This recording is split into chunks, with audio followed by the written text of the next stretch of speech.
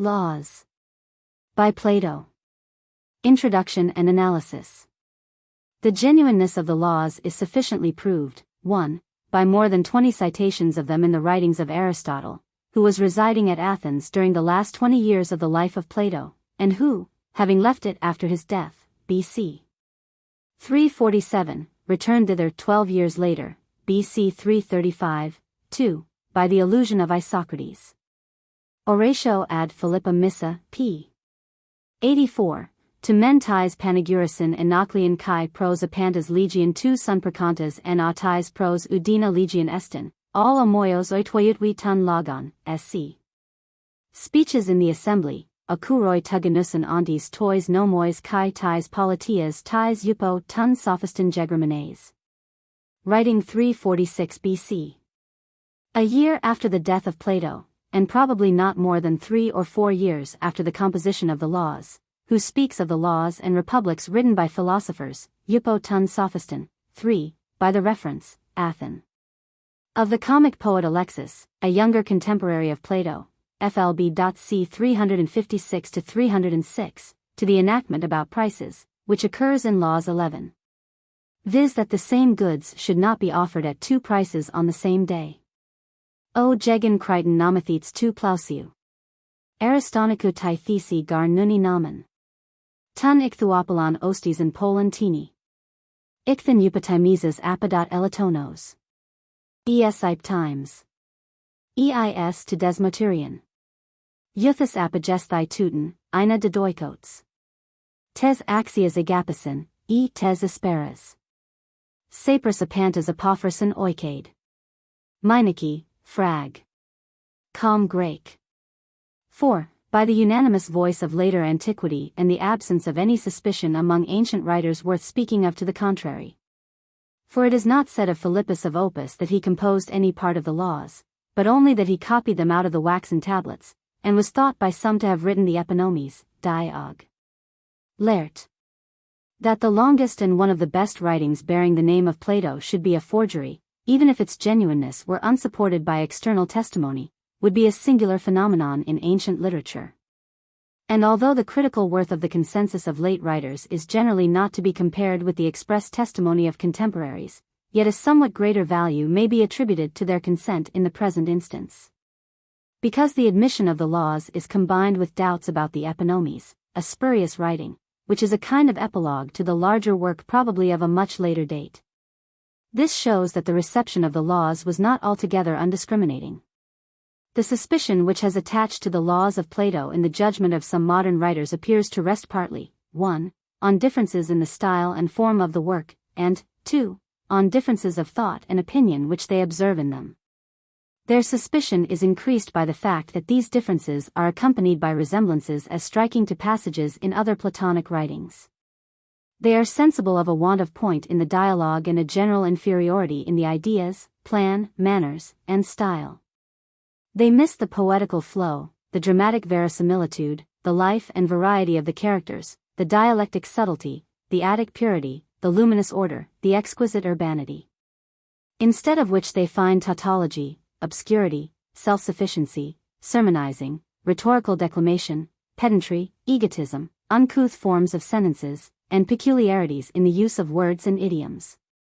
They are unable to discover any unity in the patched, irregular structure. The speculative element both in government and education is superseded by a narrow economical or religious vein. The grace and cheerfulness of Athenian life have disappeared. And a spirit of moroseness and religious intolerance has taken their place. The charm of youth is no longer there, the mannerism of age makes itself unpleasantly felt. The connection is often imperfect. And there is a want of arrangement, exhibited especially in the enumeration of the laws towards the end of the work. The laws are full of flaws and repetitions. The Greek is in places very ungrammatical and intractable. A cynical levity is displayed in some passages, and a tone of disappointment and lamentation over human things in others. The critics seem also to observe in them bad imitations of thoughts which are better expressed in Plato's other writings. Lastly, they wonder how the mind which conceived the Republic could have left the Critias, Hermocrates, and Philosophus incomplete or unwritten, and have devoted the last years of life to the laws. The questions which have been thus indirectly suggested may be considered by us under 5 or 6 heads: I. The characters; 2. The plan; 3. The style; 4. The imitations of other writings of Plato, v. The more general relation of the laws to the Republic and the other dialogues; and 6. To the existing Athenian and Spartan states. Already in the Philebus the distinctive character of Socrates has disappeared. And in the Timaeus, sophist, and statesman his function of chief speaker is handed over to the Pythagorean philosopher Timaeus, and to the Eleatic stranger, at whose feet he sits, and is silent. More and more Plato seems to have felt in his later writings that the character and method of Socrates were no longer suited to be the vehicle of his own philosophy. He is no longer interrogative but dogmatic. Not a hesitating inquirer, but one who speaks with the authority of a legislator. Even in the Republic we have seen that the argument which is carried on by Socrates in the old style with Thrasymachus in the first book, soon passes into the form of exposition. In the Laws he is nowhere mentioned. Yet so completely in the tradition of antiquity is Socrates identified with Plato, that in the criticism of the Laws which we find in the so-called Politics of Aristotle he is supposed by the writer still to be playing his part of the chief speaker, compare Paul. The Laws are discussed by 3 representatives of Athens, Crete, and Sparta. The Athenian, as might be expected, is the protagonist or chief speaker, while the second place is assigned to the Cretan, who, as one of the leaders of a new colony, has a special interest in the conversation. At least 4/5 of the answers are put into his mouth. The Spartan is every inch a soldier, a man of few words himself, better at deeds than words. The Athenian talks to the 2 others, although they are his equals in age, in the style of a master discoursing to his scholars. He frequently praises himself. He entertains a very poor opinion of the understanding of his companions. Certainly the boastfulness and rudeness of the Laws is the reverse of the refined irony and courtesy which characterize the earlier dialogues. We are no longer in such good company as in the Phaedrus and Symposium. Manners are lost sight of in the earnestness of the speakers, and dogmatic assertions take the place of poetical fancies. The scene is laid in Crete, and the conversation is held in the course of a walk from Knossos to the cave and temple of Zeus, which takes place on one of the longest and hottest days of the year. The companions start at dawn, and arrive at the point in their conversation which terminates the 4th book, about noon. The god to whose temple they are going is the lawgiver of Crete, and this may be supposed to be the very cave at which he gave his oracles to Minos. But the externals of the scene, which are briefly and inartistically described, soon disappear, and we plunge abruptly into the subject of the dialogue. We are reminded by contrast of the higher art of the Phaedrus, in which the summer's day, and the cool stream, and the chirping of the grasshoppers, and the fragrance of the Agnus Castus, and the legends of the place are present to the imagination throughout the discourse. The typical Athenian apologizes for the tendency of his countrymen to spin a long discussion out of slender materials, and in a similar spirit the Lacedaemonian Megillus apologizes for the Spartan brevity, compare Thucydid. Acknowledging at the same time that there may be occasions when long discourses are necessary.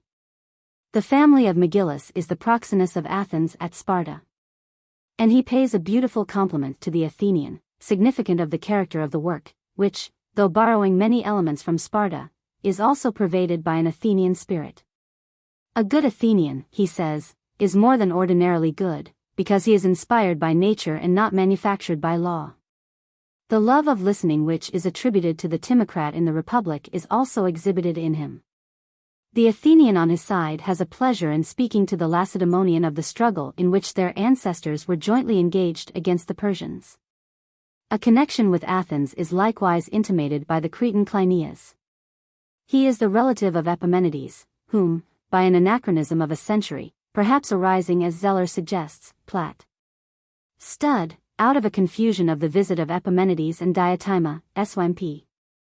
He describes as coming to Athens, not after the attempt of Cylon, but 10 years before the Persian War. The Cretan and Lacedaemonian hardly contribute at all to the argument of which the Athenian is the expounder. They only supply information when asked about the institutions of their respective countries. A kind of simplicity or stupidity is ascribed to them. At first, they are dissatisfied with the free criticisms which the Athenian passes upon the laws of Minos and Lycurgus, but they acquiesce in his greater experience and knowledge of the world. They admit that there can be no objection to the inquiry, for in the spirit of the legislator himself, they are discussing his laws when there are no young men present to listen.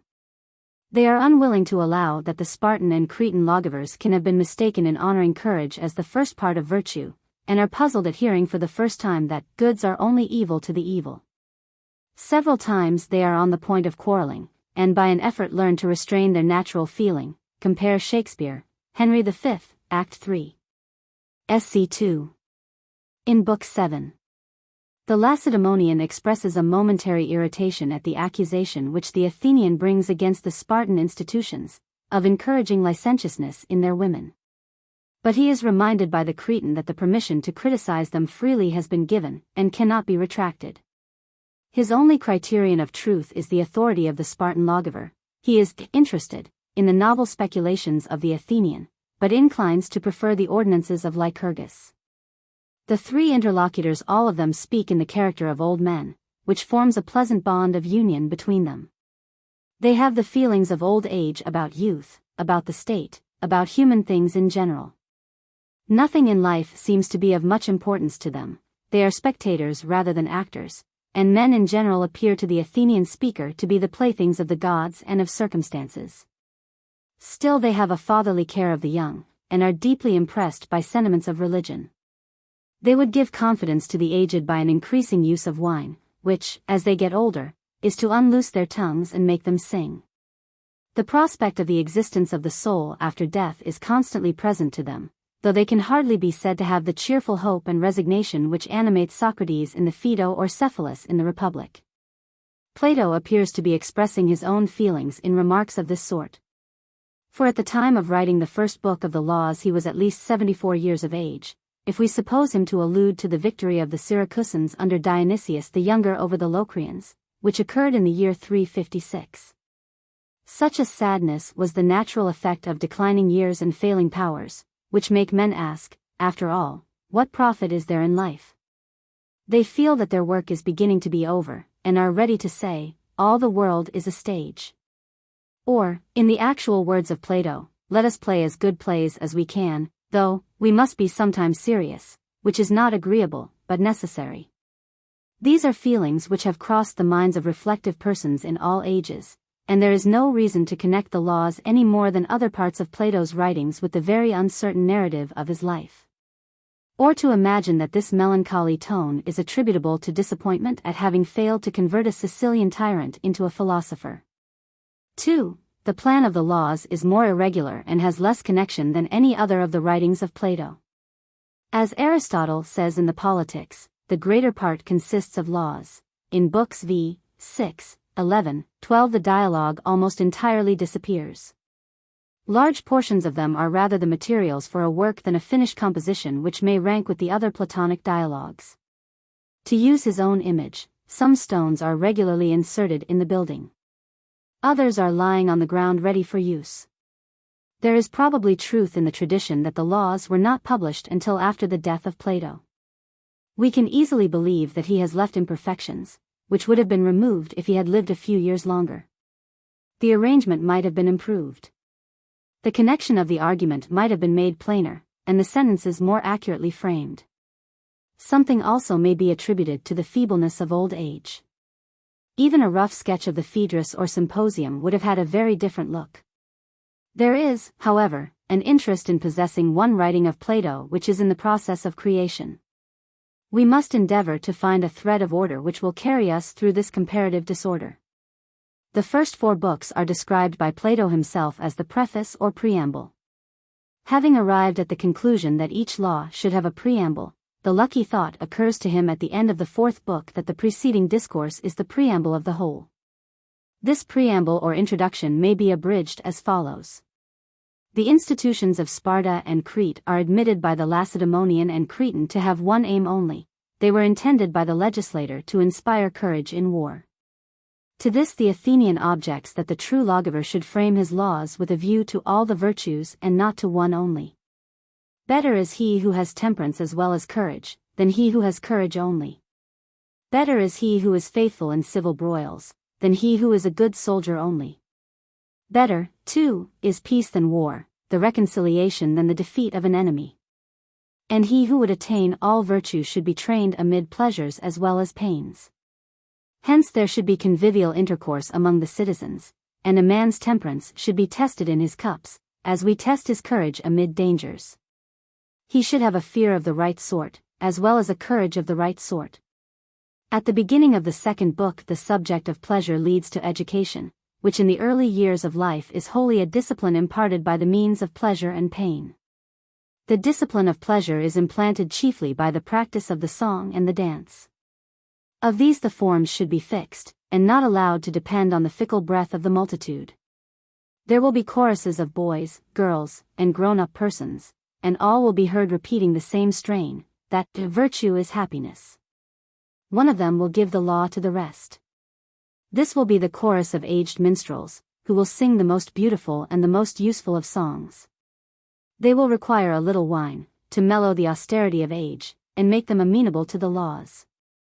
After having laid down as the first principle of politics, that peace, and not war, is the true aim of the legislator, and briefly discussed music and festive intercourse, at the commencement of the third book Plato makes a digression, in which he speaks of the origin of society. He describes, first of all, the family, secondly, the patriarchal stage, which is an aggregation of families, thirdly, the founding of regular cities, like Ilium. Fourthly, the establishment of a military and political system, like that of Sparta, with which he identifies Argos and Messene, dating from the return of the Heraclidae. But the aims of states should be good, or else, like the prayer of Theseus, they may be ruinous to themselves. This was the case in 2 out of 3 of the Heraclid kingdoms. They did not understand that the powers in a state should be balanced. The balance of powers saved Sparta, while the excess of tyranny in Persia and the excess of liberty at Athens have been the ruin of both. This discourse on politics is suddenly discovered to have an immediate practical use. For Cleinias the Cretan is about to give laws to a new colony. At the beginning of the 4th book, after inquiring into the circumstances and situation of the colony, the Athenian proceeds to make further reflections. Chance, and God, and the skill of the legislator, all cooperate in the formation of states. And the most favorable condition for the foundation of a new one is when the government is in the hands of a virtuous tyrant who has the good fortune to be the contemporary of a great legislator. But a virtuous tyrant is a contradiction in terms. We can at best only hope to have magistrates who are the servants of reason and the law. This leads to the inquiry, what is to be the polity of our new state? And the answer is, that we are to fear God, and honor our parents, and to cultivate virtue and justice. These are to be our first principles. Laws must be definite, and we should create in the citizens a predisposition to obey them. The legislator will teach as well as command, and with this view he will prefix preambles to his principal laws. The 5th book commences in a sort of dithyramb with another and higher preamble about the honor due to the soul, whence are deduced the duties of a man to his parents and his friends, to the suppliant and stranger. He should be true and just, free from envying excess of all sorts, forgiving to crimes which are not incurable and are partly involuntary, and he should have a true taste. The noblest life has the greatest pleasures and the fewest pains. Having finished the preamble, and touched on some other preliminary considerations, we proceed to the laws, beginning with the constitution of the state. This is not the best or ideal state, having all things common, but only the second best, in which the land and houses are to be distributed among 5,040 citizens divided into 4 classes. There is to be no gold or silver among them, and they are to have moderate wealth, and to respect number and numerical order in all things. In the first part of the 6th book, Plato completes his sketch of the constitution by the appointment of officers. He explains the manner in which guardians of the law, generals, priests, wardens of town and country, ministers of education, and other magistrates are to be appointed. And also in what way courts of appeal are to be constituted, and omissions in the law to be supplied. Next, and at this point the laws strictly speaking begin, there follow enactments respecting marriage and the procreation of children, respecting property in slaves as well as of other kinds, respecting houses, married life. Common tables for men and women. The question of age in marriage suggests the consideration of a similar question about the time for holding offices, and for military service, which had been previously omitted. Resuming the order of the discussion, which was indicated in the previous book, from marriage and birth we proceed to education in the 7th book. Education is to begin at or rather before birth. To be continued for a time by mothers and nurses under the supervision of the state, finally, to comprehend music and gymnastics. Under music is included reading, writing, playing on the lyre, arithmetic, geometry, and a knowledge of astronomy sufficient to preserve the minds of the citizens from impiety in afterlife. Gymnastics are to be practiced chiefly with a view to their use in war. The discussion of education, which was lightly touched upon in Book 2, is here completed. The 8th book contains regulations for civil life, beginning with festivals, games, and contests, military exercises and the like. On such occasions Plato seems to see young men and maidens meeting together, and hence he is led into discussing the relations of the sexes, the evil consequences which arise out of the indulgence of the passions, and the remedies for them. Then he proceeds to speak of agriculture, of arts and trades, of buying and selling, and of foreign commerce. The remaining books of the laws, 9 to 12, are chiefly concerned with criminal offenses. In the first class are placed offenses against the gods, especially sacrilege or robbery of temples. Next follow offenses against the state, conspiracy, treason, theft. The mention of thefts suggests a distinction between voluntary and involuntary, curable and incurable offenses. Proceeding to the greater crime of homicide, Plato distinguishes between mere homicide, manslaughter, which is partly voluntary and partly involuntary, and murder, which arises from avarice, ambition, fear. He also enumerates murders by kindred, murders by slaves, wounds with or without intent to kill, wounds inflicted in anger, crimes of or against slaves, insults to parents. To these, various modes of purification or degrees of punishment are assigned, and the terrors of another world are also invoked against them. At the beginning of Book X, all acts of violence, including sacrilege, are summed up in a single law. The law is preceded by an admonition, in which the offenders are informed that no one ever did an unholy act or said an unlawful word while he retained his belief in the existence of the gods. But either he denied their existence, or he believed that they took no care of man, or that they might be turned from their course by sacrifices and prayers. The remainder of the book is devoted to the refutation of these 3 classes of unbelievers, and concludes with the means to be taken for their reformation, and the announcement of their punishments if they continue obstinate and impenitent. The 11th book is taken up with laws and with admonitions relating to individuals, which follow one another without any exact order. There are laws concerning deposits and the finding of treasure, concerning slaves and freedmen. Concerning retail trade, bequests, divorces, enchantments, poisonings, magical arts, and the like. In the 12th book the same subjects are continued.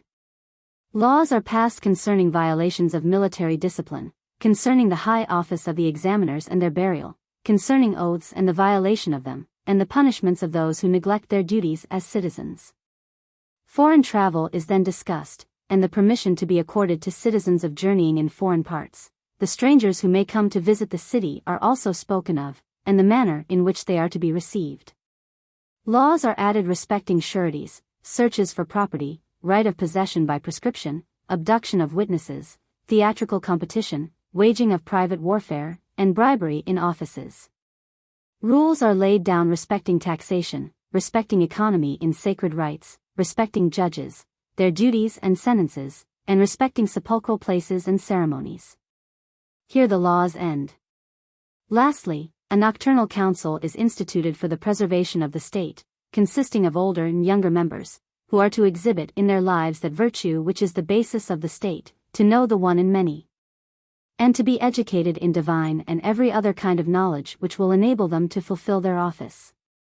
3. The style of the laws differs in several important respects from that of the other dialogues of Plato. 1. In the want of character, power, and lively illustration. 2. In the frequency of mannerisms, compare Introduction to the Philebus. 3. In the form and rhythm of the sentences. 4. In the use of words. On the other hand, there are many passages, 5. which are characterized by a sort of ethical grandeur. And 6, in which, perhaps, a greater insight into human nature, and a greater reach of practical wisdom is shown, than in any other of Plato's writings. 1. The discourse of the three old men is described by themselves as an old man's game of play. Yet there is little of the liveliness of a game in their mode of treating the subject. They do not throw the ball to and fro, but 2 out of the 3 are listeners to the third, who is constantly asserting his superior wisdom and opportunities of knowledge, and apologizing, not without reason, for his own want of clearness of speech. He will carry them over the stream, he will answer for them when the argument is beyond their comprehension, he is afraid of their ignorance of mathematics, and thinks that gymnastic is likely to be more intelligible to them. He has repeated his words several times, and yet they cannot understand him. The subject did not properly take the form of dialogue, and also the literary vigor of Plato had passed away. The old men speak as they might be expected to speak, and in this there is a touch of dramatic truth. Plato has given the laws that form or want of form which indicates the failure of natural power. There is no regular plan, none of that consciousness of what has preceded and what is to follow, which makes a perfect style, but there are several attempts at a plan. The argument is pulled up, and frequent explanations are offered why a particular topic was introduced. The fictions of the laws have no longer the verisimilitude which is characteristic of the Phaedrus and the Timaeus, or even of the statesman. We can hardly suppose that an educated Athenian would have placed the visit of Epimenides to Athens 10 years before the Persian War, or have imagined that a war with Mycenae prevented the Lacedaemonians from coming to the rescue of Hellas. The narrative of the origin of the Dorian institutions, which are said to have been due to a fear of the growing power of the Assyrians, is a plausible invention, which may be compared with the tale of the island of Atlantis and the poem of Solon, but is not accredited by similar arts of deception. The other statement that the Dorians were Achaean exiles assembled by Dorius, and the assertion that Troy was included in the Assyrian Empire, have some foundation, compare for the latter point, Diad. Sickle. Nor is there anywhere in the laws that lively energia, that vivid mise en scene, which is as characteristic of Plato as of some modern novelists. The old men are afraid of the ridicule which will fall on their heads more than enough, and they do not often indulge in a joke. In one of the few which occur, the Book of the Laws, if left incomplete, is compared to a monster wandering about without a head. But we no longer breathe the atmosphere of humor which pervades the Symposium and the Euthydemus, in which we pass within a few sentences from the broadest Aristophanic joke to the subtlest refinement of wit and fancy. Instead of this, in the laws an impression of baldness and feebleness is often left upon our minds.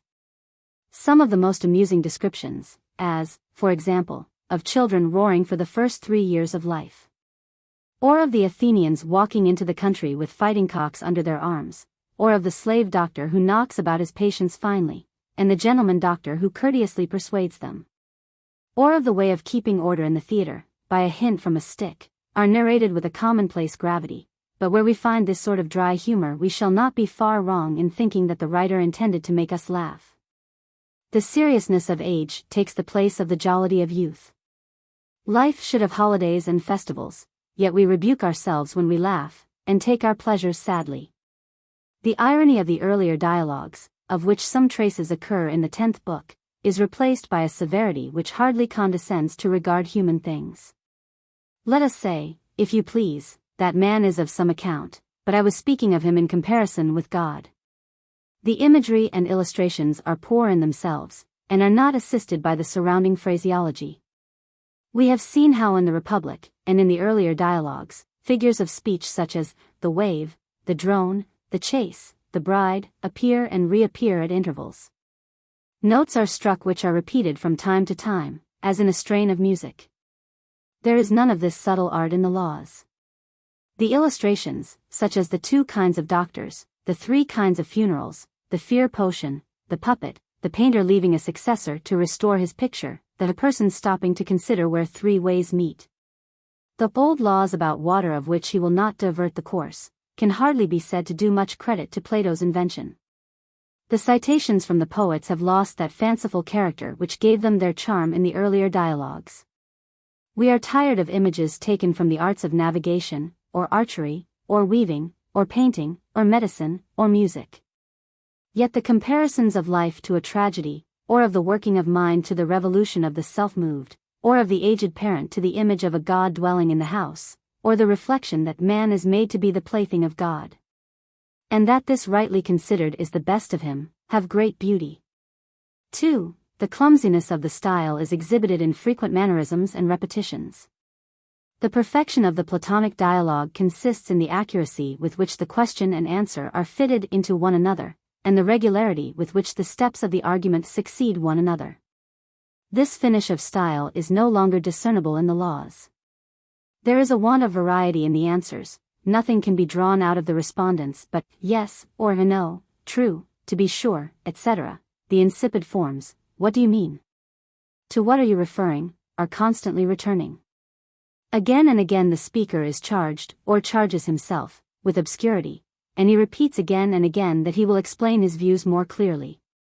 The process of thought which should be latent in the mind of the writer appears on the surface. In several passages the Athenian praises himself in the most unblushing manner, very unlike the irony of the earlier dialogues, as when he declares that the laws are a divine work given by some inspiration of the gods, and that youth should commit them to memory instead of the compositions of the poets. The prosopopoeia which is adopted by Plato in the Protagoras and other dialogues is repeated until we grow weary of it. The legislator is always addressing the speakers or the youth of the state, and the speakers are constantly making addresses to the legislator. A tendency to a paradoxical manner of statement is also observable. We must have drinking, we must have a virtuous tyrant. This is too much for the duller wits of the Lacedaemonian and Cretan, who at first start back in surprise. More than in any other writing of Plato the tone is hortatory. The laws are sermons as well as laws. They are considered to have a religious sanction, and to rest upon a religious sentiment in the mind of the citizens. The words of the Athenian are attributed to the Lacedaemonian and Cretan, who are supposed to have made them their own, after the manner of the earlier dialogues.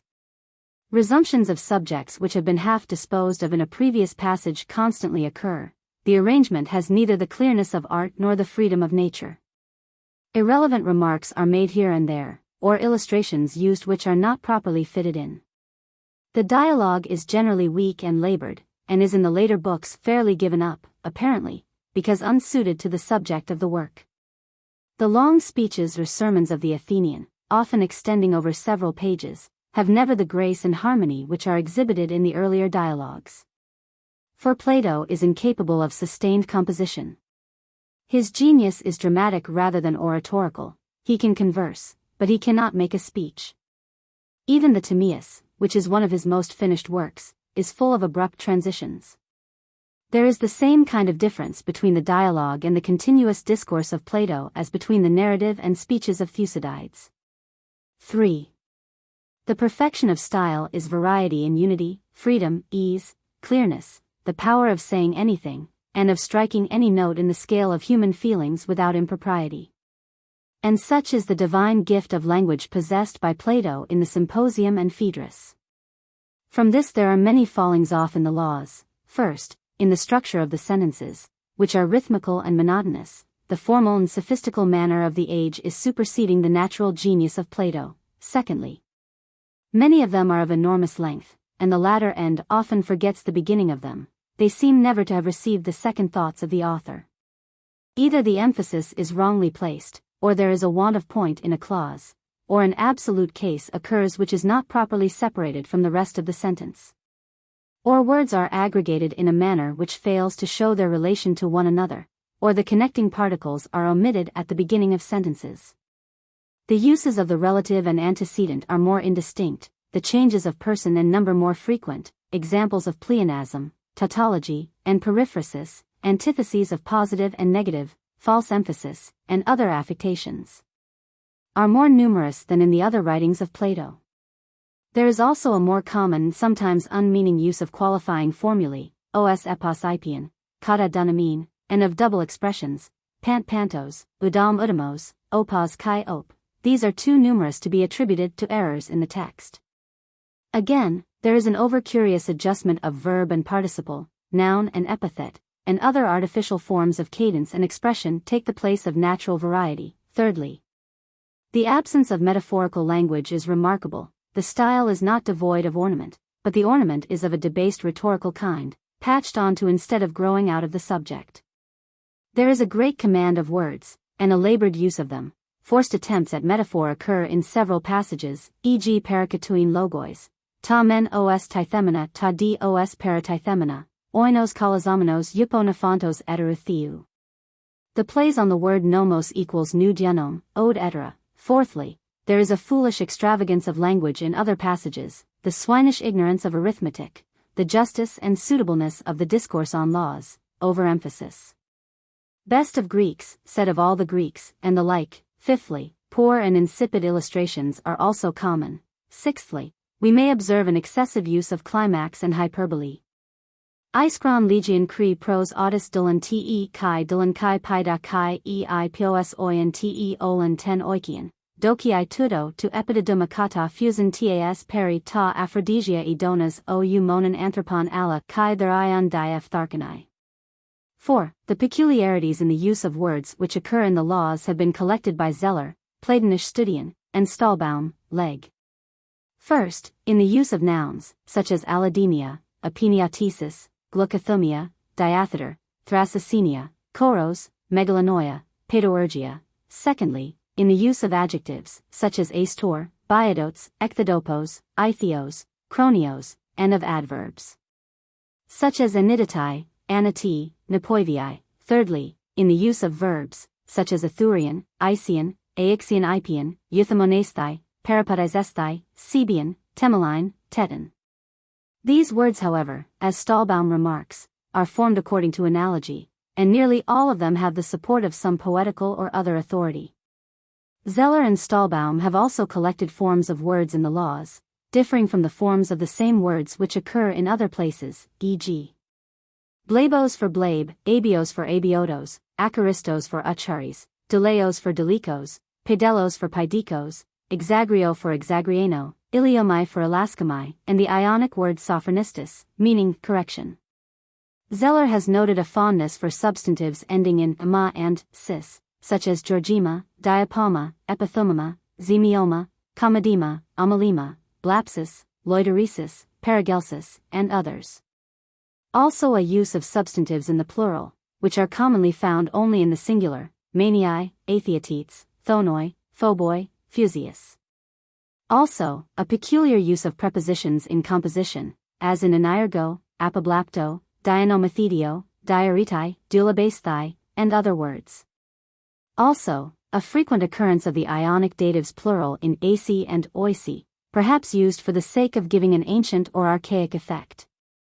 To these peculiarities of words he has added a list of peculiar expressions and constructions. Among the most characteristic are the following: Athuta palican spermata, amorphoi edrai, osa axiomata pros archontas, oikata pollen kairoi, muthos, used in several places of the discourse about laws. And connected with this the frequent use of paramuthian and paramuthiisthai in the general sense of address, addressing, imulos eros, adaphoi praxius, muthos ekephalos, ethos euthoperon. He remarks also on the frequent employment of the abstract for the concrete, e.g. euparesia for euperitai, fugae for fugades, mechani in the sense of the contrivers, dulia for duloi, basileia for basileis, menomina kedumata for genika menomenon, kria ton paidon in the sense of indigent children, and paidon iconotes. To ethos tes apirias for eiothea apiria, kupariton ups te kai kali thaumasia for kuparitoi mala upsalai kai kale. He further notes some curious uses of the genitive case, e.g. Filius homologii, maniae orgs, lemargii edens, kaimenon anupedicii, anogioi plegon tolmai, and of the dative, omiliae ekthrois, nomathesii, anogioi plegon tolmai, and of the dative omiliae ekthrois, nomathesii epitropois. And also some rather uncommon periphrases, thremata nilu, zuganiter teknon for alochos, mouses lexis for poiesis, zographon paides, anthropon spermata and the like. The fondness for particles of limitation, especially tis and ge, sun tisi chirizi, toys ge dunaminois and the like, the pleonastic use of tannin, of os eros ipian, of ekistote, and the periphrastic use of the preposition peri.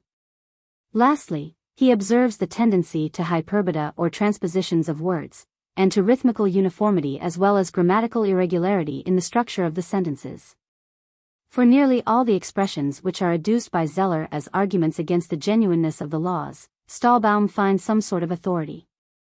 There is no real ground for doubting that the work was written by Plato, merely because several words occur in it which are not found in his other writings. An imitator may preserve the usual phraseology of a writer better than he would himself. But, on the other hand, the fact that authorities may be quoted in support of most of these uses of words does not show that the diction is not peculiar.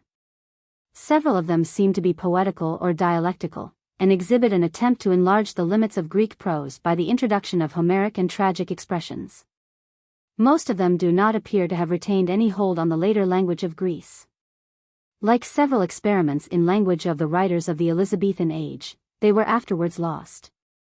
And though occasionally found in Plutarch and imitators of Plato, they have not been accepted by Aristotle or passed into the common dialect of Greece. 5. Unequal as the laws are in style, they contain a few passages which are very grand and noble. For example, the address to the poets, best of strangers, we also are poets of the best and noblest tragedy, for our whole state is an imitation of the best and noblest life, which we affirm to be indeed the very truth of tragedy.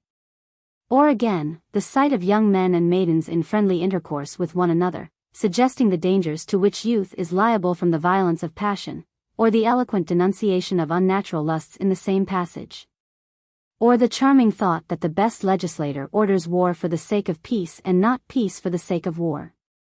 Or the pleasant allusion, O Athenian, inhabitant of Attica, I will not say, for you seem to me worthy to be named after the goddess Athene because you go back to first principles. Or the pithy saying, many a victory has been and will be suicidal to the victors, but education is never suicidal. Or the fine expression that the walls of a city should be allowed to sleep in the earth, and that we should not attempt to disinter them, or the remark that God is the measure of all things in a sense far higher than any man can be. Or that a man should be from the first a partaker of the truth, that he may live a true man as long as possible, or the principle repeatedly laid down, that the sins of the fathers are not to be visited on the children. Or the description of the funeral rites of those priestly sages who depart in innocence, or the noble sentiment, that we should do more justice to slaves than to equals. Or the curious observation, founded, perhaps, on his own experience, that there are a few divine men in every state however corrupt, whose conversation is of inestimable value. Or the acute remark, that public opinion is to be respected, because the judgments of mankind about virtue are better than their practice. Or the deep religious and also modern feeling which pervades the 10th book, whatever may be thought of the arguments. The sense of the duty of living as a part of a whole, and independence on the will of God, who takes care of the least things as well as the greatest. And the picture of parents praying for their children, not as we may say, slightly altering the words of Plato, as if there were no truth or reality in the Gentile religions, but as if there were the greatest, are very striking to us. We must remember that the laws, unlike the Republic, do not exhibit an ideal state, but are supposed to be on the level of human motives and feelings. They are also on the level of the popular religion, though elevated and purified, hence there is an attempt made to show that the pleasant is also just. But, on the other hand, the priority of the soul to the body, and of God to the soul, is always insisted upon as the true incentive to virtue, especially with great force and eloquence at the commencement of Book V. And the work of legislation is carried back to the first principles of morals. 6. No other writing of Plato shows so profound an insight into the world and into human nature as the laws. That cities will never cease from ill until they are better governed, is the text of the laws as well as of the statesman and republic. The principle that the balance of power preserves states. The reflection that no one ever passed his whole life in disbelief of the gods, the remark that the characters of men are best seen in convivial intercourse. The observation that the people must be allowed to share not only in the government, but in the administration of justice, the desire to make laws, not with a view to courage only, but to all virtue. The clear perception that education begins with birth, or even, as he would say, before birth, the attempt to purify religion, the modern reflections, that punishment is not vindictive, and that limits must be set to the power of bequest. The impossibility of undeceiving the victims of quacks and jugglers, the provision for water, and for other requirements of health, and for concealing the bodies of the dead with as little hurt as possible to the living. Above all, perhaps, the distinct consciousness that under the actual circumstances of mankind the ideal cannot be carried out, and yet may be a guiding principle, will appear to us, if we remember that we are still in the dawn of politics. To show a great depth of political wisdom. 4. The laws of Plato contain numerous passages which closely resemble other passages in his writings. And at first sight a suspicion arises that the repetition shows the unequal hand of the imitator. For why should a writer say over again, in a more imperfect form, what he had already said in his most finished style and manner? And yet it may be urged on the other side that an author whose original powers are beginning to decay will be very liable to repeat himself, as in conversation, so in books. He may have forgotten what he had written before. He may be unconscious of the decline of his own powers. Hence arises a question of great interest, bearing on the genuineness of ancient writers. Is there any criterion by which we can distinguish the genuine resemblance from the spurious, or, in other words, the repetition of a thought or passage by an author himself from the appropriation of it by another? The question has, perhaps, never been fully discussed, and, though a real one, does not admit of a precise answer. A few general considerations on the subject may be offered. A. Is the difference such as might be expected to arise at different times of life or under different circumstances? There would be nothing surprising in a writer, as he grew older, losing something of his own originality, and falling more and more under the spirit of his age. "What a genius I had when I wrote that book!" was the pathetic exclamation of a famous English author, when in old age he chanced to take up one of his early works. There would be nothing surprising again in his losing somewhat of his powers of expression, and becoming less capable of framing language into a harmonious whole. There would also be a strong presumption that if the variation of style was uniform, it was attributable to some natural cause, and not to the arts of the imitator. The inferiority might be the result of feebleness and of want of activity of mind. But the natural weakness of a great author would commonly be different from the artificial weakness of an imitator. It would be continuous and uniform. The latter would be apt to fill his work with irregular patches, sometimes taken verbally from the writings of the author whom he personated, but rarely acquiring his spirit. His imitation would be obvious, irregular, superficial. The patches of purple would be easily detected among his threadbare and tattered garments. He would rarely take the pains to put the same thought into other words. There were many forgeries in English literature which attained a considerable degree of success 50 or 100 years ago. But it is doubtful whether attempts such as these could now escape detection, if there were any writings of the same author or of the same age to be compared with them. And ancient forgers were much less skillful than modern. They were far from being masters in the art of deception, and had rarely any motive for being so. But, secondly, the imitator will commonly be least capable of understanding or imitating that part of a great writer which is most characteristic of him. In every man's writings there is something like himself and unlike others, which gives individuality. To appreciate this latent quality would require a kindred mind, and minute study and observation. There are a class of similarities which may be called undesigned coincidences, which are so remote as to be incapable of being borrowed from one another, and yet, when they are compared, find a natural explanation in their being the work of the same mind. The imitator might copy the turns of style, he might repeat images or illustrations, but he could not enter into the inner circle of Platonic philosophy. He would understand that part of it which became popular in the next generation, as for example, the doctrine of ideas or of numbers. He might approve of communism. But the higher flights of Plato about the science of dialectic, or the unity of virtue, or a person who is above the law, would be unintelligible to him. C. The argument from imitation assumes a different character when the supposed imitations are associated with other passages having the impress of original genius. The strength of the argument from undesigned coincidences of style is much increased, and they are found side by side with thoughts and expressions which can only have come from a great original writer. The great excellence, not only of the whole, but even of the parts of writings, is a strong proof of their genuineness, for although the great writer may fall below, the forger or imitator cannot rise much above himself. Whether we can attribute the worst parts of a work to a forger and the best to a great writer, as for example, in the case of some of Shakespeare's plays, depends upon the probability that they have been interpolated, or have been the joint work of two writers. And this can only be established either by express evidence or by a comparison of other writings of the same class. If the interpolation or double authorship of Greek writings in the time of Plato could be shown to be common, then a question, perhaps insoluble, would arise, not whether the whole, but whether parts of the Platonic dialogues are genuine, and, if parts only, which parts? Hebrew prophecies and Homeric poems and laws of Manu may have grown together in early times, but there is no reason to think that any of the dialogues of Plato is the result of a similar process of accumulation. It is therefore rash to say with Onken, die Staatslehre de Aristoteles, that the form in which Aristotle knew the laws of Plato must have been different from that in which they have come down to us. It must be admitted that these principles are difficult of application. Yet a criticism may be worth making which rests only on probabilities or impressions. Great disputes will arise about the merits of different passages, about what is truly characteristic and original or trivial and borrowed.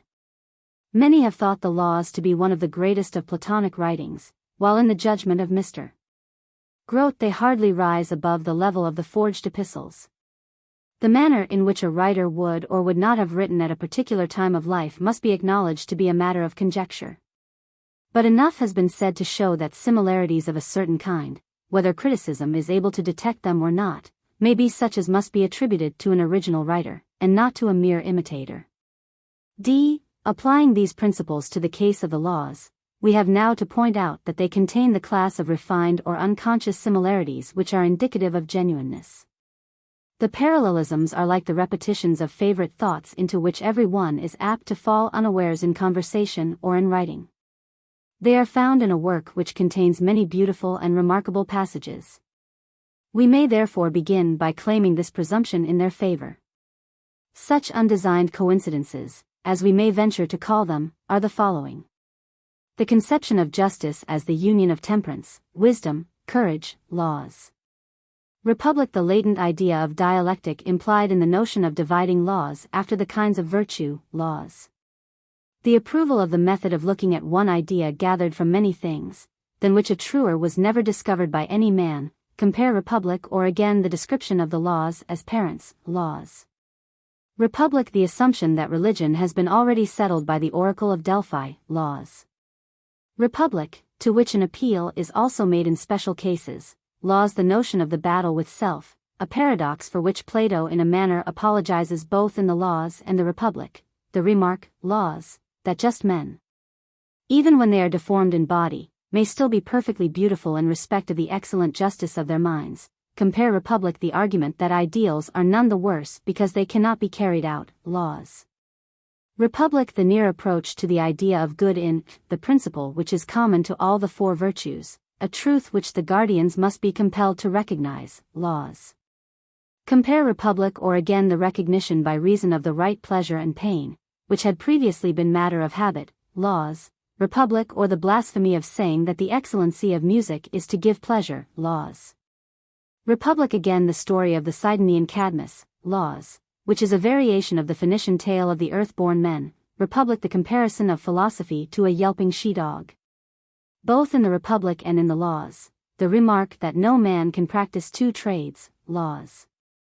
Republic, or the advantage of the middle condition, laws. Republic, the tendency to speak of principles as molds or forms.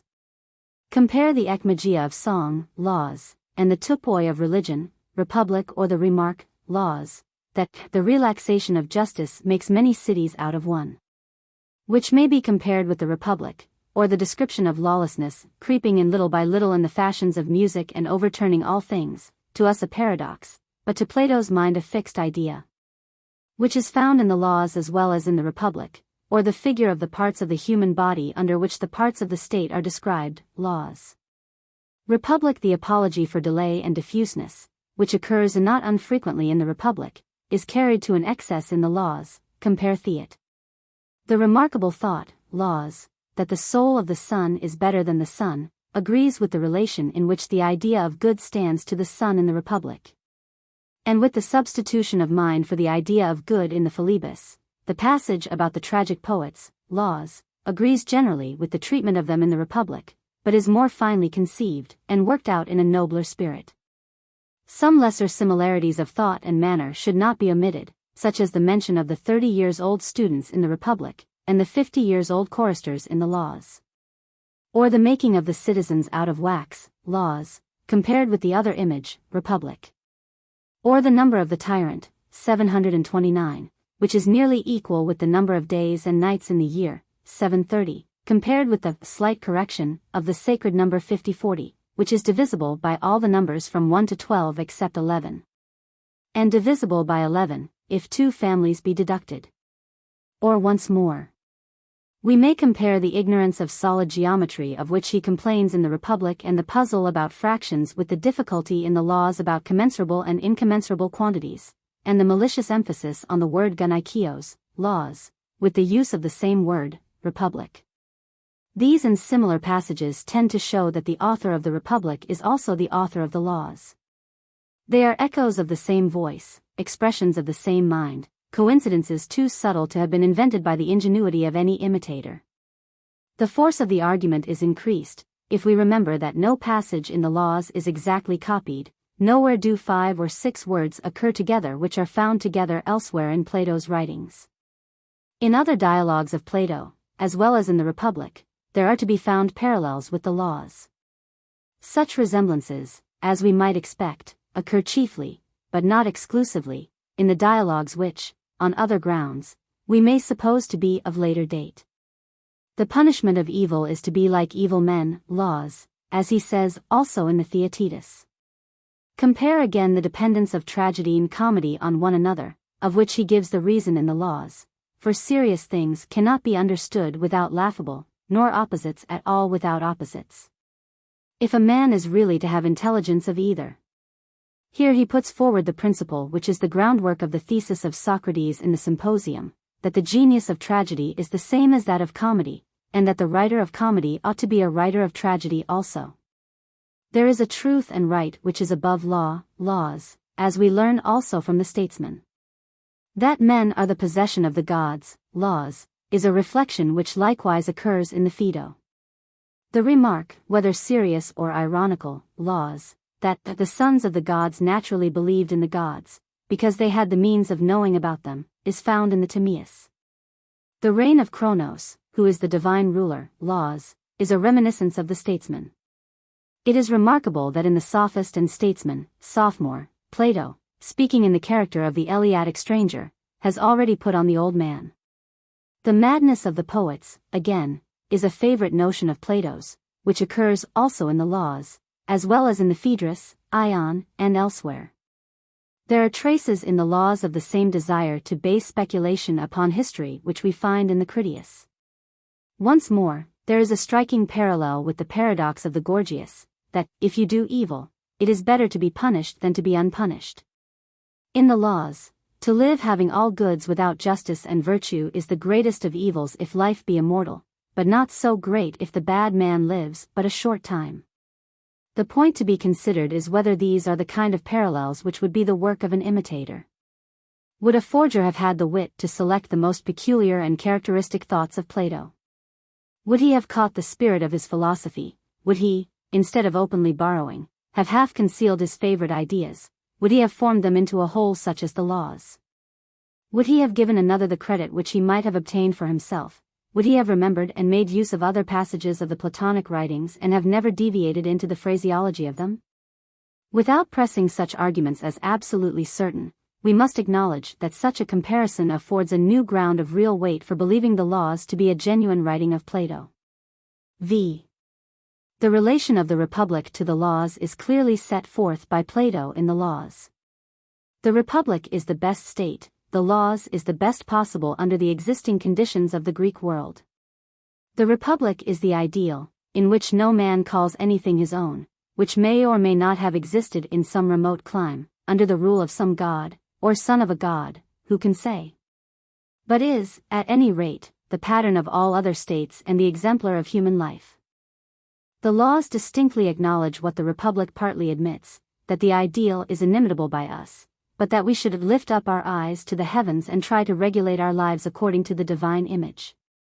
The citizens are no longer to have wives and children in common, and are no longer to be under the government of philosophers.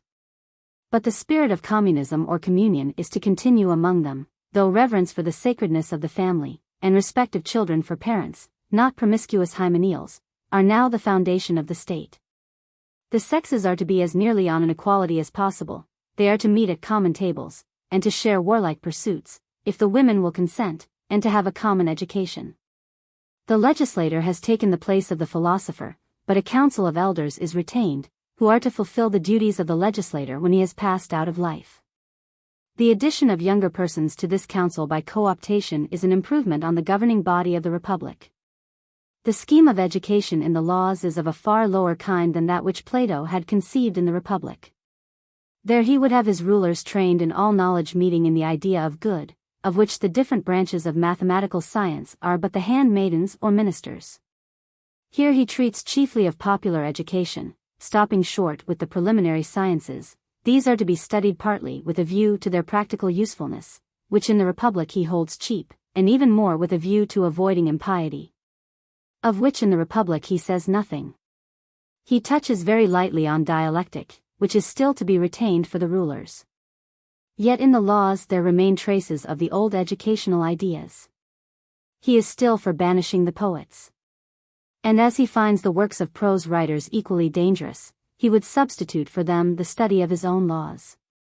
He insists strongly on the importance of mathematics as an educational instrument. He is no more reconciled to the Greek mythology than in the Republic, though he would rather say nothing about it out of a reverence for antiquity, and he is equally willing to have recourse to fictions, if they have a moral tendency. His thoughts recur to a golden age in which the sanctity of oaths was respected and in which men living nearer the gods were more disposed to believe in them, but we must legislate for the world as it is, now that the old beliefs have passed away. Though he is no longer fired with dialectical enthusiasm, he would compel the guardians to look at one idea gathered from many things, and to perceive the principle which is the same in all the four virtues. He still recognizes the enormous influence of music, in which every youth is to be trained for 3 years. And he seems to attribute the existing degeneracy of the Athenian state and the laxity of morals partly to musical innovation, manifested in the unnatural divorce of the instrument and the voice, of the rhythm from the words, and partly to the influence of the mob who ruled at the theaters. He assimilates the education of the two sexes, as far as possible, both in music and gymnastic, and, as in the Republic, he would give to gymnastic a purely military character. In marriage, his object is still to produce the finest children for the state. As in the statesman, he would unite in wedlock dissimilar natures, the passionate with the dull, the courageous with the gentle. And the virtuous tyrant of the statesman, who has no place in the Republic, again appears.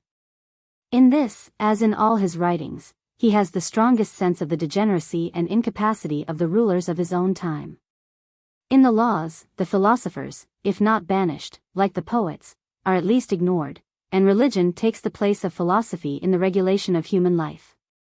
It must however be remembered that the religion of Plato is coextensive with morality, and is that purified religion and mythology of which he speaks in the second book of the Republic.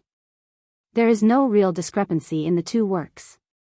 In a practical treatise, he speaks of religion rather than of philosophy.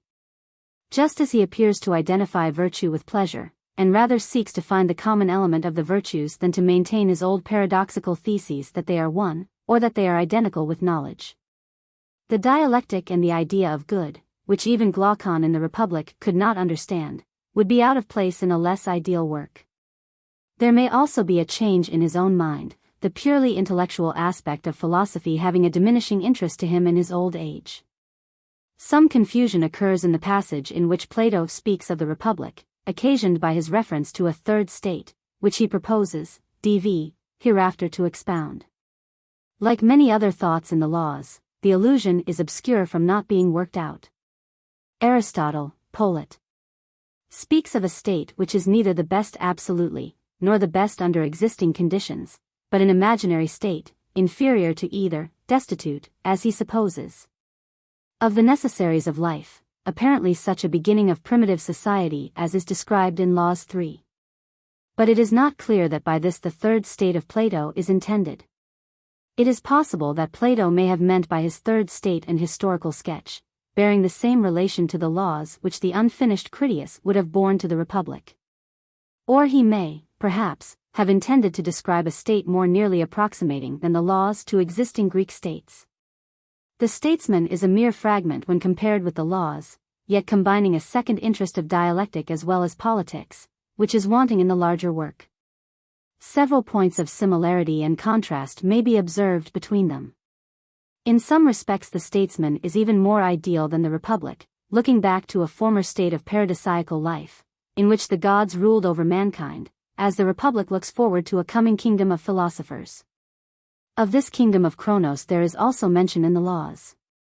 Again, in the statesman, the Eleatic stranger rises above law to the conception of the living voice of the lawgiver, who is able to provide for individual cases. A similar thought is repeated in the laws. If in the order of nature, and by divine destiny, a man were able to apprehend the truth about these things, he would have no need of laws to rule over him. For there is no law or order above knowledge, nor can mind without impiety be deemed the subject or slave of any, but rather the lord of all. The union of opposite natures, who form the warp and the woof of the political web, is a favorite thought which occurs in both dialogues, laws, statesmen. The laws are confessedly a second best, an inferior ideal, to which Plato has recourse, when he finds that the city of philosophers is no longer within the horizon of practical politics. But it is curious to observe that the higher ideal is always returning, compare Arist. Polit, and that he is not much nearer the actual fact, nor more on the level of ordinary life in the laws than in the Republic. It is also interesting to remark that the new ideal is always falling away, and that he hardly supposes the one to be more capable of being realized than the other. Human beings are troublesome to manage. And the legislator cannot adapt his enactments to the infinite variety of circumstances. After all, he must leave the administration of them to his successors. And though he would have liked to make them as permanent as they are in Egypt, he cannot escape from the necessity of change. At length Plato is obliged to institute a nocturnal council which is supposed to retain the mind of the legislator, and of which some of the members are even supposed to go abroad and inspect the institutions of foreign countries, as a foundation for changes in their own. The spirit of such changes, though avoiding the extravagance of a popular assembly, being only so much change as the conservative temper of old members is likely to allow, is nevertheless inconsistent with the fixedness of Egypt which Plato wishes to impress upon Hellenic institutions. He is inconsistent with himself as the truth begins to dawn upon him that, in the execution things for the most part fall short of our conception of them, Republic. And is not this true of ideals of government in general? We are always disappointed in them. Nothing great can be accomplished in the short space of human life, wherefore also we look forward to another, Republic. As we grow old, we are sensible that we have no power actively to pursue our ideals any longer. We have had our opportunity and do not aspire to be more than men. We have received our wages and are going home. Neither do we despair of the future of mankind, because we have been able to do so little in comparison of the whole. We look in vain for consistency either in men or things. But we have seen enough of improvement in our own time to justify us in the belief that the world is worth working for and that a good man's life is not thrown away. Such reflections may help us to bring home to ourselves by inward sympathy the language of Plato in the laws, and to combine into something like a whole his various and at first sight inconsistent utterances. 6. The Republic may be described as the Spartan constitution appended to a government of philosophers. But in the laws an Athenian element is also introduced. Many enactments are taken from the Athenian. The four classes are borrowed from the constitution of Cleisthenes, which Plato regards as the best form of Athenian government, and the guardians of the law bear a certain resemblance to the archons. In the constitution of the laws nearly all officers are elected by a vote more or less popular and by lot. But the assembly only exists for the purposes of election, and has no legislative or executive powers. The nocturnal council, which is the highest body in the state, has several of the functions of the ancient Athenian Areopagus, after which it appears to be modeled. Life is to wear, as at Athens, a joyous and festive look. There are to be backchic choruses, and men of mature age are encouraged in moderate potations. On the other hand, the common meals, the public education, the cryptia are borrowed from Sparta and not from Athens, and the superintendence of private life, which was to be practiced by the governors, has also its prototype in Sparta. The extravagant dislike which Plato shows both to a naval power and to extreme democracy is the reverse of Athenian. The best-governed Hellenic states traced the origin of their laws to individual lawgivers. These were real persons, though we are uncertain how far they originated or only modified the institutions which are ascribed to them. But the lawgiver, though not a myth, was a fixed idea in the mind of the Greek, as fixed as the Trojan War or the earth-born Cadmus. This was what Solon meant or said, was the form in which the Athenian expressed his own conception of right and justice, or argued a disputed point of law. And the constant reference in the laws of Plato to the lawgiver is altogether in accordance with Greek modes of thinking and speaking. There is also, as in the Republic, a Pythagorean element. The highest branch of education is arithmetic. To know the order of the heavenly bodies, and to reconcile the apparent contradiction of their movements, is an important part of religion. The lives of the citizens are to have a common measure, as also their vessels and coins. The great blessing of the state is the number 50-40. Plato is deeply impressed by the antiquity of Egypt, and the unchangeableness of her ancient forms of song and dance. And he is also struck by the progress which the Egyptians had made in the mathematical sciences. In comparison of them, the Greeks appeared to him to be little better than swine. Yet he censures the Egyptian meanness and inhospitality to strangers. He has traced the growth of states from their rude beginnings in a philosophical spirit, but of any life or growth of the Hellenic world in future ages he is silent. He has made the reflection that past time is the maker of states, Book 3. But he does not argue from the past to the future, that the process is always going on, or that the institutions of nations are relative to their stage of civilization.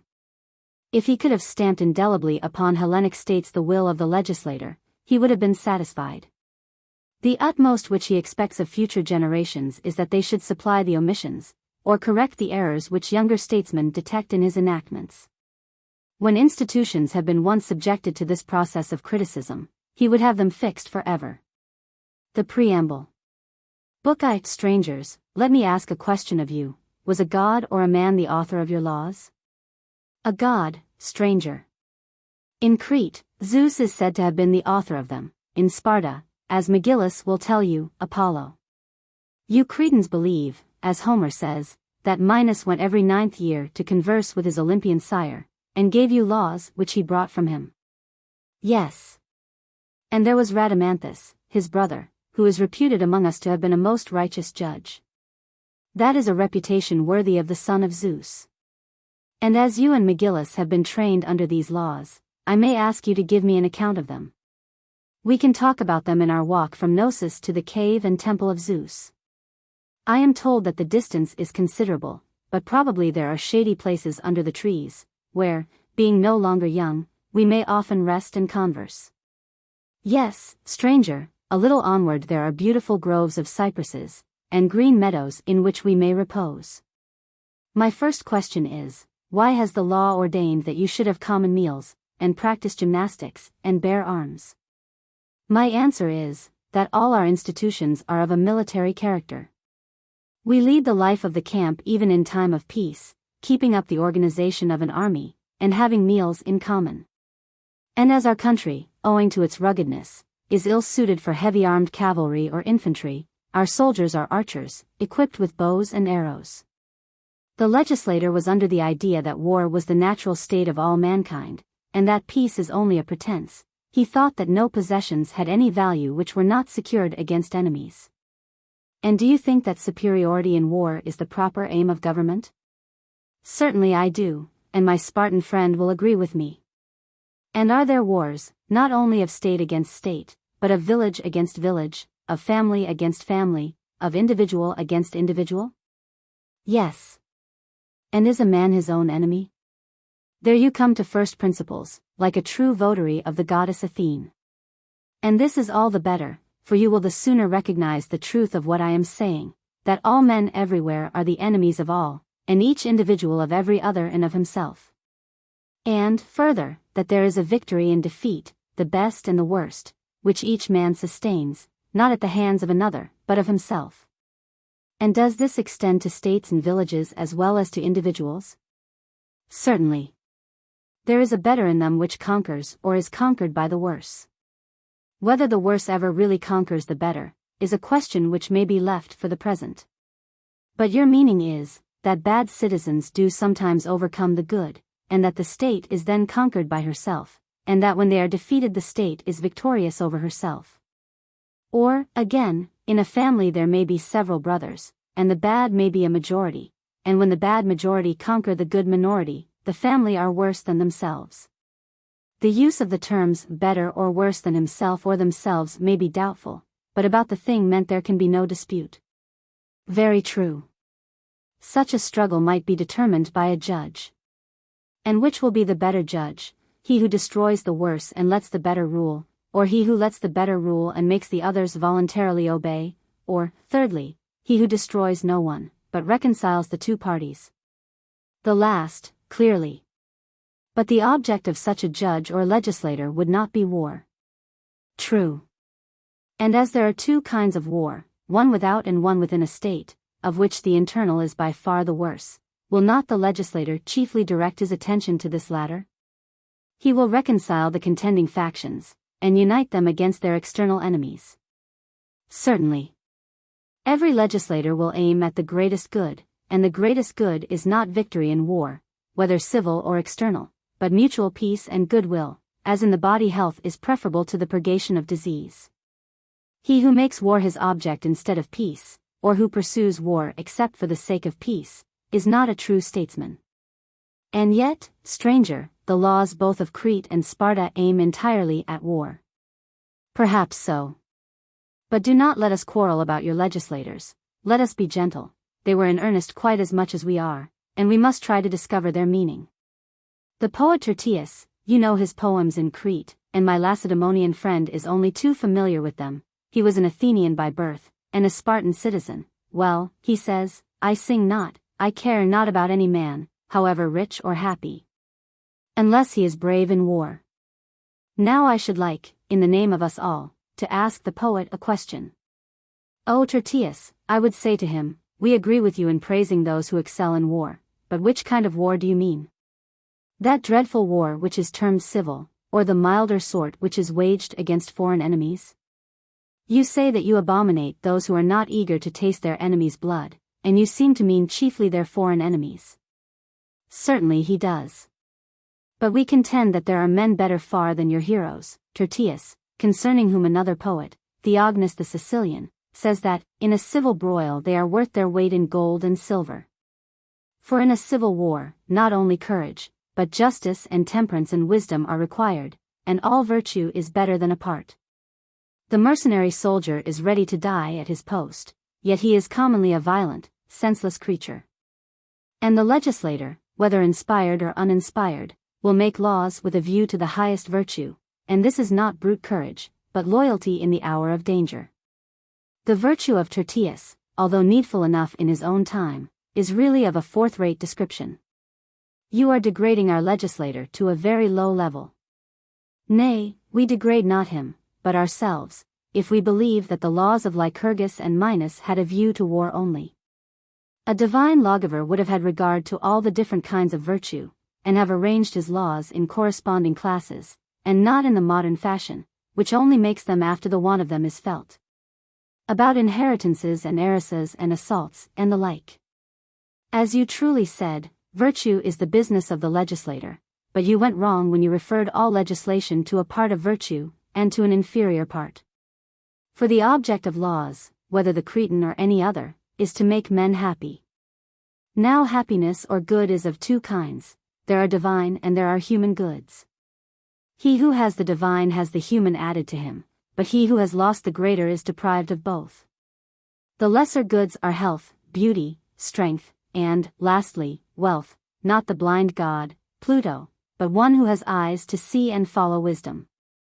For mind or wisdom is the most divine of all goods. And next comes temperance, and justice springs from the union of wisdom and temperance with courage, which is the fourth or last. These four precede other goods, and the legislator will arrange all his ordinances accordingly, the human going back to the divine, and the divine to their leader mind. There will be enactments about marriage, about education, about all the states and feelings and experiences of men and women, at every age, in weal and woe, in war and peace. Upon all the law will fix a stamp of praise and blame. There will also be regulations about property and expenditure, about contracts, about rewards and punishments, and finally about funeral rites and honors of the dead. The lawgiver will appoint guardians to preside over these things. And mind will harmonize his ordinances, and show them to be in agreement with temperance and justice. Now I want to know whether the same principles are observed in the laws of Lycurgus and Minos, or, as I should rather say, of Apollo and Zeus. We must go through the virtues, beginning with courage, and then we will show that what has preceded has relation to virtue. I wish, says the Lacedaemonian, that you, stranger, would first criticize Cleinias and the Cretan laws. Yes, is the reply, and I will criticize you and myself, as well as him. Tell me, Megillus, were not the common meals and gymnastic training instituted by your legislator with a view to war? Yes. And next in the order of importance comes hunting, and fourth the endurance of pain in boxing contests, and in the beatings which are the punishment of theft.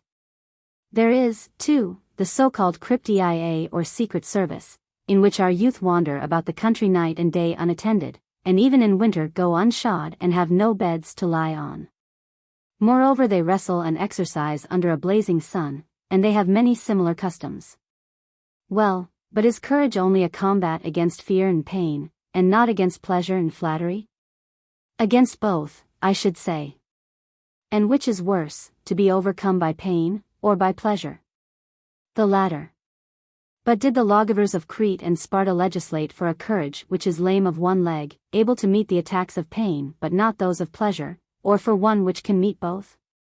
For a courage which can meet both, I should say. But if so, where are the institutions which train your citizens to be equally brave against pleasure and pain, and superior to enemies within as well as without? We confess that we have no institutions worth mentioning which are of this character. I am not surprised, and will therefore only request forbearance on the part of us all, in case the love of truth should lead any of us to censure the laws of the others. Remember that I am more in the way of hearing criticisms of your laws than you can be. For in well-ordered states like Crete and Sparta, although an old man may sometimes speak of them in private to a ruler or elder, a similar liberty is not allowed to the young. But now being alone we shall not offend your legislator by a friendly examination of his laws. Take any freedom which you like.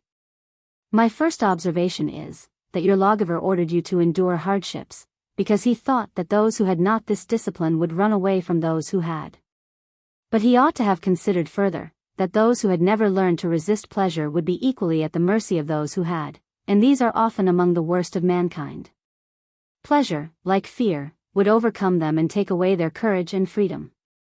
Perhaps, but I must not be hasty in giving my assent. Next, as to temperance, what institutions have you which are adapted to promote temperance? There are the common meals and gymnastic exercises. These are partly good and partly bad, and, as in medicine, what is good at one time and for one person, is bad at another time and for another person. Now although gymnastics and common meals do good, they are also a cause of evil in civil troubles, and they appear to encourage unnatural love, as has been shown at Miletus, in Boeotia, and at Thurii. And the Cretans are said to have invented the tale of Zeus and Ganymede in order to justify their evil practices by the example of the god who was their lawgiver. Leaving the story, we may observe that all law has to do with pleasure and pain. These are two fountains which are ever flowing in human nature, and he who drinks of them when and as much as he ought, is happy, and he who indulges in them to excess, is miserable. You may be right, but I still incline to think that the Lacedaemonian lawgiver did well in forbidding pleasure, if I may judge from the result. For there is no drunken revelry in Sparta, and any one found in a state of intoxication is severely punished. He is not excused as an Athenian would be at Athens on account of a festival. I myself have seen the Athenians drunk at the Dionysia, and at our colony, Tarentum, on a similar occasion, I have beheld the whole city in a state of intoxication. I admit that these festivals should be properly regulated. Yet I might reply, yes, Spartans, that is not your vice, but look at home and remember the licentiousness of your women. And to all such accusations every one of us may reply in turn, wonder not, stranger. There are different customs in different countries. Now this may be a sufficient answer, but we are speaking about the wisdom of lawgivers and not about the customs of men. To return to the question of drinking, shall we have total abstinence, as you have, or hard drinking, like the Scythians and Thracians, or moderate potations like the Persians? Give us arms, and we send all these nations flying before us. My good friend, be modest. Victories and defeats often arise from unknown causes, and afford no proof of the goodness or badness of institutions. The stronger overcomes the weaker, as the Athenians have overcome the Scenes, or the Syracusans the Locrians, who are, perhaps, the best governed state in that part of the world. People are apt to praise or censure practices without inquiring into the nature of them. This is the way with drink. One person brings many witnesses, who sing the praises of wine, another declares that sober men defeat drunkards in battle. And he again is refuted in turn. I should like to conduct the argument on some other method, for if you regard numbers, there are 2 cities on one side, and 10,000 on the other. I am ready to pursue any method which is likely to lead us to the truth. Let me put the matter thus: somebody praises the useful qualities of a goat. Another has seen goats running about wild in a garden, and blames a goat or any other animal which happens to be without a keeper. How absurd! Would a pilot who is seasick be a good pilot? No. Or a general who is sick and drunk with fear and ignorant of war a good general? A general of old women he ought to be. But can anyone form an estimate of any society, which is intended to have a ruler, and which he only sees in an unruly and lawless state? No, there is a convivial form of society, is there not? Yes. And has this convivial society ever been rightly ordered? Of course you Spartans and Cretans have never seen anything of the kind, but I have had wide experience, and made many inquiries about such societies, and have hardly ever found anything right or good in them. We acknowledge our want of experience, and desire to learn of you. Will you admit that in all societies there must be a leader? Yes. And in time of war he must be a man of courage and absolutely devoid of fear, if this be possible? Certainly. But we are talking now of a general who shall preside at meetings of friends, and as these have a tendency to be uproarious, they ought above all others to have a governor. Very good. He should be a sober man and a man of the world, who will keep, make, and increase the peace of the society. A drunkard in charge of drunkards would be singularly fortunate if he avoided doing a serious mischief.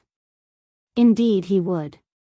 Suppose a person to censure such meetings, he may be right, but also he may have known them only in their disorderly state, under a drunken master of the feast, and a drunken general or pilot cannot save his army or his ships. True. But although I see the advantage of an army having a good general, I do not equally see the good of a feast being well managed. If you mean to ask what good accrues to the state from the right training of a single youth or a single chorus, I should reply, not much. But if you ask what is the good of education in general, I answer, that education makes good men, and that good men act nobly and overcome their enemies in battle. Victory is often suicidal to the victors, because it creates forgetfulness of education, but education itself is never suicidal. You imply that the regulation of convivial meetings is a part of education. How will you prove this? I will tell you. But first let me offer a word of apology. We Athenians are always thought to be fond of talking, whereas the Lacedaemonian is celebrated for brevity, and the Cretan is considered to be sagacious and reserved. Now I fear that I may be charged with spinning a long discourse out of slender materials. For drinking cannot be rightly ordered without correct principles of music, and music runs up into education generally, and to discuss all these matters may be tedious. If you like, therefore, we will pass on to another part of our subject. Are you aware, Athenian, that our family is your proxenus at Sparta, and that from my boyhood I have regarded Athens as a second country, and having often fought your battles in my youth, I have become attached to you? And love the sound of the Attic dialect? The saying is true, that the best Athenians are more than ordinarily good, because they are good by nature. Therefore, Be assured that I shall be glad to hear you talk as much as you please. I, too, adds Cleinias, have a tie which binds me to you. You know that Epimenides, the Cretan prophet, came and offered sacrifices in your city by the command of an oracle 10 years before the Persian War. He told the Athenians that the Persian host would not come for 10 years, and would go away again, having suffered more harm than they had inflicted. Now Epimenides was of my family, and when he visited Athens he entered into friendship with your forefathers. I see that you are willing to listen, and I have the will to speak, if I had only the ability. But, first, I must define the nature and power of education, and by this road we will travel on to the god Dionysus. The man who is to be good at anything must have early training. The future builder must play at building, and the husbandman at digging, the soldier must learn to ride, and the carpenter to measure and use the rule. All the thoughts and pleasures of children should bear on their after profession. Do you agree with me? Certainly. And we must remember further that we are speaking of the education, not of a trainer, or of the captain of a ship, but of a perfect citizen who knows how to rule and how to obey. And such an education aims at virtue, and not at wealth or strength or mere cleverness. To the good man, education is of all things the most precious, and is also in constant need of renovation. We agree. And we have before agreed that good men are those who are able to control themselves, and bad men are those who are not. Let me offer you an illustration which will assist our argument. Man is one. But in one and the same man are two foolish counselors who contend within him, pleasure and pain, and of either he has expectations which we call hope and fear. And he is able to reason about good and evil, and reason, when affirmed by the state, becomes law. We cannot follow you. Let me put the matter in another way. Every creature is a puppet of the gods. Whether he is a mere plaything or has any serious use we do not know, but this we do know, that he is drawn different ways by cords and strings. There is a soft golden cord which draws him towards virtue, this is the law of the state, and there are other cords made of iron and hard materials drawing him other ways. The golden reasoning influence has nothing of the nature of force, and therefore requires ministers in order to vanquish the other principles. This explains the doctrine that cities and citizens both conquer and are conquered by themselves. The individual follows reason, and the city law, which is embodied reason, either derived from the gods or from the legislator. When virtue and vice are thus distinguished, education will be better understood, and in particular the relation of education to convivial intercourse. And now let us set wine before the puppet. You admit that wine stimulates the passions? Yes. And does wine equally stimulate the reasoning faculties? No, it brings the soul back to a state of childhood. In such a state a man has the least control over himself, and is, therefore, worst. Very true. Then how can we believe that drinking should be encouraged? You seem to think that it ought to be. And I am ready to maintain my position. We should like to hear you prove that a man ought to make a beast of himself. You are speaking of the degradation of the soul, but how about the body? Would any man willingly degrade or weaken that? Certainly not. And yet if he goes to a doctor or a gymnastic master, does he not make himself ill in the hope of getting well? For no one would like to be always taking medicine, or always to be in training. True. And may not convivial meetings have a similar remedial use? And if so, are they not to be preferred to other modes of training because they are painless? But have they any such use? Let us see, are there not two kinds of fear, fear of evil and fear of an evil reputation? There are. The latter kind of fear is opposed both to the fear of pain and to the love of pleasure. This is called by the legislator reverence, and is greatly honored by him and by every good man, whereas confidence, which is the opposite quality, is the worst fault both of individuals and of states. This sort of fear or reverence is one of the two chief causes of victory in war, fearlessness of enemies being the other. True. Then every one should be both fearful and fearless? Yes. The right sort of fear is infused into a man when he comes face to face with shame, or cowardice, or the temptations of pleasure, and has to conquer them. He must learn by many trials to win the victory over himself, if he is ever to be made perfect. That is reasonable enough. And now, suppose that the gods had given mankind a drug, of which the effect was to exaggerate every sort of evil and danger, so that the bravest man entirely lost his presence of mind and became a coward for a time. Would such a drug have any value? But is there such a drug? No, but suppose that there were, might not the legislator use such a mode of testing courage and cowardice? To be sure.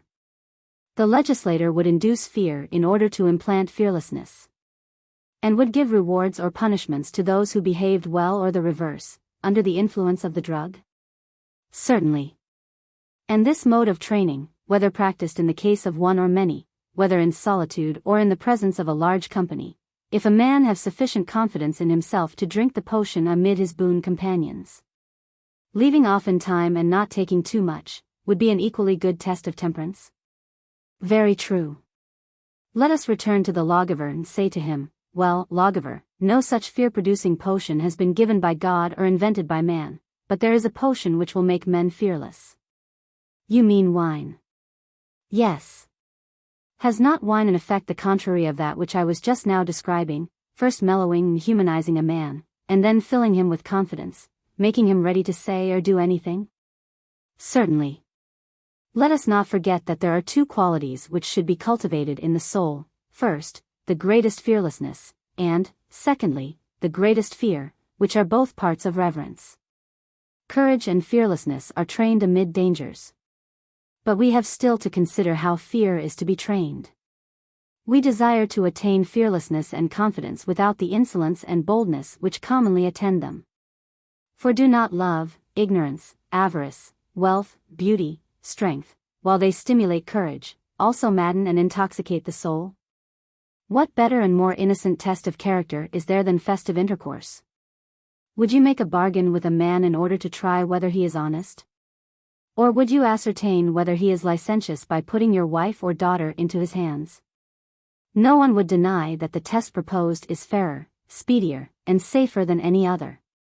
And such a test will be particularly useful in the political science, which desires to know human natures and characters. Very true. Book 2. And are there any other uses of well-ordered potations? There are, but in order to explain them, I must repeat what I mean by right education, which, if I am not mistaken, depends on the due regulation of convivial intercourse. A high assumption.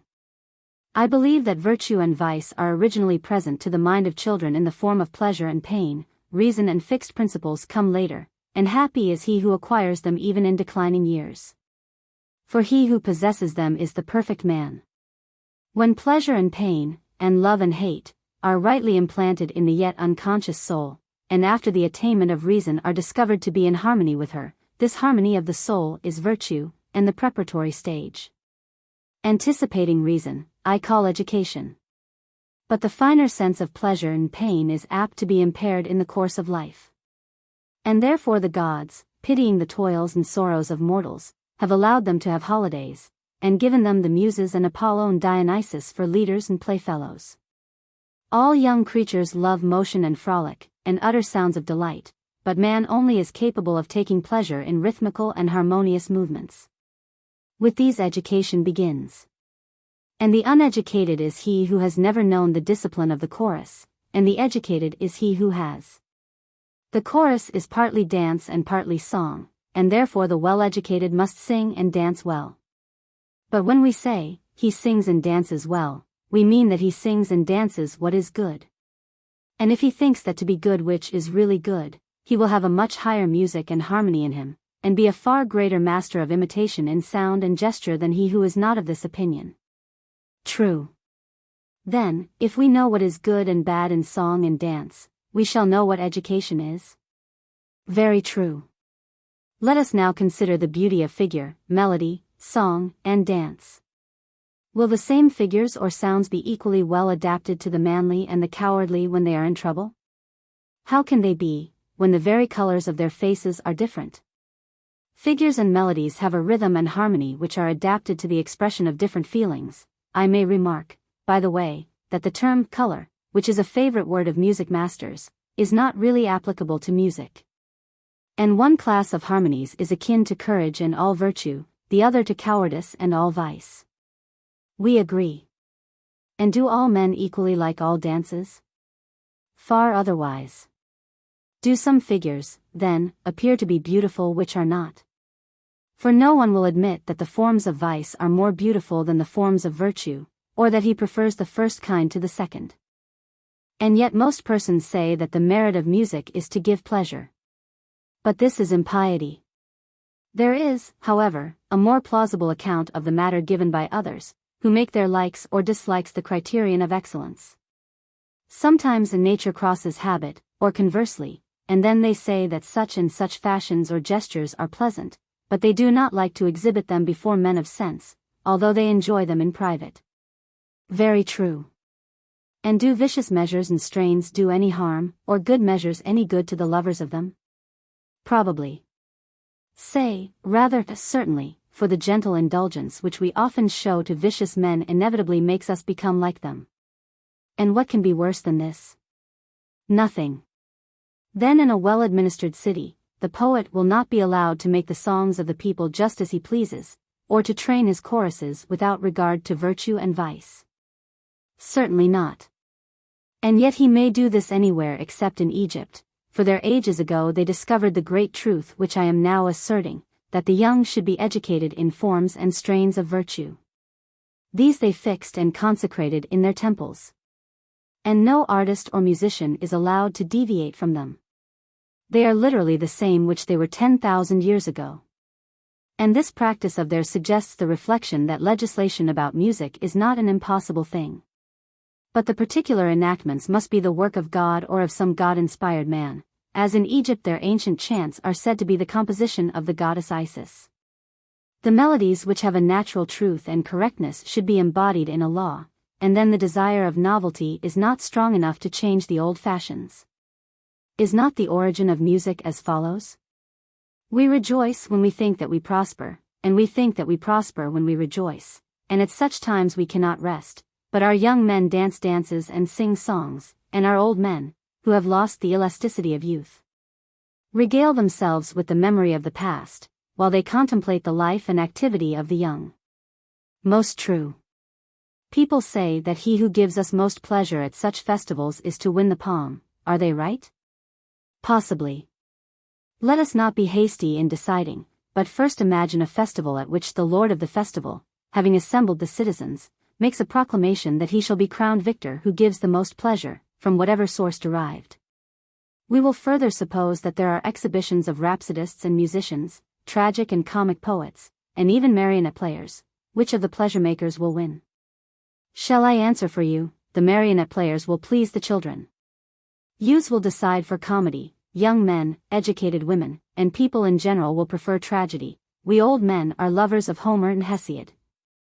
Now which of them is right? If you and I are asked, we shall certainly say that the old men's way of thinking ought to prevail. Very true. So far I agree with the many that the excellence of music is to be measured by pleasure. But then the pleasure must be that of the good and educated, or better still, of one supremely virtuous and educated man. The true judge must have both wisdom and courage. For he must lead the multitude and not be led by them, and must not weakly yield to the uproar of the theater, nor give false judgment out of that mouth which has just appealed to the gods. The ancient custom of Hellas, which still prevails in Italy and Sicily, left the judgment to the spectators, but this custom has been the ruin of the poets, who seek only to please their patrons, and has degraded the audience by the representation of inferior characters. What is the inference? The same which we have often drawn, that education is the training of the young idea in what the law affirms and the elders approve. And as the soul of a child is too young to be trained in earnest, a kind of education has been invented which tempts him with plays and songs, as the sick are tempted by pleasant meats and drinks. And the wise legislator will compel the poet to express in his poems noble thoughts in fitting words and rhythms. But is this the practice elsewhere than in Crete and Lacedaemon? In other states, as far as I know, dances and music are constantly changed at the pleasure of the hearers. I am afraid that I misled you, not liking to be always finding fault with mankind as they are. I described them as they ought to be. But let me understand, you say that such customs exist among the Cretans and Lacedaemonians, and that the rest of the world would be improved by adopting them? Much improved. And you compel your poets to declare that the righteous are happy, and that the wicked man, even if he be as rich as Midas, is unhappy? Or, in the words of Tertius, I sing not, I care not about him, who is a great warrior not having justice. If he be unjust, I would not have him look calmly upon death or be swifter than the wind, and may he be deprived of every good, that is, of every true good. For even if he have the goods which men regard, these are not really goods, first health, beauty next, thirdly wealth, and there are others. A man may have every sense purged and improved. He may be a tyrant, and do what he likes, and live forever, but you and I will maintain that all these things are goods to the just, but to the unjust the greatest of evils, if life be immortal, not so great if he live for a short time only. If a man had health and wealth, and power, and was insolent and unjust, his life would still be miserable. He might be fair and rich, and do what he liked, but he would live basely, and if basely evilly, and if evilly painfully. There I cannot agree with you. Then may heaven give us the spirit of agreement, for I am as convinced of the truth of what I say as that Crete is an island. And, if I were a lawgiver, would exercise a censorship over the poets, and I would punish them if they said that the wicked are happy, or that injustice is profitable. And these are not the only matters in which I should make my citizens talk in a different way to the world in general. If I asked Zeus and Apollo, the divine legislators of Crete and Sparta, are the just and pleasant life the same or not the same? And they replied, not the same, and I asked again, which is the happier? And they said, the pleasant life. This is an answer not fit for a god to utter, and therefore I ought rather to put the same question to some legislator. And if he replies, the pleasant, then I should say to him, O my father, did you not tell me that I should live as justly as possible? And if to be just is to be happy, what is that principle of happiness or good which is superior to pleasure? Is the approval of gods and men to be deemed good and honorable, but unpleasant, and their disapproval the reverse? Or is the neither doing nor suffering evil good and honorable, although not pleasant? But you cannot make men like what is not pleasant, and therefore you must make them believe that the just is pleasant. The business of the legislator is to clear up this confusion. He will show that the just and the unjust are identical with the pleasurable and the painful, from the point of view of the just man, of the unjust the reverse. And which is the truer judgment? Surely that of the better soul. For if not the truth, it is the best and most moral of fictions. And the legislator who desires to propagate this useful lie, may be encouraged by remarking that mankind have believed the story of Cadmus and the dragon's teeth, and therefore he may be assured that he can make them believe anything. And need only consider what fiction will do the greatest good. That the happiest is also the holiest, this shall be our strain, which shall be sung by all three choruses alike. First will enter the choir of children, who will lift up their voices on high. And after them the young men, who will pray the god Paean to be gracious to the youth, and to testify to the truth of their words. Then will come the chorus of elder men, between 30 and 60. And, lastly, there will be the old men, and they will tell stories enforcing the same virtues, as with the voice of an oracle. Whom do you mean by the third chorus? You remember how I spoke at first of the restless nature of young creatures, who jumped about and called out in a disorderly manner, and I said that no other animal attained any perception of rhythm. But that to us the gods gave Apollo and the Muses and Dionysus to be our playfellows. Of the two first choruses I have already spoken, and I have now to speak of the third, or Dionysian chorus, which is composed of those who are between 30 and 60 years old. Let us hear. We are agreed, are we not? That men, women, and children should be always charming themselves with strains of virtue, and that there should be a variety in the strains, that they may not weary of them?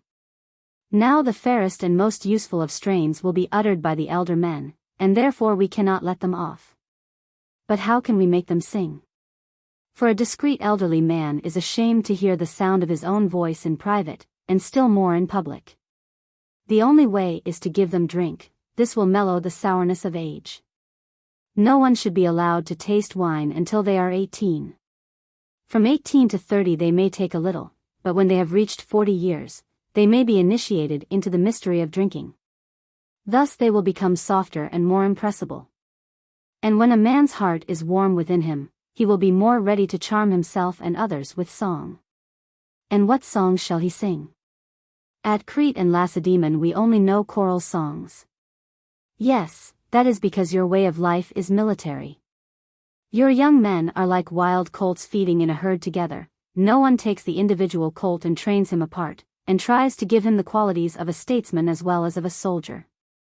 He who was thus trained would be a greater warrior than those of whom Tyrtaeus speaks, for he would be courageous, and yet he would know that courage was only fourth in the scale of virtue. Once more, I must say, stranger, that you run down our lawgivers. Not intentionally, my good friend, but whither the argument leads I follow, and I am trying to find some style of poetry suitable for those who dislike the common sort. Very good. In all things which have a charm, either this charm is their good, or they have some accompanying truth or advantage. For example, in eating and drinking there is pleasure and also profit, that is to say, health. And in learning there is a pleasure and also truth. There is a pleasure or charm, too, in the imitative arts, as well as a law of proportion or equality, but the pleasure which they afford, however innocent, is not the criterion of their truth. The test of pleasure cannot be applied except to that which has no other good or evil, no truth or falsehood. But that which has truth must be judged of by the standard of truth, and therefore imitation and proportion are to be judged of by their truth alone. Certainly. And as music is imitative, it is not to be judged by the criterion of pleasure, and the muse whom we seek is the muse not of pleasure but of truth, for imitation has a truth. Doubtless. And if so, the judge must know what is being imitated before he decides on the quality of the imitation, and he who does not know what is true will not know what is good. He will not. Will anyone be able to imitate the human body, if he does not know the number, proportion, color, or figure of the limbs? How can he?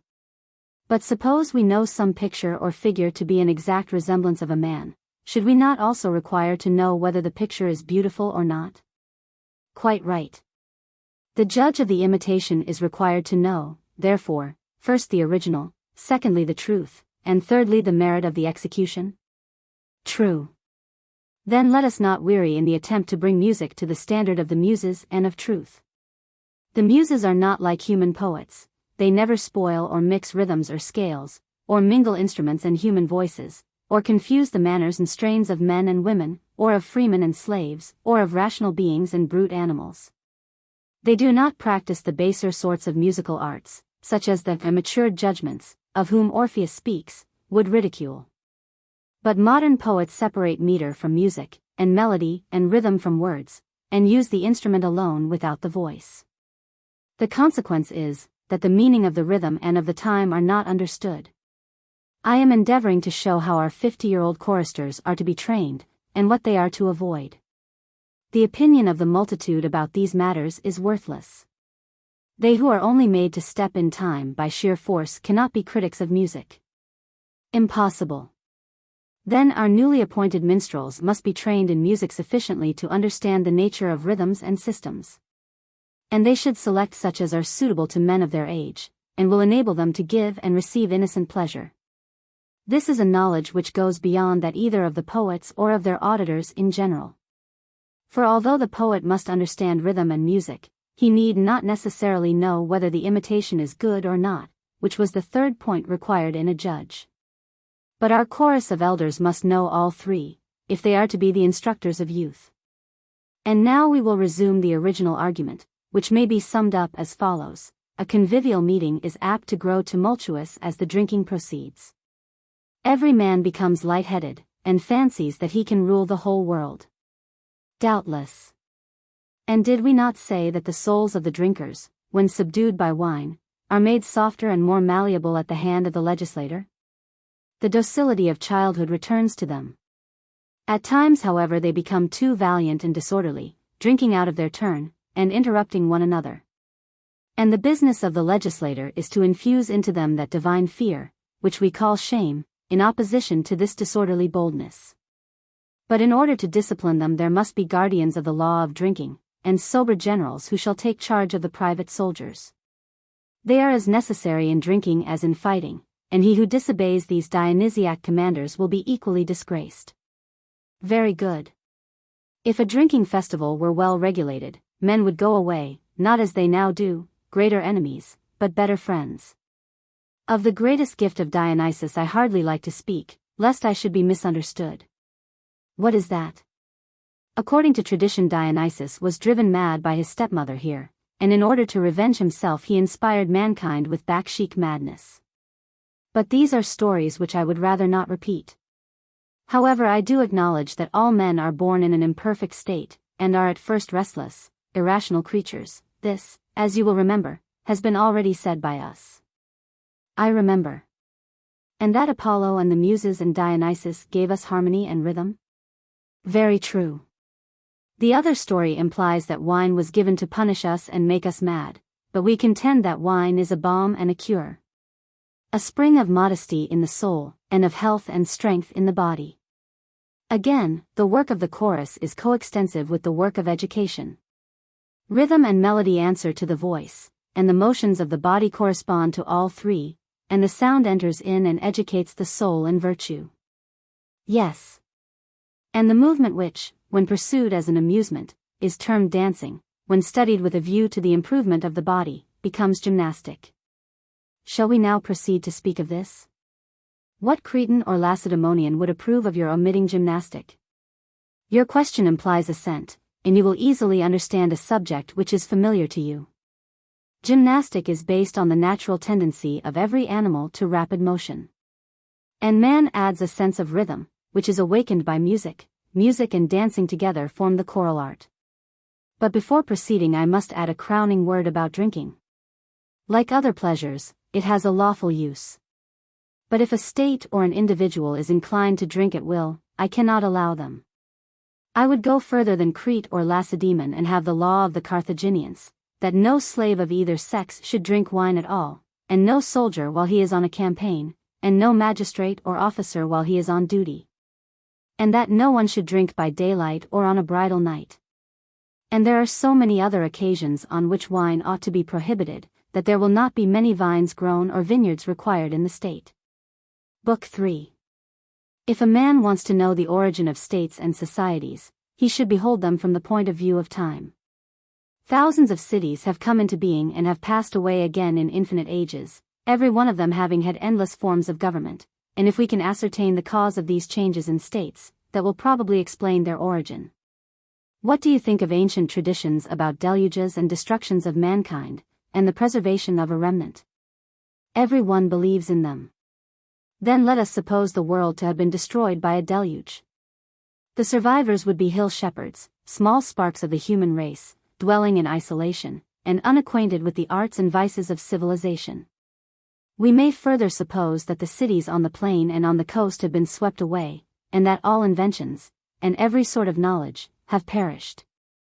Why, if all things were as they now are, nothing would have ever been invented. All our famous discoveries have been made within the last 1,000 years, and many of them are but of yesterday. Yes, Cleinias, and you must not forget Epimenides, who was really of yesterday. He practiced the lesson of moderation and abstinence which Hesiod only preached. True. After the great destruction we may imagine that the earth was a desert, in which there were a herd or two of oxen and a few goats, hardly enough to support those who tended them, while of politics and governments the survivors would know nothing. And out of this state of things have arisen arts and laws, and a great deal of virtue and a great deal of vice. Little by little the world has come to be what it is. At first, the few inhabitants would have had a natural fear of descending into the plains. Although they would want to have intercourse with one another, they would have a difficulty in getting about, having lost the arts, and having no means of extracting metals from the earth, or of felling timber. For even if they had saved any tools, these would soon have been worn out, and they could get no more until the art of metallurgy had been again revived.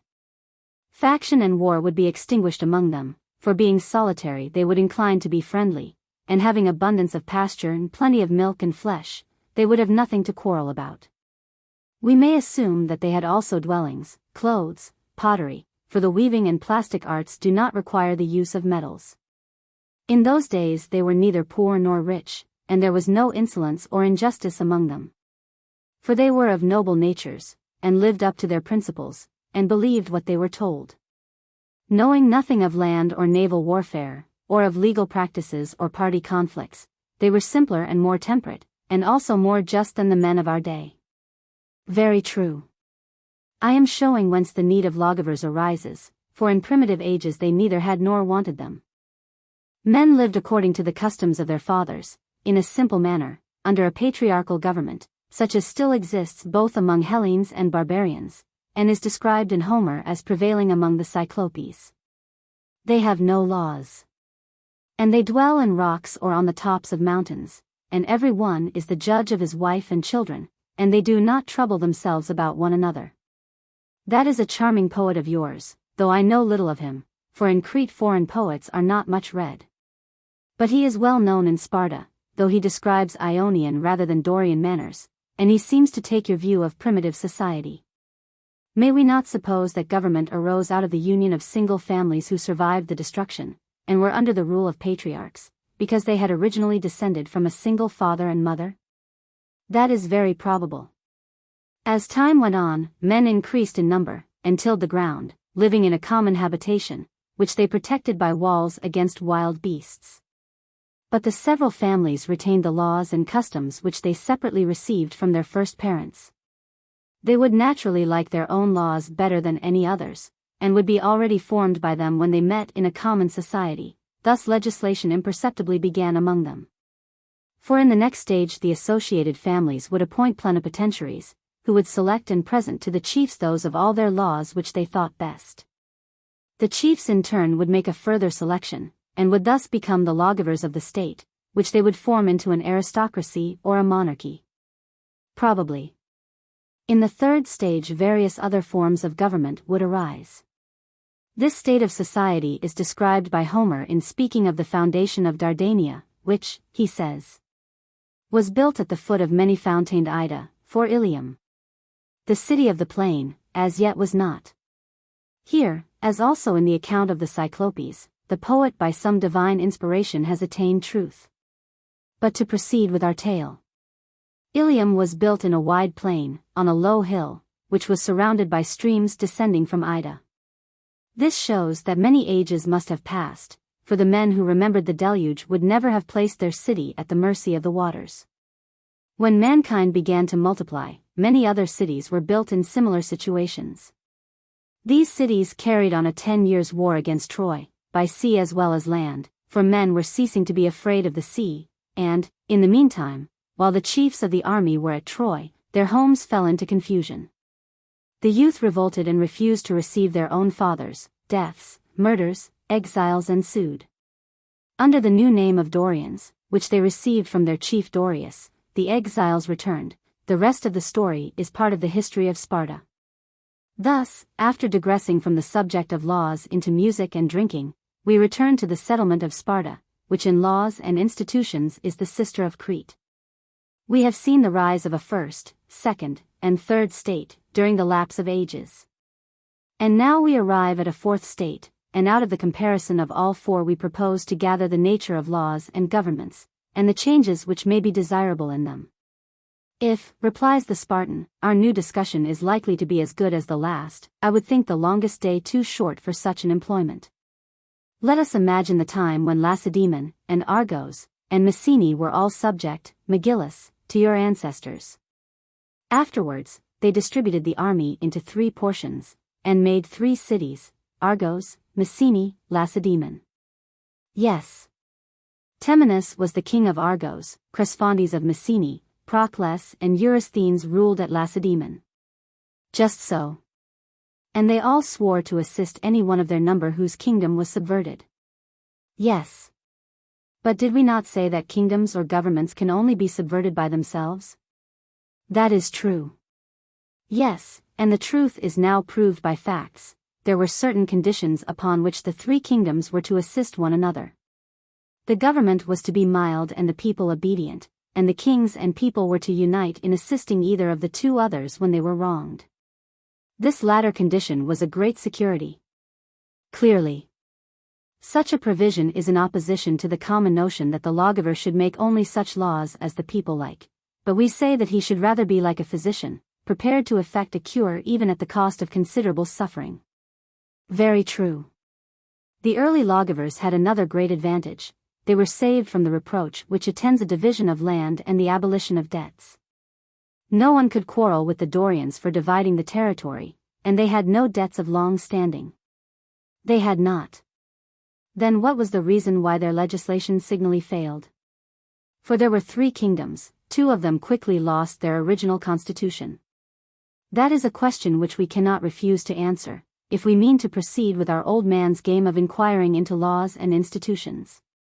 And the Dorian institutions are more worthy of consideration than any other, having been evidently intended to be a protection not only to the Peloponnese, but to all the Hellenes against the barbarians. For the capture of Troy by the Achaeans had given great offense to the Assyrians, of whose empire it then formed part, and they were likely to retaliate. Accordingly the royal Heraclid brothers devised their military constitution, which was organized on a far better plan than the old Trojan expedition. And the Dorians themselves were far superior to the Achaeans, who had taken part in that expedition, and had been conquered by them. Such a scheme, undertaken by men who had shared with one another toils and dangers, sanctioned by the Delphian oracle, under the guidance of the Heraclidi, seemed to have a promise of permanence. Naturally. Yet this has not proved to be the case. Instead of the 3 being one, they have always been at war. Had they been united, in accordance with the original intention, they would have been invincible. And what caused their ruin? Did you ever observe that there are beautiful things of which men often say, what wonders they would have effected if rightly used, and yet, after all, this may be a mistake. And so I say of the Heraclidi in their expedition, which I may perhaps have been justified in admiring, but which nevertheless suggests to me the general reflection, what wonders might not strength and military resources have accomplished, if the possessor had only known how to use them. For consider, if the generals of the army had only known how to arrange their forces, might they not have given their subjects everlasting freedom, and the power of doing what they would in all the world? Very true. Suppose a person to express his admiration of wealth or rank, does he not do so under the idea that by the help of these he can attain his desires? All men wish to obtain the control of all things, and they are always praying for what they desire. Certainly. And we ask for our friends what they ask for themselves. Yes. Dear is the son to the father, and yet the son, if he is young and foolish, will often pray to obtain what the father will pray that he may not obtain. True.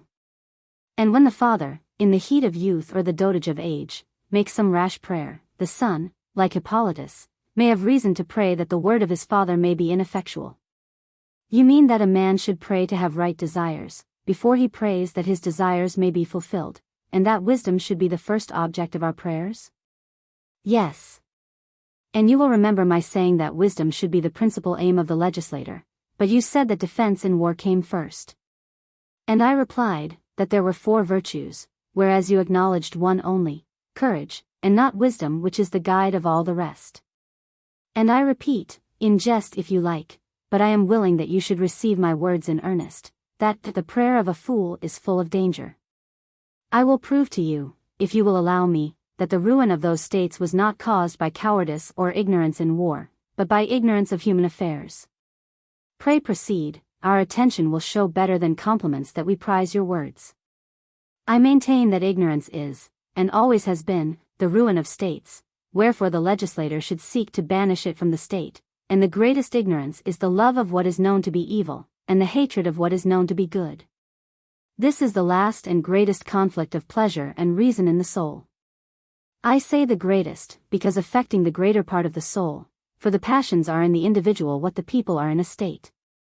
And when they become opposed to reason or law, and instruction no longer avails, that is the last and greatest ignorance of states and men. I agree. Let this, then, be our first principle, that the citizen who does not know how to choose between good and evil must not have authority, although he possess great mental gifts, and many accomplishments, for he is really a fool. On the other hand, he who has this knowledge may be unable either to read or swim, nevertheless, he shall be counted wise and permitted to rule. For how can there be wisdom where there is no harmony? The wise man is the savior, and he who is devoid of wisdom is the destroyer of states and households. There are rulers and there are subjects in states. And the first claim to rule is that of parents to rule over their children. The second, that of the noble to rule over the ignoble. Thirdly, the elder must govern the younger. In the fourth place, the slave must obey his master. Fifthly, there is the power of the stronger, which the poet Pindar declares to be according to nature. Sixthly, there is the rule of the wiser, which is also according to nature, as I must inform Pindar, if he does not know, and is the rule of law over obedient subjects. Most true. And there is a seventh kind of rule which the gods love. In this the ruler is elected by lot. Then, now, we playfully say to him who fancies that it is easy to make laws, you see, legislator, the many and inconsistent claims to authority. Here is a spring of troubles which you must stay. And first of all you must help us to consider how the kings of Argos and Messene in olden days destroyed their famous empire. Did they forget the saying of Hesiod, that the half is better than the whole? And do we suppose that the ignorance of this truth is less fatal to kings than to peoples? Probably the evil is increased by their way of life. The kings of those days transgressed the laws and violated their oaths. Their deeds were not in harmony with their words, and their folly, which seemed to them wisdom, was the ruin of the state. And how could the legislator have prevented this evil? The remedy is easy to see now, but was not easy to foresee at the time. What is the remedy? The institutions of Sparta may teach you, Megillus. Wherever there is excess, whether the vessel has too large a sail, or the body too much food, or the mind too much power, their destruction is certain. And similarly, a man who possesses arbitrary power is soon corrupted, and grows hateful to his dearest friends. In order to guard against this evil, the god who watched over Sparta gave you 2 kings instead of 1, that they might balance one another. And further to lower the pulse of your body politic, some human wisdom, mingled with divine power, tempered the strength and self-sufficiency of youth with the moderation of age in the institution of your Senate. A third savior bridled your rising and swelling power by ephors, whom he assimilated to officers elected by lot, and thus the kingly power was preserved, and became the preserver of all the rest. Had the constitution been arranged by the original legislators, not even the portion of Aristodemus would have been saved, for they had no political experience, and imagined that a youthful spirit invested with power could be restrained by oaths. Now that God has instructed us in the arts of legislation, there is no merit in seeing all this, or in learning wisdom after the event. But if the coming danger could have been foreseen, and the union preserved, then no Persian or other enemy would have dared to attack Hellas. And indeed there was not so much credit to us in defeating the enemy, as discredit in our disloyalty to one another. 4 of the 3 cities one only fought on behalf of Hellas, and of the 2 others, Argos refused her aid. And Messenia was actually at war with Sparta, and if the Lacedaemonians and Athenians had not united, the Hellenes would have been absorbed in the Persian Empire, and dispersed among the barbarians. We make these reflections upon past and present legislators because we desire to find out what other course could have been followed. We were saying just now, that a state can only be free and wise and harmonious when there is a balance of powers. There are many words by which we express the aims of the legislator: temperance, wisdom, friendship, but we need not be disturbed by the variety of expression. These words have all the same meaning. I should like to know at what in your opinion the legislator should aim. Hear me, then. There are 2 mother forms of states, one monarchy, and the other democracy. The Persians have the first in the highest form, and the Athenians the second. And no government can be well administered which does not include both. There was a time when both the Persians and Athenians had more the character of a constitutional state than they now have. In the days of Cyrus the Persians were freemen as well as lords of others, and their soldiers were free and equal, and the kings used and honored all the talent which they could find, and so the nation waxed great. Because there was freedom and friendship and communion of soul. But Cyrus, though a wise general, never troubled himself about the education of his family.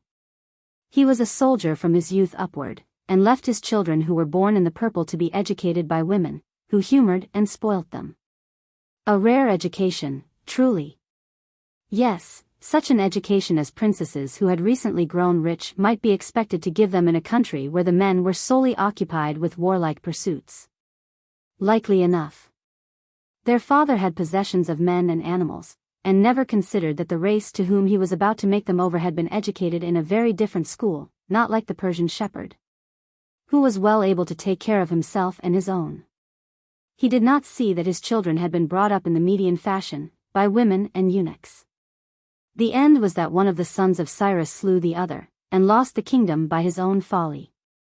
Observe, again, that Darius, who restored the kingdom, had not received a royal education.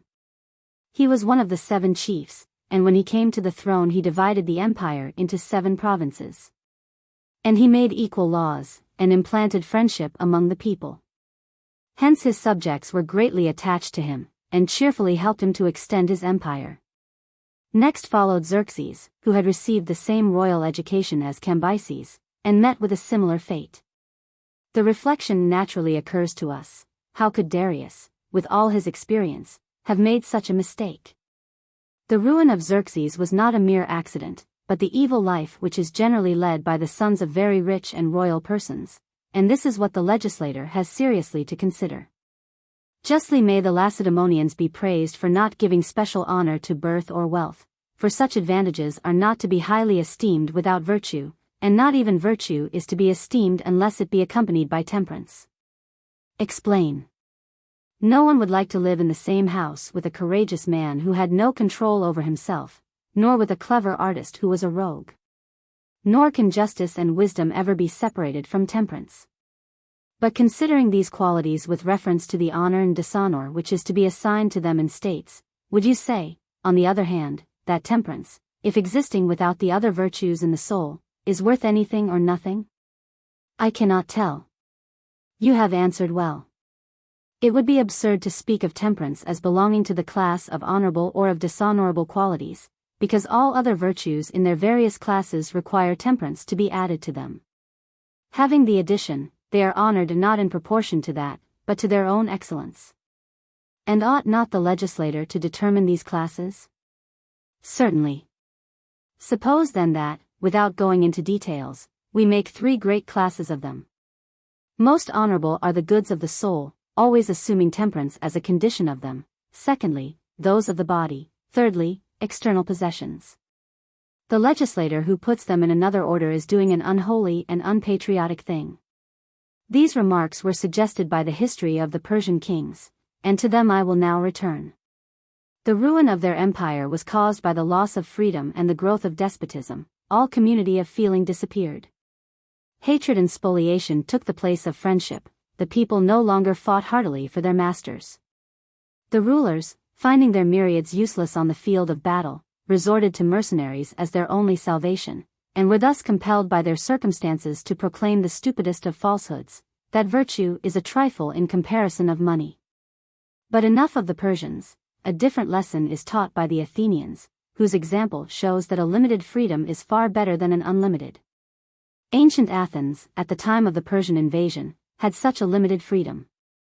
The people were divided into 4 classes, according to the amount of their property, and the universal love of order, as well as the fear of the approaching host, made them obedient and willing citizens. For Darius had sent Datis and Artaphernes, commanding them under pain of death to subjugate the Eretrians and Athenians. A report, whether true or not, came to Athens that all the Eretrians had been netted. And the Athenians in terror sent all over Hellas for assistance. None came to their relief except the Lacedaemonians, and they arrived a day too late, when the battle of Marathon had been already fought.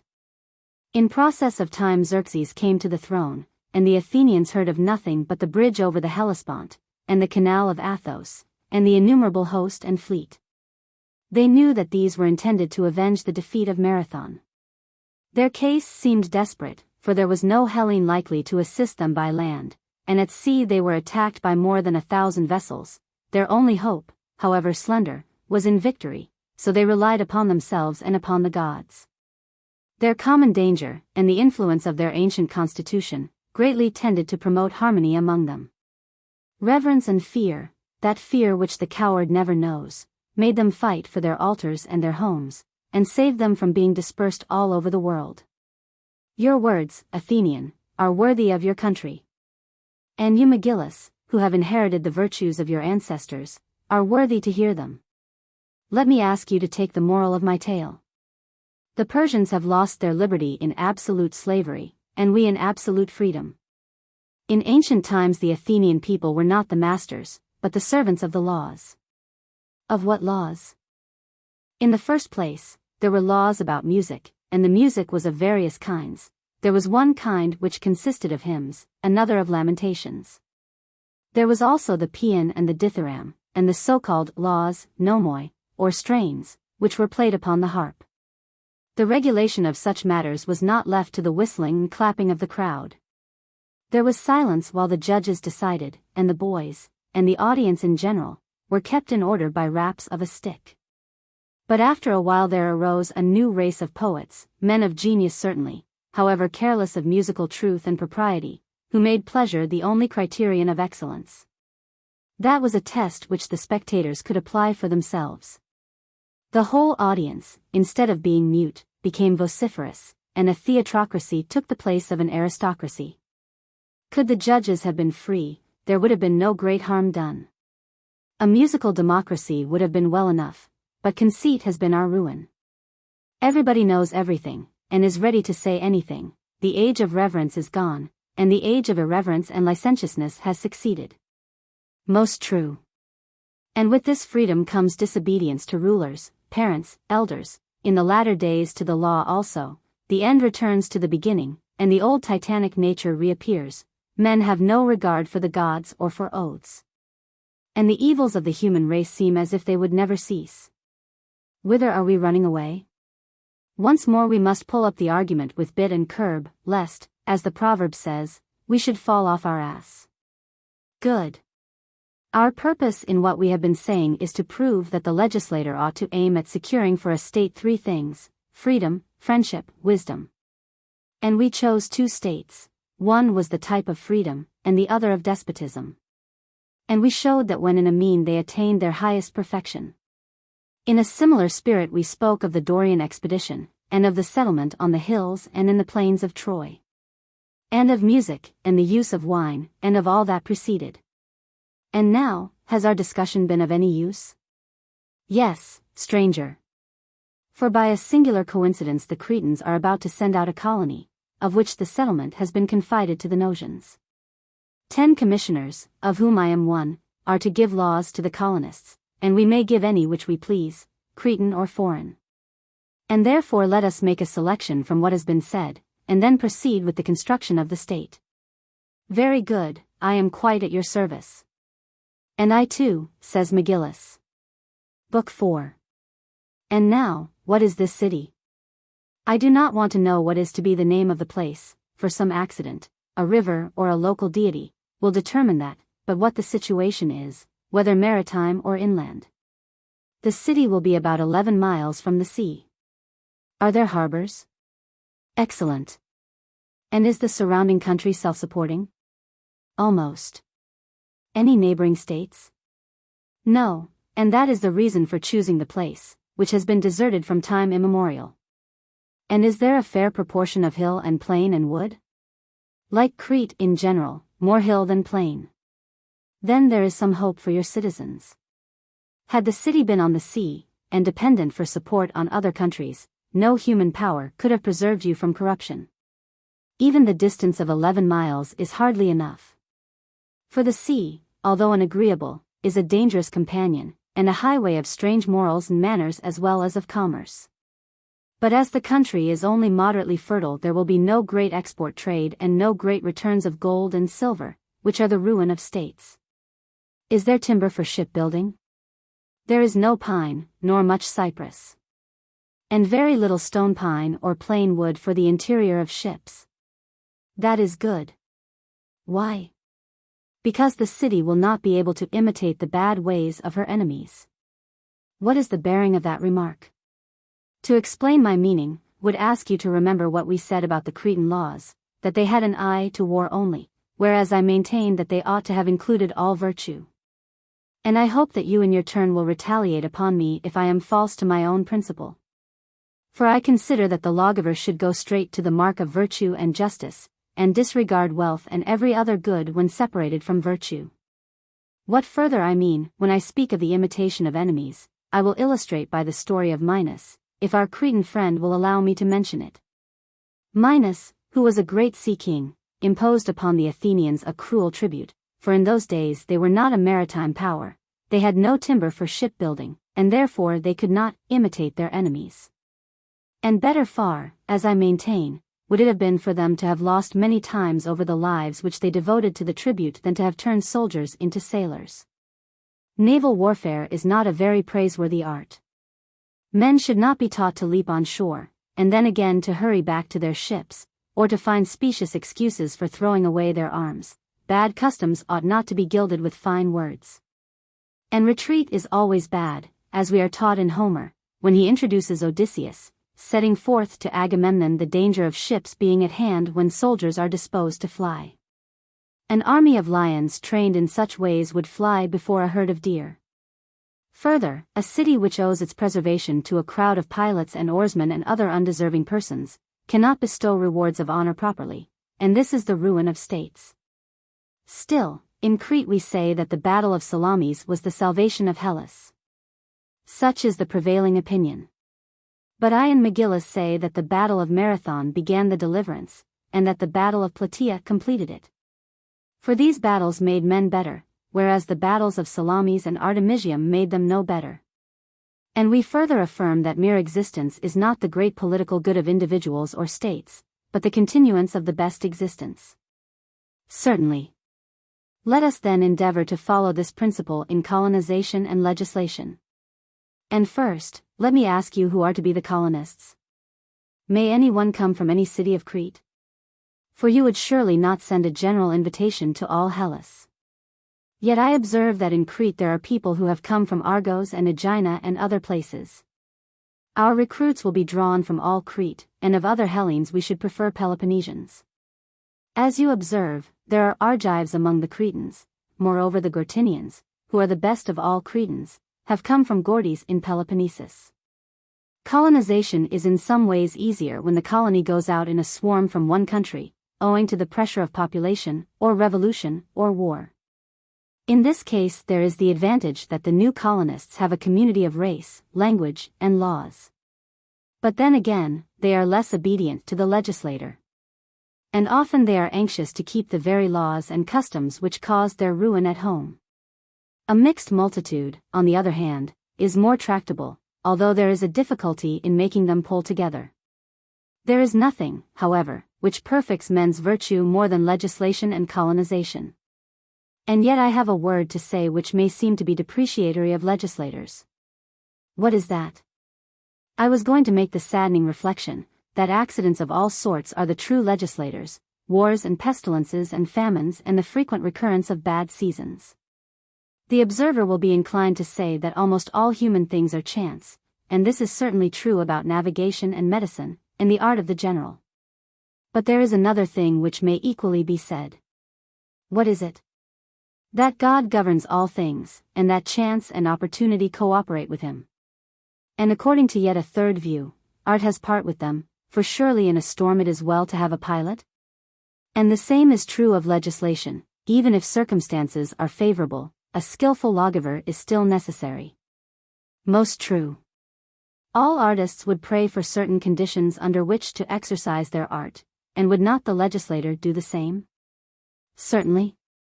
Come, legislator, let us say to him, and what are the conditions which you would have?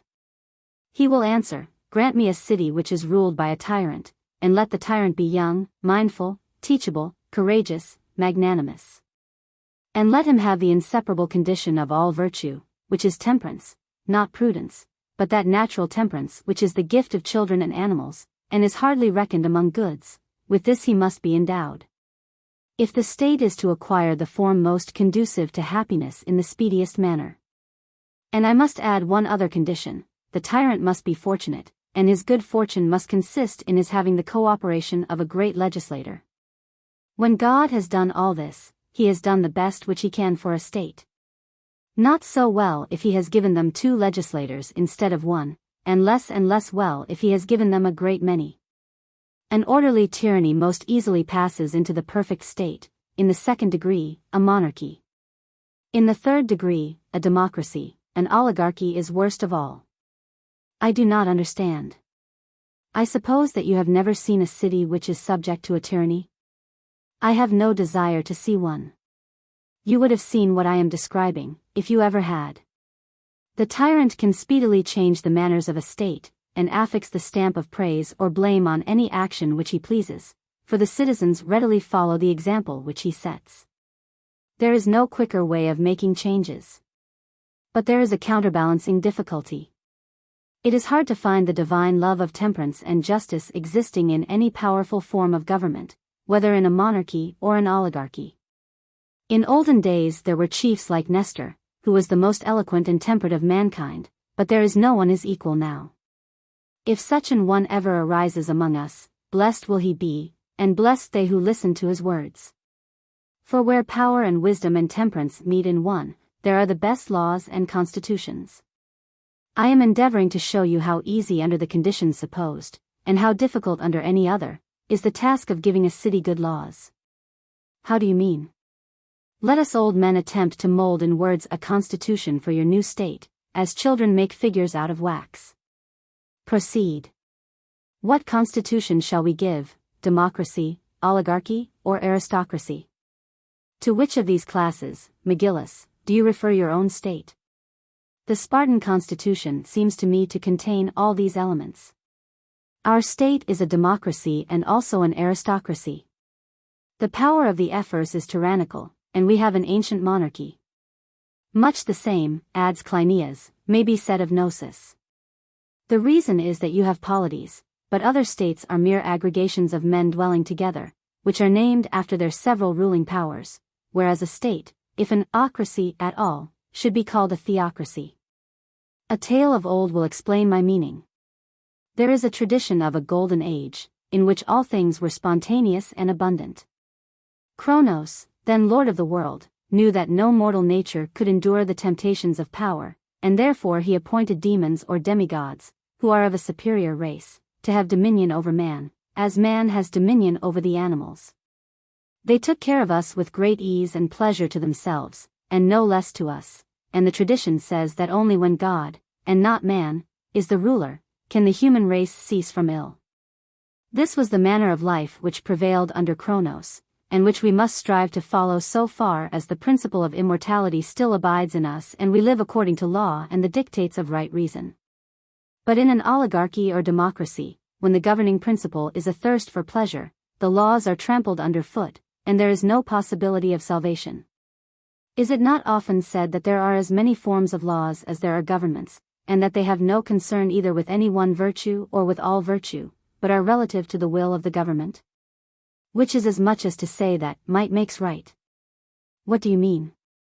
I mean that governments enact their own laws, and that every government makes self-preservation its principal aim. He who transgresses the laws is regarded as an evildoer, and punished accordingly. This was one of the unjust principles of government which we mentioned when speaking of the different claims to rule. We were agreed that parents should rule their children, the elder the younger, the noble the ignoble. But there were also several other principles, and among them Pindar's law of violence. To whom then is our state to be entrusted? For many a government is only a victorious faction which has a monopoly of power, and refuses any share to the conquered, lest when they get into office they should remember their wrongs. Such governments are not polities, but parties. Nor are any laws good which are made in the interest of particular classes only, and not of the whole. And in our state I mean to protest against making any man a ruler because he is rich, or strong, or noble. But those who are obedient to the laws, and who win the victory of obedience, shall be promoted to the service of the gods according to the degree of their obedience.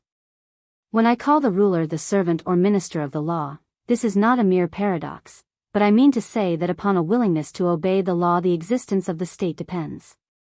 Truly, stranger, you have a keen vision. Why, yes. Every man when he is old has his intellectual vision most keen. And now shall we call in our colonists and make a speech to them? Friends, we say to them, God holds in his hand the beginning, middle, and end of all things, and he moves in a straight line towards the accomplishment of his will. Justice always bears him company, and punishes those who fall short of his laws. He who would be happy follows humbly in her train, but he who is lifted up with pride, or wealth, or honor, or beauty, is soon deserted by God, and, being deserted, he lives in confusion and disorder. To many he seems a great man. But in a short time he comes to utter destruction. Wherefore, seeing these things, what ought we to do or think? Every man ought to follow God. What life, then, is pleasing to God? There is an old saying that like agrees with like, measure with measure, and God ought to be our measure in all things.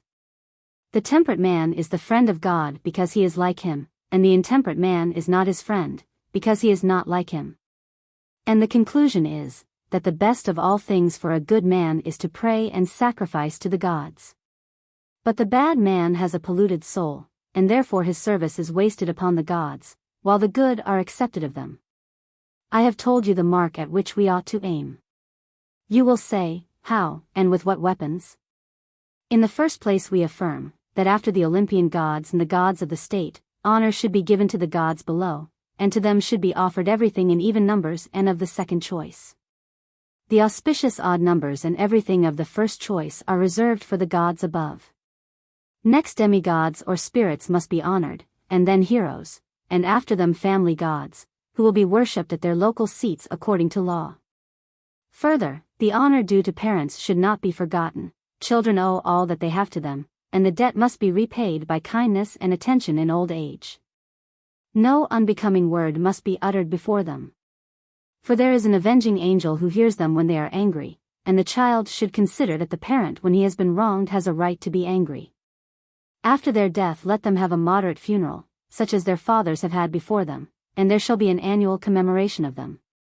Living on this wise, we shall be accepted of the gods, and shall pass our days in good hope. The law will determine all our various duties towards relatives and friends and other citizens, and the whole state will be happy and prosperous. But if the legislator would persuade as well as command, he will add prefaces to his laws which will predispose the citizens to virtue. Even a little accomplished in the way of gaining the hearts of men is of great value. For most men are in no particular haste to become good. As Hesiod says, long and steep is the first half of the way to virtue, but when you have reached the top the rest is easy. Those are excellent words. Yes. But may I tell you the effect which the preceding discourse has had upon me? I will express my meaning in an address to the lawgiver. O lawgiver, if you know what we ought to do and say, you can surely tell us. You are not like the poet, who, as you were just now saying, does not know the effect of his own words. And the poet may reply, that when he sits down on the tripod of the muses he is not in his right mind, and that being a mere imitator he may be allowed to say all sorts of opposite things, and cannot tell which of them is true. But this license cannot be allowed to the lawgiver. For example, there are 3 kinds of funerals, one of them is excessive, another mean, a third moderate, and you say that the last is right. Now if I had a rich wife, and she told me to bury her, and I were to sing of her burial, I should praise the extravagant kind. A poor man would commend a funeral of the meaner sort, and a man of moderate means would prefer a moderate funeral. But you, as legislator, would have to say exactly what you meant by immoderate. Very true. And is our lawgiver to have no preamble or interpretation of his laws, never offering a word of advice to his subjects, after the manner of some doctors? For of doctors are there not 2 kinds? The one gentle and the other rough, doctors who are freemen and learn themselves and teach their pupils scientifically, and doctors' assistants who get their knowledge empirically by attending on their masters? Of course there are. And did you ever observe that the gentlemen doctors practice upon freemen, and that slave doctors confine themselves to slaves? The latter go about the country or wait for the slaves at the dispensaries. They hold no parley with their patients about their diseases or the remedies of them, they practice by the rule of thumb, and give their decrees in the most arbitrary manner. When they have doctored one patient they run off to another, whom they treat with equal assurance, their duty being to relieve the master of the care of his sick slaves. But the other doctor, who practices on freemen, proceeds in quite a different way. He takes counsel with his patient and learns from him, and never does anything until he has persuaded him of what he is doing. He trusts to influence rather than force. Now is not the use of both methods far better than the use of either alone? And both together may be advantageously employed by us in legislation. We may illustrate our proposal by an example. The laws relating to marriage naturally come first, and therefore we may begin with them. The simple law would be as follows: a man shall marry between the ages of 30 and 35. If he do not, he shall be fined or deprived of certain privileges. The double law would add the reason why, forasmuch as man desires immortality, which he attains by the procreation of children, no one should deprive himself of his share in this good. He who obeys the law is blameless, but he who disobeys must not be a gainer by his celibacy, and therefore he shall pay a yearly fine, and shall not be allowed to receive honor from the young. That is an example of what I call the double law, which may enable us to judge how far the addition of persuasion to threats is desirable. Lacedaemonians in general, stranger, are in favor of brevity. In this case, however, I prefer length. But Cleinias is the real lawgiver, and he ought to be first consulted. Thank you, McGillis. Whether words are to be many or few, is a foolish question. The best and not the shortest forms are always to be approved. And legislators have never thought of the advantages which they might gain by using persuasion as well as force, but trust to force only. And I have something else to say about the matter. Here have we been from early dawn until noon, discoursing about laws, and all that we have been saying is only the preamble of the laws which we are about to give. I tell you this, because I want you to observe that songs and strains have all of them preludes, but that laws, though called by the same name, nomoi, have never any prelude. Now I am disposed to give preludes to laws, dividing them into two parts, one containing the despotic command, which I described under the image of the slave doctor, the other the persuasive part, which I term the preamble. The legislator should give preludes or preambles to his laws. That shall be the way in my colony. I am glad that you agree with me. This is a matter which it is important to remember. A preamble is not always necessary to a law. The lawgiver must determine when it is needed, as the musician determines when there is to be a prelude to a song. Most true, and now, having a preamble, let us recommence our discourse. Enough has been said of gods and parents, and we may proceed to consider what relates to the citizens, their souls, bodies, properties, their occupations and amusements, and so arrive at the nature of education. The first word of the law somewhat abruptly introduces the thought which is present to the mind of Plato throughout the work, namely, that law is of divine origin. In the words of a great English writer, her seat is the bosom of God, her voice the harmony of the world. Though the particular laws of Sparta and Crete had a narrow and imperfect aim, this is not true of divine laws, which are based upon the principles of human nature, and not framed to meet the exigencies of the moment. They have their natural divisions, too, answering to the kinds of virtue, very unlike the discordant enactments of an Athenian assembly or of an English parliament.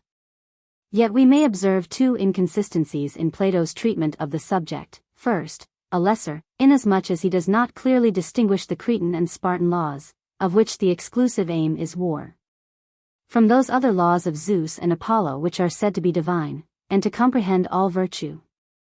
Secondly, we may retort on him his own complaint against Sparta and Crete, that he has himself given us a code of laws, which for the most part have a military character.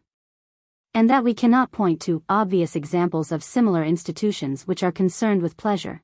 At least there is only one such, that which relates to the regulation of convivial intercourse. The military spirit which is condemned by him in the beginning of the laws, reappears in the 7th and 8th books. The mention of Minos the great lawgiver, and of Rhadamanthus the righteous administrator of the law, suggests the two divisions of the laws into enactments and appointments of officers. The legislator and the judge stand side by side, and their functions cannot be wholly distinguished. For the judge is in some sort a legislator, at any rate in small matters. And his decisions growing into precedents, must determine the innumerable details which arise out of the conflict of circumstances. These Plato proposes to leave to a younger generation of legislators. The action of courts of law in making law seems to have escaped him, probably because the Athenian law courts were popular assemblies, and, except in a mythical form, he can hardly be said to have had before his eyes the ideal of a judge. In reading the laws of Plato, or any other ancient writing about laws, we should consider how gradual the process is by which not only a legal system, but the administration of a court of law, becomes perfected. There are other subjects on which Plato breaks ground, as his manner is, early in the work. First, he gives a sketch of the subject of laws. They are to comprehend the whole of human life, from infancy to age, and from birth to death, although the proposed plan is far from being regularly executed in the books which follow. Partly owing to the necessity of describing the constitution as well as the laws of his new colony. Secondly, he touches on the power of music, which may exercise so great an influence on the character of men for good or evil. He refers especially to the great offense, which he mentions again, and which he had condemned in the Republic, of varying the modes and rhythms, as well as to that of separating the words from the music. Thirdly, he reprobates the prevalence of unnatural loves in Sparta and Crete, which he attributes to the practice of syssitia and gymnastic exercises, and considers to be almost inseparable from them. To this subject he again returns in the 8th book. Fourthly, the virtues are affirmed to be inseparable from one another, even if not absolutely one. This, too, is a principle which he reasserts at the conclusion of the work. As in the beginnings of Plato's other writings, we have here several notes struck, which form the preludes of longer discussions, although the hint is less ingeniously given, and the promise more imperfectly fulfilled than in the earlier dialogues. The distinction between ethics and politics has not yet dawned upon Plato's mind. To him, law is still floating in a region between the two. He would have desired that all the acts and laws of a state should have regard to all virtue. But he did not see that politics and law are subject to their own conditions, and are distinguished from ethics by natural differences. The actions of which politics take cognizance are necessarily collective or representative. And law is limited to external acts which affect others as well as the agents. Ethics, on the other hand, include the whole duty of man in relation both to himself and others. But Plato has never reflected on these differences. He fancies that the life of the state can be as easily fashioned as that of the individual. He is favorable to a balance of power, but never seems to have considered that power might be so balanced as to produce an absolute immobility in the state. Nor is he alive to the evils of confounding vice and crime, or to the necessity of governments abstaining from excessive interference with their subjects. Yet this confusion of ethics and politics has also a better and a truer side. If unable to grasp some important distinctions, Plato is at any rate seeking to elevate the lower to the higher. He does not pull down the principles of men to their practice, or narrow the conception of the state to the immediate necessities of politics.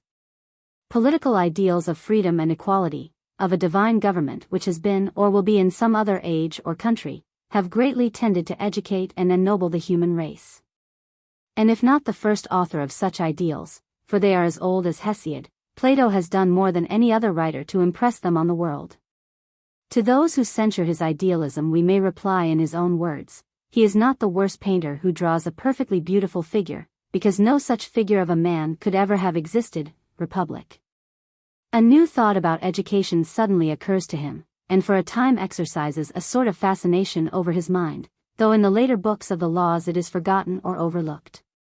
As true courage is allied to temperance, so there must be an education which shall train mankind to resist pleasure as well as to endure pain. No one can be on his guard against that of which he has no experience. The perfectly trained citizen should have been accustomed to look his enemy in the face, and to measure his strength against her.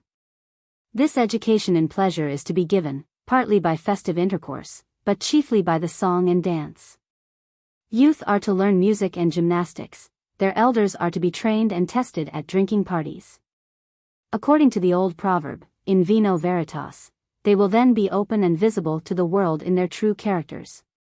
And also they will be more amenable to the laws, and more easily molded by the hand of the legislator. The first reason is curious enough, though not important, the second can hardly be thought deserving of much attention.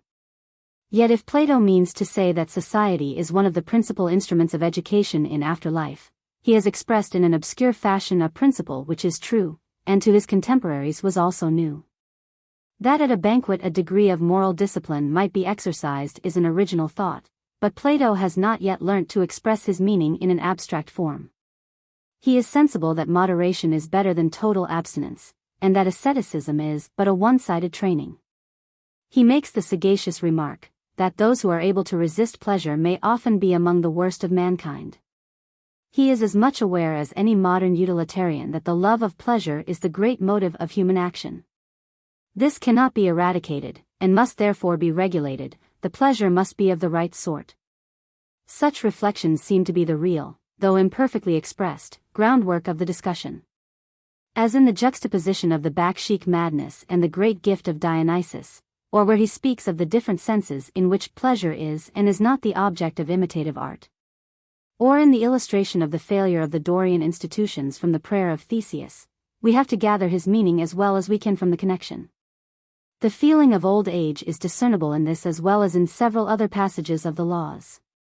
Plato has arrived at the time when men sit still and look on at life. And he is willing to allow himself and others the few pleasures which remain to them. Wine is to cheer them now that their limbs are old and their blood runs cold. They are the best critics of dancing and music, but cannot be induced to join in song unless they have been enlivened by drinking. Youth has no need of the stimulus of wine, but age can only be made young again by its invigorating influence. Total abstinence for the young, moderate and increasing potations for the old, is Plato's principle. The fire, of which there is too much in the one, has to be brought to the other. Drunkenness, like madness, had a sacredness and mystery to the Greek. If, on the one hand, as in the case of the Tarentines, it degraded a whole population, it was also a mode of worshipping the god Dionysus, which was to be practiced on certain occasions. Moreover, the intoxication produced by the fruit of the vine was very different from the grosser forms of drunkenness which prevail among some modern nations. The physician in modern times would restrict the old man's use of wine within narrow limits. He would tell us that you cannot restore strength by a stimulus. Wine may call back the vital powers in disease, but cannot reinvigorate old age. In his maxims of health and longevity, though aware of the importance of a simple diet, Plato has omitted to dwell on the perfect rule of moderation. His commendation of wine is probably a passing fancy, and may have arisen out of his own habits or tastes. If so, he is not the only philosopher whose theory has been based upon his practice. Plato's denial of wine to the young and his approval of it for their elders has some points of view which may be illustrated by the temperance controversy of our own times. Wine may be allowed to have a religious as well as a festive use. It is commended both in the Old and New Testament, it has been sung of by nearly all poets, and it may be truly said to have a healing influence both on body and mind. Yet it is also very liable to excess and abuse, and for this reason is prohibited by Mohammedans, as well as of late years by many Christians, no less than by the ancient Spartans. And to sound its praises seriously seems to partake of the nature of a paradox. But we may rejoin with Plato that the abuse of a good thing does not take away the use of it. Total abstinence, as we often say, is not the best rule, but moderate indulgence, and it is probably true that a temperate use of wine may contribute some elements of character to social life which we can ill afford to lose. It draws men out of their reserve, it helps them to forget themselves and to appear as they by nature are when not on their guard, and therefore to make them more human and greater friends to their fellow men. It gives them a new experience. It teaches them to combine self-control with a measure of indulgence. It may sometimes restore to them the simplicity of childhood. We entirely agree with Plato in forbidding the use of wine to the young. But when we are of mature age, there are occasions on which we derive refreshment and strength from moderate potations. It is well to make abstinence the rule, but the rule may sometimes admit of an exception.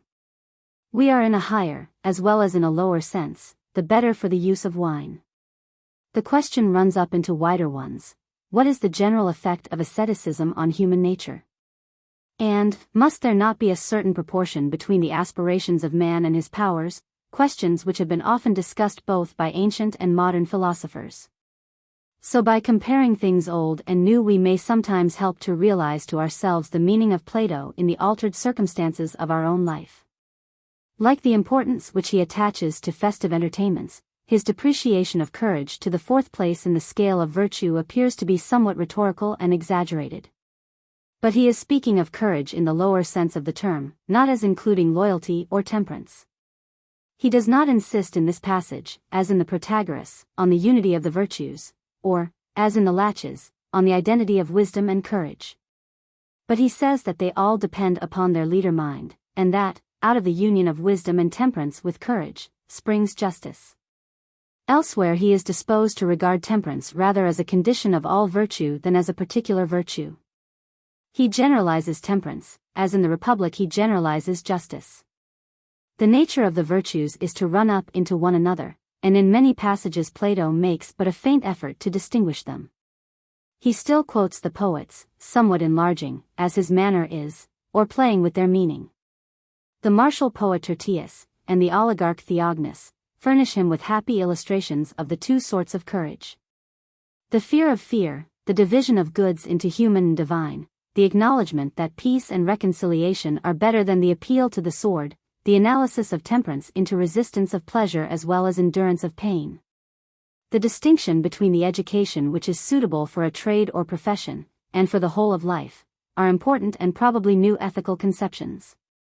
Nor has Plato forgotten his old paradox, Gorgias, that to be punished is better than to be unpunished, when he says, that to the bad man death is the only mitigation of his evil. He is not less ideal in many passages of the Laws than in the Gorgias or Republic. But his wings are heavy, and he is unequal to any sustained flight. There is more attempt at dramatic effect in the first book than in the later parts of the work. The outburst of martial spirit in the Lacedaemonian, O best of men, the protest which the Cretan makes against the supposed insult to his lawgiver. The cordial acknowledgement on the part of both of them that laws should not be discussed publicly by those who live under their rule. The difficulty which they alike experience in following the speculations of the Athenian, are highly characteristic. In the second book, Plato pursues further his notion of educating by a right use of pleasure. He begins by conceiving an endless power of youthful life, which is to be reduced to rule and measure by harmony and rhythm. Men differ from the lower animals in that they are capable of musical discipline. But music, like all art, must be truly imitative, and imitative of what is true and good. Art and morality agree in rejecting pleasure as the criterion of good. True art is inseparable from the highest and most ennobling ideas.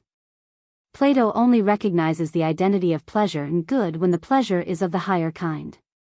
He is the enemy of songs without words, which he supposes to have some confusing or enervating effect on the mind of the hearer. And he is also opposed to the modern degeneracy of the drama, which he would probably have illustrated, like Aristophanes, from Euripides and Agathon.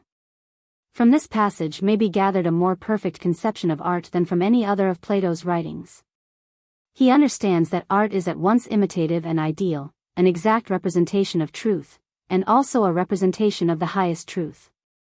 The same double view of art may be gathered from a comparison of the 3rd and 10th books of the Republic, but is here more clearly and pointedly expressed. We are inclined to suspect that both here and in the Republic Plato exaggerates the influence really exercised by the song and the dance. But we must remember also the susceptible nature of the Greek, and the perfection to which these arts were carried by him. Further, the music had a sacred and Pythagorean character, the dance too was part of a religious festival. And only at such festivals the sexes mingled in public, and the youths passed under the eyes of their elders. At the beginning of the 3rd book, Plato abruptly asks the question, what is the origin of states? The answer is, infinite time. We have already seen, in the Theaetetus, where he supposes that in the course of ages every man has had numberless progenitors, kings and slaves, Greeks and barbarians. And in the Critias, where he says that 9,000 years have elapsed since the island of Atlantis fought with Athens, that Plato is no stranger to the conception of long periods of time. He imagines human society to have been interrupted by natural convulsions.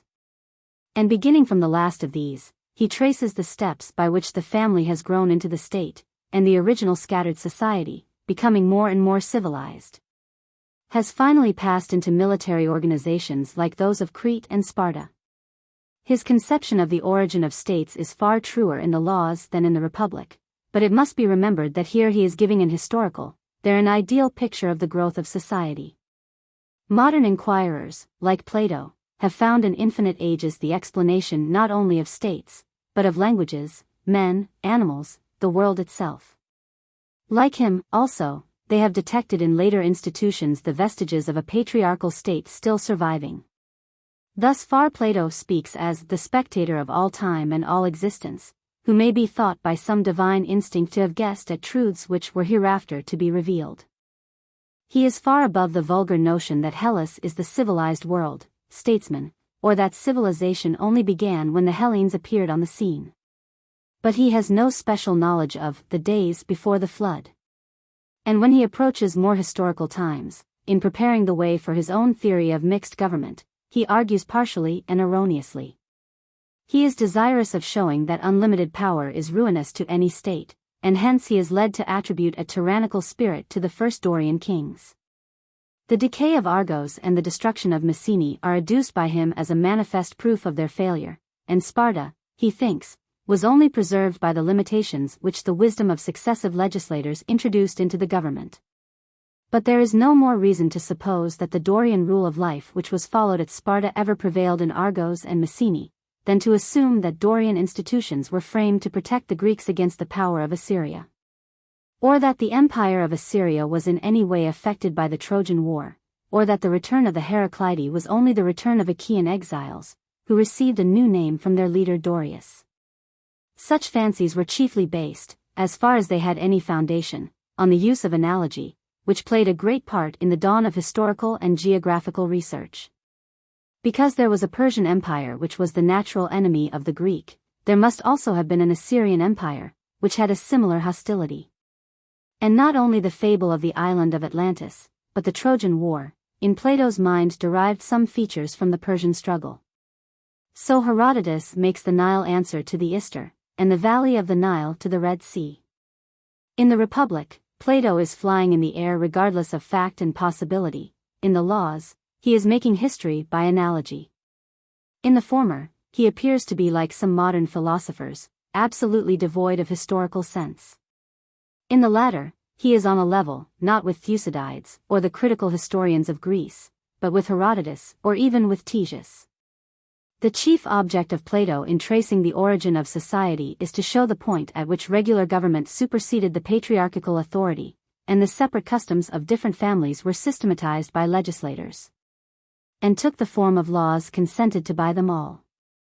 According to Plato, the only sound principle on which any government could be based was a mixture or balance of power. The balance of power saved Sparta, when the two other Heraclid states fell into disorder. Here is probably the first trace of a political idea, which has exercised a vast influence both in ancient and modern times. And yet we might fairly ask, a little parodying the language of Plato, O legislator, is unanimity only the struggle for existence, or is the balance of powers in a state better than the harmony of them? In the fourth book we approach the realities of politics, and Plato begins to ascend to the height of his great argument. The reign of Kronos has passed away, and various forms of government have succeeded, which are all based on self-interest and self-preservation. Right and wrong, instead of being measured by the will of God, are created by the law of the state. The strongest assertions are made of the purely spiritual nature of religion. Without holiness no man is accepted of God, and of the duty of filial obedience, honor thy parents. The legislator must teach these precepts as well as command them. He is to be the educator as well as the lawgiver of future ages, and his laws are themselves to form a part of the education of the state. Unlike the poet, he must be definite and rational. He cannot be allowed to say one thing at one time, and another thing at another. He must know what he is about. And yet legislation has a poetical or rhetorical element, and must find words which will wing their way to the hearts of men. Laws must be promulgated before they are put in execution, and mankind must be reasoned with before they are punished. The legislator, when he promulgates a particular law, will courteously entreat those who are willing to hear his voice. Upon the rebellious only does the heavy blow descend. A sermon and a law in one, blending the secular punishment with the religious sanction, appeared to Plato a new idea which might have a great result in reforming the world. The experiment had never been tried of reasoning with mankind, the laws of others had never had any preambles, and Plato seems to have great pleasure in contemplating his discovery. In these quaint forms of thought and language, great principles of morals and legislation are enunciated by him for the first time. They all go back to mind and God, who holds the beginning, middle, and end of all things in his hand.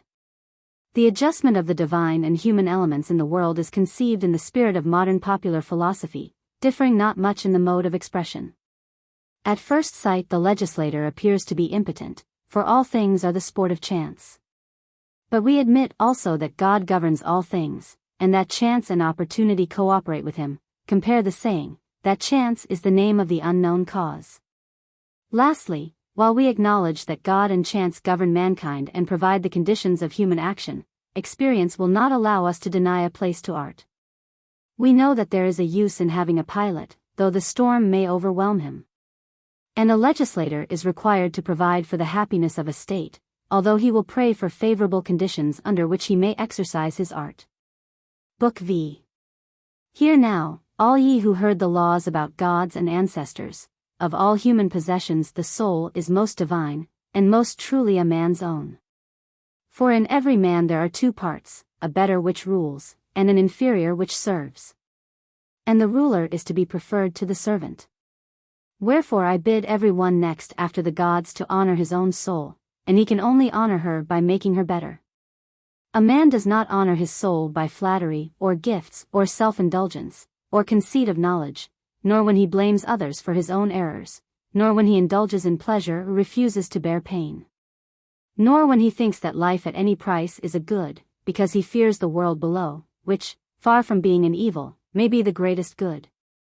Nor when he prefers beauty to virtue, not reflecting that the soul, which came from heaven, is more honorable than the body, which is earth-born, nor when he covets dishonest gains, of which no amount is equal in value to virtue. In a word, when he counts that which the legislator pronounces evil to be good, he degrades his soul, which is the divinest part of him. He does not consider that the real punishment of evil-doing is to grow like evil men, and to shun the conversation of the good, and that he who is joined to such men must do and suffer what they by nature do and say to one another. Which suffering is not justice but retribution. For justice is noble, but retribution is only the companion of injustice. And whether a man escapes punishment or not, he is equally miserable, for in the one case he is not cured, and in the other case he perishes that the rest may be saved. The glory of man is to follow the better and improve the inferior. And the soul is that part of man which is most inclined to avoid the evil and dwell with the good. Wherefore also the soul is second only to the gods in honor, and in the third place the body is to be esteemed, which often has a false honor. For honor is not to be given to the fair or the strong, or the swift or the tall, or to the healthy, any more than to their opposites, but to the mean states of all these habits, and so of property and external goods. No man should heap up riches that he may leave them to his children. The best condition for them as for the state is a middle one, in which there is a freedom without luxury. And the best inheritance of children is modesty. But modesty cannot be implanted by admonition only. The elders must set the example. He who would train the young must first train himself. He who honors his kindred and family may fairly expect that the gods will give him children. He who would have friends must think much of their favors to him, and little of his to them. He who prefers to an Olympic, or any other victory, to win the palm of obedience to the laws, serves best both the state and his fellow citizens. Engagements with strangers are to be deemed most sacred, because the stranger, having neither kindred nor friends, is immediately under the protection of Zeus, the god of strangers. A prudent man will not sin against the stranger. And still more carefully will he avoid sinning against the suppliant, which is an offense never passed over by the gods. I will now speak of those particulars which are matters of praise and blame only, and which, although not enforced by the law, greatly affect the disposition to obey the law. Truth has the first place among the gifts of gods and men, for truth begets trust, but he is not to be trusted who loves voluntary falsehood, and he who loves involuntary falsehood is a fool. Neither the ignorant nor the untrustworthy man is happy. For they have no friends in life, and die unlamented and untended. Good is he who does no injustice, better who prevents others from doing any, best of all who joins the rulers in punishing injustice. And this is true of goods and virtues in general. He who has and communicates them to others is the man of men. He who would, if he could, is second best. He who has them and is jealous of imparting them to others is to be blamed, but the good or virtue which he has is to be valued still. Let every man contend in the race without envy, for the unenvious man increases the strength of the city, himself foremost in the race, he harms no one with calumny.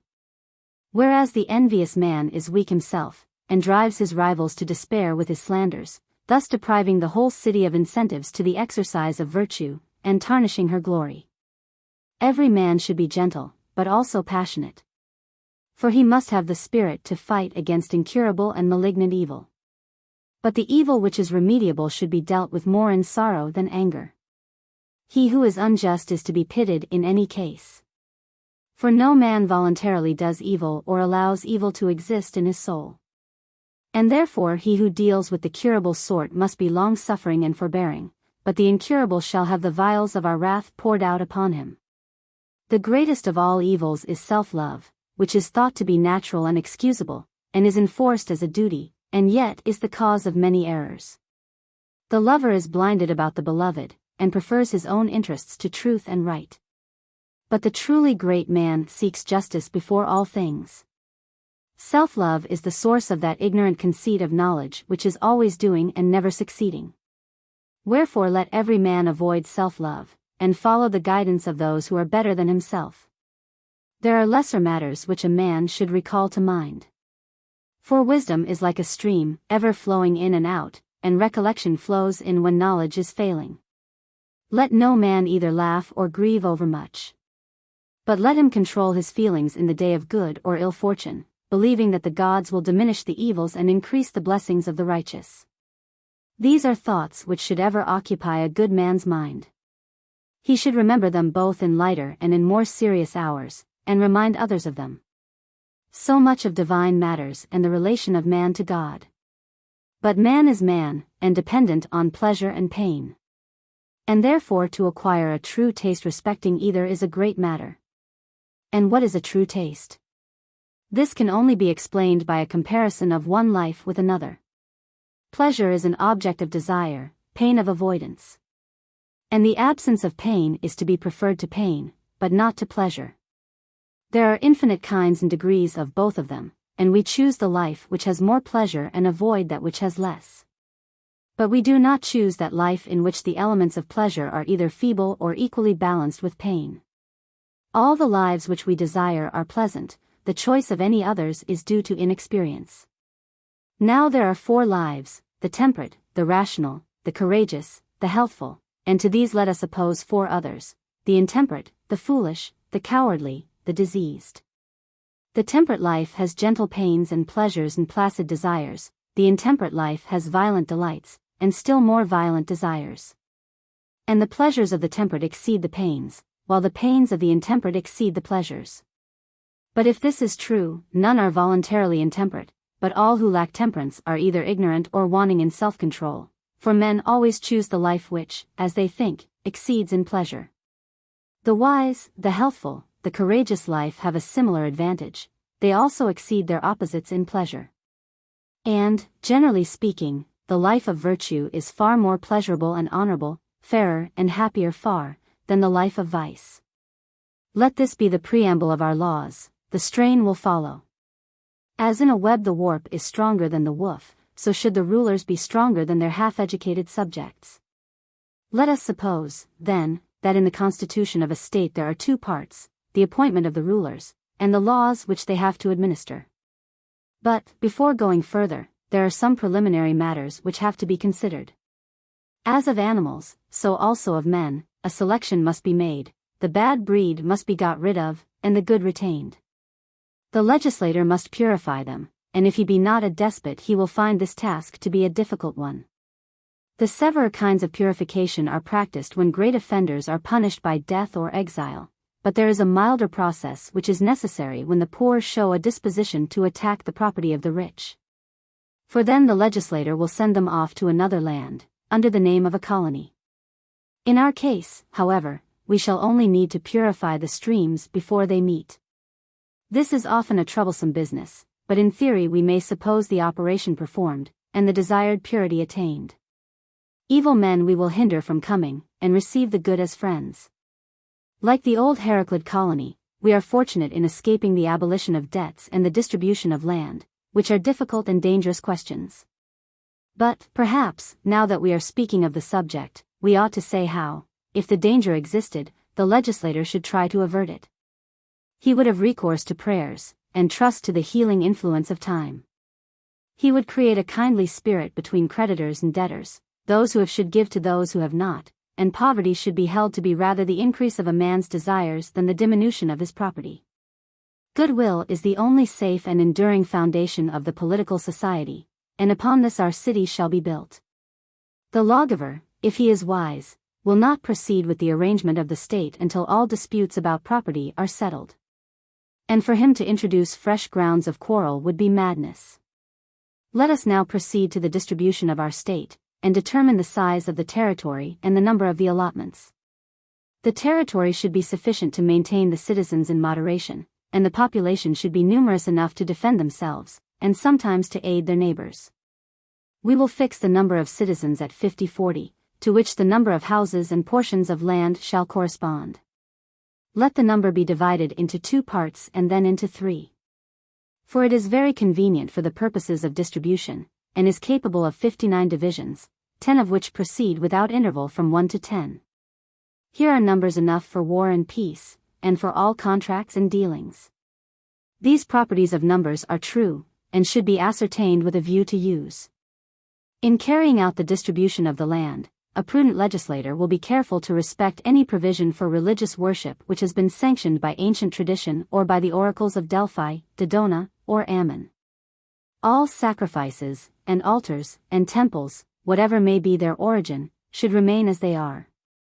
Every division should have a patron god or hero. To these a portion of the domain should be appropriated, and at their temples the inhabitants of the districts should meet together from time to time, for the sake of mutual help and friendship. All the citizens of a state should be known to one another, for where men are in the dark about each other's characters, there can be no justice or right administration. Every man should be true and single-minded, and should not allow himself to be deceived by others. And now the game opens, and we begin to move the pieces. At first sight, our constitution may appear singular and ill-adapted to a legislator who has not despotic power, but on second thoughts will be deemed to be, if not the very best, the second best. For there are 3 forms of government, a first, a second, and a third best, out of which Cleinias has now to choose. The first and highest form is that in which friends have all things in common, including wives and property, in which they have common fears, hopes, desires, and do not even call their eyes or their hands their own. This is the ideal state, than which there never can be a truer or better, a state, whether inhabited by gods or sons of gods, which will make the dwellers therein blessed. Here is the pattern on which we must ever fix our eyes. But we are now concerned with another, which comes next to it, and we will afterwards proceed to a third. Inasmuch as our citizens are not fitted either by nature or education to receive the saying, "Friends have all things in common," let them retain their houses and private property, but use them in the service of their country. Who is their God and parent, and of the gods and demigods of the land? Their first care should be to preserve the number of their lots. This may be secured in the following manner: when the possessor of a lot dies, he shall leave his lot to his best beloved child, who will become the heir of all duties and interests, and will minister to the gods and to the family, to the living and to the dead. Of the remaining children, the females must be given in marriage according to the law to be hereafter enacted. The males may be assigned to citizens who have no children of their own. How to equalize families and allotments will be one of the chief cares of the guardians of the laws. When parents have too many children, they may give to those who have none, or couples may abstain from having children, or, if there is a want of offspring, special care may be taken to obtain them. Or if the number of citizens becomes excessive, we may send away the surplus to found a colony. If, on the other hand, a war or plague diminishes the number of inhabitants, new citizens must be introduced.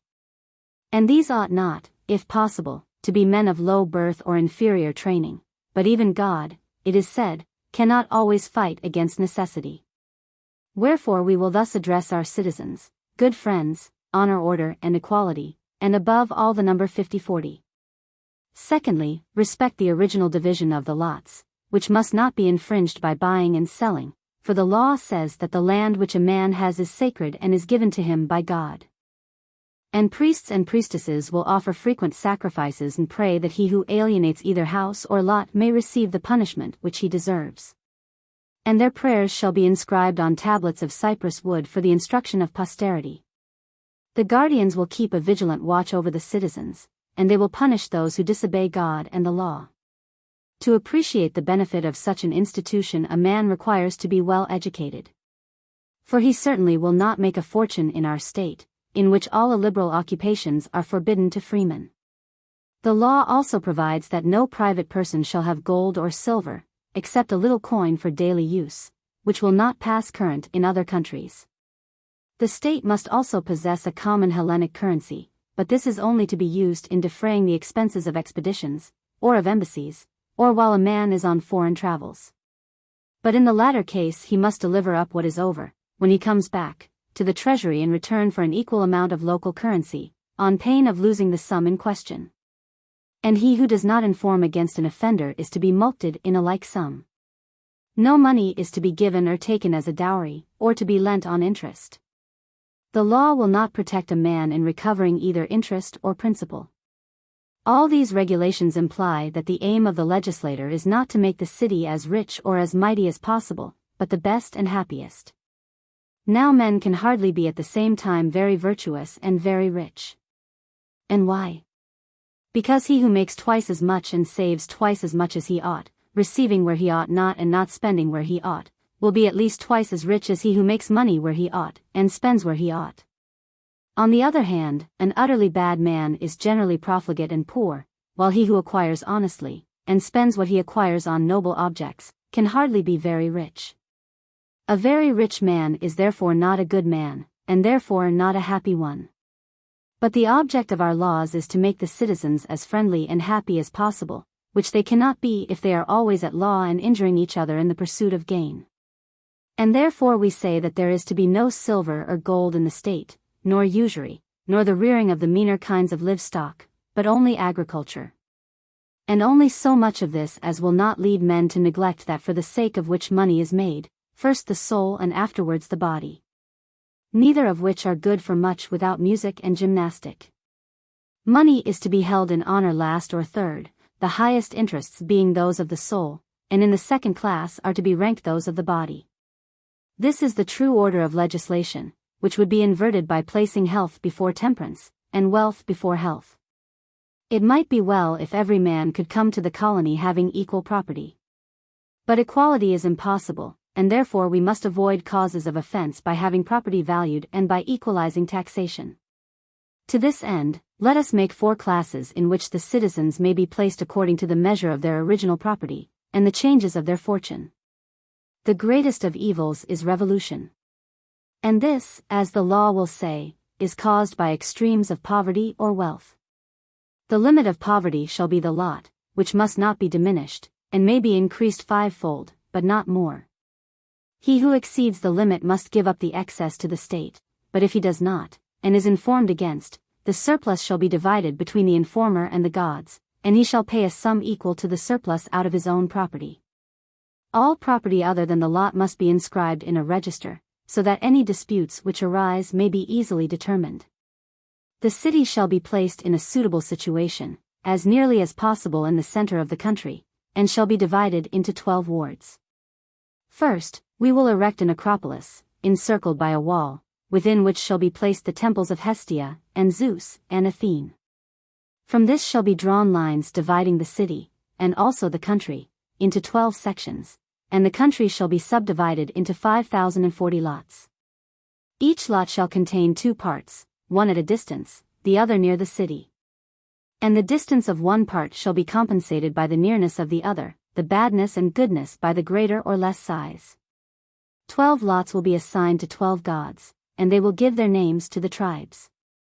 The divisions of the city shall correspond to those of the country, and every man shall have 2 habitations, one near the center of the country, the other at the extremity.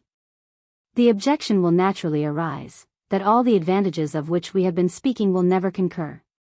The citizens will not tolerate a settlement in which they are deprived of gold and silver, and have the number of their families regulated, and the sites of their houses fixed by law.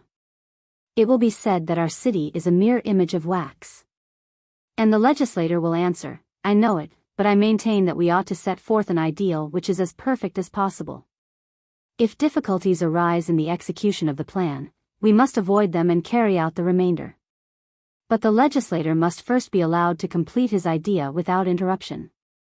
The number 12, which we have chosen for the number of division, must run through all parts of the state, phratries, villages, ranks of soldiers, coins, and measures wet and dry, which are all to be made commensurable with one another.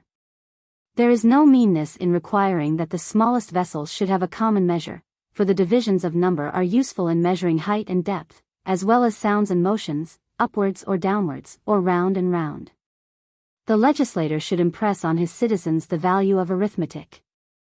No instrument of education has so much power, nothing more tends to sharpen and inspire the dull intellect. But the legislator must be careful to instill a noble and generous spirit into the students, or they will tend to become cunning rather than wise.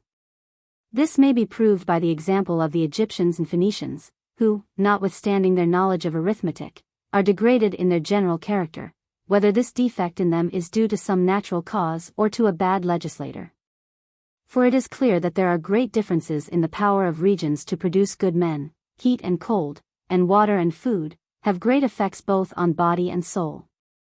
And those spots are peculiarly fortunate in which the air is holy, and the gods are pleased to dwell. To all this the legislator must attend, so far as in him lies. Book 6. And now we are about to consider, 1. The appointment of magistrates. 2. The laws which they will have to administer must be determined.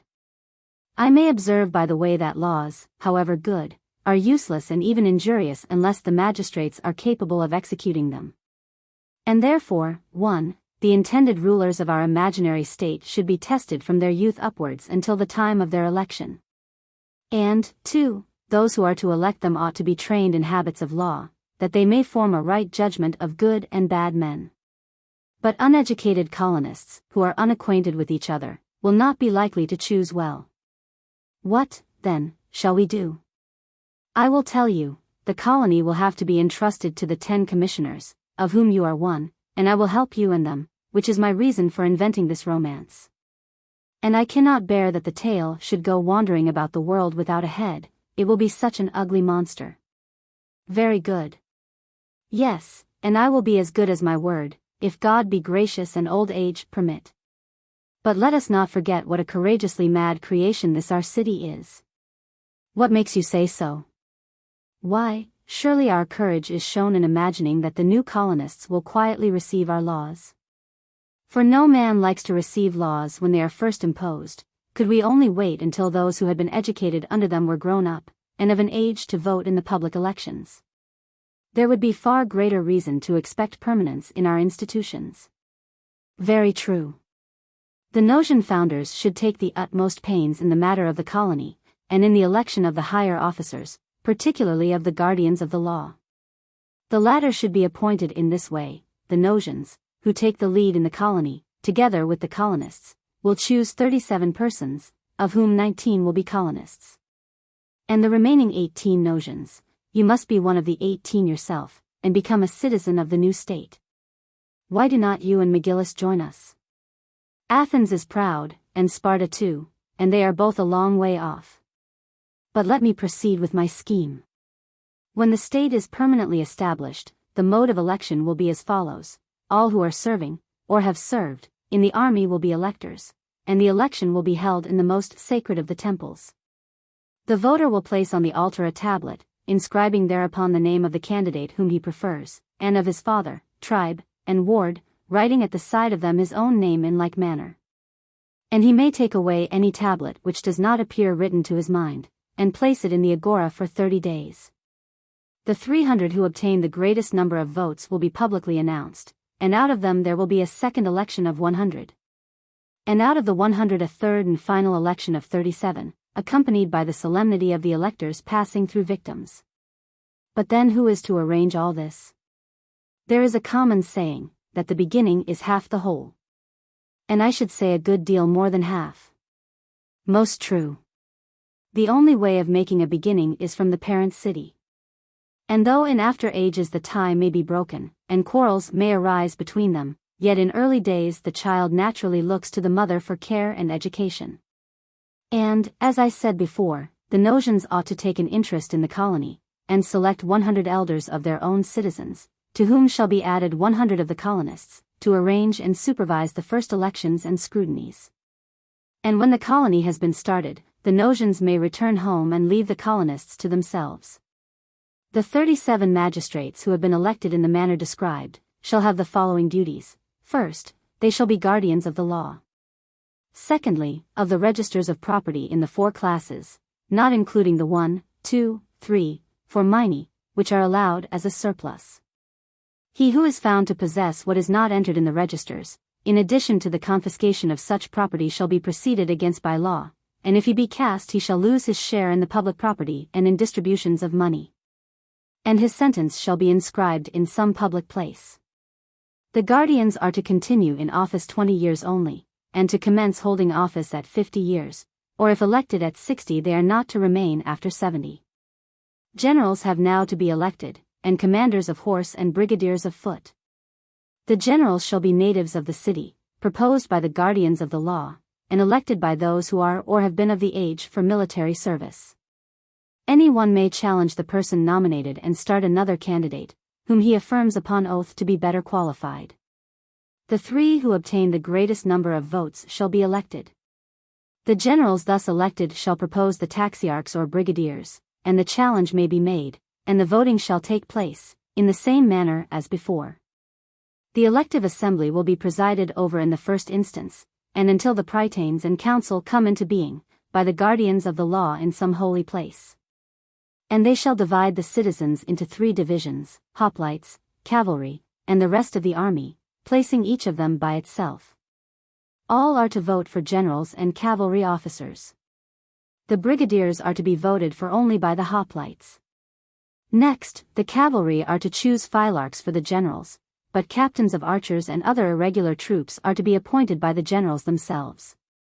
The cavalry officers shall be proposed and voted upon by the same persons who vote for the generals. The 2 who have the greatest number of votes shall be leaders of all the horse. Disputes about the voting may be raised once or twice, but, if a 3rd time, the presiding officers shall decide. The council shall consist of 360, who may be conveniently divided into 4 sections, making 90 councillors of each class. In the first place, all the citizens shall select candidates from the first class, and they shall be compelled to vote under pain of a fine. This shall be the business of the first day. On the second day a similar selection shall be made from the second class under the same conditions. On the third day, candidates shall be selected from the third class. But the compulsion to vote shall only extend to the voters of the first 3 classes. On the fourth day, members of the council shall be selected from the 4th class. They shall be selected by all, but the compulsion to vote shall only extend to the 2nd class, who, if they do not vote, shall pay a fine of triple the amount which was exacted at first, and to the 1st class, who shall pay a quadruple fine. On the 5th day, the names shall be exhibited, and out of them shall be chosen by all the citizens 180 of each class. These are severally to be reduced by lot to 90, and 90 by 4 will form the council for the year. The mode of election which has been described is a mean between monarchy and democracy, and such a mean should ever be observed in the state.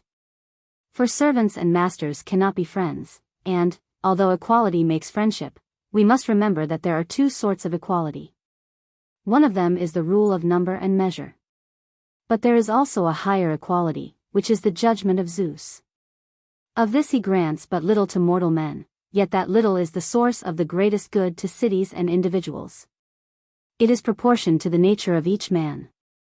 It gives more to the better and less to the inferior, and is the true political justice. To this we in our state desire to look, as every legislator should, not to the interests either of tyrants or mobs. But justice cannot always be strictly enforced, and then equity and mercy have to be substituted, and for a similar reason, when true justice will not be endured, we must have recourse to the rougher justice of the lot, which God must be entreated to guide. These are the principal means of preserving the state, but perpetual care will also be required. When a ship is sailing on the sea, vigilance must not be relaxed night or day. And the vessel of state is tossing in a political sea, and therefore watch must continually succeed watch, and rulers must join hands with rulers. A small body will best perform this duty, and therefore the greater part of the 360 senators may be permitted to go and manage their own affairs, but a 12th portion must be set aside in each month for the administration of the state. Their business will be to receive information and answer embassies. Also they must endeavor to prevent or heal internal disorders, and with this object they must have the control of all assemblies of the citizens. Besides the council, there must be wardens of the city and of the agora, who will superintend houses, ways, harbors, markets, and fountains, in the city and the suburbs, and prevent any injury being done to them by man or beast. The temples, also, will require priests and priestesses. Those who hold the priestly office by hereditary tenure shall not be disturbed. But as there will probably be few or none such in a new colony, priests and priestesses shall be appointed for the gods who have no servants. Some of these officers shall be elected by vote, some by lot. And all classes shall mingle in a friendly manner at the elections. The appointment of priests should be left to God, that is, to the lot. But the person elected must prove that he is himself sound in body and of legitimate birth, and that his family has been free from homicide or any other stain of impurity. Priests and priestesses are to be not less than 60 years of age, and shall hold office for a year only. The laws which are to regulate matters of religion shall be brought from Delphi, and interpreters appointed to superintend their execution. These shall be elected in the following manner: the 12 tribes shall be formed into 3 bodies of 4, each of which shall select 4 candidates. And this shall be done 3 times, of each 12 thus selected the 3 who receive the largest number of votes, 9 in all, after undergoing a scrutiny shall go to Delphi, in order that the god may elect 1 out of each triad. They shall be appointed for life, and when any of them dies, another shall be elected by the 4 tribes who made the original appointment. There shall also be treasurers of the temples. 3 for the greater temples, 2 for the lesser, and 1 for those of least importance. The defense of the city should be committed to the generals and other officers of the army, and to the wardens of the city and agora. The defense of the country shall be on this wise: the 12 tribes shall allot among themselves annually the 12 divisions of the country, and each tribe shall appoint 5 wardens and commanders of the watch. The 5 wardens in each division shall choose out of their own tribe 12 guards, who are to be between 25 and 30 years of age. Both the wardens and the guards are to serve 2 years. And they shall make a round of the divisions, staying a month in each. They shall go from west to east during the 1st year, and back from east to west during the 2nd. Thus they will gain a perfect knowledge of the country at every season of the year.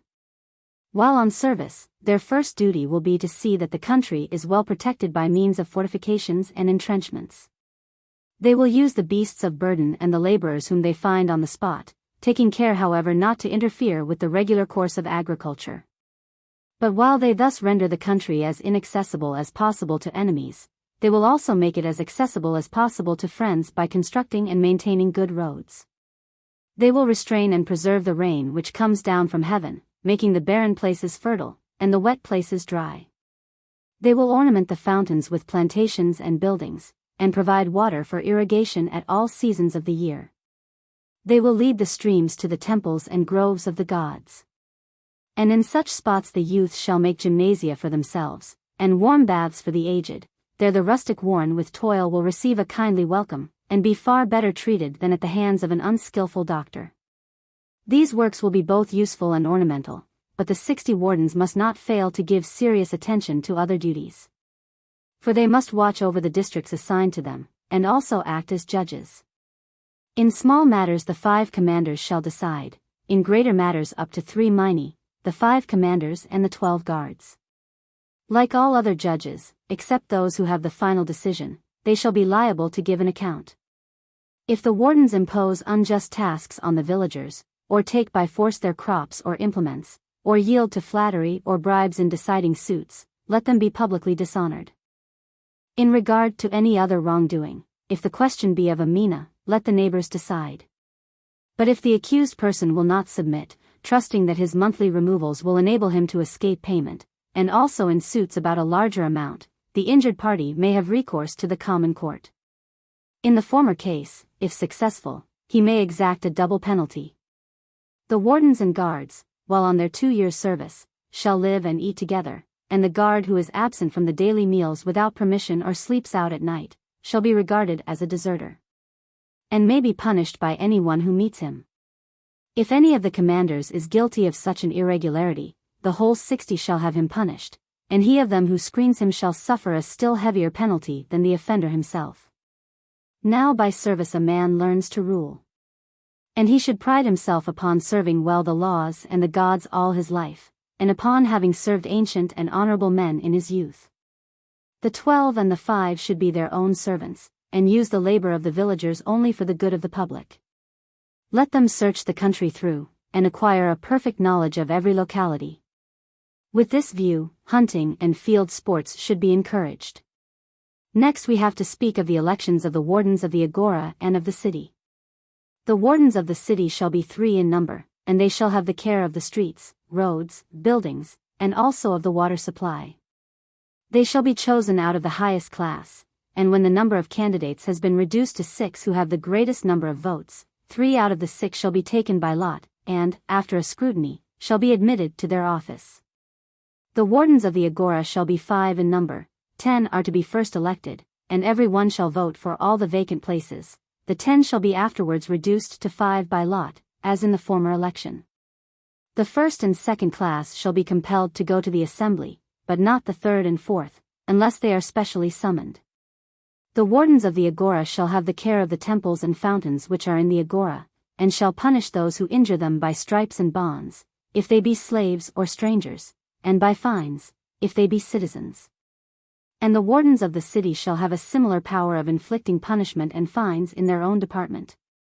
In the next place, there must be directors of music and gymnastic. One class of them superintending gymnasia and schools, and the attendance and lodging of the boys and girls, the other having to do with contests of music and gymnastic. In musical contests there shall be one kind of judges of solo singing or playing, who will judge of rhapsodists, flute players, harp players, and the like, and another of choruses. There shall be choruses of men and boys and maidens. One director will be enough to introduce them all, and he should not be less than 40 years of age. Secondly, of solos also there shall be one director, aged not less than 30 years. He will introduce the competitors and give judgment upon them. The director of the choruses is to be elected in an assembly at which all who take an interest in music are compelled to attend, and no one else. Candidates must only be proposed for their fitness, and opposed on the ground of unfitness. 10 are to be elected by vote, and the one of these on whom the lot falls shall be director for a year. Next shall be elected out of the second and third classes the judges of gymnastic contests, who are to be 3 in number, and are to be tested.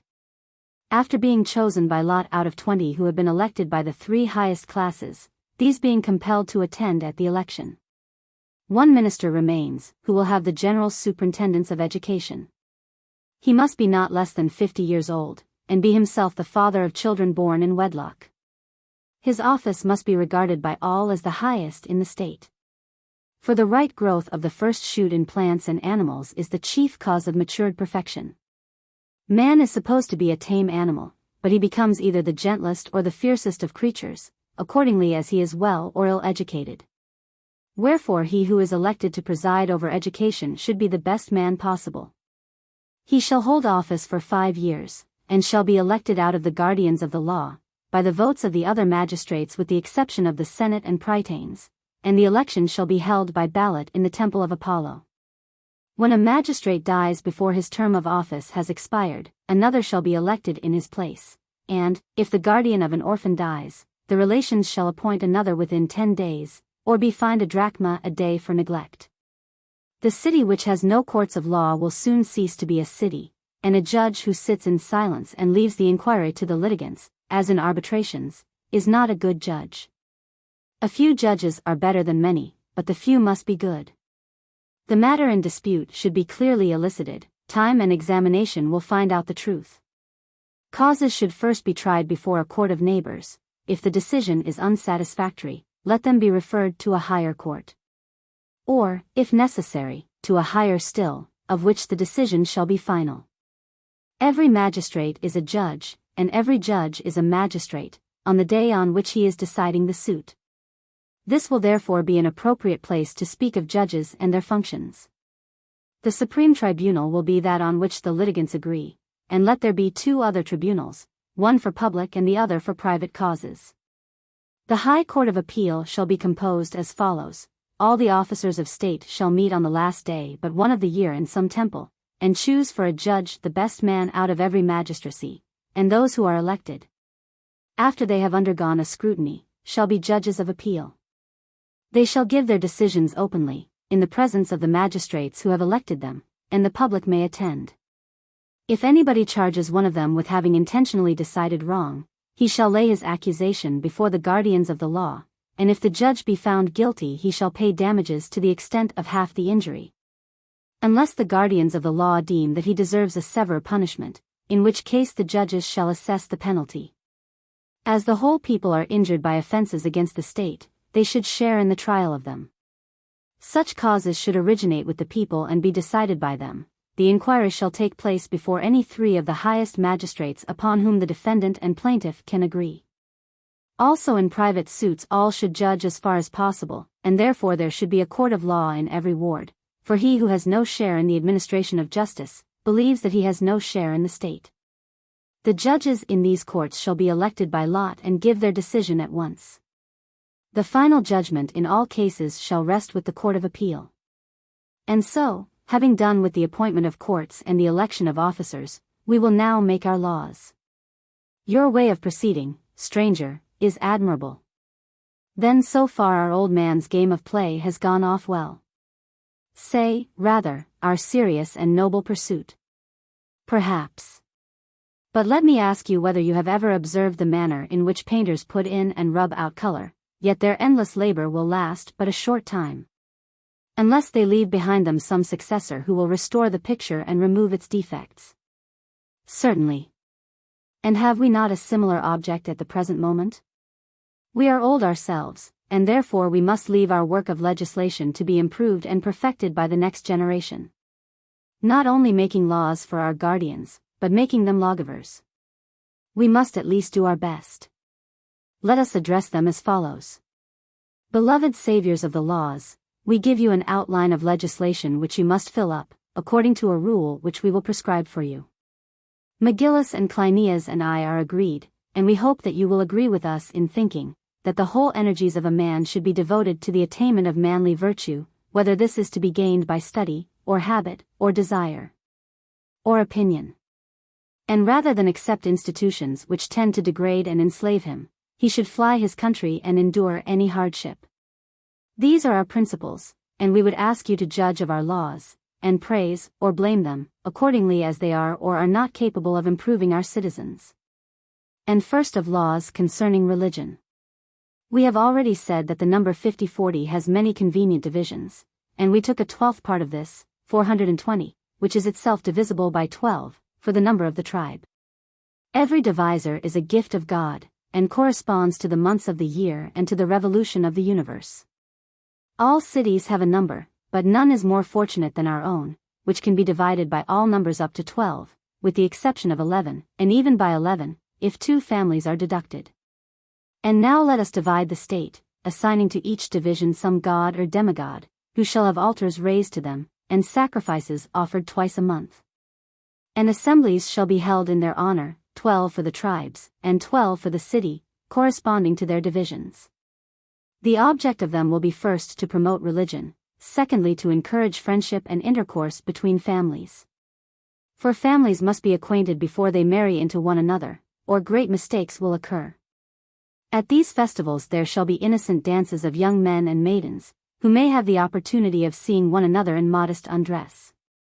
To the details of all this the masters of choruses and the guardians will attend, embodying in laws the results of their experience.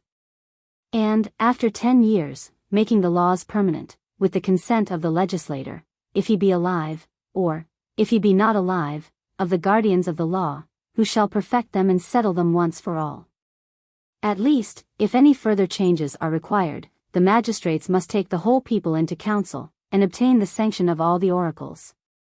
Whenever anyone who is between the ages of 25 and 35 wants to marry, let him do so, but first let him hear the strain which we will address to him.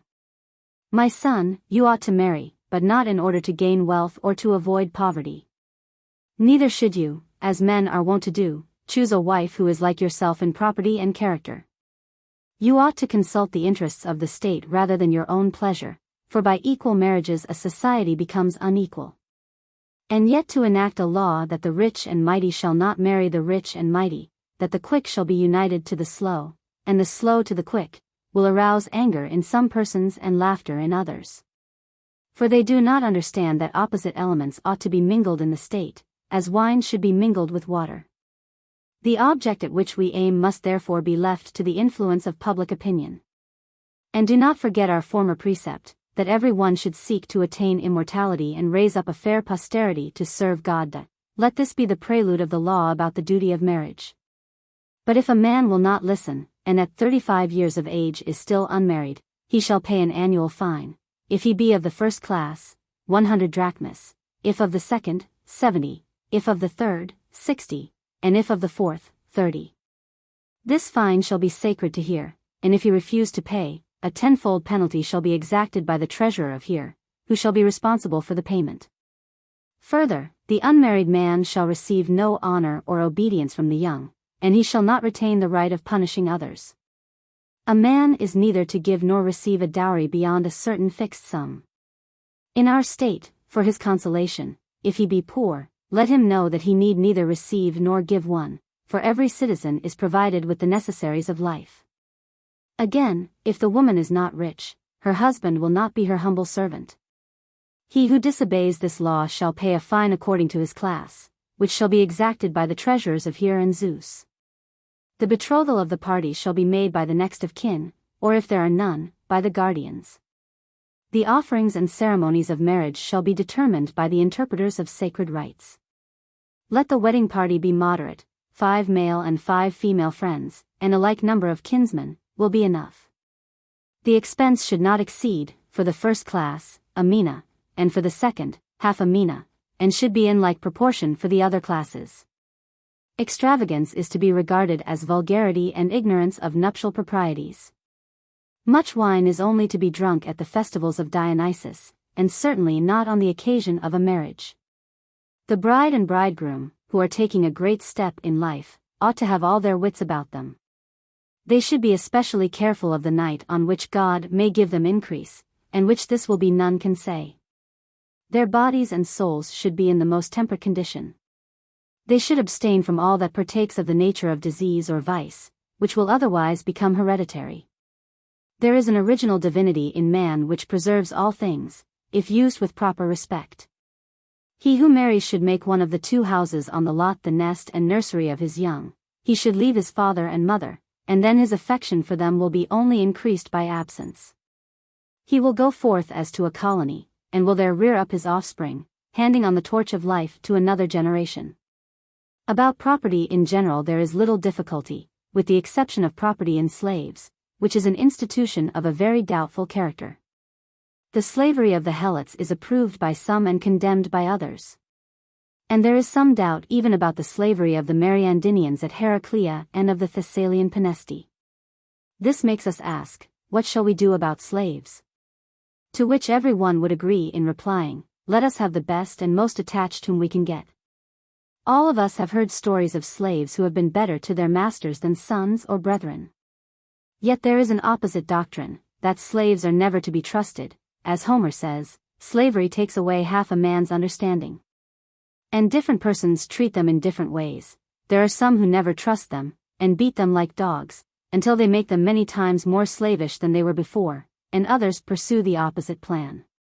Man is a troublesome animal, as has been often shown, Megillus, notably in the revolts of the Messenians, and great mischiefs have arisen in countries where there are large bodies of slaves of one nationality. 2 rules may be given for their management: first, that they should not, if possible, be of the same country or have a common language. And secondly, that they should be treated by their master with more justice even than equals, out of regard to himself quite as much as to them. For he who is righteous in the treatment of his slaves, or of any inferiors, will sow in them the seed of virtue. Masters should never jest with their slaves. This, which is a common but foolish practice, increases the difficulty and painfulness of managing them. Next, as to habitations. These ought to have been spoken of before. For no man can marry a wife, and have slaves, who has not a house for them to live in. Let us supply the omission. The temples should be placed round the agora, and the city built in a circle on the heights. Near the temples, which are holy places and the habitations of the gods, should be buildings for the magistrates, and the courts of law, including those in which capital offenses are to be tried. As to walls, Megillus, I agree with Sparta that they should sleep in the earth. Cold steel is the best wall, as the poet finely says. Besides, how absurd to be sending out our youth to fortify and guard the borders of our country, and then to build a city wall, which is very unhealthy, and is apt to make people fancy that they may run there and rest in idleness. Not knowing that true repose comes from labor, and that idleness is only a renewal of trouble. If, however, there must be a wall, the private houses had better be so arranged as to form one wall. This will have an agreeable aspect, and the building will be safer and more defensible. These objects should be attended to at the foundation of the city. The wardens of the city must see that they are carried out, and they must also enforce cleanliness, and preserve the public buildings from encroachments. Moreover, they must take care to let the rain flow off easily, and must regulate other matters concerning the general administration of the city. If any further enactments prove to be necessary, the guardians of the law must supply them. And now, having provided buildings, and having married our citizens, we will proceed to speak of their mode of life. In a well-constituted state, individuals cannot be allowed to live as they please. Why do I say this? Because I am going to enact that the bridegroom shall not absent himself from the common meals. They were instituted originally on the occasion of some war, and, though deemed singular when first founded, they have tended greatly to the security of states. There was a difficulty in introducing them, but there is no difficulty in them now. There is, however, another institution about which I would speak, if I dared. I may preface my proposal by remarking that disorder in a state is the source of all evil, and order of all good. Now in Sparta and Crete there are common meals for men, and this, as I was saying, is a divine and natural institution. But the women are left to themselves. They live in dark places, and, being weaker, and therefore wickeder, than men, they are at the bottom of a good deal more than half the evil of states. This must be corrected, and the institution of common meals extended to both sexes. But, in the present unfortunate state of opinion, who would dare to establish them? And still more, who can compel women to eat and drink in public? They will defy the legislator to drag them out of their holes. And in any other state such a proposal would be drowned in clamor, but in our own I think that I can show the attempt to be just and reasonable. There is nothing which we should like to hear better. Listen, then. Having plenty of time, we will go back to the beginning of things, which is an old subject with us. Right. Either the race of mankind never had a beginning and will never have an end, or the time which has elapsed since man first came into being is all but infinite. No doubt. And in this infinity of time there have been changes of every kind, both in the order of the seasons and in the government of states and in the customs of eating and drinking. Vines and olives were at length discovered, and the blessings of Demeter and Persephone, of which one Triptolemus is said to have been the minister. Before his time the animals had been eating one another. And there are nations in which mankind still sacrifice their fellow men, and other nations in which they lead a kind of Orphic existence, and will not sacrifice animals, or so much as taste of a cow. They offer fruits or cakes moistened with honey.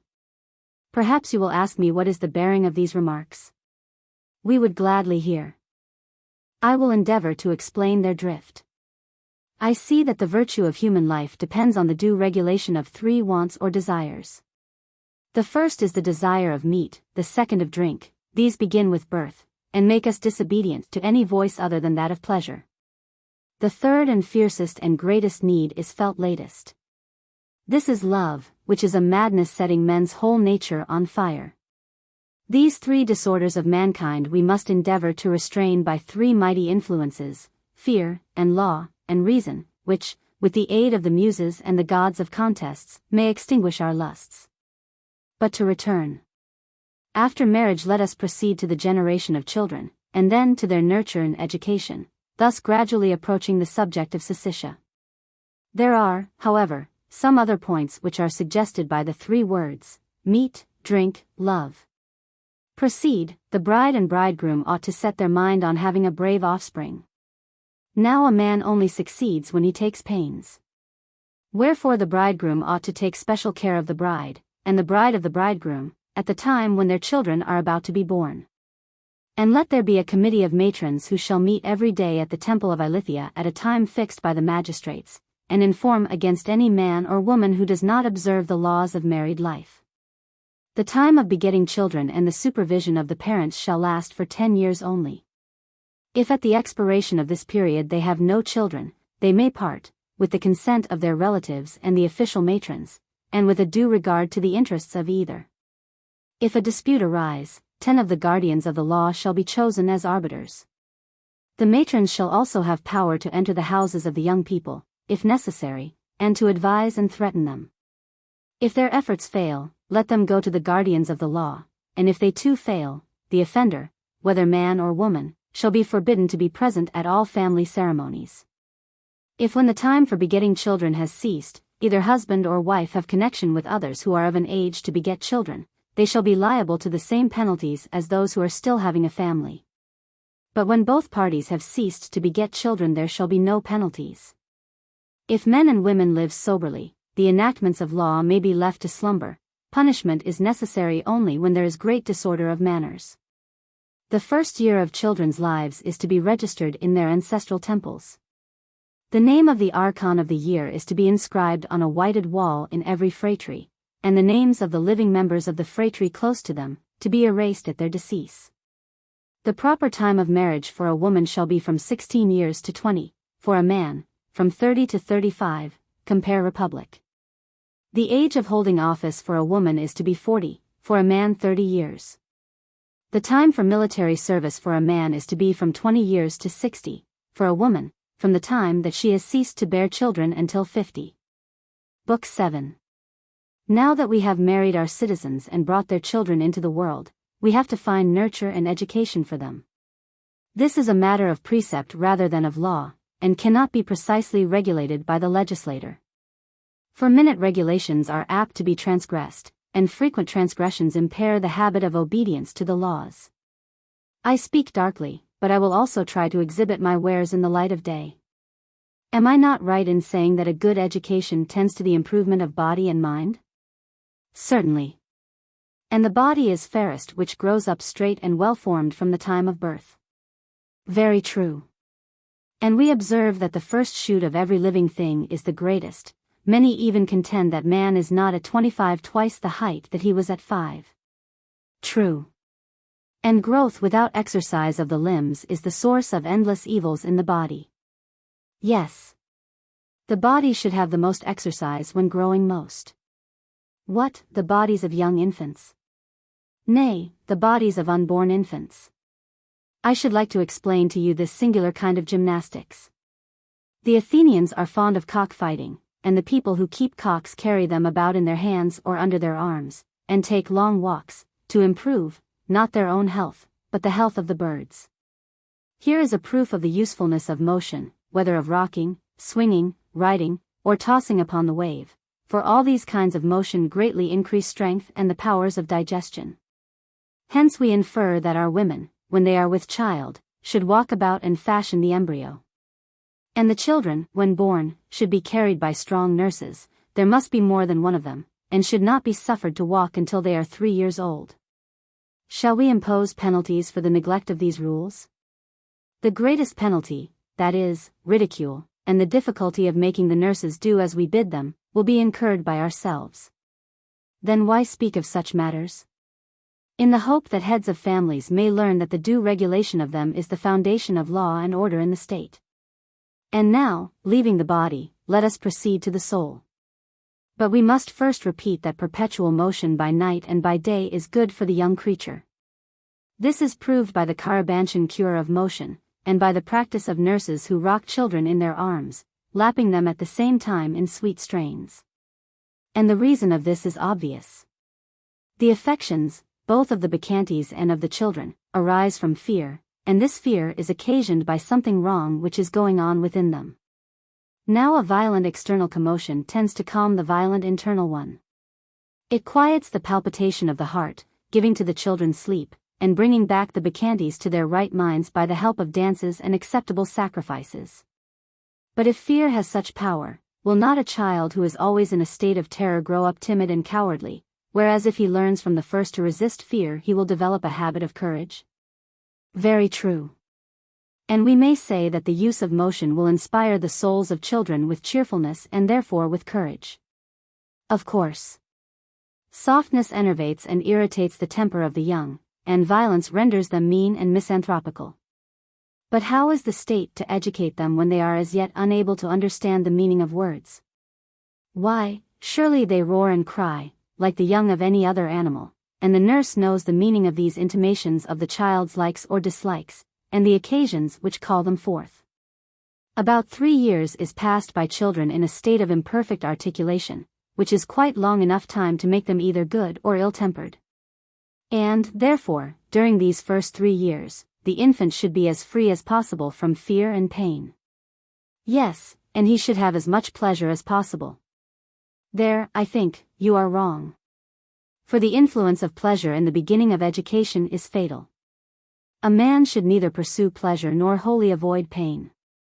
He should embrace the mean, and cultivate that state of calm which mankind, taught by some inspiration, attribute to God, and he who would be like God should neither be too fond of pleasure himself, nor should he permit any other to be thus given.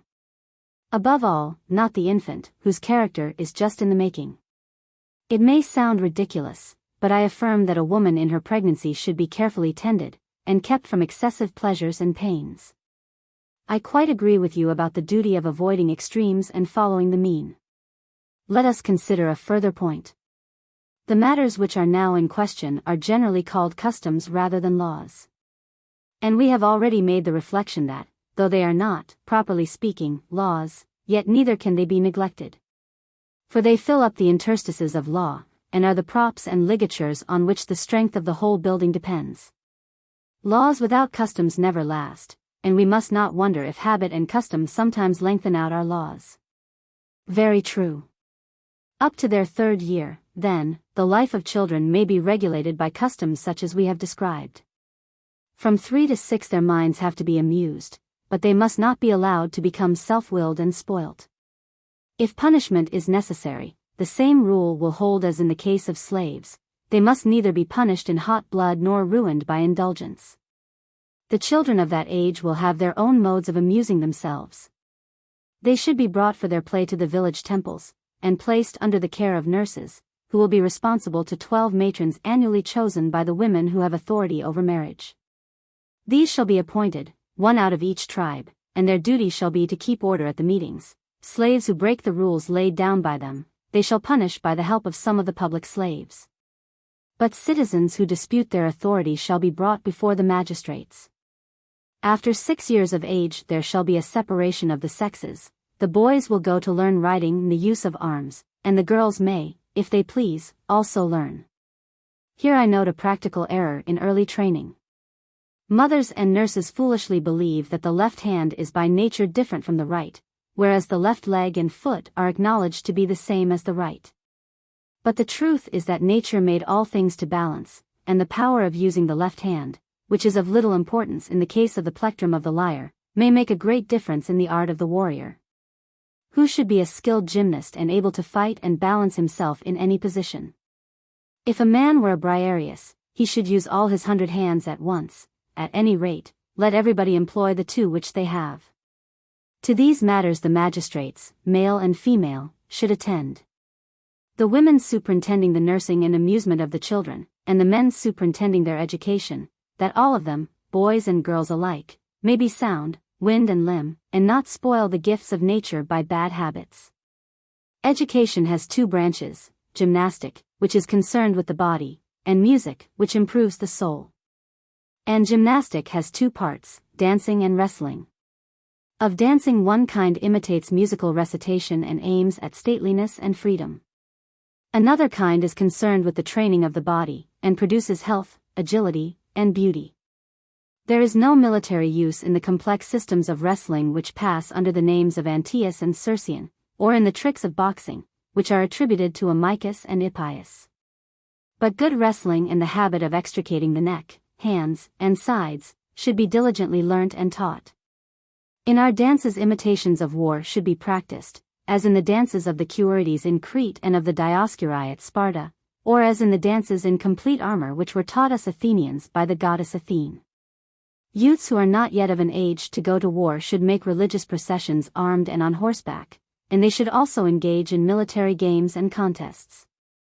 These exercises will be equally useful in peace and war, and will benefit both states and families. Next follows music, to which we will once more return. And here I shall venture to repeat my old paradox, that amusements have great influence on laws.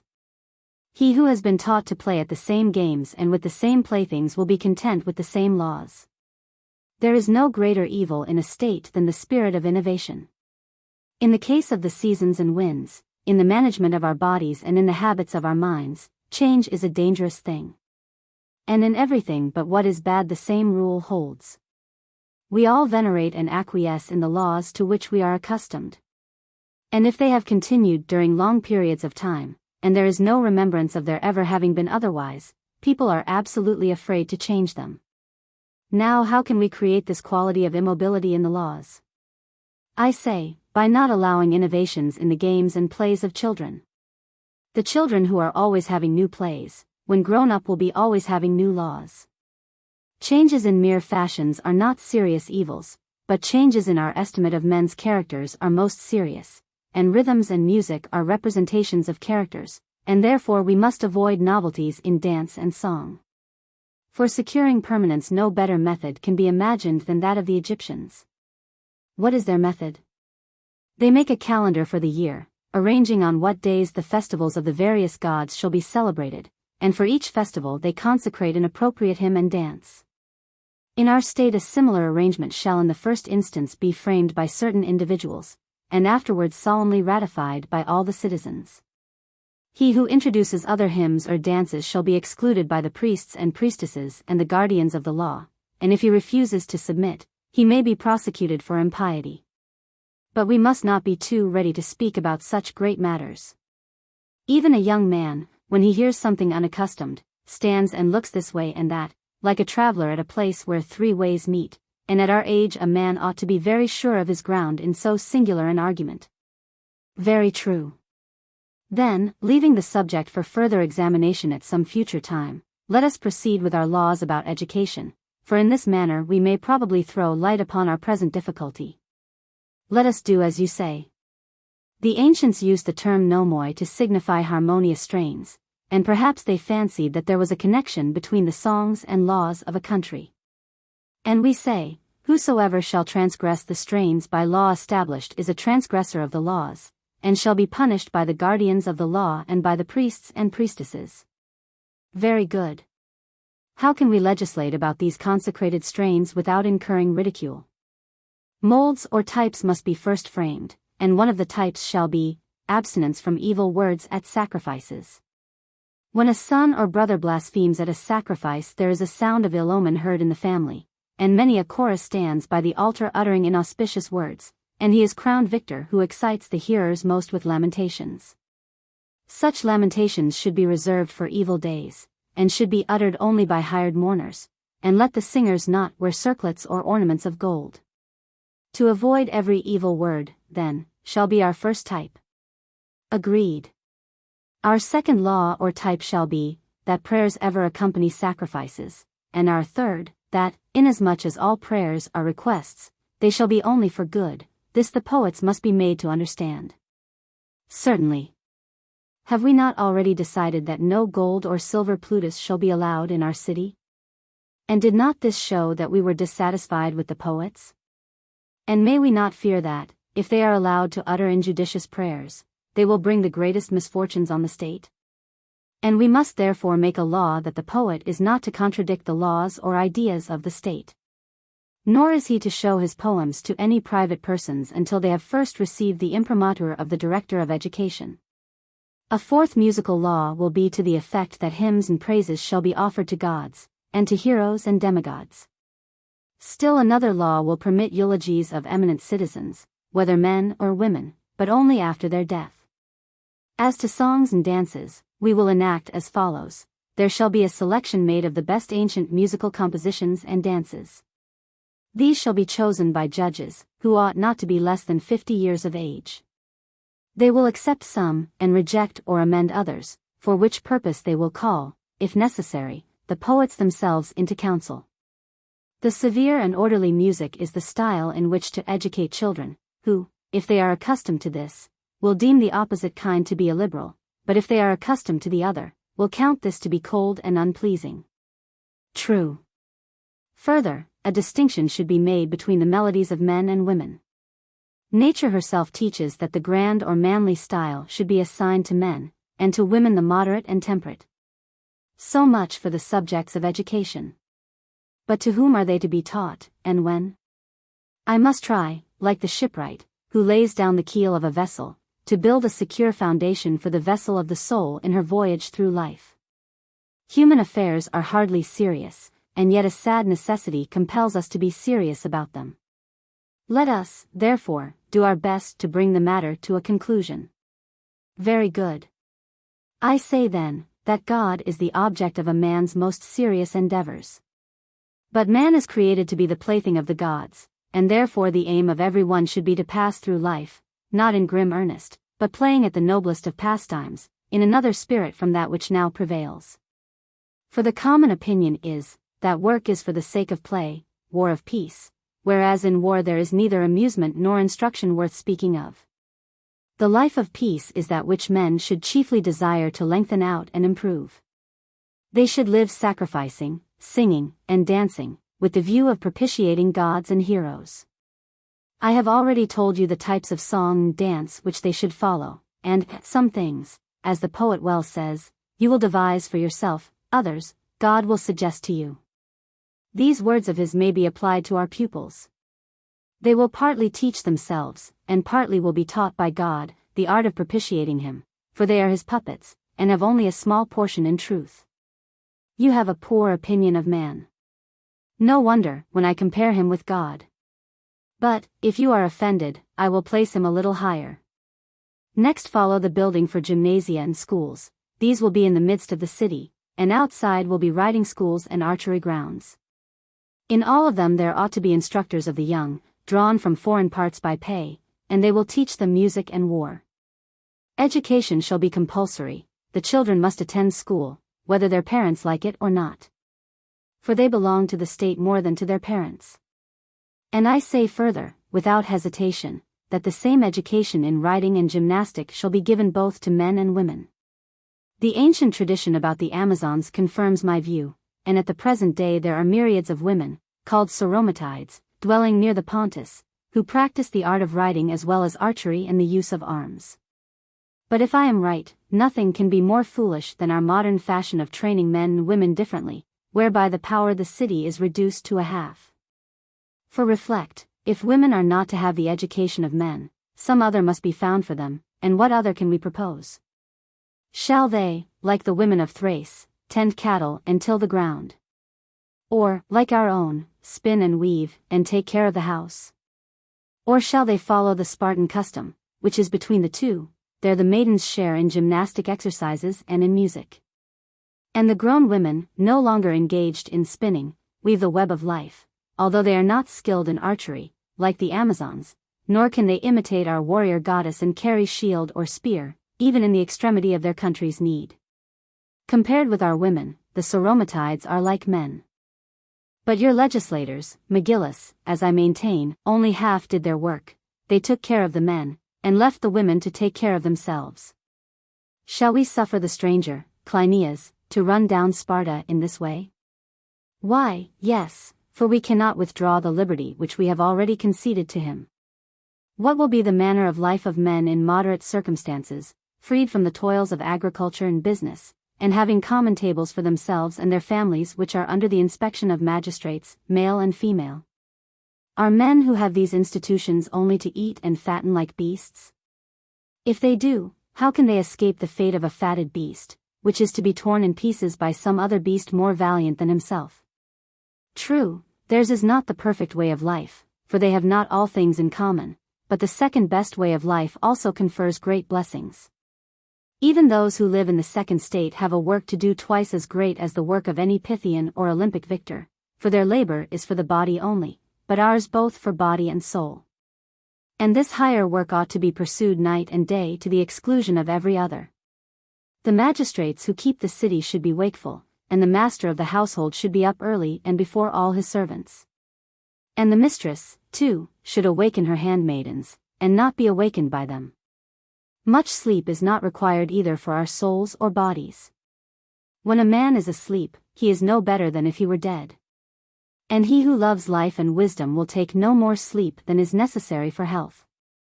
Magistrates who are wide awake at night are terrible to the bad, but they are honored by the good, and are useful to themselves and the state. When the morning dawns, let the boy go to school. As the sheep need the shepherd, so the boy needs a master, for he is at once the most cunning and the most insubordinate of creatures. Let him be taken away from mothers and nurses, and tamed with bit and bridle, being treated as a freeman in that he learns and is taught, but as a slave in that he may be chastised by all other freemen. And the freeman who neglects to chastise him shall be disgraced. All these matters will be under the supervision of the Director of Education. Him we will address as follows. We have spoken to you, O illustrious teacher of youth, of the song, the time, and the dance, and of martial strains. But of the learning of letters and of prose writings, and of music, and of the use of calculation for military and domestic purposes we have not spoken. Nor yet of the higher use of numbers in reckoning divine things, such as the revolutions of the stars, or the arrangements of days, months, and years, of which the true calculation is necessary in order that seasons and festivals may proceed in regular course, and arouse and enliven the city, rendering to the gods their due, and making men know them better. There are, we say, many things about which we have not as yet instructed you, and first, as to reading, music, shall the pupil be a perfect scholar and musician, or not even enter on these studies? He should certainly enter on both. To letters he will apply himself from the age of 10 to 13, and at 13 he will begin to handle the lyre, and continue to learn music until he is 16. No shorter and no longer time will be allowed, however fond he or his parents may be of the pursuit. The study of letters he should carry to the extent of simple reading and writing, but he need not care for calligraphy and tachygraphy, if his natural gifts do not enable him to acquire them in the 3 years. And here arises a question as to the learning of compositions when unaccompanied with music, I mean, prose compositions. They are a dangerous species of literature. Speak then, O guardians of the law, and tell us what we shall do about them. You seem to be in a difficulty. Yes, it is difficult to go against the opinion of all the world. But have we not often already done so? Very true. And you imply that the road which we are taking, though disagreeable to many, is approved by those whose judgment is most worth having. Certainly. Then I would first observe that we have many poets, comic as well as tragic, with whose compositions, as people say, youth are to be imbued and saturated. Some would have them learn by heart entire poets, others prefer extracts. Now I believe, and the general opinion is, that some of the things which they learn are good, and some bad. Then how shall we reject some and select others? A happy thought occurs to me. This long discourse of ours is a sample of what we want, and is moreover an inspired work and a kind of poem. I am naturally pleased in reflecting upon all our words, which appear to me to be just the thing for a young man to hear and learn. I would venture, then, to offer to the Director of Education this treatise of laws as a pattern for his guidance. And in case he should find any similar compositions, written or oral, I would have him carefully preserve them, and commit them in the first place to the teachers who are willing to learn them. He should turn off the teacher who refuses, and let them communicate the lesson to the young. I have said enough to the teacher of letters, and now we will proceed to the teacher of the lyre. He must be reminded of the advice which we gave to the sexagenarian minstrels. Like them he should be quick to perceive the rhythm suited to the expression of virtue, and to reject the opposite. With a view to the attainment of this object, the pupil and his instructor are to use the lyre because its notes are pure. The voice and string should coincide note for note, nor should there be complex harmonies and contrasts of intervals, or variations of times or rhythms. 3 years' study is not long enough to give a knowledge of these intricacies. And our pupils will have many things of more importance to learn. The tunes and hymns which are to be consecrated for each festival have been already determined by us. Having given these instructions to the director of music, let us now proceed to dancing and gymnastic, which must also be taught to boys and girls by masters and mistresses. Our Minister of Education will have a great deal to do. And being an old man, how will he get through so much work? There is no difficulty. The law will provide him with assistants, male and female, and he will consider how important his office is, and how great the responsibility of choosing them. For if education prospers, the vessel of state sails merrily along, or if education fails, the consequences are not even to be mentioned. Of dancing and gymnastics something has been said already. We include under the latter military exercises, the various uses of arms, all that relates to horsemanship, and military evolutions and tactics. There should be public teachers of both arts, paid by the state, and women as well as men should be trained in them. The maidens should learn the armed dance, and the grown-up women be practiced in drill and the use of arms, if only in case of extremity, when the men are gone out to battle, and they are left to guard their families. Birds and beasts defend their young, but women instead of fighting run to the altars, thus degrading man below the level of the animals. Such a lack of education, stranger, is both unseemly and dangerous. Wrestling is to be pursued as a military exercise, but the meaning of this, and the nature of the art, can only be explained when action is combined with words. Next follows dancing, which is of 2 kinds. Imitative, first, of the serious and beautiful, and, secondly, of the ludicrous and grotesque. The first kind may be further divided into the dance of war and the dance of peace. The former is called the Pyrrhic. In this the movements of attack and defense are imitated in a direct and manly style, which indicates strength and sufficiency of body and mind. The latter of the two, the dance of peace, is suitable to orderly and law-abiding men. These must be distinguished from the backsheek dances which imitate drunken revelry, and also from the dances by which purifications are effected and mysteries celebrated. Such dances cannot be characterized either as warlike or peaceful, and are unsuited to a civilized state. Now the dances of peace are of 2 classes. The first of them is the more violent, being an expression of joy and triumph after toil and danger. The other is more tranquil, symbolizing the continuance and preservation of good. In speaking or singing we naturally move our bodies, and as we have more or less courage or self-control we become less or more violent and excited. Thus from the imitation of words in gestures the art of dancing arises. Now one man imitates in an orderly, another in a disorderly manner, and so the peaceful kinds of dance have been appropriately called Emilii, or dances of order, as the warlike have been called Pyrrhic. In the latter a man imitates all sorts of blows and the hurling of weapons and the avoiding of them. In the former he learns to bear himself gracefully and like a gentleman. The types of these dances are to be fixed by the legislator, and when the guardians of the law have assigned them to the several festivals, and consecrated them in due order, no further change shall be allowed. Thus much of the dances which are appropriate to fair forms and noble souls. Comedy, which is the opposite of them, remains to be considered. For the serious implies the ludicrous, and opposites cannot be understood without opposites. But a man of repute will desire to avoid doing what is ludicrous. He should leave such performances to slaves, they are not fit for freemen, and there should be some element of novelty in them. Concerning tragedy, let our law be as follows. When the inspired poet comes to us with a request to be admitted into our state, we will reply in courteous words, we also are tragedians and your rivals. And the drama which we enact is the best and noblest, being the imitation of the truest and noblest life, with a view to which our state is ordered. And we cannot allow you to pitch your stage in the agora, and make your voices to be heard above ours, or suffer you to address our women and children and the common people on opposite principles to our own.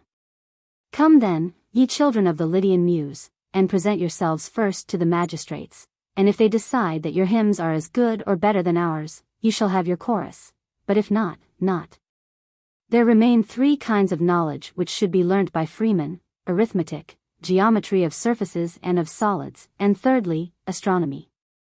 Few need make an accurate study of such sciences, and of special students we will speak at another time. But most persons must be content with the study of them, which is absolutely necessary, and may be said to be a necessity of that nature against which God himself is unable to contend. What are these divine necessities of knowledge? Necessities of a knowledge without which neither gods, nor demigods, can govern mankind. And far is he from being a divine man who cannot distinguish one, two, odd and even. Who cannot number day and night, and is ignorant of the revolutions of the sun and stars, for to every higher knowledge a knowledge of number is necessary. A fool may see this. How much, is a matter requiring more careful consideration. Very true. But the legislator cannot enter into such details, and therefore we must defer the more careful consideration of these matters to another occasion. You seem to fear our habitual want of training in these subjects. Still more do I fear the danger of bad training, which is often worse than none at all. Very true. I think that a gentleman and a freeman may be expected to know as much as an Egyptian child. In Egypt, arithmetic is taught to children in their sports by a distribution of apples or garlands among a greater or less number of people, or a calculation is made of the various combinations which are possible among a set of boxers or wrestlers. Or they distribute cups among the children, sometimes of gold, brass, and silver intermingled, sometimes of one metal only. The knowledge of arithmetic which is thus acquired is a great help, either to the general or to the manager of a household. Wherever measure is employed, men are more wide awake in their dealings, and they get rid of their ridiculous ignorance. What do you mean? I have observed this ignorance among my countrymen. They are like pigs, and I am heartily ashamed both on my own behalf and on that of all the Hellenes. In what respect? Let me ask you a question. You know that there are such things as length, breadth, and depth? Yes. And the Hellenes imagine that they are commensurable, 1, with themselves, and, 2, with each other, whereas they are only commensurable with themselves. But if this is true, then we are in an unfortunate case, and may well say to our compatriots that not to possess necessary knowledge is a disgrace, though to possess such knowledge is nothing very grand. Certainly. The discussion of arithmetical problems is a much better amusement for old men than their favorite game of draughts. True. Mathematics, then, will be one of the subjects in which youth should be trained. They may be regarded as an amusement, as well as a useful and innocent branch of knowledge. I think that we may include them provisionally. Yes, that will be the way. The next question is, whether astronomy shall be made a part of education. About the stars there is a strange notion prevalent. Men often suppose that it is impious to inquire into the nature of God and the world, whereas the very reverse is the truth. How do you mean? What I am going to say may seem absurd and at variance with the usual language of age, and yet if true and advantageous to the state, and pleasing to God, ought not to be withheld. Let us hear. My dear friend, how falsely do we and all the Hellenes speak about the sun and moon? In what respect? We are always saying that they and certain of the other stars do not keep the same path, and we term them planets. Yes. And I have seen the morning and evening stars go all manner of ways, and the sun and moon doing what we know that they always do. But I wish that you would explain your meaning further. You will easily understand what I have had no difficulty in understanding myself, though we are both of us past the time of learning. True, but what is this marvelous knowledge which youth are to acquire, and of which we are ignorant? Men say that the sun, moon, and stars are planets or wanderers, but this is the reverse of the fact. Each of them moves in one orbit only, which is circular, and not in many, nor is the swiftest of them the slowest, as appears to human eyes. What an insult should we offer to Olympian runners if we were to put the first last and the last first? And if that is a ridiculous error in speaking of men, how much more in speaking of the gods? They cannot be pleased at our telling falsehoods about them. They cannot. Then people should at least learn so much about them as will enable them to avoid impiety. Enough of education. Hunting and similar pursuits now claim our attention. These require for their regulation that mixture of law and admonition of which we have often spoken, e.g., in what we were saying about the nurture of young children. And therefore the whole duty of the citizen will not consist in mere obedience to the laws. He must regard not only the enactments but also the precepts of the legislator. I will illustrate my meaning by an example. Of hunting there are many kinds, hunting of fish and fowl, man and beast, enemies and friends, and the legislator can neither omit to speak about these things, nor make penal ordinances about them all. What is he to do then? He will praise and blame hunting, having in view the discipline and exercise of youth. And the young man will listen obediently and will regard his praises and censures, neither pleasure nor pain should hinder him. The legislator will express himself in the form of a pious wish for the welfare of the young. "Oh, my friends," he will say, "may you never be induced to hunt for fish in the waters, either by day or night, or for men, whether by sea or land. Never let the wish to steal enter into your minds, neither be ye fowlers, which is not an occupation for gentlemen." As to land animals, the legislator will discourage hunting by night, and also the use of nets and snares by day. For these are indolent and unmanly methods. The only mode of hunting which he can praise is with horses and dogs, running, shooting, striking at close quarters. Enough of the prelude. The law shall be as follows. Let no one hinder the holy order of huntsmen, but let the nightly hunters who lay snares and nets be everywhere prohibited. Let the fowler confine himself to waste places and to the mountains. The fisherman is also permitted to exercise his calling, except in harbors and sacred streams, marshes and lakes. In all other places he may fish, provided he does not make use of poisonous mixtures. Book 8.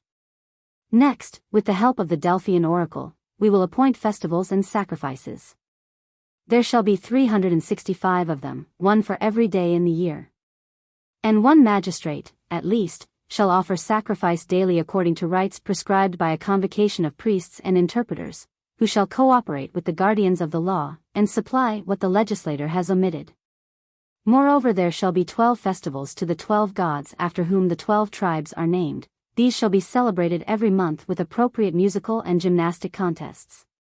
There shall also be festivals for women, to be distinguished from the men's festivals. Nor shall the gods below be forgotten, but they must be separated from the gods above. Pluto shall have his own in the 12th month. He is not the enemy, but the friend of man, who releases the soul from the body, which is at least as good a work as to unite them. Further, those who have to regulate these matters should consider that our state has leisure and abundance, and wishing to be happy, like an individual, should lead a good life. For he who leads such a life neither does nor suffers injury, of which the first is very easy, and the second very difficult of attainment, and is only to be acquired by perfect virtue. A good city has peace, but the evil city is full of wars within and without. To guard against the danger of external enemies, the citizens should practice war at least one day in every month. They should go out en masse, including their wives and children, or in divisions, as the magistrates determine, and have mimic contests, imitating in a lively manner real battles. They should also have prizes and encomiums of valor, both for the victors in these contests, and for the victors in the battle of life. The poet who celebrates the victors should be 50 years old at least, and himself a man who has done great deeds. Of such an one the poems may be sung, even though he is not the best of poets. To the director of education and the guardians of the law shall be committed the judgment, and no song, however sweet, which has not been licensed by them shall be recited. These regulations about poetry, and about military expeditions, apply equally to men and to women. The legislator may be conceived to make the following address to himself: with what object am I training my citizens? Are they not strivers for mastery in the greatest of combats? Certainly, will be the reply. And if they were boxers or wrestlers, would they think of entering the lists without many days' practice? Would they not as far as possible imitate all the circumstances of the contest, and if they had no one to box with, would they not practice on a lifeless image, heedless of the laughter of the spectators? And shall our soldiers go out to fight for life and kindred and property unprepared, because sham fights are thought to be ridiculous? Will not the legislator require that his citizens shall practice war daily, performing lesser exercises without arms, while the combatants on a greater scale will carry arms, and take up positions, and lie in ambuscade? And let their combats be not without danger, that opportunity may be given for distinction, and the brave man and the coward may receive their meed of honor or disgrace. If occasionally a man is killed, there is no great harm done, there are others as good as he is who will replace him, and the state can better afford to lose a few of her citizens than to lose the only means of testing them.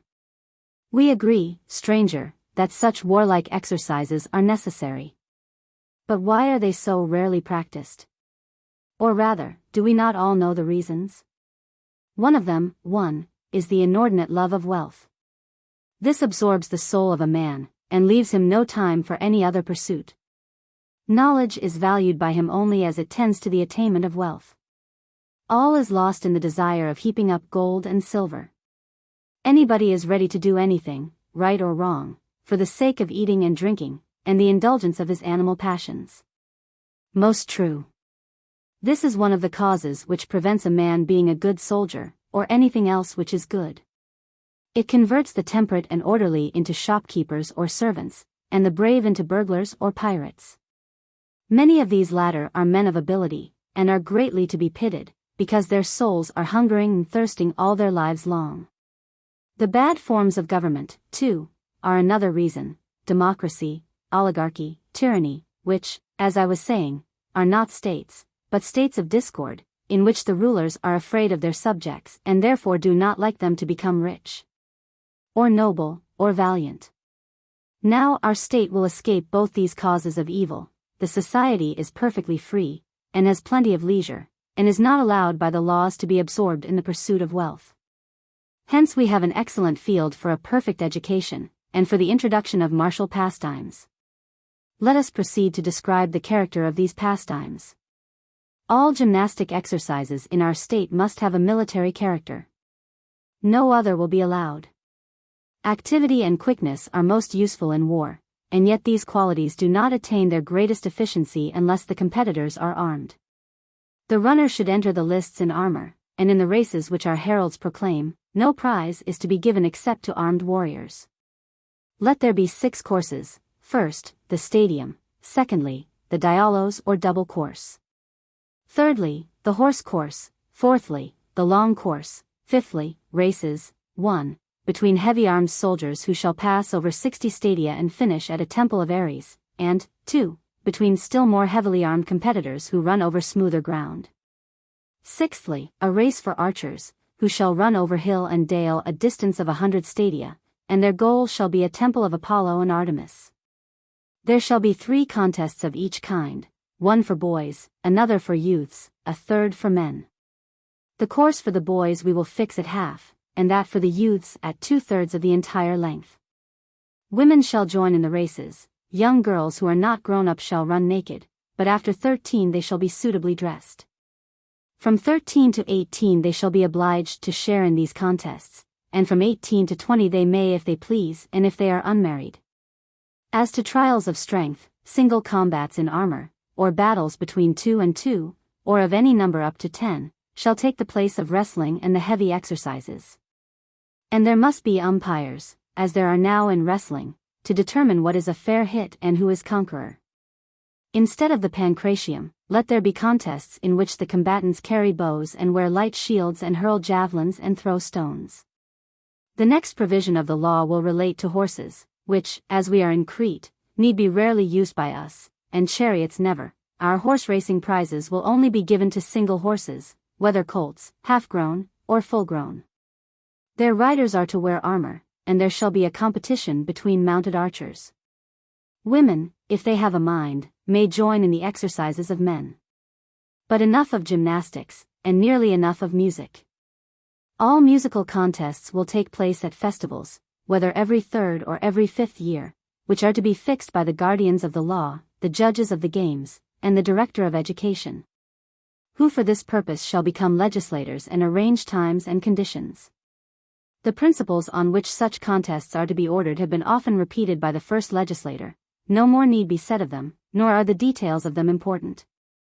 But there is another subject of the highest importance, which, if possible, should be determined by the laws, not of man, but of God. Or, if a direct revelation is impossible, there is need of some bold man who, alone against the world, will speak plainly of the corruption of human nature, and go to war with the passions of mankind. We do not understand you. I will try to make my meaning plainer. In speaking of education, I seem to see young men and maidens in friendly intercourse with one another. And there arose in my mind a natural fear about a state, in which the young of either sex are well nurtured, and have little to do, and occupy themselves chiefly with festivals and dances. How can they be saved from those passions which reason forbids them to indulge, and which are the ruin of so many? The prohibition of wealth, and the influence of education, and the all-seeing eye of the ruler, will alike help to promote temperance. But they will not wholly extirpate the unnatural loves which have been the destruction of states, and against this evil what remedy can be devised? Lacedaemon and Crete give no assistance here. On the subject of love, as I may whisper in your ear, they are against us.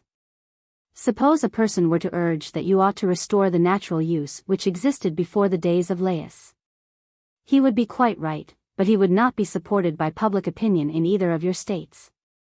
Or try the matter by the test which we apply to all laws, who will say that the permission of such things tends to virtue? Will he who is seduced learn the habit of courage, or will the seducer acquire temperance?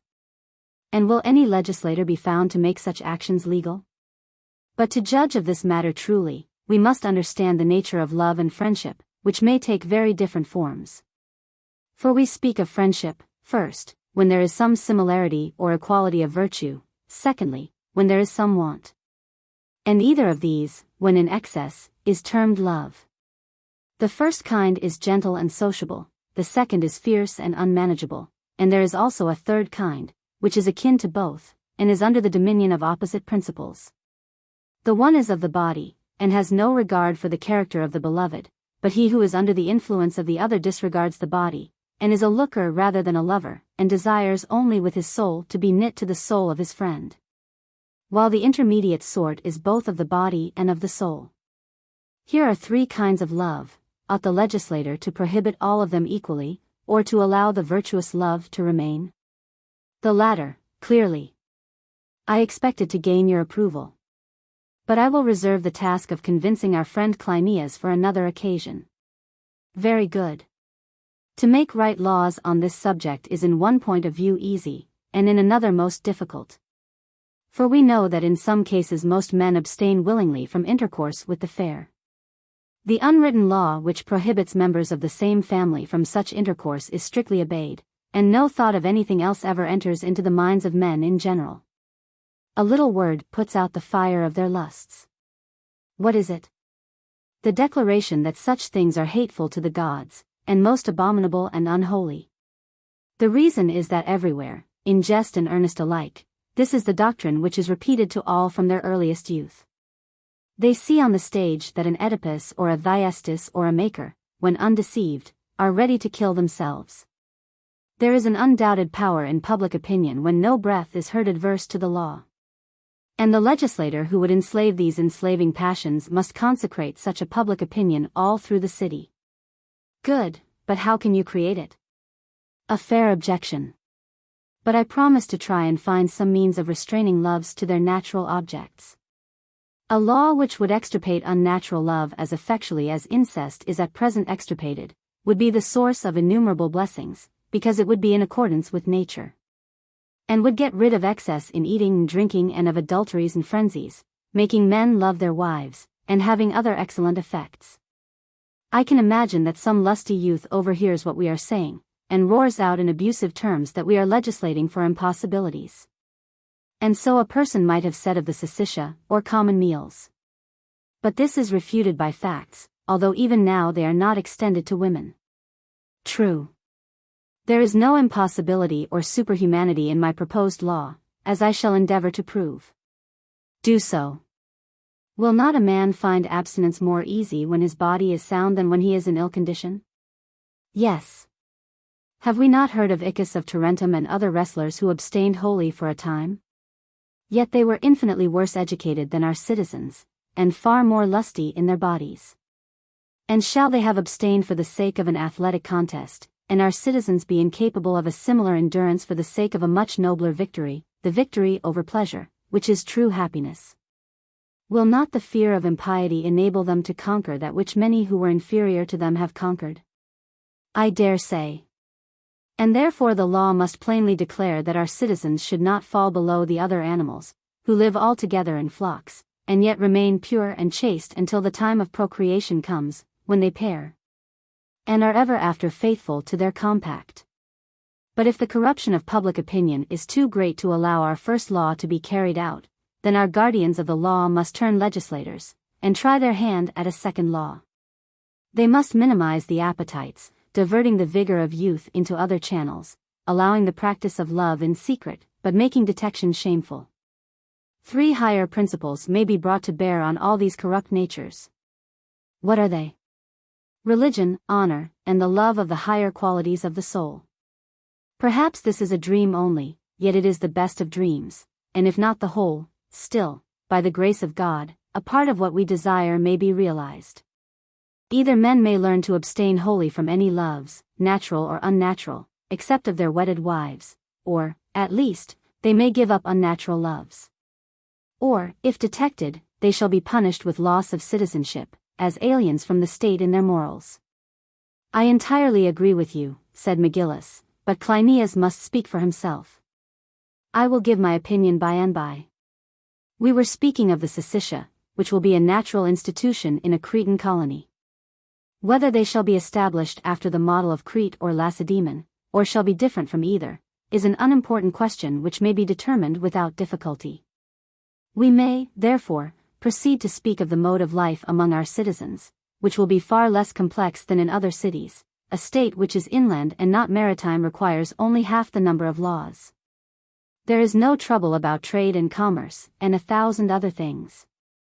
The legislator has only to regulate the affairs of husbandmen and shepherds, which will be easily arranged, now that the principal questions, such as marriage, education, and government, have been settled. Let us begin with husbandry. First, let there be a law of Zeus against removing a neighbor's landmark, whether he be a citizen or stranger. For this is, to move the immovable. And Zeus, the god of kindred, witnesses to the wrongs of citizens, and Zeus, the god of strangers, to the wrongs of strangers. The offense of removing a boundary shall receive 2 punishments, the first will be inflicted by the god himself. The second by the judges. In the next place, the differences between neighbors about encroachments must be guarded against. He who encroaches shall pay 2-fold the amount of the injury. Of all such matters the wardens of the country shall be the judges, in lesser cases the officers, and in greater the whole number of them belonging to any one division. Any injury done by cattle, the decoying of bees, the careless firing of woods, the planting unduly near a neighbor's ground, shall all be visited with proper damages. Such details have been determined by previous legislators, and need not now be mixed up with greater matters. Husbandmen have had of old excellent rules about streams and waters, and we need not divert their course. Anybody may take water from a common stream, if he does not thereby cut off a private spring. He may lead the water in any direction, except through a house or temple, but he must do no harm beyond the channel. If land is without water the occupier shall dig down to the clay, and if at this depth he find no water, he shall have a right of getting water from his neighbors for his household. And if their supply is limited, he shall receive from them a measure of water fixed by the wardens of the country. If there be heavy rains, the dweller on the higher ground must not recklessly suffer the water to flow down upon a neighbor beneath him, nor must he who lives upon lower ground or dwells in an adjoining house refuse an outlet. If the 2 parties cannot agree, they shall go before the wardens of the city or country, and if a man refuse to abide by their decision, he shall pay double the damage which he has caused. In autumn God gives us 2 boons, one the joy of Dionysus not to be laid up, the other to be laid up. About the fruits of autumn let the law be as follows: he who gathers the storing fruits of autumn, whether grapes or figs, before the time of the vintage, which is the rising of Arcturus, shall pay 50 drachmas as a fine to Dionysus. If he gathers on his own ground. If on his neighbor's ground, a mina, and 2/3 of a mina if on that of any one else. The grapes or figs not used for storing a man may gather when he pleases on his own ground, but on that of others he must pay the penalty of removing what he has not laid down. If he be a slave who has gathered, he shall receive a stroke for every grape or figure. A metic must purchase the choice fruit, but a stranger may pluck for himself and his attendant. This right of hospitality, however, does not extend to storing grapes. A slave who eats of the storing grapes or figs shall be beaten, and the freeman be dismissed with a warning. Pears, apples, pomegranates may be taken secretly, but he who is detected in the act of taking them shall be lightly beaten off, if he be not more than 30 years of age. The stranger and the elder may partake of them, but not carry any away. The latter, if he does not obey the law, shall fail in the competition of virtue, if anybody brings up his offense against him. Water is also in need of protection, being the greatest element of nutrition, and, unlike the other elements, soil, air, and sun, which conspire in the growth of plants, easily polluted. And therefore he who spoils another's water, whether in springs or reservoirs, either by trenching or theft, or by means of poisonous substances, shall pay the damage and purify the stream. At the getting in of the harvest everybody shall have a right of way over his neighbor's ground, provided he is careful to do no damage beyond the trespass, or if he himself will gain 3 times as much as his neighbor loses. Of all this the magistrates are to take cognizance, and they are to assess the damage where the injury does not exceed 3 minae. Cases of greater damage can be tried only in the public courts. A charge against a magistrate is to be referred to the public courts, and any one who is found guilty of deciding corruptly shall pay twofold to the aggrieved person. Matters of detail relating to punishments and modes of procedure, and summonses, and witnesses to summonses, do not require the mature wisdom of the aged legislator. The younger generation may determine them according to their experience. But when once determined, they shall remain unaltered. The following are to be the regulations respecting handicrafts. No citizen, or servant of a citizen, is to practice them. For the citizen has already an art and mystery, which is the care of the state, and no man can practice 2 arts, or practice one and superintend another. No smith should be a carpenter, and no carpenter, having many slaves who are smiths, should look after them himself, but let each man practice one art which shall be his means of livelihood. The wardens of the city should see to this, punishing the citizen who offends with temporary deprival of his rights. The foreigner shall be imprisoned, fined, exiled. Any disputes about contracts shall be determined by the wardens of the city up to 50 drachmae, above that sum by the public courts. No customs are to be exacted either on imports or exports. Nothing unnecessary is to be imported from abroad, whether for the service of the gods or for the use of man, neither purple, nor other dyes, nor frankincense, and nothing needed in the country is to be exported. These things are to be decided on by the 12 guardians of the law who are next in seniority to the 5 elders. Arms and the materials of war are to be imported and exported only with the consent of the generals, and then only by the state. There is to be no retail trade either in these or any other articles. For the distribution of the produce of the country, the Cretan laws afford a rule which may be usefully followed. All shall be required to distribute corn, grain, animals, and other valuable produce, into 12 portions. Each of these shall be subdivided into 3 parts, one for freemen, another for servants, and the third shall be sold for the supply of artisans, strangers, and metics. These portions must be equal whether the produce be much or little. And the master of a household may distribute the 2 portions among his family and his slaves as he pleases. The remainder is to be measured out to the animals. Next, as to the houses in the country, there shall be 12 villages, one in the center of each of the 12 portions. And in every village there shall be temples and an agora, also shrines for heroes or for any old Magnesian deities who linger about the place. In every division there shall be temples of Hestia, Zeus, and Athene, as well as of the local deity, surrounded by buildings on eminences, which will be the guardhouses of the rural police. The dwellings of the artisans will be thus arranged. The artisans shall be formed into 13 guilds, one of which will be divided into 12 parts and settled in the city. Of the rest there shall be one in each division of the country. And the magistrates will fix them on the spots where they will cause the least inconvenience and be most serviceable in supplying the wants of the husbandman. The care of the agora will fall to the wardens of the agora. Their first duty will be the regulation of the temples which surround the marketplace, and their second to see that the markets are orderly and that fair dealing is observed. They will also take care that the sales which the citizens are required to make to strangers are duly executed. The law shall be, that on the first day of each month the auctioneers to whom the sale is entrusted shall offer grain. And at this sale 1/12 part of the whole shall be exposed, and the foreigner shall supply his wants for a month. On the 10th, there shall be a sale of liquids, and on the 23rd of animals, skins, woven or woolen stuffs, and other things which husbandmen have to sell and foreigners want to buy. None of these commodities, any more than barley or flour, or any other food, may be retailed by a citizen to a citizen, but foreigners may sell them to one another in the foreigners' market. There must also be butchers who will sell parts of animals to foreigners and craftsmen, and their servants, and foreigners may buy firewood wholesale of the commissioners of woods, and may sell retail to foreigners.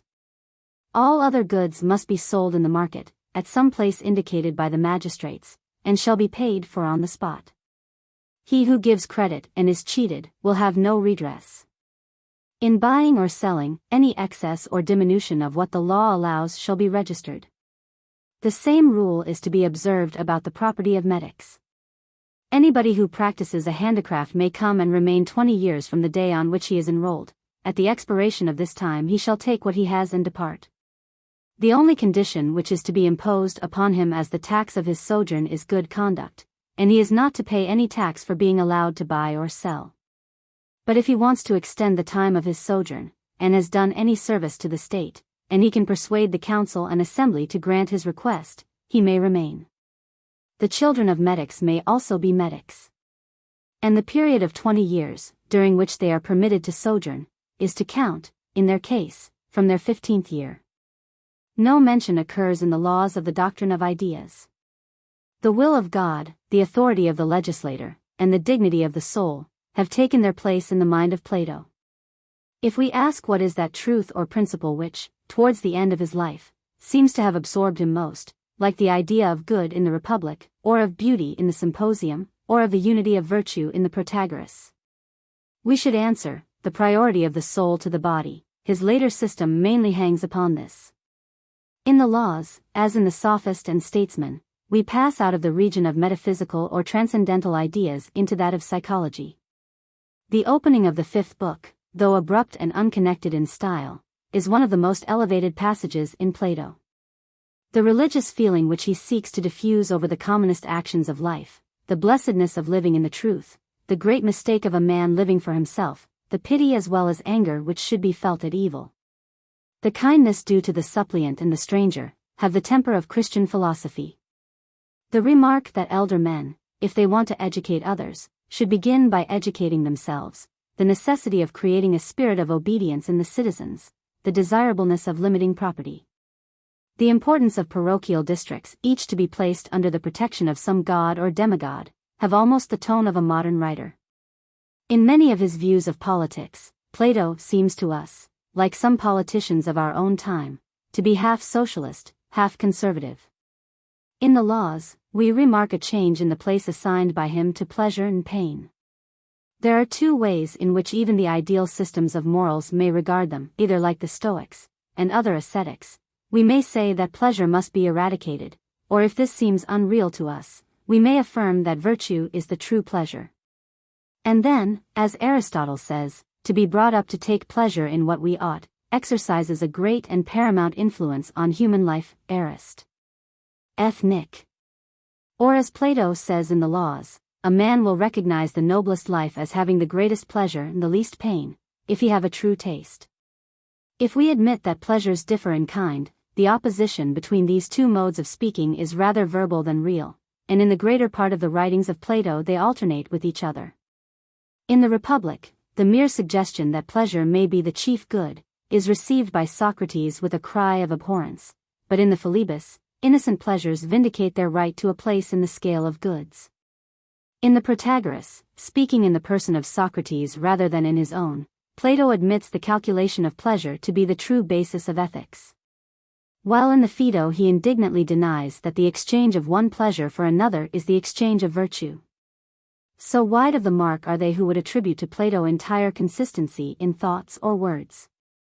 He acknowledges that the second state is inferior to the first. In this, at any rate, he is consistent, and he still casts longing eyes upon the ideal. Several features of the first are retained in the second. The education of men and women is to be as far as possible the same. They are to have common meals, though separate, the men by themselves, the women with their children. And they are both to serve in the army. The citizens, if not actually communists, are in spirit communistic. They are to be lovers of equality. Only a certain amount of wealth is permitted to them, and their burdens and also their privileges are to be proportioned to this. The constitution in the laws is a timocracy of wealth, modified by an aristocracy of merit. Yet the political philosopher will observe that the first of these two principles is fixed and permanent, while the latter is uncertain and dependent on the opinion of the multitude. Wealth, after all, plays a great part in the Second Republic of Plato. Like other politicians, he deems that a property qualification will contribute stability to the state. The four classes are derived from the constitution of Athens, just as the form of the city, which is clustered around a citadel set on a hill, is suggested by the Acropolis at Athens. Plato, writing under Pythagorean influences, seems really to have supposed that the well-being of the city depended almost as much on the number 5040 as on justice and moderation. But he is not prevented by Pythagoreanism from observing the effects which climate and soil exercise on the characters of nations.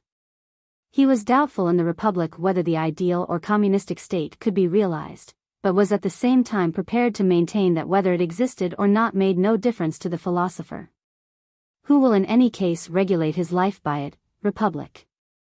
He has now lost faith in the practicability of his scheme. He is speaking to the men, and not to gods or sons of gods, laws.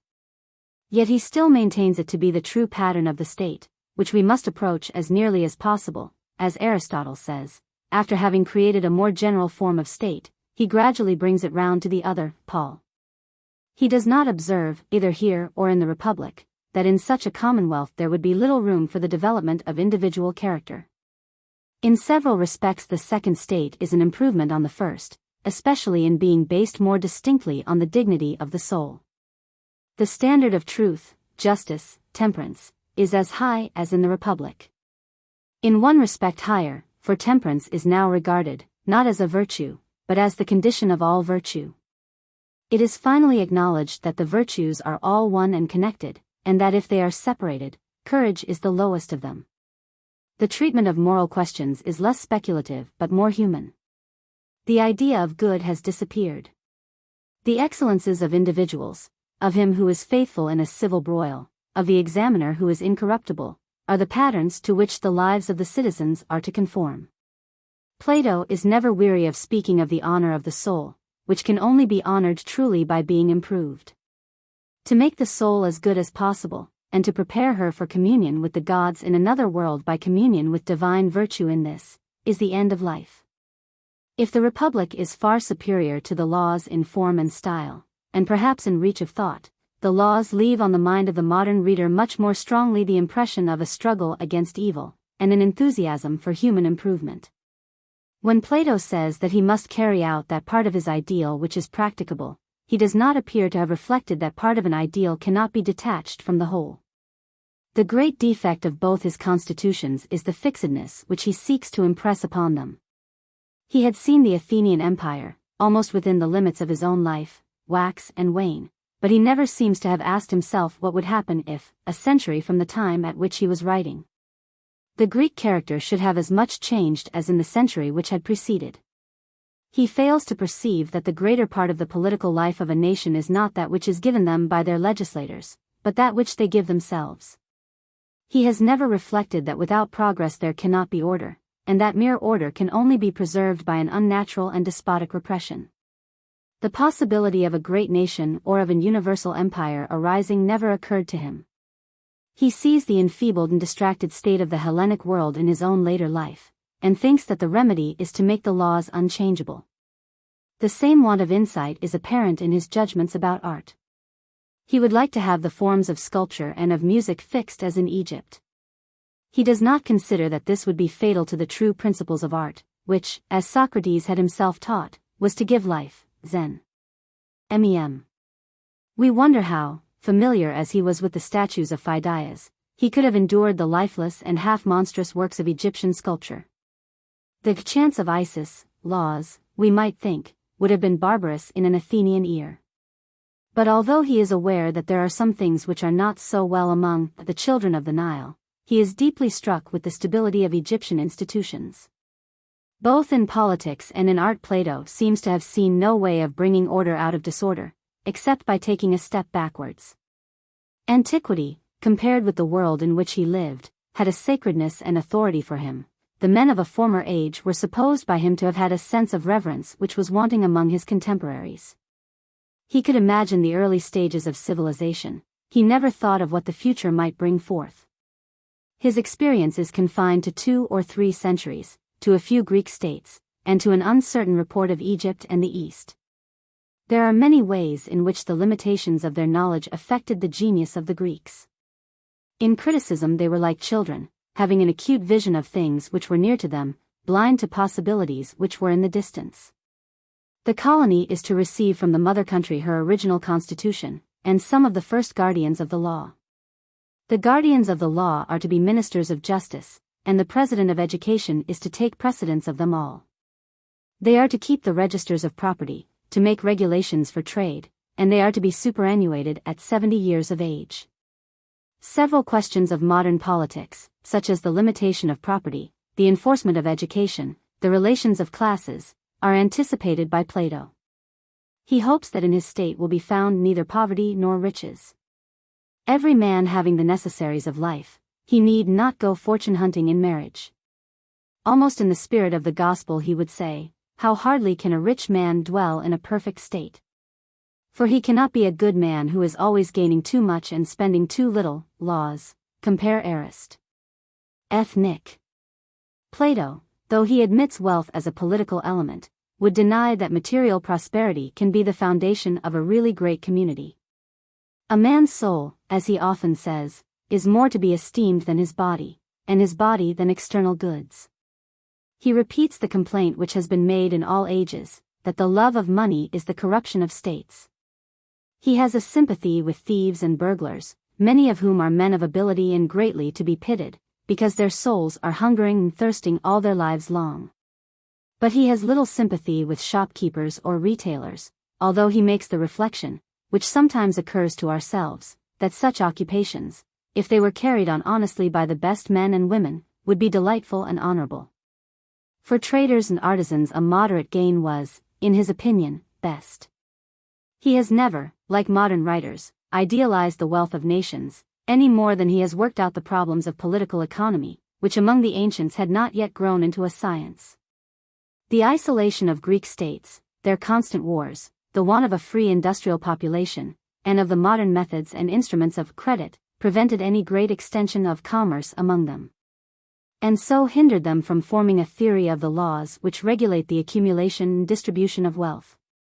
The constitution of the army is aristocratic and also democratic. Official appointment is combined with popular election. The two principles are carried out as follows. The guardians of the law nominate generals, out of whom 3 are chosen by those who are or have been of the age for military service.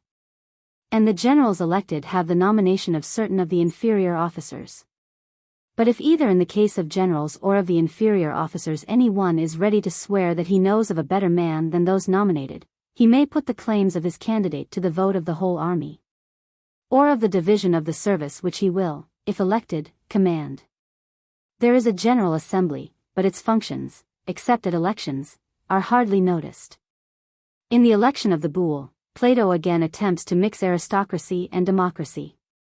This is effected, first as in the Servian constitution, by balancing wealth and numbers. For it cannot be supposed that those who possessed a higher qualification were equal in number with those who had a lower, and yet they have an equal number of representatives. In the second place, all classes are compelled to vote in the election of senators from the first and second class, but the fourth class is not compelled to elect from the third, nor the third and fourth from the fourth. Thirdly, out of the 180 persons who are thus chosen from each of the 4 classes, 720 in all, 360 are to be taken by lot. These form the council for the year. These political adjustments of Plato's will be criticized by the practical statesman as being for the most part fanciful and ineffectual.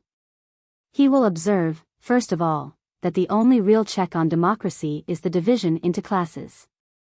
The second of the three proposals, though ingenious, and receiving some light from the apathy to politics which is often shown by the higher classes in a democracy, would have little power in times of excitement and peril, when the precaution was most needed.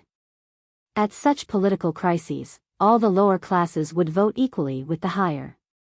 The subtraction of half the persons chosen at the first election by the chances of the lot would not raise the character of the senators, and is open to the objection of uncertainty, which necessarily attends this and similar schemes of double representative government. Nor can the voters be expected to retain the continuous political interest required for carrying out such a proposal as Plato's. Who could select 180 persons of each class, fitted to be senators? And whoever were chosen by the voter in the first instance, his wishes might be neutralized by the action of the lot. Yet the scheme of Plato is not really so extravagant as the actual constitution of Athens, in which all the senators appear to have been elected by lot, apo quama volutai, at least, after the revolution made by Cleisthenes. For the constitution of the Senate which was established by Solon probably had some aristocratic features, though their precise nature is unknown to us. The ancients knew that election by lot was the most democratic of all modes of appointment, seeming to say in the objectionable sense, that one man is as good as another. Plato, who is desirous of mingling different elements, makes a partial use of the lot, which he applies to candidates already elected by vote. He attempts also to devise a system of checks and balances such as he supposes to have been intended by the ancient legislators. We are disposed to say to him, as he himself says in a remarkable passage, that no man ever legislates, but accidents of all sorts, which legislate for us in all sorts of ways. The violence of war and the hard necessity of poverty are constantly overturning governments and changing laws. And yet, as he adds, the true legislator is still required. He must cooperate with circumstances. Many things which are ascribed to human foresight are the result of chance. Ancient, and in a less degree modern political constitutions, are never consistent with themselves, because they are never framed on a single design, but are added to from time to time as new elements arise and gain the preponderance in the state. We often attribute to the wisdom of our ancestors great political effects which have sprung unforeseen from the accident of the situation. Power, not wisdom, is most commonly the source of political revolutions. And the result, as in the Roman Republic, of the coexistence of opposite elements in the same state is, not a balance of power or an equable progress of liberal principles, but a conflict of forces, of which one or other may happen to be in the ascendant. In Greek history, as well as in Plato's conception of it, this progression by antagonism involves reaction. The aristocracy expands into democracy and returns again to tyranny. The constitution of the laws may be said to consist, besides the magistrates, mainly of three elements: an administrative council, the judiciary, and the nocturnal council, which is an intellectual aristocracy, composed of priests and the 10 eldest guardians of the law and some younger co-opted members. To this latter chiefly are assigned the functions of legislation, but to be exercised with a sparing hand. The powers of the ordinary council are administrative rather than legislative. The whole number of 360, as in the Athenian constitution, is distributed among the months of the year according to the number of the tribes. Not more than 1/12 is to be in office at once, so that the government would be made up of 12 administrations succeeding one another in the course of the year. They are to exercise a general superintendence, and, like the Athenian councillors, are to preside in monthly divisions over all assemblies. Of the ecclesia over which they presided little is said, and that little relates to comparatively trifling duties. Nothing is less present to the mind of Plato than a House of Commons, carrying on year by year the work of legislation. For he supposes the laws to be already provided. As little would he approve of a body like the Roman Senate. The people and the aristocracy alike are to be represented, not by assemblies, but by officers elected for 1 or 2 years, except the guardians of the law, who are elected for 20 years. The evils of this system are obvious. If in any state, as Plato says in the Statesman, it is easier to find 50 good draft players than 50 good rulers, the greater part of the 360 who compose the council must be unfitted to rule. The unfitness would be increased by the short period during which they held office. There would be no traditions of government among them, as in a Greek or Italian oligarchy, and no individual would be responsible for any of their acts. Everything seems to have been sacrificed to a false notion of equality, according to which all have a turn of ruling and being ruled. In the constitution of the Magnesian state, Plato has not emancipated himself from the limitations of ancient politics. His government may be described as a democracy of magistrates elected by the people. He never troubles himself about the political consistency of his scheme. He does indeed say that the greater part of the good of this world arises, not from equality, but from proportion, which he calls the judgment of Zeus, compare Aristotle's distributive justice. But he hardly makes any attempt to carry out the principle in practice. There is no attempt to proportion representation to merit, nor is there any body in his commonwealth which represents the life either of a class or of the whole state. The manner of appointing magistrates is taken chiefly from the old democratic constitution of Athens, of which it retains some of the worst features, such as the use of the lot. While by doing away with the political character of the popular assembly the mainspring of the machine is taken out. The guardians of the law, 37 in number, of whom the 10 eldest reappear as a part of the nocturnal council at the end of the 12th book, are to be elected by the whole military class, but they are to hold office for 20 years. And would therefore have an oligarchical rather than a democratic character. Nothing is said of the manner in which the functions of the nocturnal council are to be harmonized with those of the guardians of the law, or as to how the ordinary council is related to it. Similar principles are applied to inferior offices. To some the appointment is made by vote, to others by lot. In the elections to the priesthood, Plato endeavors to mix or balance in a friendly manner Demas and not Demas. The commonwealth of the laws, like the republic, cannot dispense with a spiritual head, which is the same in both, the oracle of Delphi. From this the laws about all divine things are to be derived. The final selection of the interpreters, the choice of an heir for a vacant lot, the punishment for removing a deposit, are also to be determined by it. Plato is not disposed to encourage amateur attempts to revive religion in states. For, as he says in the Laws, to institute religious rites is the work of a great intelligence. Though the council is framed on the model of the Athenian bull, the law courts of Plato do not equally conform to the pattern of the Athenian dicasteries.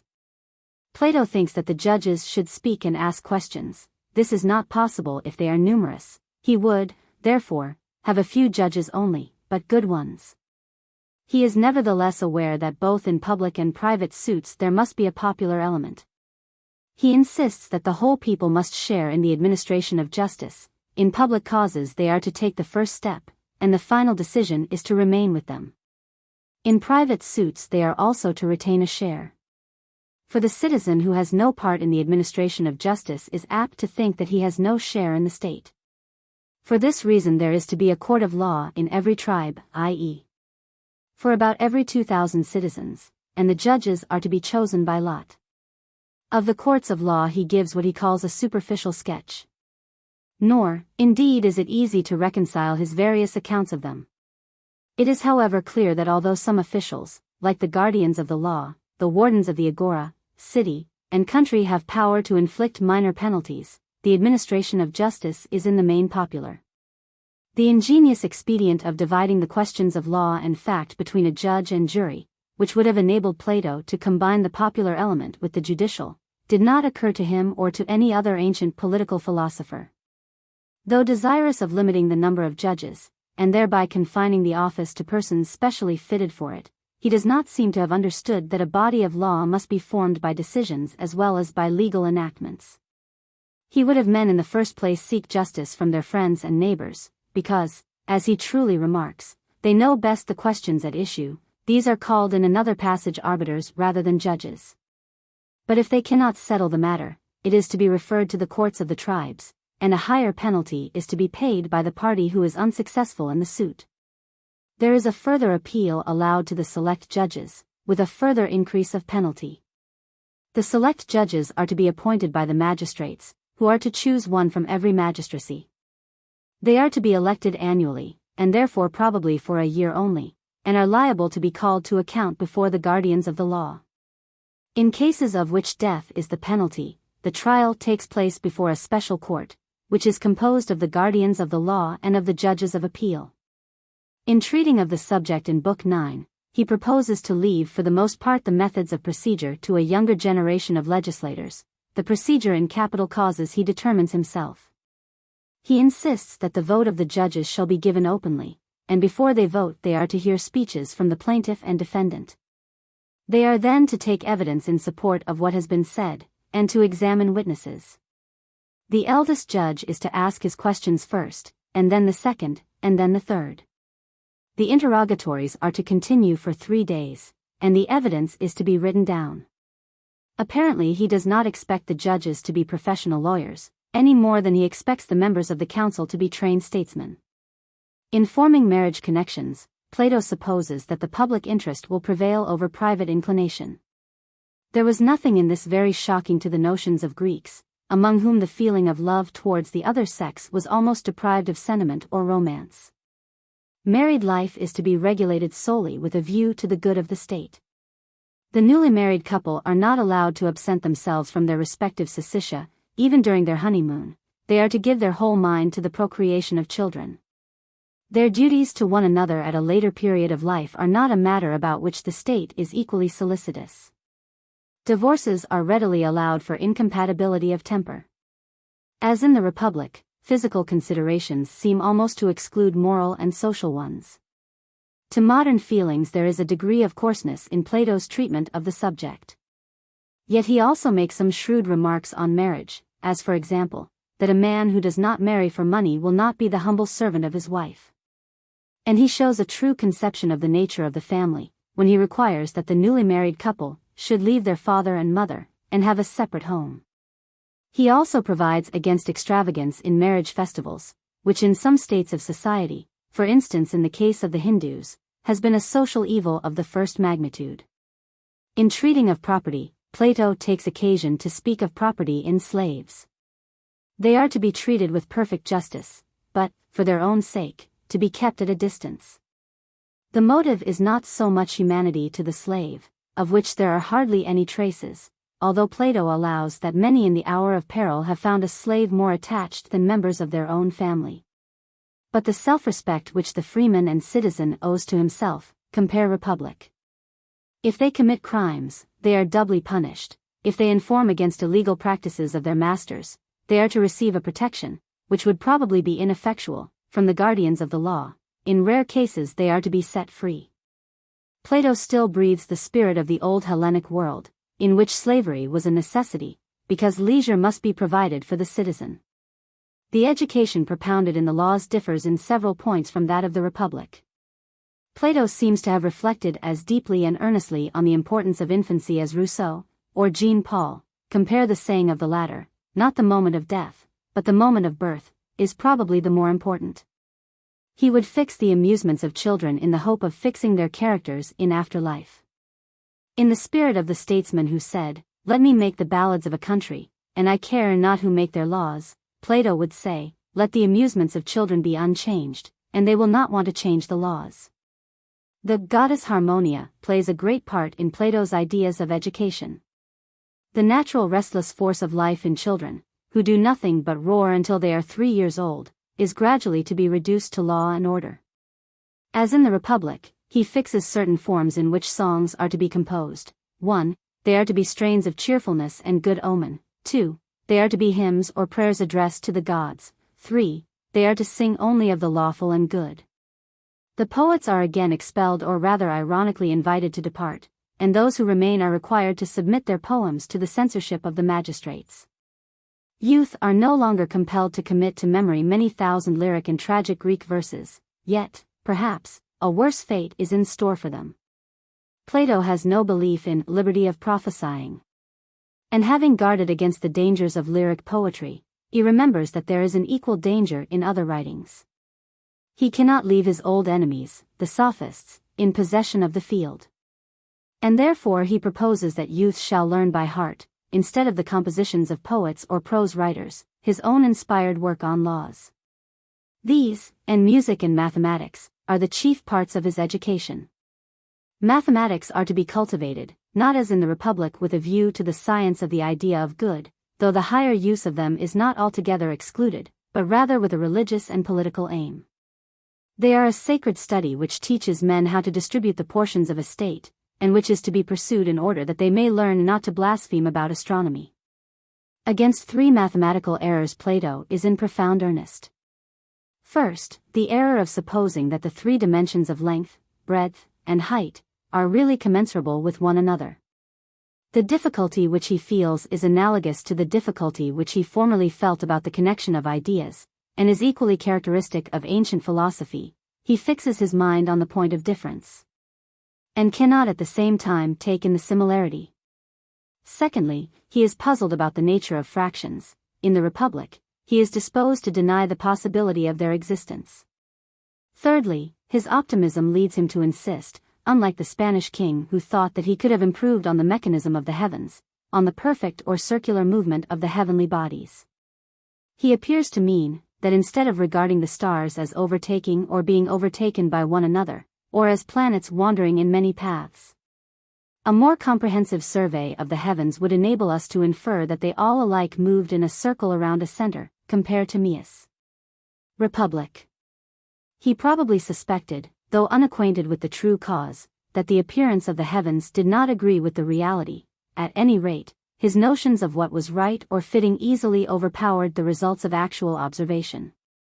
To the early astronomers, who lived at the revival of science, as to Plato, there was nothing absurd in a priori astronomy, and they would probably have made fewer real discoveries if they had followed any other track. Compare Introduction to the Republic. The science of dialectic is nowhere mentioned by name in the laws, nor is anything said of the education of afterlife. The child is to begin to learn at 10 years of age. He is to be taught reading and writing for 3 years, from 10 to 13, and no longer, and for 3 years more, from 13 to 16, he is to be instructed in music.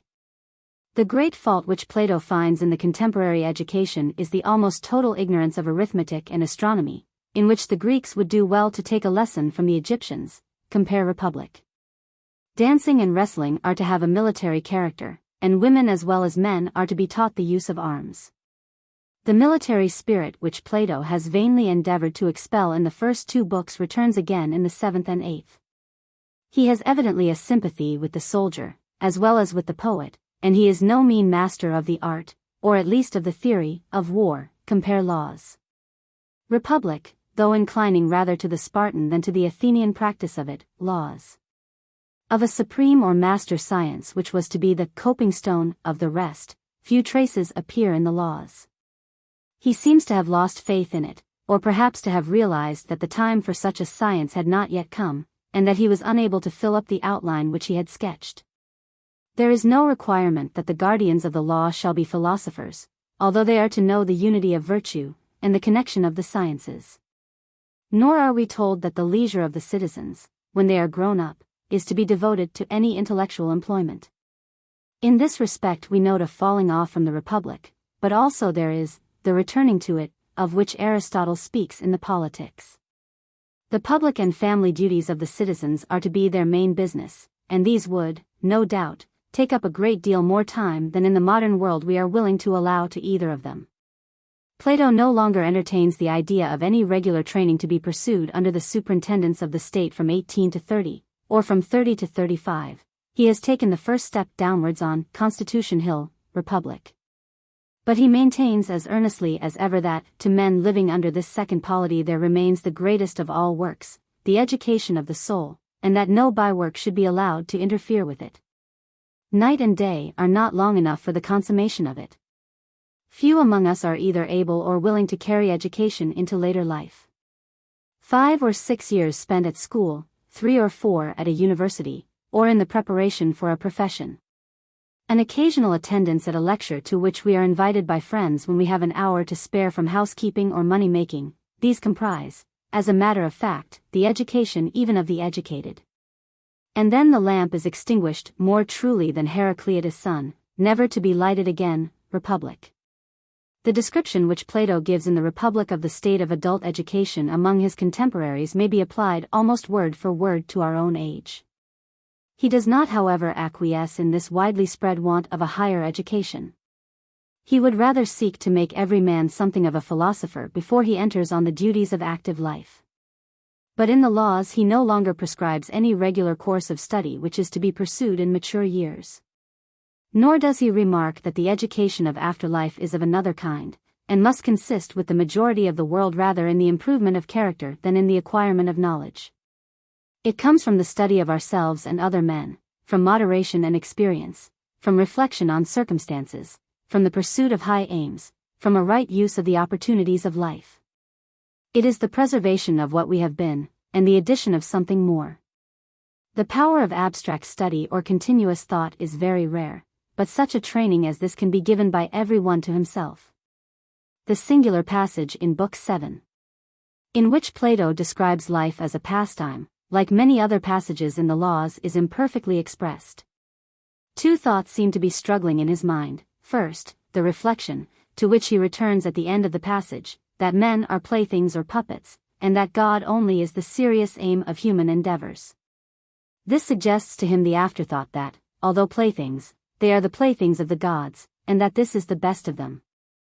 The cynical, ironical fancy of the moment insensibly passes into a religious sentiment.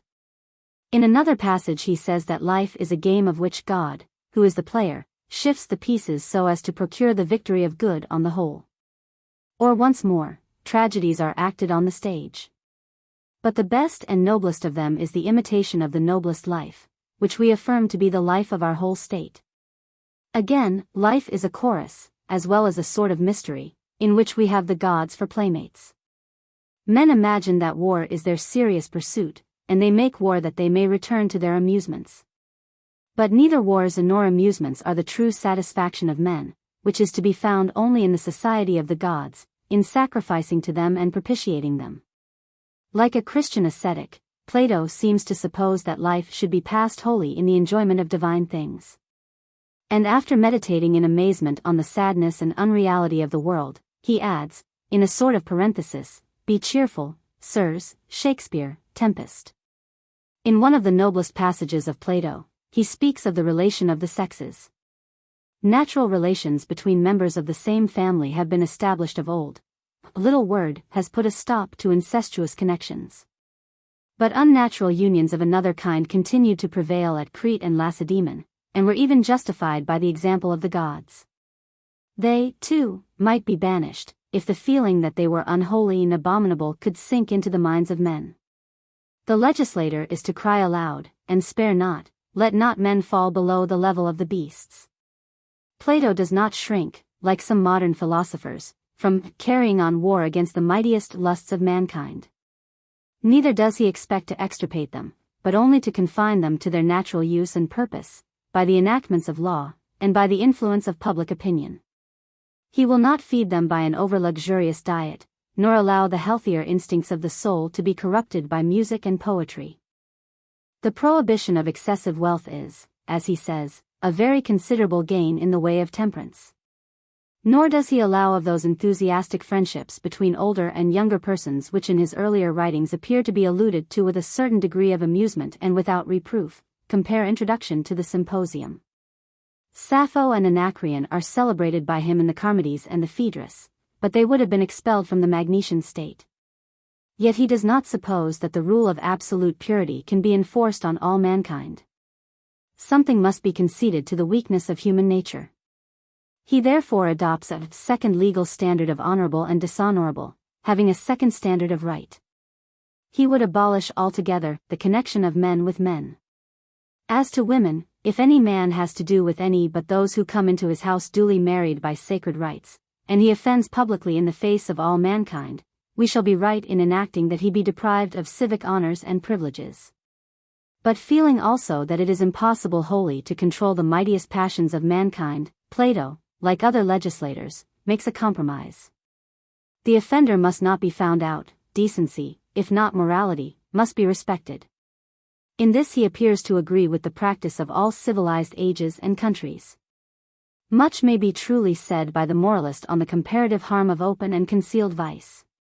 Nor do we deny that some moral evils are better turned out to the light, because, like diseases, when exposed, they are more easily cured. And secrecy introduces mystery which enormously exaggerates their power. A mere animal want is thus elevated into a sentimental ideal. It may very well be that a word spoken in season about things which are commonly concealed may have an excellent effect. But having regard to the education of youth, to the innocence of children, to the sensibilities of women, to the decencies of society, Plato and the world in general are not wrong in insisting that some of the worst vices, if they must exist, should be kept out of sight. This, though only a second-best rule, is a support to the weakness of human nature. There are some things which may be whispered in the closet, but should not be shouted on the housetop. It may be said of this, as of many other things, that it is a great part of education to know to whom they are to be spoken of, and when, and where. Book 9. Punishments of offenses and modes of procedure come next in order. We have a sense of disgrace in making regulations for all the details of crime in a virtuous and well-ordered state.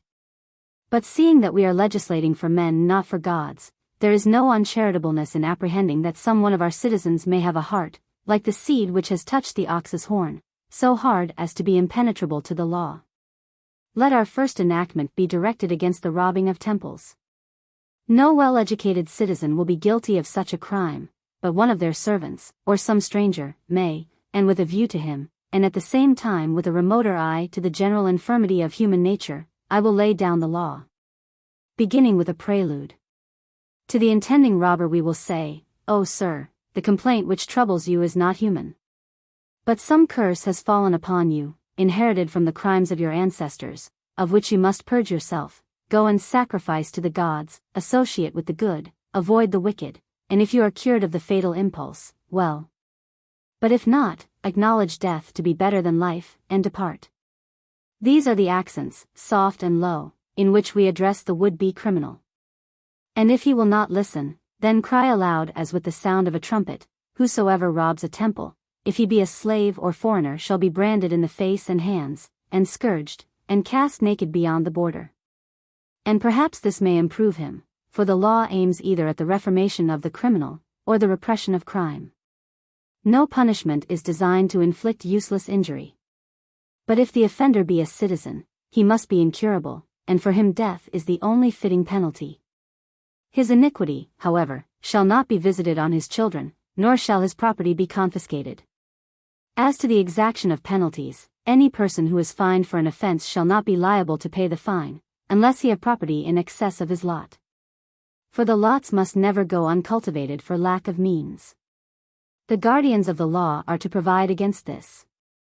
If a fine is inflicted upon a man which he cannot pay, and for which his friends are unwilling to give security, he shall be imprisoned and otherwise dishonored.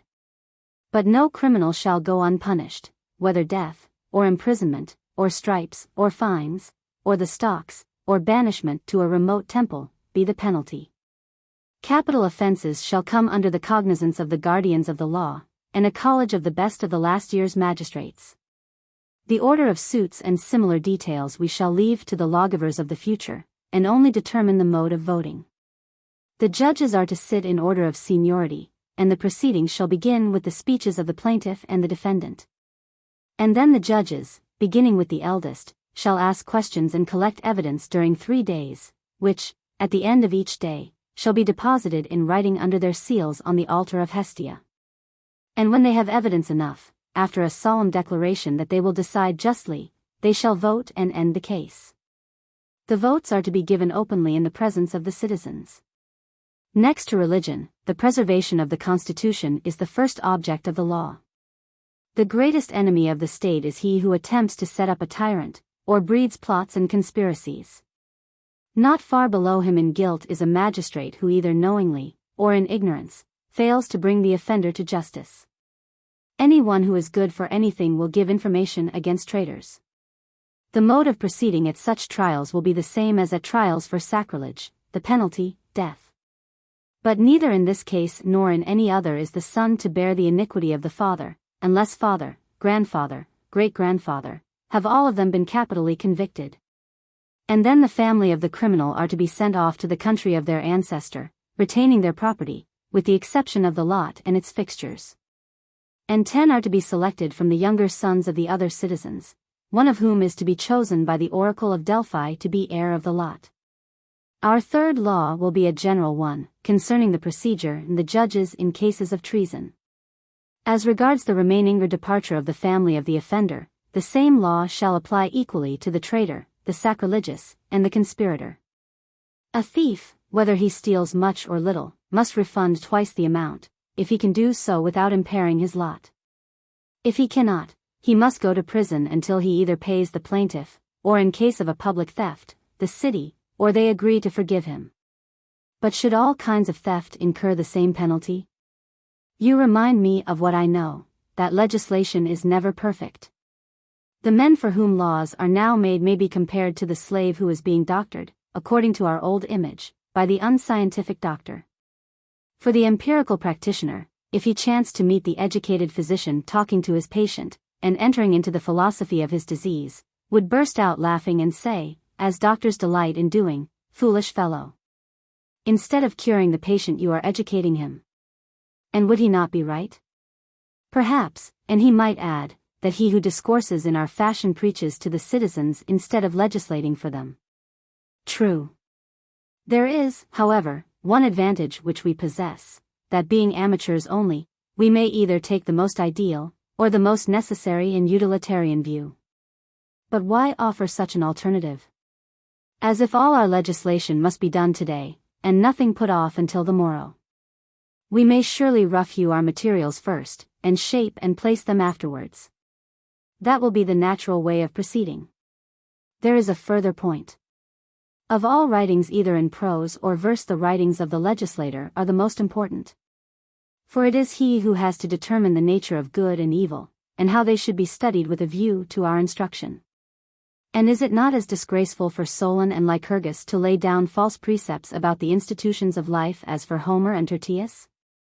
The laws of states ought to be the models of writing, and what is at variance with them should be deemed ridiculous.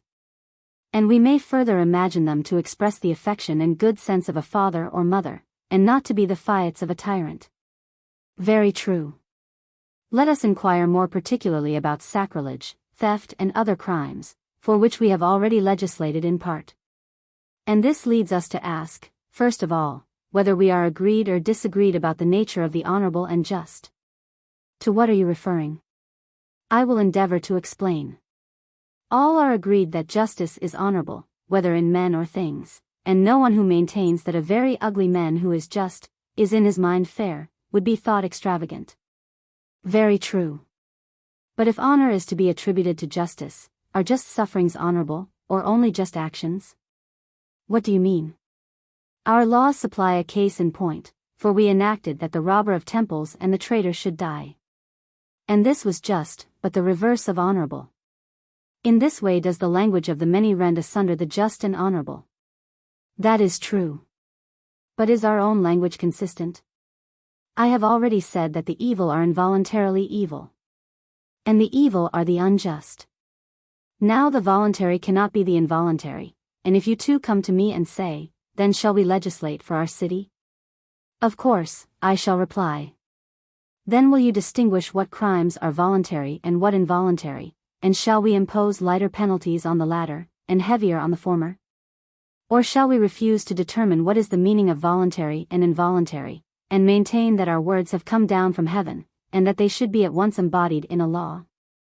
All states legislate under the idea that there are two classes of actions, the voluntary and the involuntary, but there is great confusion about them in the minds of men, and the law can never act unless they are distinguished. Either we must abstain from affirming that unjust actions are involuntary, or explain the meaning of this statement. Believing, then, that acts of injustice cannot be divided into voluntary and involuntary, I must endeavor to find some other mode of classifying them. Hurts are voluntary and involuntary, but all hurts are not injuries. On the other hand, a benefit when wrongly conferred may be an injury. An act which gives or takes away anything is not simply just. But the legislator who has to decide whether the case is one of hurt or injury, must consider the animus of the agent. And when there is hurt, he must as far as possible, provide a remedy and reparation, but if there is injustice, he must, when compensation has been made, further endeavor to reconcile the two parties. Excellent. Where injustice, like disease, is remediable, there the remedy must be applied in word or deed, with the assistance of pleasures and pains, of bounties and penalties, or any other influence which may inspire man with the love of justice or hatred of injustice. And this is the noblest work of law. But when the legislator perceives the evil to be incurable, he will consider that the death of the offender will be a good to himself, and in two ways a good to society: first, as he becomes an example to others; secondly, because the city will be quit of a rogue, and in such a case, but in no other, the legislator will punish with death. There is some truth in what you say. I wish, however, that you would distinguish more clearly the difference of injury and hurt, and the complications of voluntary and involuntary. You will admit that anger is of a violent and destructive nature? Certainly. And further, that pleasure is different from anger, and has an opposite power, working by persuasion and deceit? Yes. Ignorance is the third source of crimes. This is of two kinds: simple ignorance and ignorance doubled by conceit of knowledge. The latter, when accompanied with power, is a source of terrible errors, but is excusable when only weak and childish. True. We often say that one man masters, and another is mastered by pleasure and anger. Just so. But no one says that one man masters, and another is mastered by ignorance. You are right. All these motives actuate men and sometimes drive them in different ways. That is so. Now, then, I am in a position to define the nature of just and unjust. By injustice I mean the dominion of anger and fear, pleasure and pain, envy and desire, in the soul, whether doing harm or not. By justice I mean the rule of the opinion of the best, whether in states or individuals, extending to the whole of life. Although actions done in error are often thought to be involuntary injustice, no controversy need be raised about names at present. We are only desirous of fixing in our memories the heads of error. And the pain which is called fear and anger is our first head of error, the second is the class of pleasures and desires, and the third, of hopes which aim at true opinion about the best. This latter falls into three divisions, i.e. 1. When accompanied by simple ignorance; 2. When accompanied by conceit of wisdom combined with power; or 3. With weakness, so that there are in all 5. And the laws relating to them may be summed up under two heads: laws which deal with acts of open violence and with acts of deceit, to which may be added acts both violent and deceitful, and these last should be visited with the utmost rigor of the law. Very properly. Let us now return to the enactment of laws. We have treated of sacrilege, and of conspiracy, and of treason. Any of these crimes may be committed by a person not in his right mind, or in the second childhood of old age. If this is proved to be the fact before the judges, the person in question shall only have to pay for the injury, and not be punished further, unless he have on his hands the stain of blood. In this case he shall be exiled for a year, and if he return before the expiration of the year, he shall be retained in the public prison 2 years. Homicides may be divided into voluntary and involuntary, and first of involuntary homicide. He who unintentionally kills another man at the games or in military exercises duly authorized by the magistrates, whether death follow immediately or after an interval, shall be acquitted, subject only to the purification required by the Delphian oracle. Any physician whose patient dies against his will shall in like manner be acquitted. Any one who unintentionally kills the slave of another, believing that he is his own, with or without weapons, shall bear the master of the slave harmless, or pay a penalty amounting to twice the value of the slave. And to this let him add a purification greater than in the case of homicide at the games. If a man kill his own slave, a purification only is required of him. If he kill a freeman unintentionally, let him also make purification. And let him remember the ancient tradition which says that the murdered man is indignant when he sees the murderer walk about in his own accustomed haunts, and that he terrifies him with the remembrance of his crime. And therefore the homicide should keep away from his native land for a year, or, if he have slain a stranger, let him avoid the land of the stranger for a like period. If he complies with this condition, the nearest kinsman of the deceased shall take pity upon him and be reconciled to him.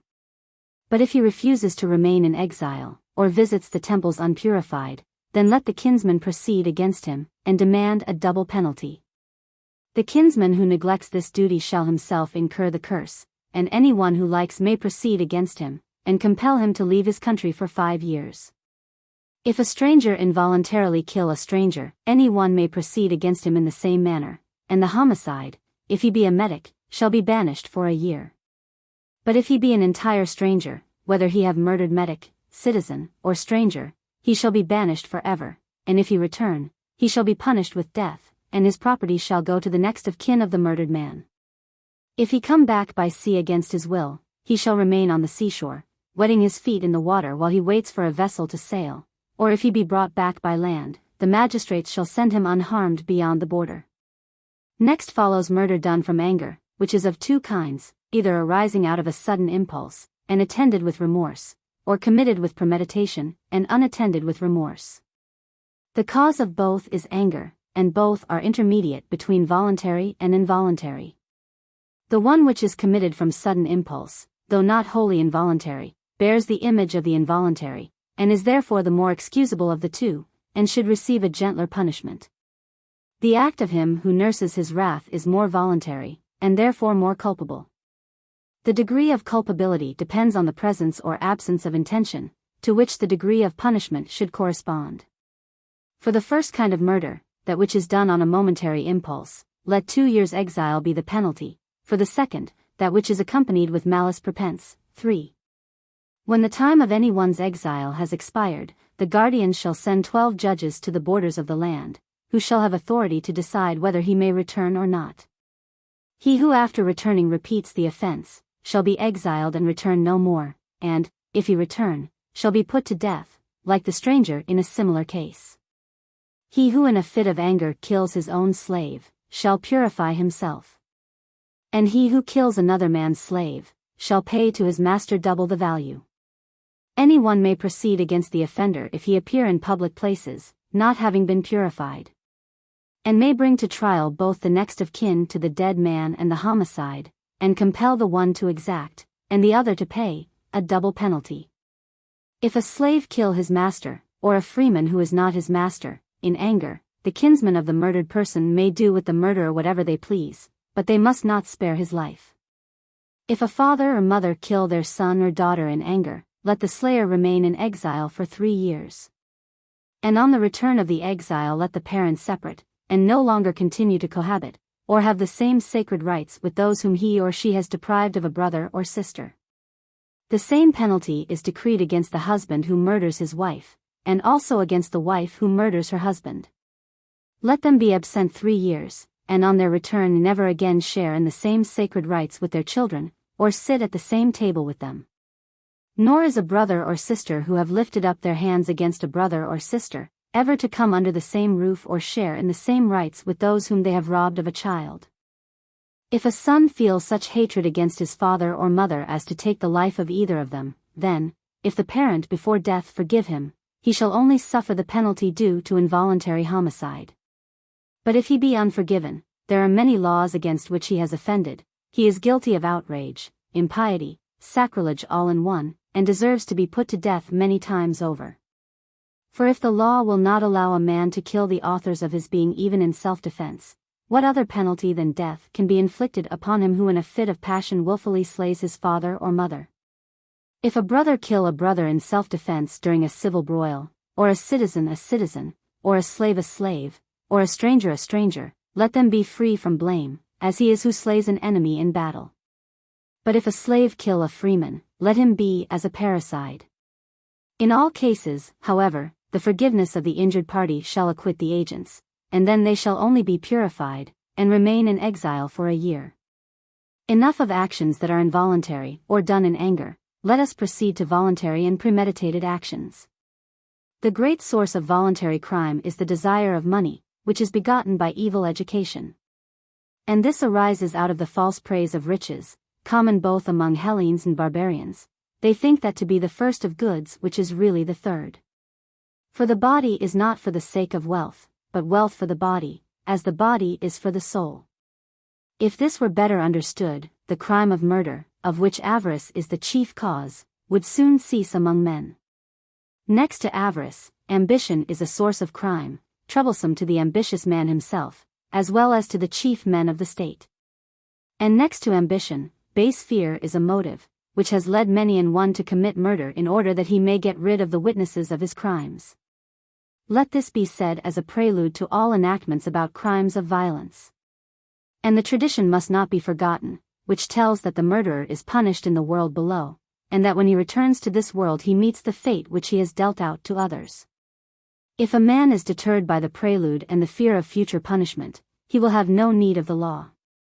But in case he disobey, let the law be declared against him as follows: he who of malice prepense kills one of his kindred, shall in the first place be outlawed, neither temple, harbor, nor agora shall be polluted by his presence.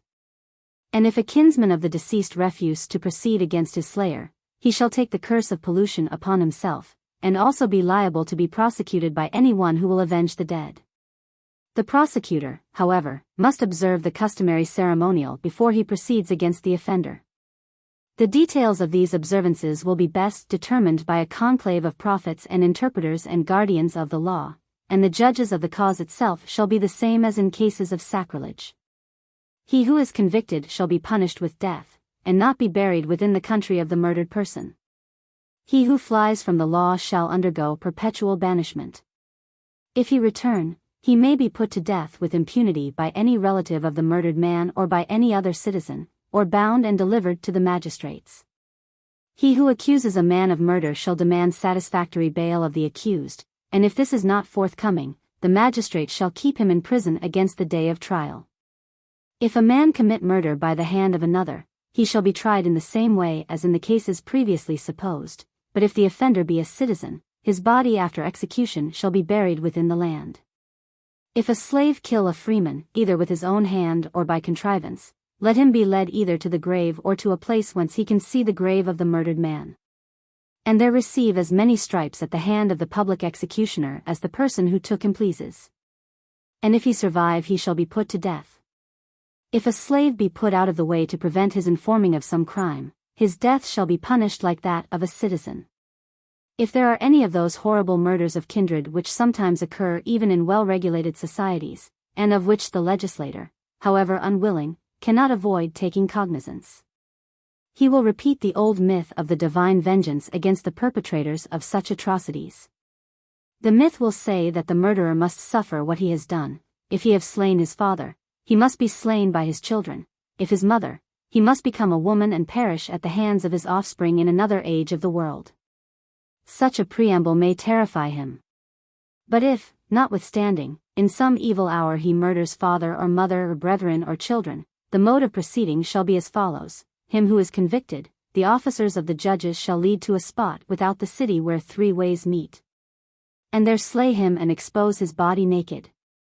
And each of the magistrates shall cast a stone upon his head and justify the city, and he shall be thrown unburied beyond the border. But what shall we say of him who takes the life which is dearest to him, that is to say, his own? And this not from any disgrace or calamity, but from cowardice and indolence? The manner of his burial and the purification of his crime is a matter for God and the interpreters to decide and for his kinsmen to execute. Let him, at any rate, be buried alone in some uncultivated and nameless spot, and be without name or monument. If a beast kill a man, not in a public contest, let it be prosecuted for murder, and after condemnation slain and cast without the border. Also inanimate things which have caused death, except in the case of lightning and other visitations from heaven, shall be carried without the border. If the body of a dead man be found, and the murderer remain unknown, the trial shall take place all the same, and the unknown murderer shall be warned not to set foot in the temples or come within the borders of the land. If discovered, he shall die, and his body shall be cast out. A man is justified in taking the life of a burglar, of a footpad, of a violator of women or youth. And he may take the life of another with impunity in defense of father, mother, brother, wife, or other relations. The nurture and education which are necessary to the existence of men have been considered, and the punishment of acts of violence which destroy life. There remain maiming, wounding, and the like, which admit of a similar division into voluntary and involuntary. About this class of actions the preamble shall be: whereas men would be like wild beasts unless they obeyed the laws, the first duty of citizens is the care of the public interests, which unite and preserve states, as private interests distract them. A man may know what is for the public good, but if he have absolute power, human nature will impel him to seek pleasure instead of virtue, and so darkness will come over his soul and over the state. If he had mind, he would have no need of law. For mind is the perfection of law. But such a freeman, whom the truth makes free, is hardly to be found. And therefore law and order are necessary, which are the second best, and they regulate things as they exist in part only, but cannot take in the whole. For actions have innumerable characteristics, which must be partly determined by the law and partly left to the judge. The judge must determine the fact, and to him also the punishment must sometimes be left. What shall the law prescribe, and what shall be left to the judge? A city is unfortunate in which the tribunals are either secret and speechless, or, what is worse, noisy and public, when the people, as if they were in a theater, clap and hoot the various speakers. Such courts a legislator would rather not have. But if he is compelled to have them, he will speak distinctly, and leave as little as possible to their discretion. But where the courts are good, and presided over by well-trained judges, the penalties to be inflicted may be in a great measure left to them. And as there are to be good courts among our colonists, we need not determine beforehand the exact proportion of the penalty and the crime. Returning, then, to our legislator, let us indite a law about wounding, which shall run as follows: he who wounds with intent to kill, and fails in his object, shall be tried as if he had succeeded. But since God has favored both him and his victim, instead of being put to death, he shall be allowed to go into exile and take his property with him, the damage due to the sufferer having been previously estimated by the court. Which shall be the same as would have tried the case if death had ensued. If a child should intentionally wound a parent, or a servant his master, or brother or sister wound brother or sister with malice prepense, the penalty shall be death. If a husband or wife wound one another with intent to kill, the penalty which is inflicted upon them shall be perpetual exile. And if they have young children, the guardians shall take care of them and administer their property as if they were orphans. If they have no children, their kinsmen male and female shall meet, and after a consultation with the priests and guardians of the law, shall appoint an heir of the house. For the house and family belong to the state, being a 5,040th portion of the whole. And the state is bound to preserve her families happy and holy. Therefore, when the heir of a house has committed a capital offense, or is in exile for life, the house is to be purified. And then the kinsmen of the house and the guardians of the law are to find out a family which has a good name and in which there are many sons, and introduce one of them to be the heir and priest of the house. He shall assume the fathers and ancestors of the family, while the first son dies in dishonor and his name is blotted out. Some actions are intermediate between the voluntary and involuntary. Those done from anger are of this class. If a man wound another in anger, let him pay double the damage, if the injury is curable, or fourfold, if curable, and at the same time dishonorable, and fourfold, if incurable. The amount is to be assessed by the judges. If the wounded person is rendered incapable of military service, the injurer, besides the other penalties, shall serve in his stead, or be liable to a suit for refusing to serve. If brother wounds brother, then their parents and kindred, of both sexes, shall meet and judge the crime. The damages shall be assessed by the parents, and if the amount fixed by them is disputed, an appeal shall be made to the male kindred. Or in the last resort to the guardians of the law. Parents who wound their children are to be tried by judges of at least 60 years of age, who have children of their own.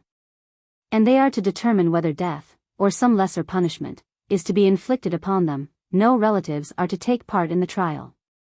If a slave in anger smite a freeman, he is to be delivered up by his master to the injured person. If the master suspect collusion between the slave and the injured person, he may bring the matter to trial, and if he fail he shall pay 3 times the injury. Or if he obtain a conviction, the contriver of the conspiracy shall be liable to an action for kidnapping. He who wounds another unintentionally shall only pay for the actual harm done. In all outrages and acts of violence, the elder is to be more regarded than the younger. An injury done by a younger man to an elder is abominable and hateful. But the younger man who is struck by an elder is to bear with him patiently, considering that he who is 20 years older is loco parentis, and remembering the reverence which is due to the gods who preside over birth. Let him keep his hands, too, from the stranger. Instead of taking upon himself to chastise him when he is insolent, he shall bring him before the wardens of the city, who shall examine into the case, and if they find him guilty, shall scourge him with as many blows as he has given. Or if he be innocent, they shall warn and threaten his accuser. When an equal strikes an equal, whether an old man, or a young man, let them use only their fists and have no weapons. He who being above 40 years of age commences a fight, or retaliates, shall be counted mean and base. To this preamble, let the law be added, if a man smite another who is his elder by 20 years or more, let the bystander, in case he be older than the combatants, part them. Or if he be younger than the person struck, or of the same age with him, let him defend him as he would a father or brother, and let the striker be brought to trial, and if convicted imprisoned for a year or more at the discretion of the judges. If a stranger smite one who is his elder by 20 years or more, he shall be imprisoned for 2 years, and a metic, in like case, shall suffer 3 years imprisonment. He who is standing by and gives no assistance, shall be punished according to his class in one of 4 penalties, a mina, 50, 30, 20 drachmas. The generals and other superior officers of the army shall form the court which tries this class of offenses. Laws are made to instruct the good, and in the hope that there may be no need of them. Also to control the bad, whose hardness of heart will not be hindered from crime. The uttermost penalty will fall upon those who lay violent hands upon a parent, having no fear of the gods above, or of the punishments which will pursue them in the world below. They are too wise in their own conceits to believe in such things, wherefore the tortures which await them in another life must be anticipated in this. Let the law be as follows. If a man, being in his right mind, dare to smite his father and mother, or his grandfather and grandmother, let the passerby come to the rescue. And if he be a metic or stranger who comes to the rescue, he shall have the first place at the games, or if he do not come to the rescue, he shall be a perpetual exile. Let the citizen in the like case be praised or blamed, and the slave receive freedom or 100 stripes. The wardens of the agora, the city, or the country, as the case may be, shall see to the execution of the law. And he who is an inhabitant of the same place and is present shall come to the rescue, or he shall fall under a curse. If a man be convicted of assaulting his parents, let him be banished forever from the city into the country, and let him abstain from all sacred rites, and if he do not abstain, let him be punished by the wardens of the country. And if he return to the city, let him be put to death. If any freeman consort with him, let him be purified before he returns to the city. If a slave strike a freeman, whether citizen or stranger, let the bystander be obliged to seize and deliver him into the hands of the injured person, who may inflict upon him as many blows as he pleases, and shall then return him to his master. The law will be as follows. The slave who strikes a freeman shall be bound by his master, and not set at liberty without the consent of the person whom he has injured. All these laws apply to women as well as to men. Book X. The greatest wrongs arise out of youthful insolence, and the greatest of all are committed against public temples. They are in the 2nd degree great when private rights and sepulchres are insulted. In the 3rd degree, when committed against parents. In the 4th degree, when they are done against the authority or property of the rulers. In the 5th degree, when the rights of individuals are violated. Most of these offenses have been already considered, but there remains the question of admonition and punishment of offenses against the gods. Let the admonition be in the following terms. No man who ever intentionally did or said anything impious, had a true belief in the existence of the gods. But either he thought that there were no gods, or that they did not care about men, or that they were easily appeased by sacrifices and prayers. What shall we say or do to such persons? My good sir, let us first hear the jests which they in their superiority will make upon us. What will they say? Probably something of this kind. Strangers, you are right in thinking that some of us do not believe in the existence of the gods, while others assert that they do not care for us, and others that they are propitiated by prayers and offerings. But we want you to argue with us before you threaten. You should prove to us by reasonable evidence that there are gods, and that they are too good to be bribed. Poets, priests, prophets, rhetoricians, even the best of them, speak to us of atoning for evil, and not of avoiding it. From legislators who profess to be gentle we ask for instruction, which may, at least, have the persuasive power of truth, if no other. What have you to say? Well, there is no difficulty in proving the being of the gods. The sun, and earth, and stars, moving in their courses, the recurring seasons, furnish proofs of their existence, and there is the general opinion of mankind. I fear that the unbelievers, not that I care for their opinion, will despise us. You are not aware that their impiety proceeds, not from sensuality, but from ignorance taking the garb of wisdom. What do you mean? At Athens there are tales current both in prose and verse of a kind which are not tolerated in a well-regulated state like yours. The oldest of them relate the origin of the world, and the birth and life of the gods. These narratives have a bad influence on family relations. But as they are old we will let them pass, and consider another kind of tales, invented by the wisdom of a younger generation. If anyone argues for the existence of the gods and claims that the stars have a divine being, insist that these are mere earth and stones, which can have no care of human things, and that all theology is a cooking up of words. Now what course ought we to take? Shall we suppose some impious man to charge us with assuming the existence of the gods, and make a defense? Or shall we leave the preamble and go on to the laws? There is no hurry, and we have often said that the shorter and worse method should not be preferred to the longer and better. The proof that there are gods who are good, and the friends of justice, is the best preamble of all our laws. Come, let us talk with the impious, who have been brought up from their infancy in the belief of religion, and have heard their own fathers and mothers praying for them and talking with the gods as if they were absolutely convinced of their existence. Who have seen mankind prostrate in prayer at the rising and setting of the sun and moon and at every turn of fortune, and have dared to despise and disbelieve all this. Can we keep our temper with them, when they compel us to argue on such a theme?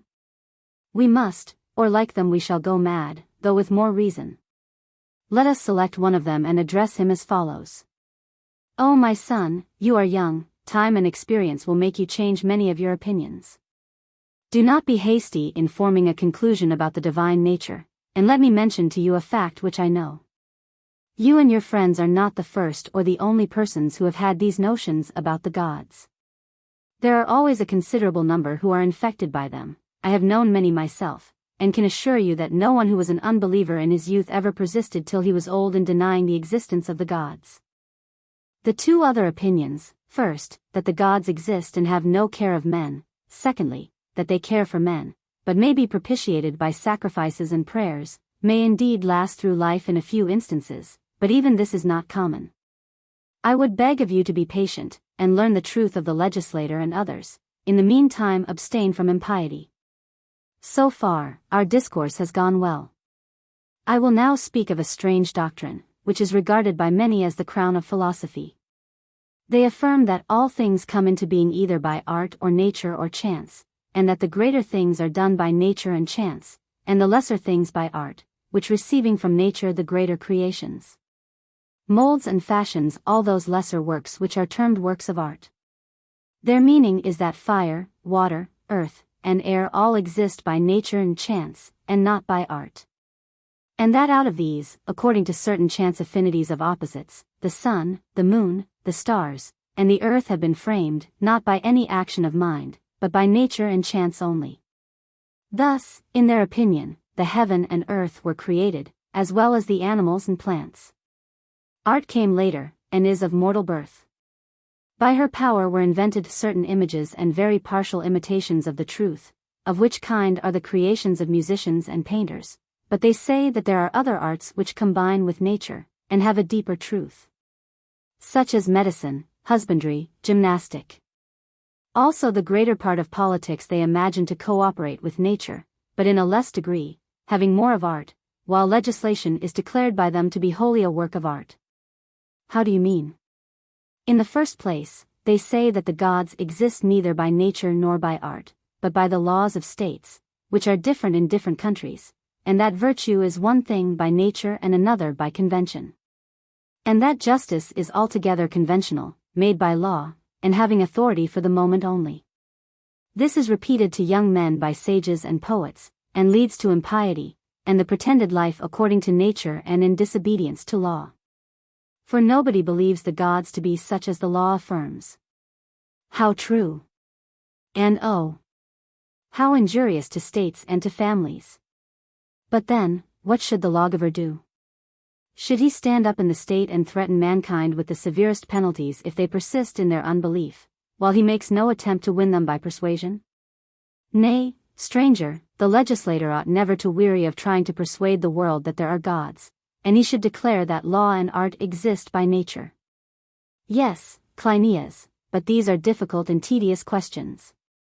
And shall our patience, which was not exhausted in the inquiry about music or drink, fail now that we are discoursing about the gods? There may be a difficulty in framing laws, but when written down they remain, and time and diligence will make them clear. If they are useful, there would be neither reason nor religion in rejecting them on account of their length. Most true. And the general spread of unbelief shows that the legislator should do something in vindication of the laws, when they are being undermined by bad men. He should. You agree with me, Cleinias, that the heresy consists in supposing earth, air, fire, and water to be the first of all things. These the heretics call nature, conceiving them to be prior to the soul. I agree. You would further agree that natural philosophy is the source of this impiety. The study appears to be pursued in a wrong way. In what way do you mean? The error consists in transposing first and second causes. They do not see that the soul is before the body, and before all other things, and the author and ruler of them all. And if the soul is prior to the body, then the things of the soul are prior to the things of the body. In other words, opinion, attention, mind, art, law, are prior to sensible qualities. And the first and greater works of creation are the results of art and mind, whereas the works of nature, as they are improperly termed, are secondary and subsequent. Why do you say, improperly? Because when they speak of nature they seem to mean the first creative power. But if the soul is first, and not fire and air, then the soul above all things may be said to exist by nature. And this can only be on the supposition that the soul is prior to the body. Shall we try to prove that it is so? By all means. I fear that the greenness of our argument will ludicrously contrast with the ripeness of our ages. But as we must go into the water, and the stream is strong, I will first attempt to cross by myself, and if I arrive at the bank you shall follow. Remembering that you are unaccustomed to such discussions, I will ask and answer the questions myself, while you listen in safety. But first I must pray the gods to assist at the demonstration of their own existence. If ever we are to call upon them, now is the time. Let me hold fast to the rope, and enter into the depths. Shall I put the question to myself in this form? Are all things at rest, and is nothing in motion?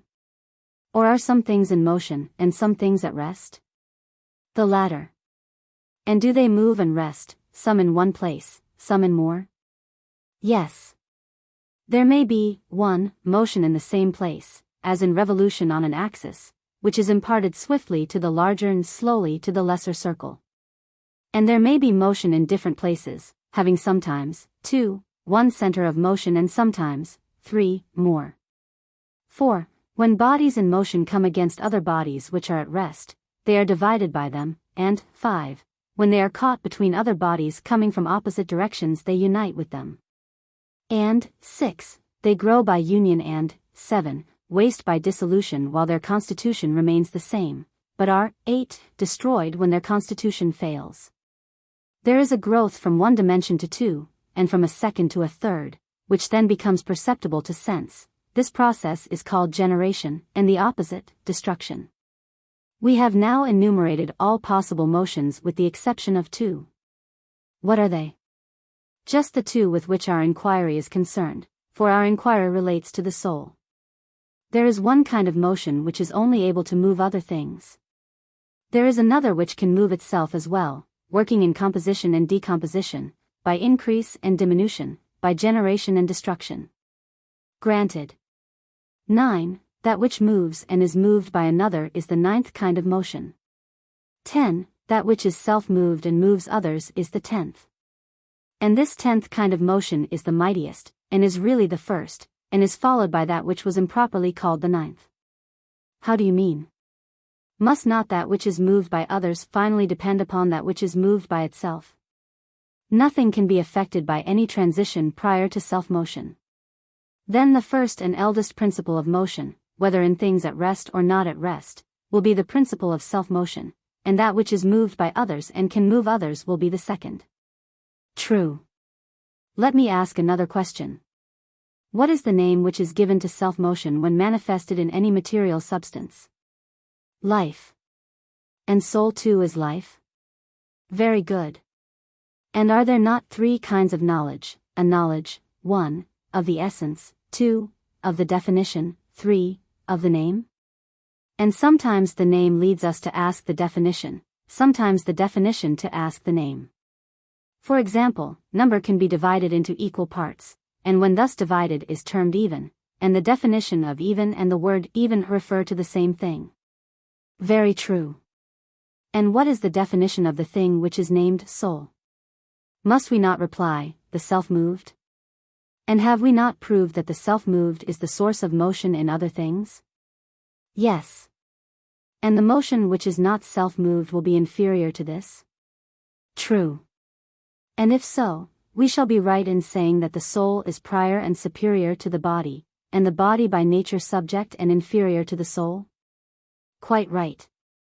And we agreed that if the soul was prior to the body, the things of the soul were prior to the things of the body? Certainly. And therefore desires, and manners, and thoughts, and true opinions, and recollections, are prior to the length and breadth and force of bodies. To be sure.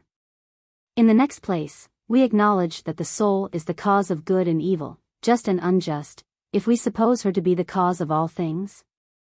Certainly. And the soul which orders all things must also order the heavens? Of course. One soul or more? More, for less than two are inconceivable, one good, the other evil. Most true. The soul directs all things by her movements, which we call will, consideration, attention, deliberation, opinion true and false, joy, sorrow, courage, fear, hatred, love, and similar affections. These are the primary movements, and they receive the secondary movements of bodies, and guide all things to increase and diminution, separation and union, and to all the qualities which accompany them, cold, hot, heavy, light, hard, soft, white, black, sweet, bitter. These and other such qualities the soul, herself a goddess, uses, when truly receiving the divine mind she leads all things rightly to their happiness, but under the impulse of folly she works out an opposite result. For the controller of heaven and earth and the circle of the world is either the wise and good soul, or the foolish and vicious soul, working in them. What do you mean? If we say that the whole course and motion of heaven and earth is in accordance with the workings and reasonings of mind, clearly the best soul must have the care of the heaven, and guide it along that better way. True. But if the heavens move wildly and disorderly, then they must be under the guidance of the evil soul. True again. What is the nature of the movement of the soul? We must not suppose that we can see and know the soul with our bodily eyes, any more than we can fix them on the midday sun. It will be safer to look at an image only. How do you mean? Let us find among the 10 kinds of motion an image of the motion of the mind. You remember, as we said, that all things are divided into 2 classes, and some of them were moved and some at rest. Yes. And of those which were moved, some were moved in the same place, others in more places than one. Just so. The motion which was in one place was circular, like the motion of a spherical body. And such a motion in the same place, and in the same relations, is an excellent image of the motion of mind. Very true. The motion of the other sort, which has no fixed place or manner or relation or order or proportion, is akin to folly and nonsense. Very true. After what has been said, it is clear that, since the soul carries round all things, some soul which is either very good or the opposite carries round the circumference of heaven. But that soul can be no other than the best. Again, the soul carries round the sun, moon, and stars, and if the sun has a soul, then either the soul of the sun is within and moves the sun as the human soul moves the body. Or, secondly, the sun is contained in some external air or fire, which the soul provides and through which she operates, or, thirdly, the course of the sun is guided by the soul acting in a wonderful manner without a body. Yes, in one of those ways the soul must guide all things.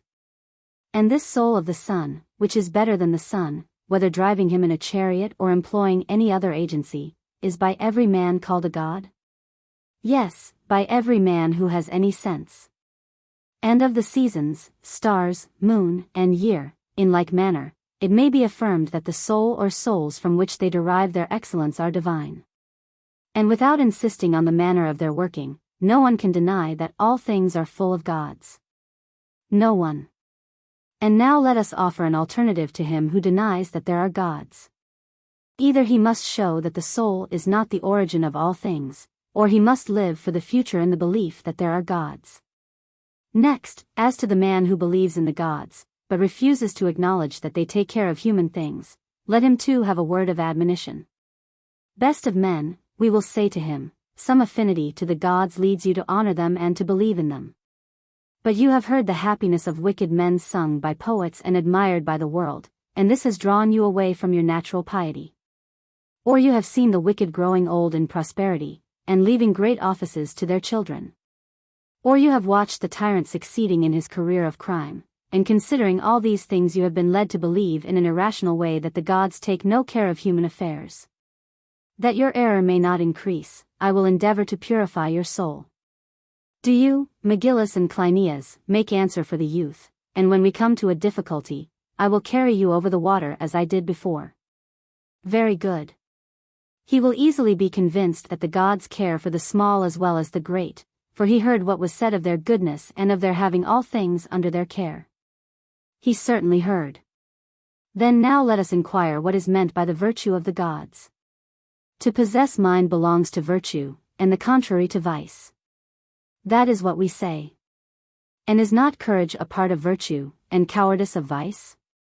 Certainly. And to the gods we ascribe virtues, but idleness and indolence are not virtues. Of course not. And is God to be conceived of as a careless, indolent fellow, such as the poet would compare to a stingless drone? Impossible. Can we be right in praising anyone who cares for great matters and leaves the small to take care of themselves? Whether God or man, he who does so, must either think the neglect of such matters to be of no consequence, or he is indolent and careless. For surely neither of them can be charged with neglect if they fail to attend to something which is beyond their power? Certainly not. And now we will examine the two classes of offenders who admit that there are gods, but say, the one that they may be appeased, the other that they take no care of small matters. Do they not acknowledge that the gods are omnipotent and omniscient? And also good and perfect? Certainly. Then they cannot be indolent, for indolence is the offspring of idleness, and idleness of cowardice, and there is no cowardice in God. True. If the gods neglect small matters, they must either know or not know that such things are not to be regarded. But of course they know that they should be regarded, and knowing, they cannot be supposed to neglect their duty, overcome by the seductions of pleasure or pain. Impossible. And do not all human things share in soul, and is not man the most religious of animals and the possession of the gods? And the gods, who are the best of owners, will surely take care of their property, small or great. Consider further, that the greater the power of perception, the less the power of action. For it is harder to see and hear the small than the great, but easier to control them. Suppose a physician who had to cure a patient, would he ever succeed if he attended to the great and neglected the little? Impossible. Is not life made up of littles? The pilot, general, householder, statesman, all attend to small matters. And the builder will tell you that large stones do not lie well without small ones. And God is not inferior to mortal craftsmen, who in proportion to their skill are careful in the details of their work. We must not imagine the best and wisest to be a lazy good-for-nothing, who wearies of his work and hurries over small and easy matters. Never, never. He who charges the gods with neglect has been forced to admit his error. But I should like further to persuade him that the author of all has made every part for the sake of the whole, and that the smallest part has an appointed state of action or passion. And that the least action or passion of any part has a presiding minister. You, we say to him, are a minute fraction of this universe, created with a view to the whole. The world is not made for you, but you for the world, for the good artist considers the whole first, and afterwards the parts. And you are annoyed at not seeing how you and the universe are all working together for the best, so far as the laws of the common creation admit. The soul undergoes many changes from her contact with bodies. And all that the player does is to put the pieces into their right places. What do you mean? I mean that God acts in the way which is simplest and easiest. Had each thing been formed without any regard to the rest, the transposition of the cosmos would have been endless, but now there is not much trouble in the government of the world. For when the king saw the actions of the living souls and bodies, and the virtue and vice which were in them, and the indestructibility of the soul and body, although they were not eternal, he contrived so to arrange them that virtue might conquer and vice be overcome as far as possible, giving them a seat and room adapted to them, but leaving the direction of their separate actions to men's own wills, which make our characters to be what they are. That is very probable. All things which have a soul possess in themselves the principle of change, and in changing move according to fate and law. Natures which have undergone lesser changes move on the surface. But those which have changed utterly for the worse, sink into Hades and the infernal world. And in all great changes for good and evil which are produced either by the will of the soul or the influence of others, there is a change of place. The good soul, which has intercourse with the divine nature, passes into a holier and better place, and the evil soul, as she grows worse, changes her place for the worse. This, as we declare to the youth who fancies that he is neglected of the gods, is the law of divine justice, the worse to the worse, the better to the better, like to like, in life and in death. And from this law no man will ever boast that he has escaped. Even if you say, I am small, and will creep into the earth, or I am high, and will mount to heaven, you are not so small or so high that you shall not pay the fitting penalty, either here or in the world below. This is also the explanation of the seeming prosperity of the wicked, in whose actions as in a mirror you imagine that you saw the neglect of the gods, not considering that they make all things contribute to the whole. And how then could you form any idea of true happiness, if Cleinias and Megillus and I have succeeded in persuading you that you know not what you say about the gods? God will help you. But if there is still any deficiency of proof, hear our answer to the third opponent. Enough has been said to prove that the gods exist and care for us. That they can be propitiated, or that they receive gifts, is not to be allowed or admitted for an instant. Let us proceed with the argument. Tell me, by the gods, I say, how the gods are to be propitiated by us.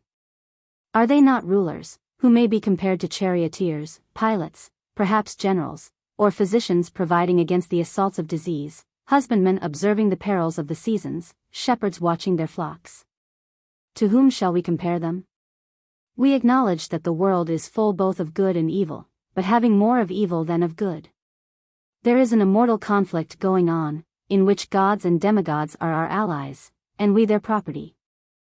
For injustice and folly and wickedness make war in our souls upon justice and temperance and wisdom. There is little virtue to be found on earth. And evil natures fawn upon the gods, like wild beasts upon their keepers, and believe that they can win them over by flattery and prayers. And this sin, which is termed dishonesty, is to the soul what disease is to the body, what pestilence is to the seasons, what injustice is to states. Quite so. And they who maintain that the gods can be appeased must say that they forgive the sins of men, if they are allowed to share in their spoils, as you might suppose wolves to mollify the dogs by throwing them a portion of the prey. That is the argument. But let us apply our images to the gods. Are they the pilots who are won by gifts to wreck their own ships, or the charioteers who are bribed to lose the race, or the generals, or doctors, or husbandmen who are perverted from their duty, or the dogs who are silenced by wolves? God forbid. Are they not rather our best guardians, and shall we suppose them to fall short even of a moderate degree of human or even canine virtue, which will not betray justice for reward? Impossible. He, then, who maintains such a doctrine, is the most blasphemous of mankind. And now our 3 points are proven, and we are agreed: 1. That there are gods; 2. That they care for men; 3. That they cannot be bribed to do injustice. I have spoken warmly, from a fear lest this impiety of theirs should lead to a perversion of life.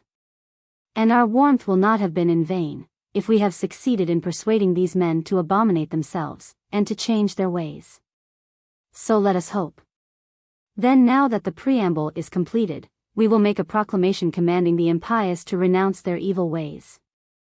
And in case they refuse, the law shall be added: if a man is guilty of impiety in word or deed, let the bystander inform the magistrates, and let the magistrates bring the offender before the court.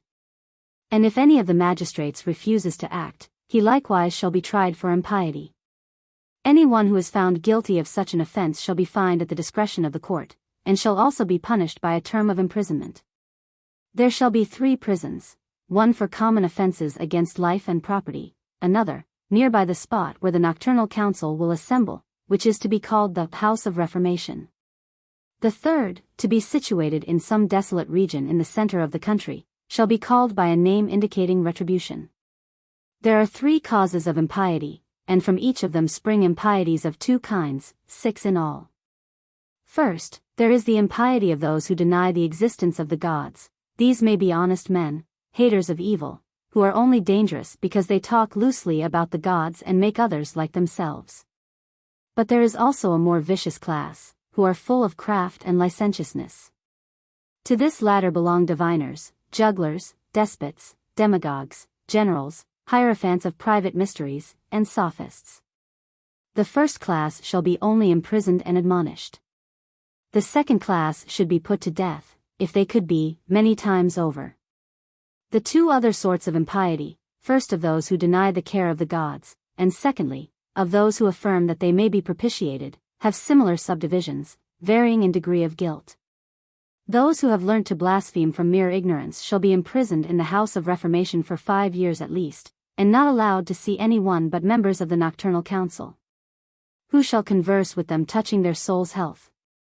If any of the prisoners come to their right mind, at the end of 5 years let them be restored to sane company, but he who again offends shall die. As to that class of monstrous natures who not only believe that the gods are negligent, or may be propitiated, but pretend to practice on the souls of quick and dead, and promise to charm the gods, and to effect the ruin of houses and states, he, I say, who is guilty of these things, shall be bound in the central prison, and shall have no intercourse with any freeman, receiving only his daily rations of food from the public slaves.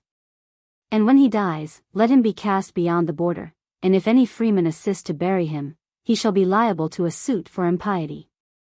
But the sins of the father shall not be visited upon his children, who, like other orphans, shall be educated by the state. Further, let there be a general law which will have a tendency to repress impiety. No man shall have religious services in his house, but he shall go with his friends to pray and sacrifice in the temples. The reason of this is, that religious institutions can only be framed by a great intelligence. But women and weak men are always consecrating the event of the moment. They are under the influence of dreams and apparitions, and they build altars and temples in every village and in any place where they have had a vision. The law is designed to prevent this, and also to deter men from attempting to propitiate the gods by secret sacrifices, which only multiply their sins. Therefore let the law run: no one shall have private religious rites. And if a man or woman who has not been previously noted for any impiety offend in this way, let them be admonished to remove their rites to a public temple.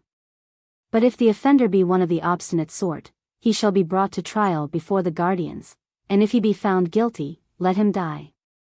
Book 11. As to dealings between man and man, the principle of them is simple: thou shalt not take what is not thine, and shalt do to others as thou wouldst that they should do to thee. First, of treasure trove, may I never desire to find, or lift, if I find, or be induced by the council of diviners to lift, a treasure which one who was not my ancestor has laid down, for I shall not gain so much in money as I shall lose in virtue. The saying, move not the immovable, may be repeated in a new sense, and there is a common belief which asserts that such deeds prevent a man from having a family. To him who is careless of such consequences, and, despising the word of the wise, takes up a treasure which is not his, what will be done by the hand of the gods, God only knows, but I would have the first person who sees the offender inform the wardens of the city or the country. And they shall send to Delphi for a decision, and whatever the oracle orders, they shall carry out. If the informer be a freeman, he shall be honored, and if a slave, set free. But he who does not inform, if he be a freeman, shall be dishonored, and if a slave, shall be put to death. If a man leave anywhere anything great or small, intentionally or unintentionally, let him who may find the property deem the deposit sacred to the goddess of ways. And he who appropriates the same, if he be a slave, shall be beaten with many stripes; if a freeman, he shall pay tenfold, and be held to have done a dishonorable action. If a person says that another has something of his, and the other allows that he has the property in dispute, but maintains it to be his own, let the ownership be proved out of the registers of property.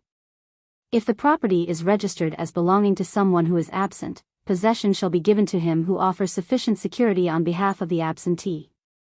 Or if the property is not registered, let it remain with the 3 eldest magistrates, and if it should be an animal, the defeated party must pay the cost of its keep. A man may arrest his own slave, and he may also imprison for safekeeping the runaway slave of a friend. Any one interfering with him must produce 3 sureties. Otherwise, he will be liable to an action for violence, and if he be cast, must pay a double amount of damages to him from whom he has taken the slave. A freedman who does not pay due respect to his patron may also be seized. Due respect consists in going 3 times a month to the house of his patron, and offering to perform any lawful service for him. He must also marry as his master pleases. And if his property be greater than his master's, he must hand over to him the excess. A freedman may not remain in the state, except with the consent of the magistrates and of his master, for more than 20 years. And whenever his census exceeds that of the 3rd class, he must in any case leave the country within 30 days, taking his property with him. If he break this regulation, the penalty shall be death, and his property shall be confiscated. Suits about these matters are to be decided in the courts of the tribes, unless the parties have settled the matter before a court of neighbors or before arbiters. If anybody claim a beast or anything else, let the possessor refer to the seller or giver of the property within 30 days, if the latter reside in the city, or, if the goods have been received from a stranger, within 5 months. Of which the middle month shall include the summer solstice. All purchases and exchanges are to be made in the agora, and paid for on the spot. The law will not allow credit to be given. No law shall protect the money subscribed for clubs. He who sells anything of greater value than 50 drachmas shall abide in the city for 10 days, and let his whereabouts be known to the buyer, in case of any reclamation. When a slave is sold who is subject to epilepsy, stone, or any other invisible disorder, the buyer, if he be a physician or trainer, or if he be warned, shall have no redress.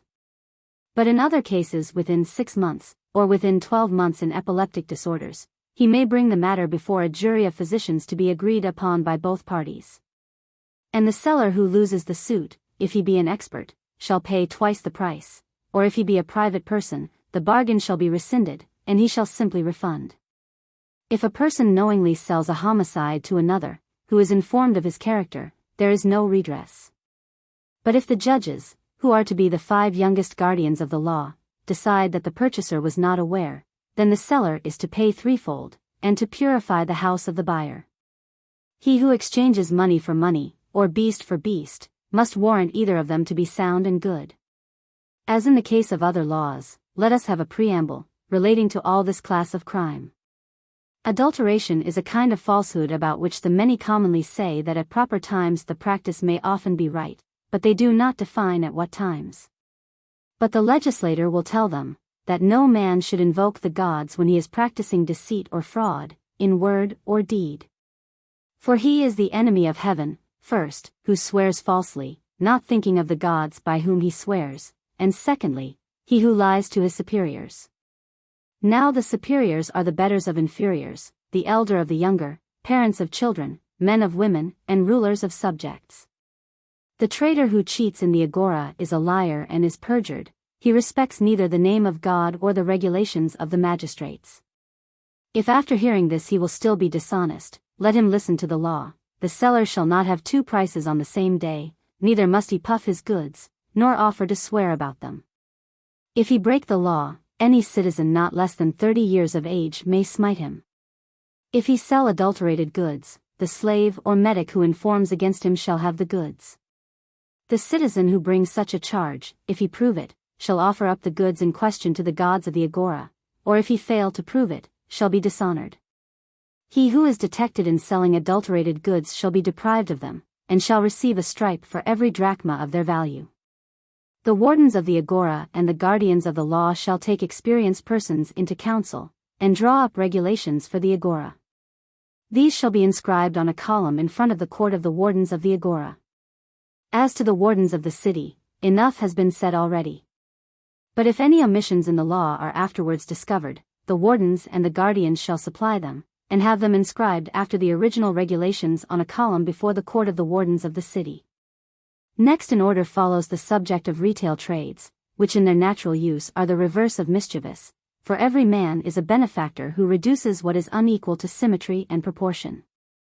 Money is the instrument by which this is accomplished, and the shopkeeper, the merchant, and hotel keeper do but supply the wants and equalize the possessions of mankind. Why, then, does any dishonor attach to a beneficent occupation? Let us consider the nature of the accusation first, and then see whether it can be removed. What is your drift? Dear Cleinias, there are few men who are so gifted by nature, and improved by education, as to be able to control the desire of making money, or who are sober in their wishes and prefer moderation to accumulation. The great majority think that they can never have enough, and the consequence is that retail trade has become a reproach. Whereas, however ludicrous the idea may seem, if noble men and noble women could be induced to open a shop, and to trade upon incorruptible principles, then the aspect of things would change. And retail traders would be regarded as nursing fathers and mothers. In our own day the trader goes and settles in distant places, and receives the weary traveler hospitably at first, but in the end treats him as an enemy and a captive, whom he only liberates for an enormous ransom. This is what has brought retail trade into disrepute, and against this the legislator ought to provide. Men have said of old, that to fight against two opponents is hard. And the two opponents of whom I am thinking are wealth and poverty, the one corrupting men by luxury, the other, through misery, depriving them of the sense of shame. What remedies can a city find for this disease? First, to have as few retail traders as possible. Secondly, to give retail trade over to a class whose corruption will not injure the state. And thirdly, to restrain the insolence and meanness of the retailers. Let us make the following laws. 1. In the city of the magnates none of the 5,040 citizens shall be a retailer or merchant, or do any service to any private persons who do not equally serve him. Except to his father and mother and their fathers and mothers, and generally to his elders who are freemen, and whom he serves as a freeman. He who follows an illiberal pursuit may be cited for dishonoring his family, and kept in bonds for a year, and if he offend again, he shall be bound for 2 years. And for every offense his punishment shall be doubled. 2. Every retailer shall be a metic or a foreigner. 3. The guardians of the law shall have a special care of this part of the community, whose calling exposes them to peculiar temptations. They shall consult with persons of experience, and find out what prices will yield the traders a moderate profit, and fix them. When a man does not fulfill his contract, he being under no legal or other impediment, the case shall be brought before the court of the tribes, if not previously settled by arbitration. The class of artisans is consecrated to Hephaestus and Athene. The makers of weapons to Ares and Athene, all of whom, remembering that the gods are their ancestors, should be ashamed to deceive in the practice of their craft. If any man is lazy in the fulfillment of his work, and fancies, foolish fellow, that his patron god will not deal hardly with him, he will be punished by the god. And let the law follow, he who fails in his undertaking shall pay the value, and do the work gratis in a specified time. The contractor, like the seller, is enjoined by law to charge the simple value of his work. In a free city, art should be a true thing, and the artist must not practice on the ignorance of others. On the other hand, he who has ordered any work and does not pay the workman according to agreement, dishonors Zeus and Athene, and breaks the bonds of society. And if he does not pay at the time agreed, let him pay double. And although interest is forbidden in other cases, let the workman receive after the expiration of a year interest at the rate of an obol a month for every drachma, equal to 200% per ann. And we may observe by the way, in speaking of craftsmen, that if our military craft do their work well, the state will praise those who honor them, and blame those who do not honor them. Not that the first place of honor is to be assigned to the warrior, a higher still is reserved for those who obey the laws. Most of the dealings between man and man are now settled, with the exception of such as relate to orphans and guardianships. These lead us to speak of the intentions of the dying, about which we must make regulations. I say must, for mankind cannot be allowed to dispose of their property as they please, in ways at variance with one another and with law and custom. But a dying person is a strange being, and is not easily managed. He wants to be master of all he has, and is apt to use angry words. He will say, "May I not do what I will with my own, and give much to my friends, and little to my enemies?" There is reason in that. O Cleinias, in my judgment the older lawgivers were too soft-hearted, and wanting an insight into human affairs. They were too ready to listen to the outcry of a dying man, and hence they were induced to give him an absolute power of bequest. But I would say to him, O creature of a day, you know neither what is yours nor yourself, for you and your property are not your own, but belong to your whole family, past and to come, and property and family alike belong to the state. And therefore I must take out of your hands the charge of what you leave behind you, with a view to the interests of all. And I hope that you will not quarrel with us, now that you are going the way of all mankind. We will do our best for you and yours when you are no longer here. Let this be our address to the living and dying, and let the law be as follows: the father who has sons shall appoint one of them to be the heir of the lot. And if he has given any other son to be adopted by another, the adoption shall also be recorded. And if he has still a son who has no lot, and has a chance of going to a colony, he may give him what he has more than the lot. Or if he has more than one son unprovided for, he may divide the money between them. A son who has a house of his own, and a daughter who is betrothed, are not to share in the bequest of money.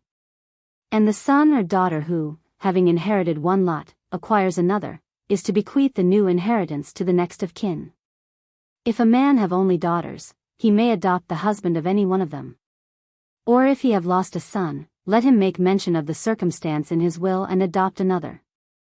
If he have no children, he may give away a tenth of his acquired property to whomsoever he likes. But he must adopt an heir to inherit the lot, and may leave the remainder to him.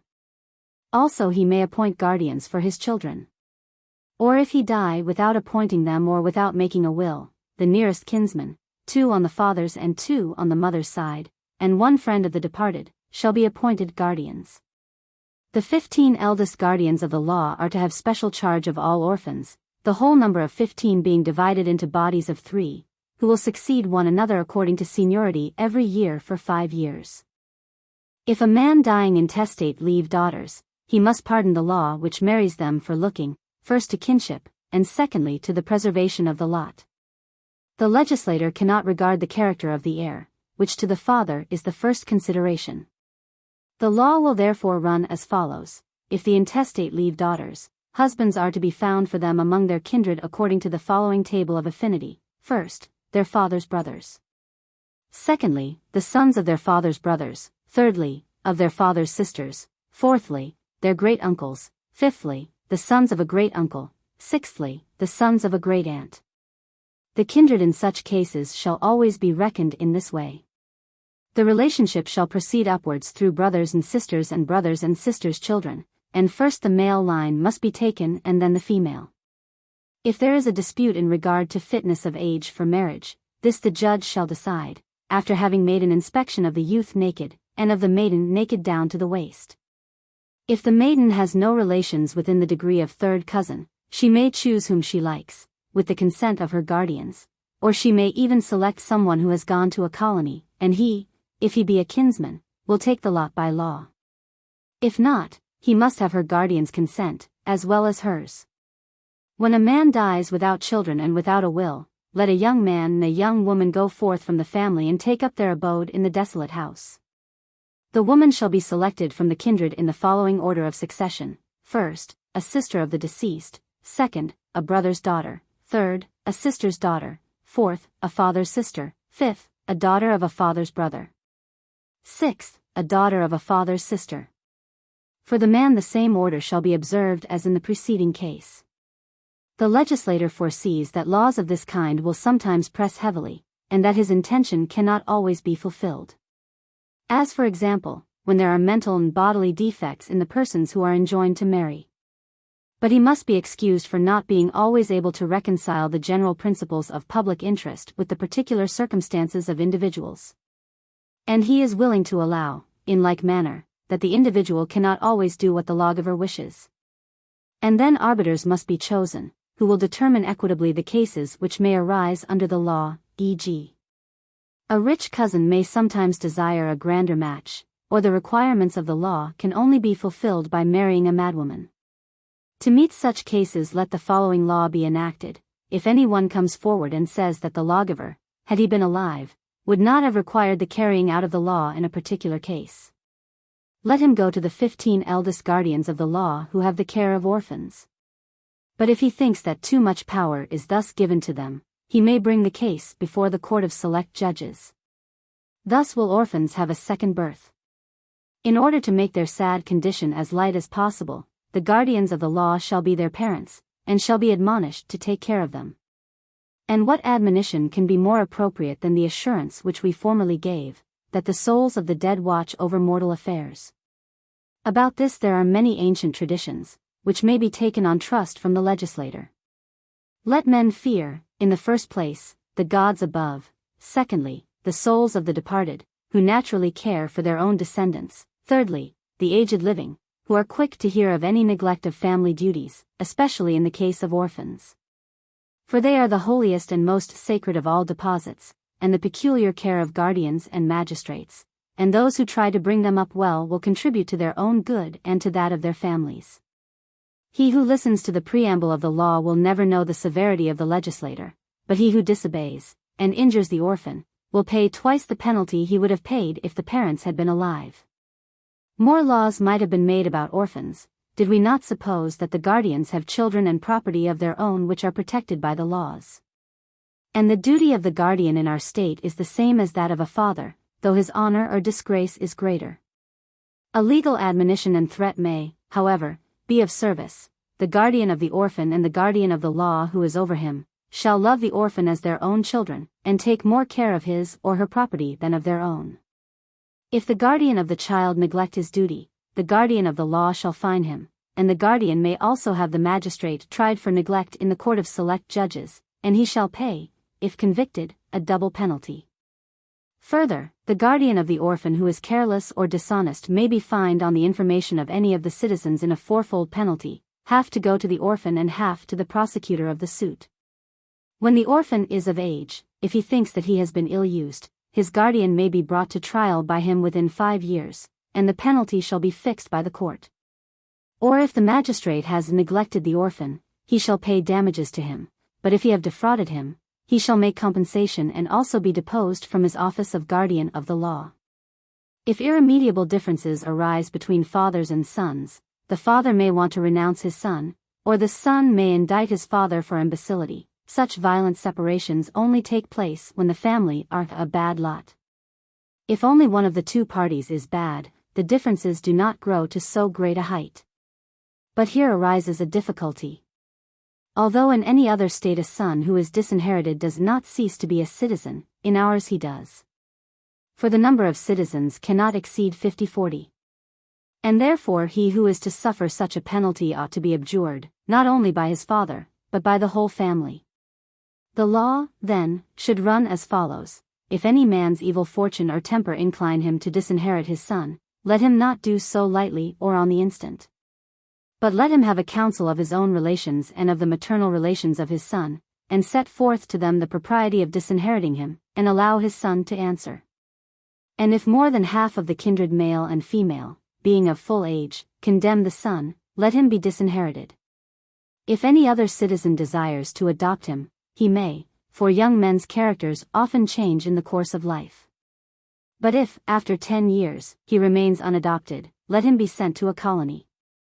If disease, or old age, or evil disposition cause a man to go out of his mind, and he is ruining his house and property, and his son doubts about indicting him for insanity, let him lay the case before the eldest guardians of the law. and consult with them. And if they advise him to proceed, and the father is decided to be imbecile, he shall have no more control over his property, but shall live henceforward like a child in the house. If a man and his wife are of incompatible tempers, 10 guardians of the law and 10 of the matrons who regulate marriage shall take their case in hand, and reconcile them, if possible. If, however, their swelling souls cannot be pacified, the wife may try and find a new husband, and the husband a new wife. Probably they are not very gentle creatures, and should therefore be joined to milder natures. The younger of those who are separated should also select their partners with a view to the procreation of children, while the older should seek a companion for their declining years. If a woman dies, leaving children male or female, the law will advise, but not compel, the widower to abstain from a second marriage. If she leave no children, he shall be compelled to marry. Also a widow, if she is not old enough to live honestly without marriage, shall marry again, and in case she have no children, she should marry for the sake of them. There is sometimes an uncertainty which parent the offspring is to follow, in unions of a female slave with a male slave, or with a freedman or free man, or of a free woman with a male slave, the offspring is to belong to the master. But if the master or mistress be themselves the parent of the child, the slave and the child are to be sent away to another land. Concerning duty to parents, let the preamble be as follows: we honor the gods in their lifeless images, and believe that we thus propitiate them. But he who has an aged father or mother has a living image, which if he cherish it will do him far more good than any statue. What do you mean by cherishing them? I will tell you. Oedipus and Amintor and Theseus cursed their children, and their curses took effect. This proves that the gods hear the curses of parents who are wronged, and shall we doubt that they hear and fulfill their blessings too? Surely not. And, as we were saying, no image is more honored by the gods than an aged father and mother, to whom when honor is done, the God who hears their prayers is rejoiced, and their influence is greater than that of the lifeless statue. For they pray that good or evil may come to us in proportion as they are honored or dishonored, but the statue is silent. Excellent. Good men are glad when their parents live to extreme old age, or if they depart early, lament their loss. But to bad men their parents are always terrible. Wherefore let every one honor his parents, and if this preamble fails of influencing him, let him hear the law, if any one does not take sufficient care of his parents. Let the aggrieved person inform the 3 eldest guardians of the law and 3 of the women who are concerned with marriages. Women up to 40 years of age, and men up to 30, who thus offend, shall be beaten and imprisoned. After that age they are to be brought before a court composed of the eldest citizens, who may inflict any punishment upon them which they please. If the injured party cannot inform, let any freeman who hears of the case inform. A slave who does so shall be set free, if he be the slave of the one of the parties, by the magistrate, if owned by another, at the cost of the state. And let the magistrates take care that he is not wronged by any one out of revenge. The injuries which one person does to another by the use of poisons are of 2 kinds. One affects the body by the employment of drugs and potions. The other works on the mind by the practice of sorcery and magic.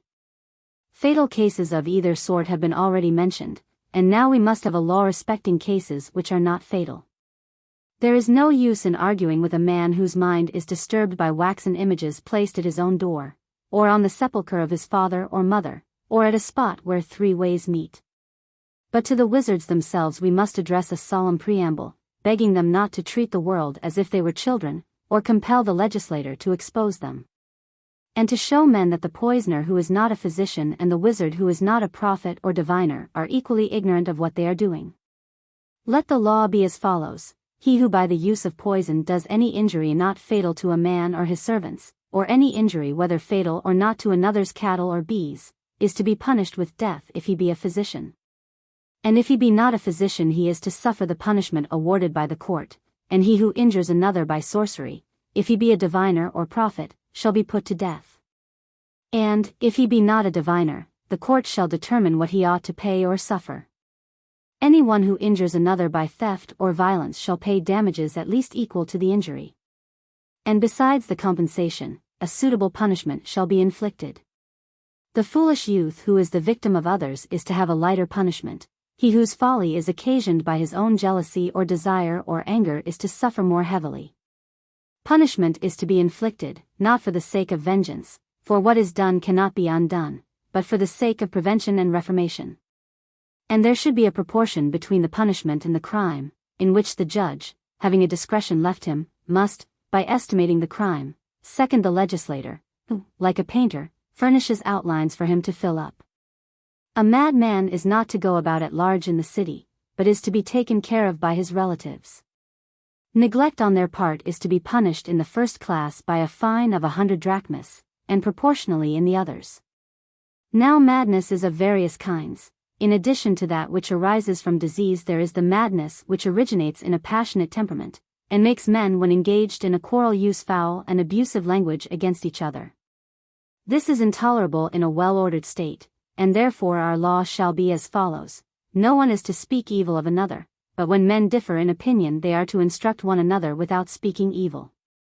Nor should any one seek to rouse the passions which education has calmed, for he who feeds and nurses his wrath is apt to make ribald jests at his opponent, with a loss of character or dignity to himself. And for this reason no one may use any abusive word in a temple, or at sacrifices, or games, or in any public assembly, and he who offends shall be censured by the proper magistrate. And the magistrate, if he fail to censure him, shall not claim the prize of virtue. In any other place the angry man who indulges in revilings, whether he be the beginner or not, may be chastised by an elder. The reviler is always trying to make his opponent ridiculous, and the use of ridicule in anger we cannot allow. We forbid the comic poet to ridicule our citizens, under a penalty of expulsion from the country or a fine of 3 minae. Jest in which there is no offense may be allowed, but the question of offense shall be determined by the director of education, who is to be the licensor of theatrical performances. The righteous man who is in adversity will not be allowed to starve in a well-ordered city. He will never be a beggar. Nor is a man to be pitied, merely because he is hungry, unless he be temperate. Therefore let the law be as follows: let there be no beggars in our state, and he who begs shall be expelled by the magistrates both from town and country.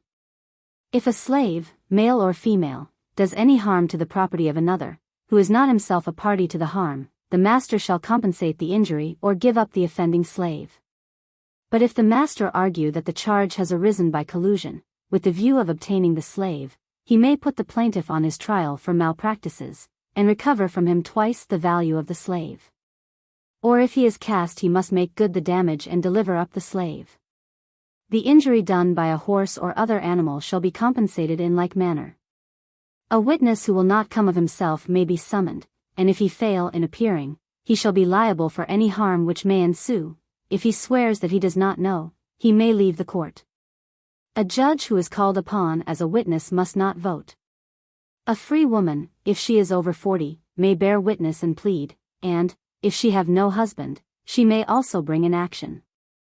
A slave, male or female, and a child may witness and plead only in case of murder, but they must give sureties that they will appear at the trial, if they should be charged with false witness. Such charges must be made pending the trial, and the accusations shall be sealed by both parties and kept by the magistrates until the trial for perjury comes off. If a man is twice convicted of perjury, he is not to be required; if 3 times, he is not to be allowed to bear witness, or, if he persists in bearing witness, is to be punished with death. When more than half the evidence is proved to be false, there must be a new trial. The best and noblest things in human life are liable to be defiled and perverted. Is not justice the civilizer of mankind?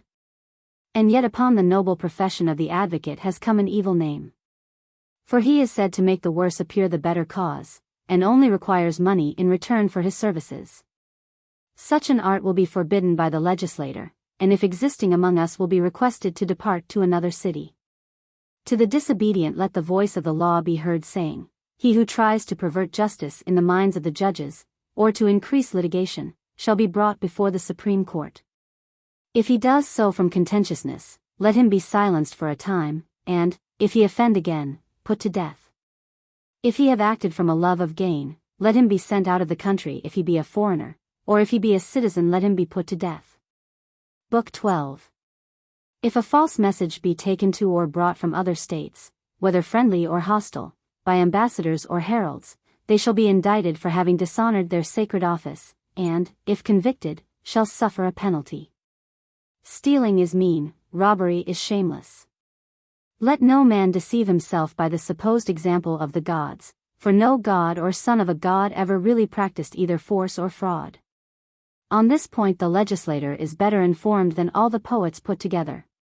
He who listens to him shall be forever happy, but he who will not listen shall have the following law directed against him: he who steals much, or he who steals little of the public property is deserving of the same penalty. For they are both impelled by the same evil motive. When the law punishes one man more lightly than another, this is done under the idea, not that he is less guilty, but that he is more curable. Now a thief who is a foreigner or slave may be curable, but the thief who is a citizen, and has had the advantages of education, should be put to death, for he is incurable. Much consideration and many regulations are necessary about military expeditions. The great principle of all is that no one, male or female, in war or peace, in great matters or small, shall be without a commander. Whether men stand or walk, or drill, or pursue, or retreat, or wash, or eat, they should all act together and in obedience to orders. We should practice from our youth upwards the habits of command and obedience. All dances, relaxations, endurances of meats and drinks, of cold and heat, and of hard couches, should have a view to war, and care should be taken not to destroy the natural covering and use of the head and feet by wearing shoes and caps. For the head is the lord of the body, and the feet are the best of servants. The soldier should have thoughts like these.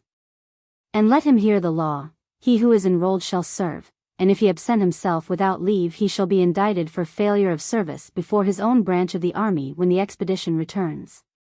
And if he be found guilty he shall suffer the penalty which the courts award, and never be allowed to contend for any prize of valor, or to accuse another of misbehavior in military matters.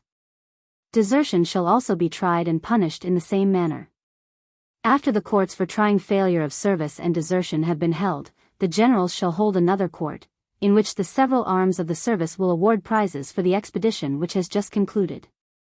The prize is to be a crown of olive, which the victor shall offer up at the temple of his favorite war god. In any suit which a man brings, let the indictment be scrupulously true, for justice is an honorable maiden, to whom falsehood is naturally hateful.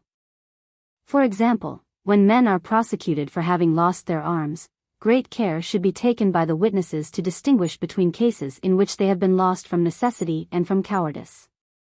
If the hero Patroclus had not been killed but had been brought back alive from the field, he might have been reproached with having lost the divine armor. And a man may lose his arms in a storm at sea, or from a fall, and under many other circumstances.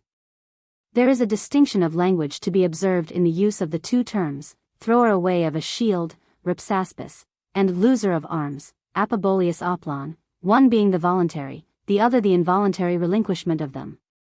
Let the law then be as follows: if any one is overtaken by the enemy, having arms in his hands, and he leaves them behind him voluntarily, choosing base life instead of honorable death, let justice be done. The old legend of Ceneus, who was changed by Poseidon from a woman into a man, may teach by contraries the appropriate punishment. Let the thrower away of his shield be changed from a man into a woman, that is to say, let him be all his life out of danger, and never again be admitted by any commander into the ranks of his army. And let him pay a heavy fine according to his class. And any commander who permits him to serve shall also be punished by a fine. All magistrates, whatever be their tenure of office, must give an account of their magistracy. But where shall we find the magistrate who is worthy to supervise them or look into their shortcomings and crooked ways? The examiner must be more than man who is sufficient for these things. For the truth is that there are many causes of the dissolution of states, which, like ships or animals, have their cords, and girders, and sinews easily relaxed, and nothing tends more to their welfare and preservation than the supervision of them by examiners who are better than the magistrates. Failing in this they fall to pieces, and each becomes many instead of one. Wherefore let the people meet after the summer solstice, in the precincts of Apollo and the sun, and appoint 3 men of not less than 50 years of age. They shall proceed as follows: each citizen shall select someone, not himself, whom he thinks the best. The persons selected shall be reduced to 1/2, who have the greatest number of votes, if they are an even number. But if an odd number, he who has the smallest number of votes shall be previously withdrawn. The voting shall continue in the same manner until 3 only remain. And if the number of votes cast for them be equal, a distinction between the first, second, and third shall be made by lot. The 3 shall be crowned with an olive wreath, and proclamation made, that the city of the magnates, once more preserved by the gods, presents her 3 best men to Apollo and the sun, to whom she dedicates them as long as their lives answer to the judgment formed of them. They shall choose in the first year of their office 12 examiners, to continue until they are 75 years of age, afterwards 3 shall be added annually. While they hold office, they shall dwell within the precinct of the god. They are to divide all the magistracies into 12 classes, and may apply any methods of inquiry, and inflict any punishments which they please. In some cases singly, in other cases together, announcing the acquittal or punishment of the magistrate on a tablet which they will place in the agora. A magistrate who has been condemned by the examiners may appeal to the select judges, and, if he gain his suit, may in turn prosecute the examiners. But if the appellant is cast, his punishment shall be doubled, unless he was previously condemned to death. And what honors shall be paid to these examiners, whom the whole state counts worthy of the rewards of virtue? They shall have the first place at all sacrifices and other ceremonies, and in all assemblies and public places. They shall go on sacred embassies, and have the exclusive privilege of wearing a crown of laurel. They are priests of Apollo and the sun, and he of their number who is judged first shall be high priest, and give his name to the year. The manner of their burial, too, shall be different from that of the other citizens. The color of their funeral array shall be white, and, instead of the voice of lamentation, around the bier shall stand a chorus of 15 boys and 15 maidens, chanting hymns in honor of the deceased in alternate strains during an entire day. And at dawn a band of 100 youths shall carry the bier to the grave, marching in the garb of warriors, and the boys in front of the bier shall sing their national hymn, while the maidens and women past childbearing follow after. Priests and priestesses may also follow, unless the Pythian oracle forbids. The sepulchre shall be a vault built underground, which will last forever, having couches of stone placed side by side. On one of these they shall lay the departed saint, and then cover the tomb with a mound, and plant trees on every side except one, where an opening shall be left for other interments. Every year there shall be games, musical, gymnastic, or equestrian, in honor of those who have passed every ordeal. But if any of them, after having been acquitted on any occasion, begin to show the wickedness of human nature, he who pleases may bring them to trial before a court composed of the guardians of the law, and of the select judges, and of any of the examiners who are alive. If he be convicted he shall be deprived of his honors, and if the accuser do not obtain a 5th part of the votes, he shall pay a fine according to his class. What is called the judgment of Rhadamanthus is suited to ages of faith, but not to our days. He knew that his contemporaries believed in the gods, for many of them were the sons of gods. And he thought that the easiest and surest method of ending litigation was to commit the decision to heaven. In our own day, men either deny the existence of gods or their care of men, or maintain that they may be bribed by attentions and gifts. And the procedure of Rhadamanthus would therefore be out of date. When the religious ideas of mankind change, their laws should also change. Thus oaths should no longer be taken from plaintiff and defendant. Simple statements of affirmation and denial should be substituted. For there is something dreadful in the thought, that nearly half the citizens of a state are perjured men. There is no objection to an oath, where a man has no interest in forswearing himself, as, for example, when a judge is about to give his decision, or in voting at an election, or in the judgment of games and contests. But where there would be a premium on perjury, oaths and imprecations should be prohibited as irrelevant, like appeals to feeling. Let the principles of justice be learned and taught without words of evil omen. The oaths of a stranger against a stranger may be allowed, because strangers are not permitted to become permanent residents in our state. Trials in private causes are to be decided in the same manner as lesser offenses against the state. The non-attendance at a chorus or sacrifice, or the omission to pay a war tax, may be regarded as in the first instance remediable, and the defaulter may give security. But if he forfeits the security, the goods pledged shall be sold and the money given to the state. And for obstinate disobedience, the magistrate shall have the power of inflicting greater penalties. A city which is without trade or commerce must consider what it will do about the going abroad of its own people and the admission of strangers. For out of intercourse with strangers there arises great confusion of manners, which in most states is not of any consequence, because the confusion exists already, but in a well-ordered state it may be a great evil. Yet the absolute prohibition of foreign travel, or the exclusion of strangers, is impossible, and would appear barbarous to the rest of mankind. Public opinion should never be lightly regarded, for the many are not so far wrong in their judgments as in their lives. Even the worst of men have often a divine instinct, which enables them to judge of the differences between the good and bad. States are rightly advised when they desire to have the praise of men, and the greatest and truest praise is that of virtue. And our Cretan colony should, and probably will, have a character for virtue, such as few cities have. Let this, then, be our law about foreign travel and the reception of strangers. No one shall be allowed to leave the country who is under 40 years of age. Of course, military service abroad is not included in this regulation, and no one at all except in a public capacity. To the Olympic, and Pythian, and Nemean, and Isthmian games, shall be sent the fairest and best and bravest, who shall support the dignity of the city in time of peace. These, when they come home, shall teach the youth the inferiority of all other governments.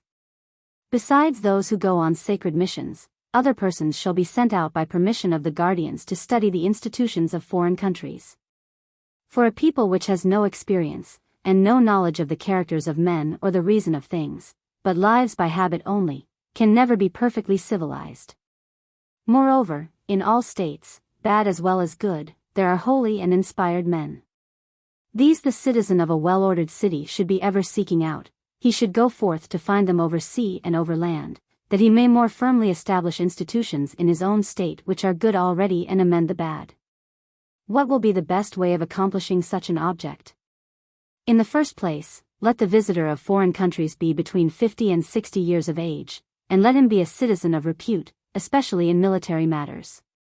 On his return he shall appear before the Nocturnal Council. This is a body which sits from dawn to sunrise, and includes amongst its members the priests who have gained the prize of virtue, and the 10 oldest guardians of the law, and the director and past directors of education, each of whom has power to bring with him a younger friend of his own selection, who is between 30 and 40. The assembly thus constituted shall consider the laws of their own and other states, and gather information relating to them. Anything of the sort which is approved by the elder members of the council shall be studied with all diligence by the younger, who are to be specially watched by the rest of the citizens, and shall receive honor, if they are deserving of honor, or dishonor, if they prove inferior. This is the assembly to which the visitor of foreign countries shall come and tell anything which he has heard from others in the course of his travels, or which he has himself observed. If he be made neither better nor worse, let him at least be praised for his zeal, and let him receive still more praise, and special honor after death, if he be improved. But if he be deteriorated by his travels, let him be prohibited from speaking to any one, and if he submit, he may live as a private individual, but if he be convicted of attempting to make innovations in education and the laws, let him die. Next, as to the reception of strangers. Of these there are 4 classes. First, merchants, who, like birds of passage, find their way over the sea at a certain time of the year, that they may exhibit their wares. These should be received in markets and public buildings without the city, by proper officers, who shall see that justice is done them, and shall also watch against any political designs which they may entertain. No more intercourse is to be held with them than is absolutely necessary. Secondly, there are the visitors at the festivals, who shall be entertained by hospitable persons at the temples for a reasonable time. The priests and ministers of the temples shall have a care of them. In small suits brought by them or against them, the priests shall be the judges, but in the more important, the wardens of the agora. Thirdly, there are ambassadors of foreign states. These are to be honorably received by the generals and commanders, and placed under the care of the prytanes and of the persons with whom they are lodged. Fourthly, there is the philosophical stranger, who, like our own spectators, from time to time goes to see what is rich and rare in foreign countries. Like them he must be 50 years of age, and let him go unbidden to the doors of the wise and rich, that he may learn from them, and they from him. These are the rules of missions into foreign countries, and of the reception of strangers. Let Zeus, the god of hospitality, be honored, and let not the stranger be excluded, as in Egypt, from meals and sacrifices, or, as at Sparta, driven away by savage proclamations. Let guarantees be clearly given in writing and before witnesses. The number of witnesses shall be 3 when the sum lent is under 1,000 drachmas, or 5 when above. The agent and principal at a fraudulent sale shall be equally liable. He who would search another man's house for anything must swear that he expects to find it there, and he shall enter naked, or having on a single garment and no girdle. The owner shall place at the disposal of the searcher all his goods, sealed as well as unsealed. If he refuse, he shall be liable in double the value of the property, if it shall prove to be in his possession. If the owner be absent, the searcher may counterseal the property which is under seal, and place watchers. If the owner remain absent more than 5 days, the searcher shall take the magistrates, and open the sealed property, and seal it up again in their presence. The recovery of goods disputed, except in the case of lands and houses, about which there can be no dispute in our state, is to be barred by time. The public and unimpeached use of anything for a year in the city, or for 5 years in the country, or the private possession and domestic use for 3 years in the city, or for 10 years in the country, is to give a right of ownership.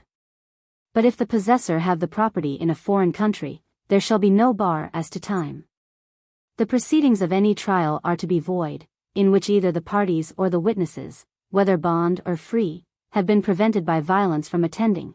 If a slave be prevented, the suit shall be invalid. Or if a freeman, he who is guilty of the violence shall be imprisoned for a year, and shall also be liable to an action for kidnapping.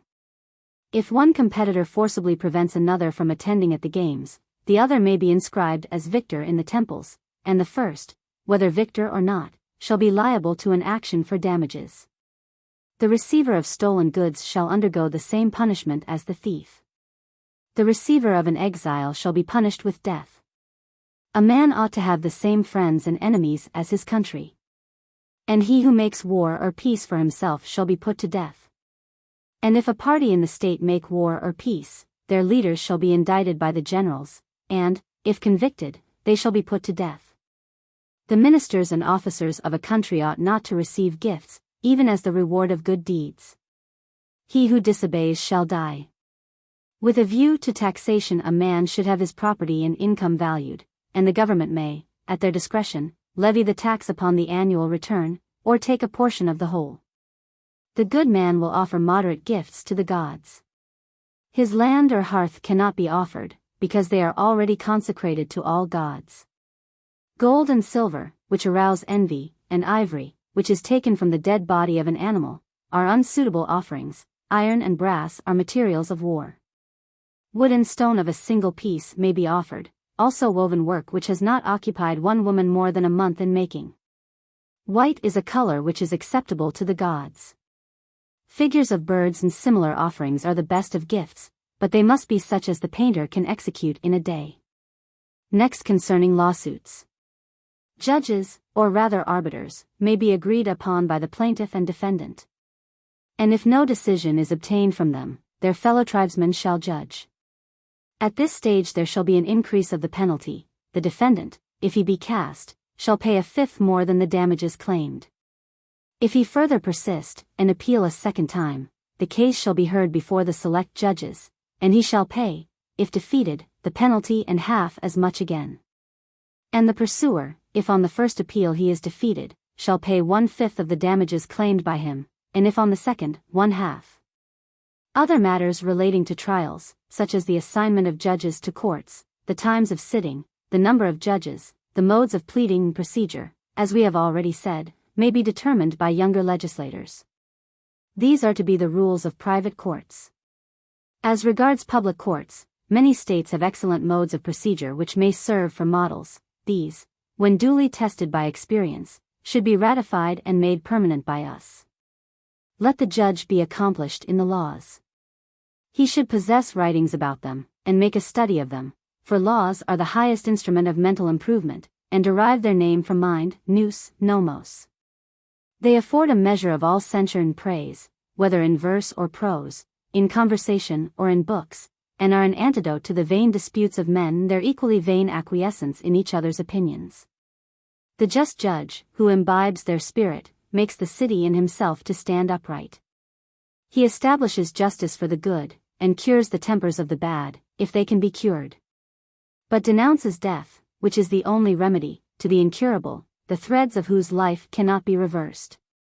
When the suits of the year are completed, execution is to follow. The court is to award to the plaintiff the property of the defendant, if he is cast, reserving to him only his lot of land. If the plaintiff is not satisfied within a month, the court shall put into his hands the property of the defendant. If the defendant fails in payment to the amount of a drachma, he shall lose the use and protection of the court. Or if he rebel against the authority of the court, he shall be brought before the guardians of the law, and if found guilty he shall be put to death. Man having been born, educated, having begotten and brought up children, and gone to law, fulfills the debt of nature. The rites which are to be celebrated after death in honor of the gods above and below shall be determined by the interpreters. The dead shall be buried in uncultivated places, where they will be out of the way and do least injury to the living.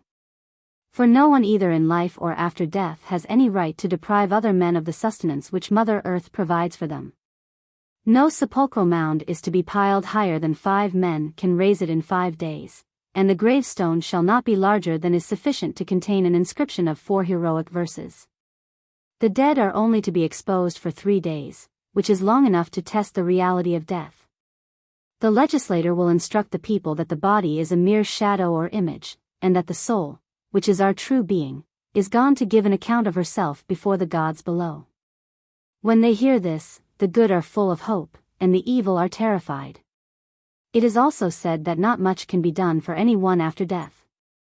And therefore while in life all man should be helped by their kindred to pass their days justly and holily, that they may depart in peace.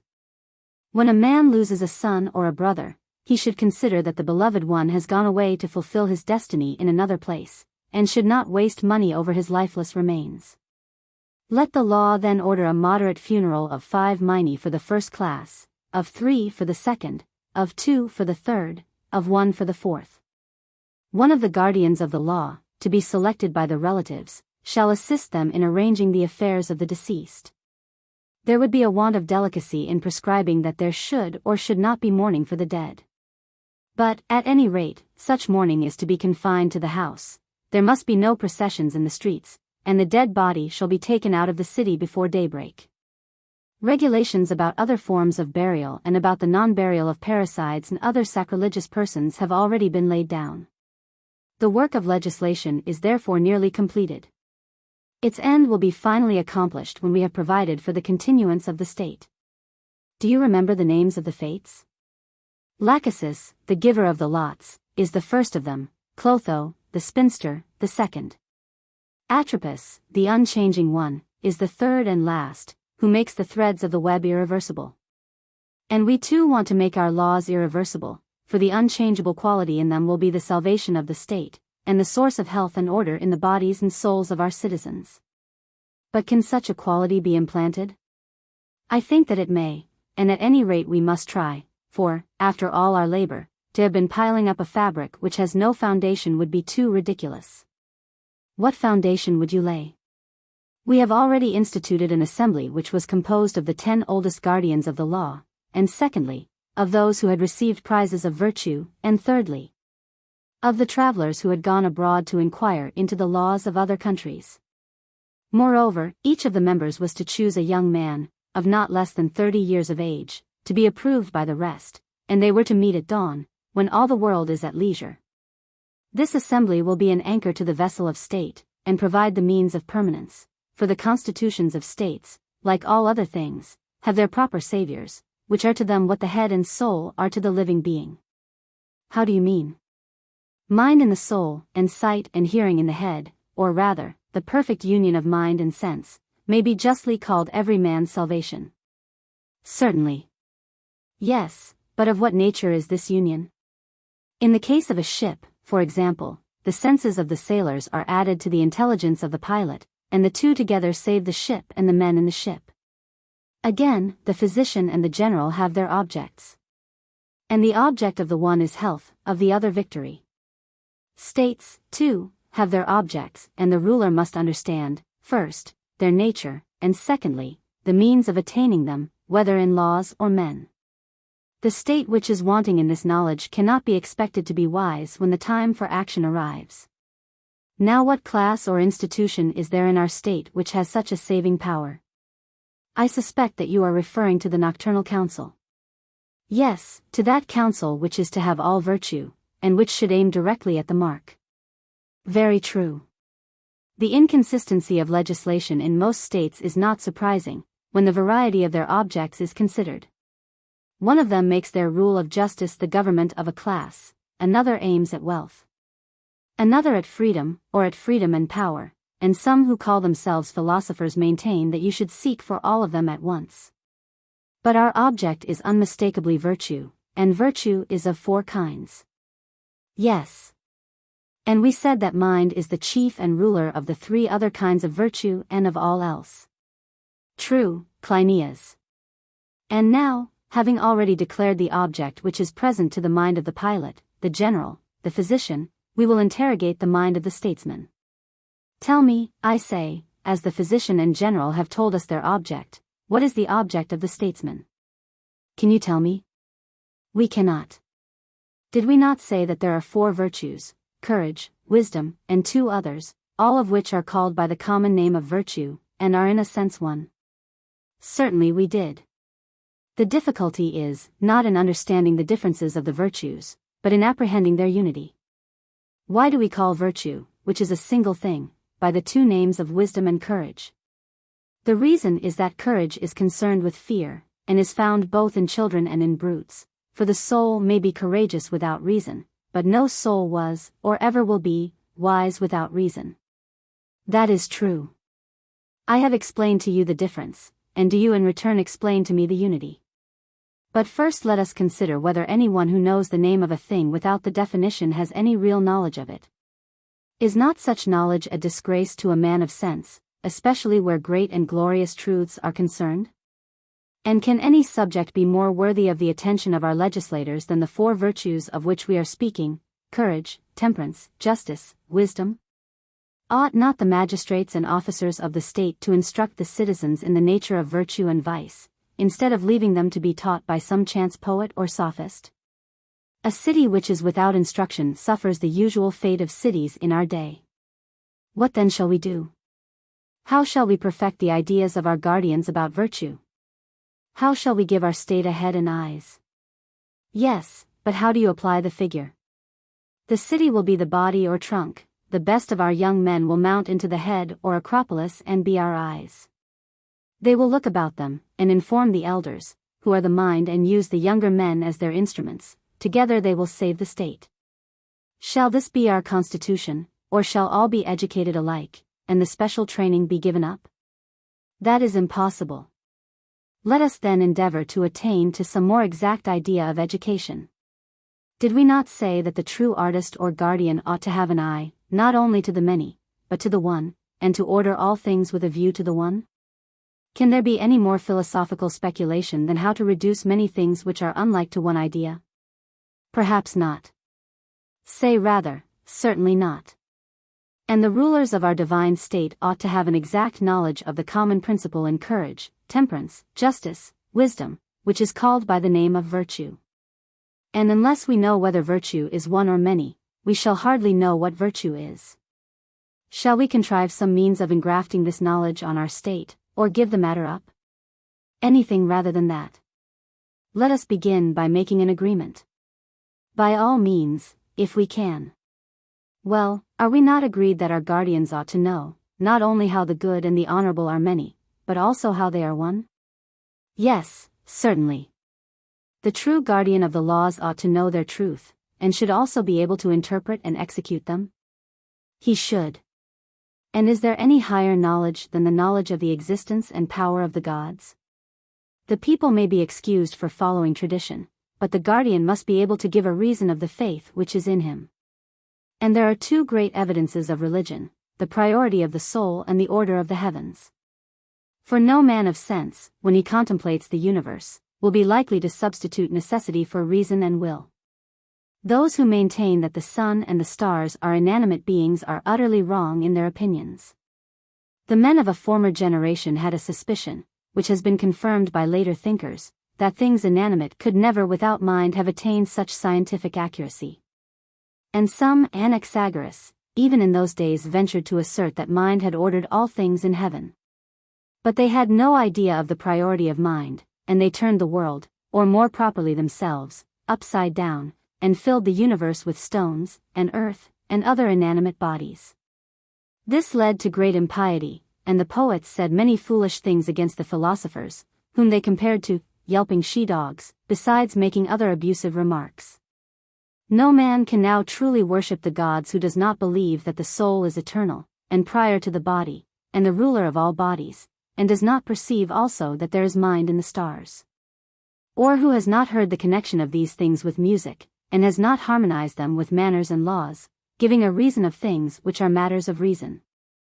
He who is unable to acquire this knowledge, as well as the ordinary virtues of a citizen, can only be a servant, and not a ruler in the state.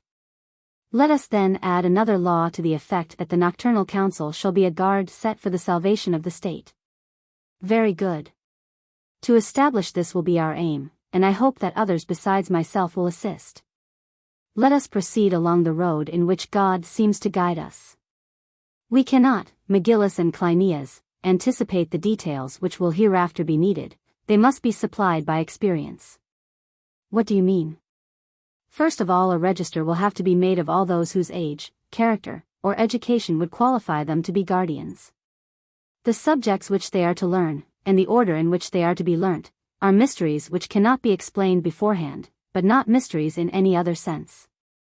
If that is the case, what is to be done? We must stake our all on a lucky throw, and I will share the risk by stating my views on education. And I would have you, Cleinias, who are the founder of the Magnesian state, and will obtain the greatest glory if you succeed, and will at least be praised for your courage, if you fail, take especial heed of this matter. If we can only establish the nocturnal council, we will hand over the city to its keeping, none of the present company will hesitate about that. Our dream will then become a reality. And our citizens, if they are carefully chosen and well educated, will be saviors and guardians such as the world hitherto has never seen. The want of completeness in the laws becomes more apparent in the later books. There is less arrangement in them, and the transitions are more abrupt from one subject to another. Yet they contain several noble passages, such as the prelude to the discourse concerning the honor and dishonor of parents, or the picture of the dangers attending the friendly intercourse of young men and maidens with one another.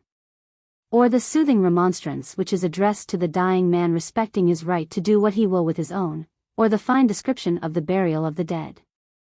The subject of religion in Book X is introduced as a prelude to offenses against the gods, and this portion of the work appears to be executed in Plato's best manner. In the last 4 books, several questions occur for consideration. Among them are, I. The detection and punishment of offenses. 2. The nature of the voluntary and involuntary.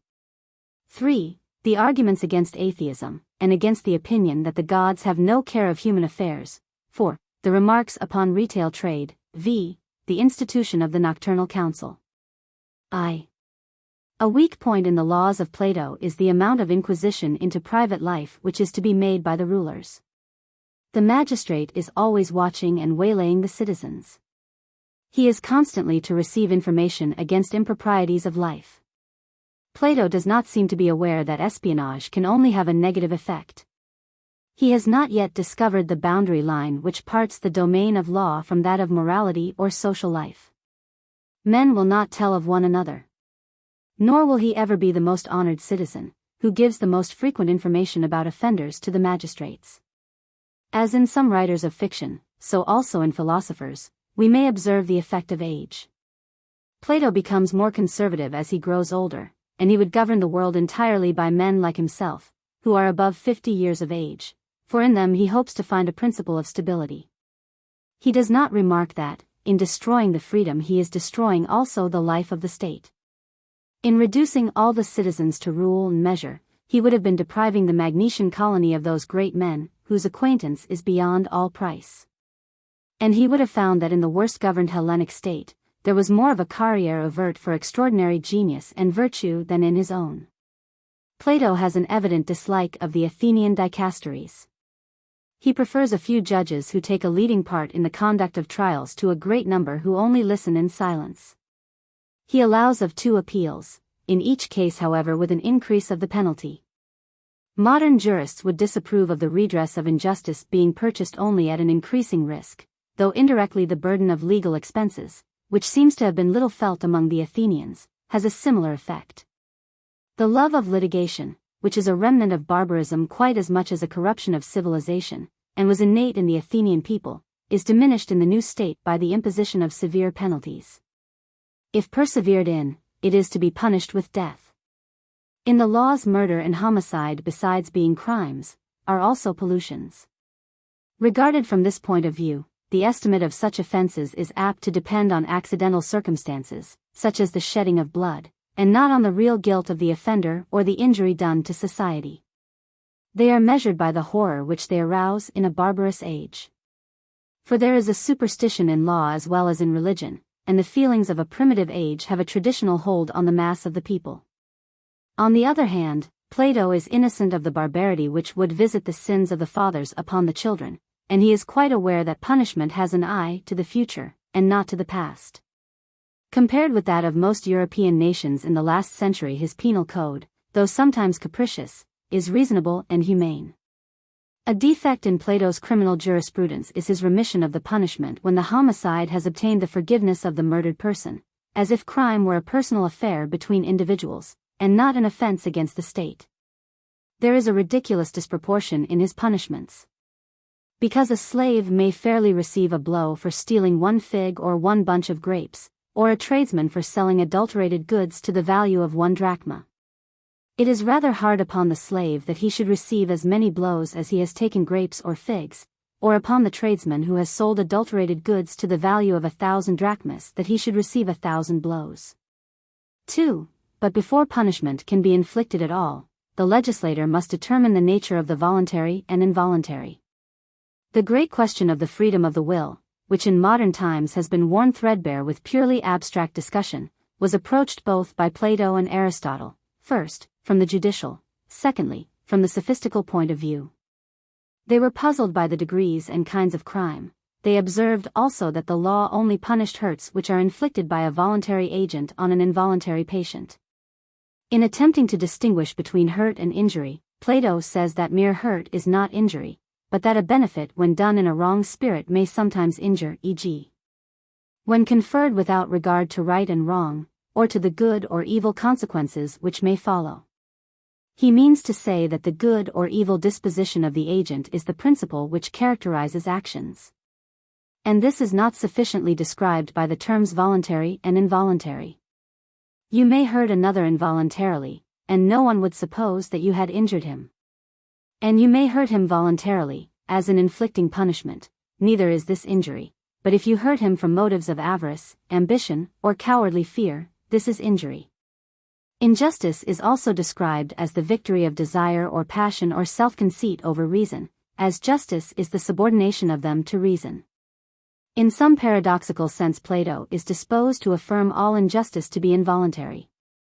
Because no man would do injustice who knew that it never paid and could calculate the consequences of what he was doing. Yet, on the other hand, he admits that the distinction of voluntary and involuntary, taken in another and more obvious sense, is the basis of legislation. His conception of justice and injustice is complicated, 1. by the want of a distinction between justice and virtue, that is to say, between the quality which primarily regards others, and the quality in which self and others are equally regarded. 2. by the confusion of doing and suffering justice. 3. by the unwillingness to renounce the old Socratic paradox, that evil is involuntary. 3. The laws rest on a religious foundation. In this respect they bear the stamp of primitive legislation. They do not escape the almost inevitable consequence of making irreligion penal. If laws are based upon religion, the greatest offense against them must be irreligion. Hence the necessity for what in modern language, and according to a distinction which Plato would scarcely have understood, might be termed persecution. But the spirit of persecution in Plato, unlike that of modern religious bodies, arises out of the desire to enforce a true and simple form of religion, and is directed against the superstitions which tend to degrade mankind. Sir Thomas More, in his Utopia, is in favor of tolerating all except the intolerant, though he would not promote to high offices those who disbelieved in the immortality of the soul. Plato has not advanced quite so far as this in the path of toleration. But in judging of his enlightenment, we must remember that the evils of necromancy and divination were far greater than those of intolerance in the ancient world. Human nature is always having recourse to the first, but only when organized into some form of priesthood falls into the other. Although in primitive as in later ages the institution of a priesthood may claim probably to be an advance on some form of religion which preceded, the laws would have rested on a sounder foundation, if Plato had ever distinctly realized to his mind the difference between crime and sin or vice. Of this, as of many other controversies, a clear definition might have been the end.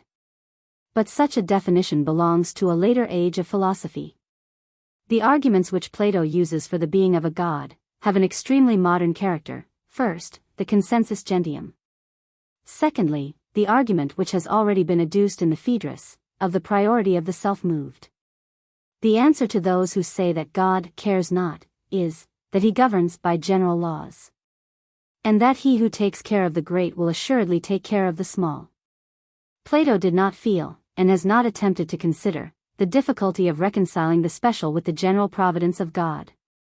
Yet he is on the road to a solution, when he regards the world as a whole, of which all the parts work together towards the final end.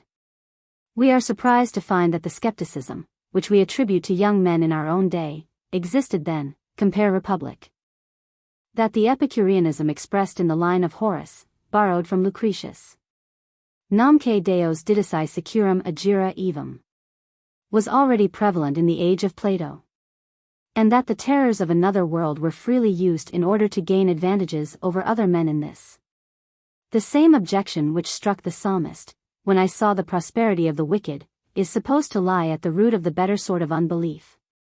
And the answer is substantially the same which the modern theologian would offer, that the ways of God in this world cannot be justified unless there be a future state of rewards and punishments.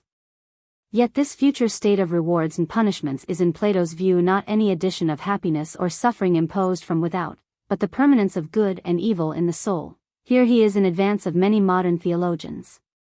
The Greek, too, had his difficulty about the existence of evil, which in one solitary passage, remarkable for being inconsistent with his general system, Plato explains, after the Magian fashion, by a good and evil spirit. Compare Theat.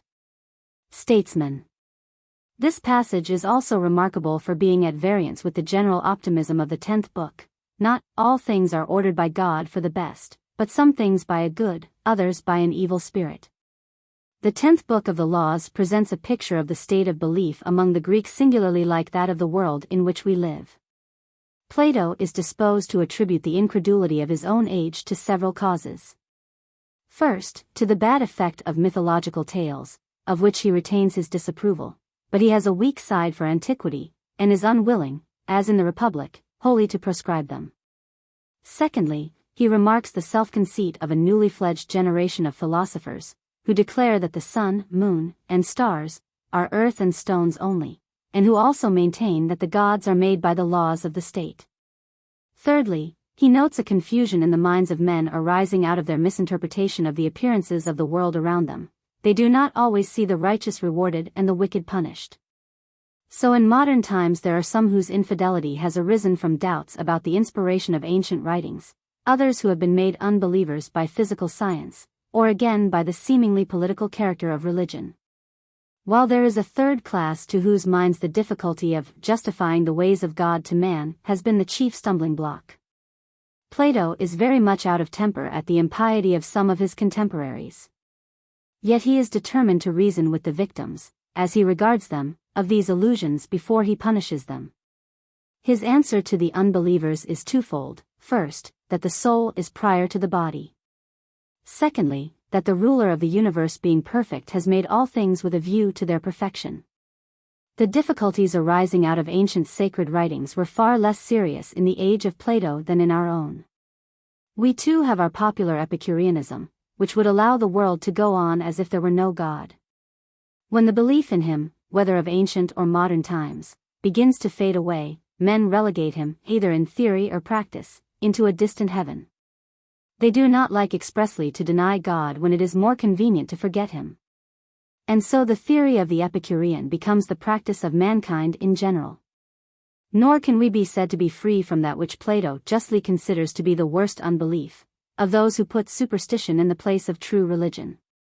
For the larger half of Christians continue to assert that the justice of God may be turned aside by gifts, and, if not by the odor of fat, and the sacrifice steaming to heaven, still by another kind of sacrifice placed upon the altar, by masses for the quick and dead, by dispensations, by building churches, by rites and ceremonies, by the same means which the heathen used, taking other names and shapes. And the indifference of Epicureanism and unbelief is in two ways the parent of superstition, partly because it permits, and also because it creates, a necessity for its development in religious and enthusiastic temperaments. If men cannot have a rational belief, they will have an irrational. And hence the most superstitious countries are also at a certain point of civilization the most unbelieving, and the revolution which takes one direction is quickly followed by a reaction in the other. So we may read between the lines ancient history and philosophy into modern, and modern into ancient. Whether we compare the theory of Greek philosophy with the Christian religion, or the practice of the Gentile world with the practice of the Christian world, they will be found to differ more in words and less in reality than we might have supposed. The greater opposition which is sometimes made between them seems to arise chiefly out of a comparison of the ideal of the one with the practice of the other. To the errors of superstition and unbelief Plato opposes the simple and natural truth of religion. The best and highest, whether conceived in the form of a person or a principle, as the divine mind or as the idea of good, is believed by him to be the basis of human life. That all things are working together for good to the good and evil to the evil in this or in some other world to which human actions are transferred, is the sum of his faith or theology. Unlike Socrates, he is absolutely free from superstition. Religion and morality are one and indivisible to him. He dislikes the heathen mythology, which, as he significantly remarks, was not tolerated in Crete, and perhaps, for the meaning of his words is not quite clear, at Sparta. He gives no encouragement to individual enthusiasm. The establishment of religion could only be the work of a mighty intellect. Like the Hebrews, he prohibits private rites. For the avoidance of superstition, he would transfer all worship of the gods to the public temples. He would not have men and women consecrating the accidents of their lives. He trusts to human punishments and not to divine judgments. Though he is not unwilling to repeat the old tradition that certain kinds of dishonesty prevent a man from having a family. He considers that the ages of faith have passed away and cannot now be recalled. Yet he is far from wishing to extirpate the sentiment of religion, which he sees to be common to all mankind, barbarians as well as Hellenes. He remarks that no one passes through life without, sooner or later, experiencing its power. To which we may add the further remark that the greater the irreligion, the more violent has often been the religious reaction.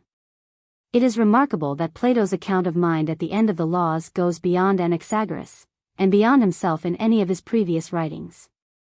Aristotle, in a well-known passage, Met, which is an echo of the Phaedo, remarks on the inconsistency of Anaxagoras in introducing the agency of mind, and yet having recourse to other and inferior, probably material causes. But Plato makes the further criticism, that the error of Anaxagoras consisted, not in denying the universal agency of mind, but in denying the priority, or, as we should say, the eternity of it. Yet in the Timaeus he had himself allowed that God made the world out of pre-existing materials. In the Statesman he says that there were seeds of evil in the world arising out of the remains of a former chaos which could not be got rid of. And even in the 10th book of the Laws he has admitted that there are two souls, a good and evil. In the Meno, the Phaedrus, and the Phaedo, he had spoken of the recovery of ideas from a former state of existence. But now he has attained to a clearer point of view, he has discarded these fancies. From meditating on the priority of the human soul to the body, he has learnt the nature of soul absolutely. The power of the best, of which he gave an intimation in the Phaedo and in the Republic, now, as in the Philebus, takes the form of an intelligence or person. He no longer, like Anaxagoras, supposes mind to be introduced at a certain time into the world and to give order to a pre-existing chaos, but to be prior to the chaos, everlasting and ever-moving, and the source of order and intelligence in all things. This appears to be the last form of Plato's religious philosophy, which might almost be summed up in the words of Kant, the starry heaven above and the moral law within. Or rather, perhaps, the starry heaven above and mind prior to the world. 4. The remarks about retail trade, about adulteration, and about mendicity, have a very modern character. Greek social life was more like our own than we are apt to suppose. There was the same division of ranks, the same aristocratic and democratic feeling, and, even in a democracy, the same preference for land and for agricultural pursuits. Plato may be claimed as the first free trader, when he prohibits the imposition of customs on imports and exports, though he was clearly not aware of the importance of the principle which he enunciated. The discredit of retail trade he attributes to the rogueries of traders, and is inclined to believe that if a nobleman would keep a shop, which heaven forbid, retail trade might become honorable.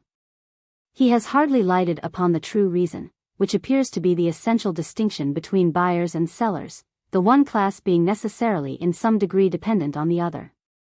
When he proposes to fix prices, which would allow a moderate gain, and to regulate trade in several minute particulars, we must remember that this is by no means so absurd in a city consisting of 5,040 citizens, in which almost every one would know and become known to everybody else, as in our own vast population. Among ourselves we are very far from allowing every man to charge what he pleases. Of many things the prices are fixed by law. Do we not often hear of wages being adjusted in proportion to the profits of employers? The objection to regulating them by law and thus avoiding the conflicts which continually arise between the buyers and sellers of labor, is not so much the undesirableness as the impossibility of doing so. Wherever free competition is not reconcilable either with the order of society, or, as in the case of adulteration, with common honesty, the government may lawfully interfere. The only question is, whether the interference will be effectual, and whether the evil of interference may not be greater than the evil which is prevented by it. He would prohibit beggars, because in a well-ordered state no good man would be left to starve. This again is a prohibition which might have been easily enforced, for there is no difficulty in maintaining the poor when the population is small. In our own times the difficulty of pauperism is rendered far greater, 1. By the enormous numbers, 2. By the facility of locomotion, 3. By the increasing tenderness for human life and suffering. And the only way of meeting the difficulty seems to be by modern nations subdividing themselves into small bodies having local knowledge and acting together in the spirit of ancient communities. Compare Arist. Paul. V. Regarded as the framework of a polity, the laws are deemed by Plato to be a decline from the Republic, which is the dream of his earlier years. He nowhere imagines that he has reached a higher point of speculation. He is only descending to the level of human things, and he often returns to his original idea. For the guardians of the Republic, who were the elder citizens, and were all supposed to be philosophers, is now substituted a special body, who are to review and amend the laws, preserving the spirit of the legislator. These are the Nocturnal Council, who, although they are not specially trained in dialectic, are not wholly destitute of it, for they must know the relation of particular virtues to the general principle of virtue. Plato has been arguing throughout the laws that temperance is higher than courage, peace than war, that the love of both must enter into the character of the good citizen. And at the end the same thought is summed up by him in an abstract form. The true artist or guardian must be able to reduce the many to the one, than which, as he says with an enthusiasm worthy of the Phaedrus or Philebus, no more philosophical method was ever devised by the wit of man. But the sense of unity in difference can only be acquired by study. And Plato does not explain to us the nature of this study, which we may reasonably infer, though there is a remarkable omission of the word, to be akin to the dialectic of the Republic. The Nocturnal Council is to consist of the priests who have obtained the rewards of virtue, of the 10 eldest guardians of the law, and of the director and ex-directors of education, each of whom is to select for approval a younger coadjutor. To this council the spectator, who is sent to visit foreign countries, has to make his report. It is not an administrative body, but an assembly of sages who are to make legislation their study. Plato is not altogether disinclined to changes in the law where experience shows them to be necessary, but he is also anxious that the original spirit of the constitution should never be lost sight of. The laws of Plato contain the latest phase of his philosophy, showing in many respects an advance, and in others a decline, in his views of life and the world. His theory of ideas in the next generation passed into one of numbers, the nature of which we gather chiefly from the metaphysics of Aristotle. Of the speculative side of this theory there are no traces in the laws. But doubtless Plato found the practical value which he attributed to arithmetic greatly confirmed by the possibility of applying number and measure to the revolution of the heavens, and to the regulation of human life. In the return to a doctrine of numbers there is a retrogression rather than an advance, for the most barren logical abstraction is of a higher nature than number and figure. Philosophy fades away into the distance. In the laws it is confined to the members of the nocturnal council. The speculative truth which was the food of the guardians in the Republic, is for the majority of the citizens to be superseded by practical virtues. The law, which is the expression of mind written down, takes the place of the living word of the philosopher. Compare the contrast of Phaedrus and Laws, also the plays on the words nous, nomos, nous dienom. And the discussion in The Statesman of the difference between the personal rule of a king and the impersonal reign of law. The state is based on virtue and religion rather than on knowledge. And virtue is no longer identified with knowledge, being of the commoner sort, and spoken of in the sense generally understood. Yet there are many traces of advance as well as retrogression in the laws of Plato. The attempt to reconcile the ideal with actual life is an advance. To have brought philosophy down from heaven to earth is a praise which may be claimed for him as well as for his master Socrates. And the members of the Nocturnal Council are to continue students of the one and many and of the nature of God. Education is the last word with which Plato supposes the theory of the laws to end and the reality to begin. Plato's increasing appreciation of the difficulties of human affairs, and of the element of chance which so largely influences them, is an indication not of a narrower, but of a maturer mind, which had become more conversant with realities. Nor can we fairly attribute any want of originality to him, because he has borrowed many of his provisions from Sparta and Athens. Laws and institutions grow out of habits and customs. And they have a better opinion, better confirmation, if they have come down from antiquity and are not mere literary inventions. Plato would have been the first to acknowledge that the Book of Laws was not the creation of his fancy, but a collection of enactments which had been devised by inspired legislators, like Minos, Lycurgus, and Solon, to meet the actual needs of men, and had been approved by time and experience. In order to do justice therefore to the design of the work, it is necessary to examine how far it rests on an historical foundation and coincides with the actual laws of Sparta and Athens. The consideration of the historical aspect of the laws has been reserved for this place. In working out the comparison the writer has been greatly assisted by the excellent essays of C.F. Hermann, De Vestigiis Institutorum Veterum, Imprimis Atticorum, Per Platonis de Legibus Libros Indigandis, and Juris Domestici et Familiaris apud Platonum in Legibus cum Veteris Graecii inc Primis Athenarum Institutus Comparatio, Marburg. 1836, and by J. B. Telfes, Corpus Juris Attici, Leipzig, 1868. Excursus on the relation of the laws of Plato to the institutions of Crete and Lacedaemon and to the laws and constitution of Athens.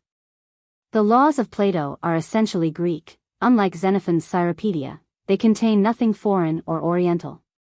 Their aim is to reconstruct the work of the great lawgivers of Hellas in a literary form. They partake both of an Athenian and a Spartan character. Some of them too are derived from Crete, and are appropriately transferred to a Cretan colony. But of Crete so little is known to us, that although, as Montesquieu, Esprit de Lois, remarks, the laws of Crete are the original of those of Sparta and the laws of Plato the correction of these latter, there is only one point, viz. the common meals, in which they can be compared. Most of Plato's provisions resemble the laws and customs which prevailed in these three states, especially in the two former, and which the personifying instinct of the Greeks attributed to Minos, Lycurgus, and Solon.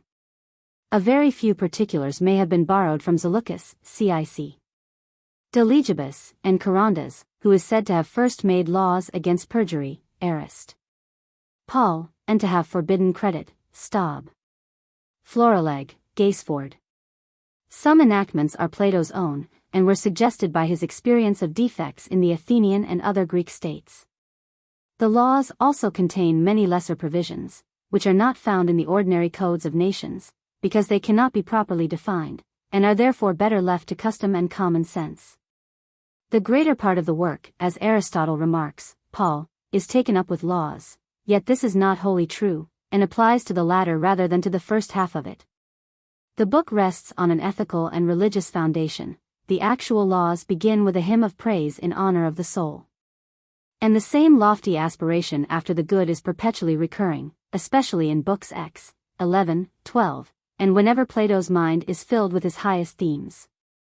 In prefixing to most of his laws a proemium he has two ends in view, to persuade and also to threaten. They are to have the sanction of laws and the effect of sermons. And Plato's Book of Laws, if described in the language of modern philosophy, may be said to be as much an ethical and educational, as a political or legal treatise. But although the laws partake both of an Athenian and a Spartan character, the elements which are borrowed from either state are necessarily very different, because the character and origin of the two governments themselves differed so widely. Sparta was the more ancient and primitive, Athens was suited to the wants of a later stage of society. The relation of the two states to the laws may be conceived in this manner: the foundation and ground plan of the work are more Spartan, while the superstructure and details are more Athenian. At Athens the laws were written down and were voluminous. More than 1,000 fragments of them have been collected by Telfy. Like the Roman or English law, they contained innumerable particulars. Those of them which regulated daily life were familiarly known to the Athenians.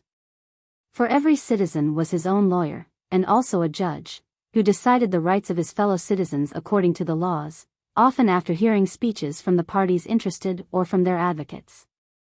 It is to Rome and not to Athens that the invention of law, in the modern sense of the term, is commonly ascribed. But it must be remembered that long before the times of the 12 Tables, B.C. 451, regular courts and forms of law had existed at Athens and probably in the Greek colonies. And we may reasonably suppose, though without any express proof of the fact, that many Roman institutions and customs, like Latin literature and mythology, were partly derived from Hellas and had imperceptibly drifted from one shore of the Ionian Sea to the other. Compare especially the constitutions of Servius Tullius and of Solon. It is not proved that the laws of Sparta were in ancient times either written down in books or engraved on tablets of marble or brass. Nor is it certain that, if they had been, the Spartans could have read them. They were ancient customs, some of them older probably than the settlement in Laconia, of which the origin is unknown. They occasionally received the sanction of the Delphic oracle, but there was a still stronger obligation by which they were enforced, the necessity of self-defense. The Spartans were always living in the presence of their enemies. They belonged to an age when written law had not yet taken the place of custom and tradition. The old constitution was very rarely affected by new enactments, and these only related to the duties of the kings or ephors, or the new relations of classes which arose as time went on. Hence there was as great a difference as could well be conceived between the laws of Athens and Sparta. The one was the creation of a civilized state, and did not differ in principle from our modern legislation. The other of an age in which the people were held together and also kept down by force of arms, and which afterwards retained many traces of its barbaric origin surviving in culture. Nevertheless, the Lacedaemonian was the ideal of a primitive Greek state. According to Thucydides, it was the first which emerged out of confusion and became a regular government. It was also an army devoted to military exercises, but organized with a view to self-defense and not to conquest. It was not quick to move or easily excited, but stolid, cautious, unambitious, procrastinating. For many centuries it retained the same character which was impressed upon it by the hand of the legislator. This singular fabric was partly the result of circumstances, partly the invention of some unknown individual in prehistoric times, whose ideal of education was military discipline, and who, by the ascendancy of his genius, made a small tribe into a nation which became famous in the world's history. The other Hellenes wondered at the strength and stability of his work. The rest of Hellas, says Thucydides, undertook the colonization of Heraclea the more readily, having a feeling of security now that they saw the Lacedaemonians taking part in it. The Spartan state appears to us in the dawn of history as a vision of armed men, irresistible by any other power then existing in the world. It can hardly be said to have understood at all the rights or duties of nations to one another, or indeed to have had any moral principle except patriotism and obedience to commanders. Men were so trained to act together that they lost the freedom and spontaneity of human life in cultivating the qualities of the soldier and ruler.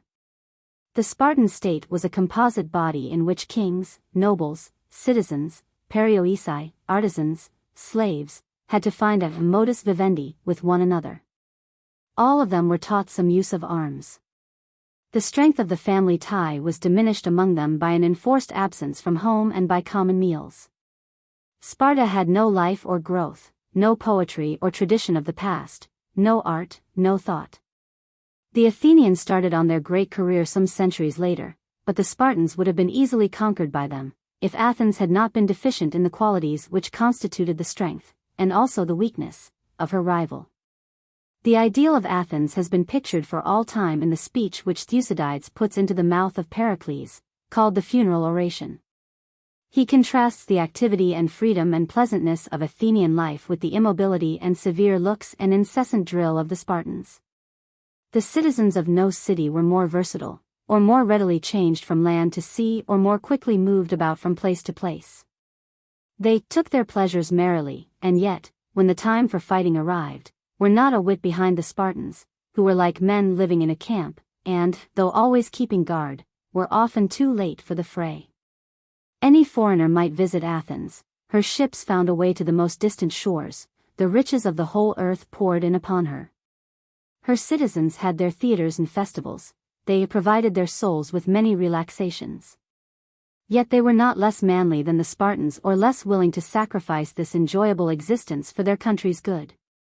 The Athenian was a nobler form of life than that of their rivals, a life of music as well as of gymnastic, the life of a citizen as well as of a soldier. Such is the picture which Thucydides has drawn of the Athenians in their glory.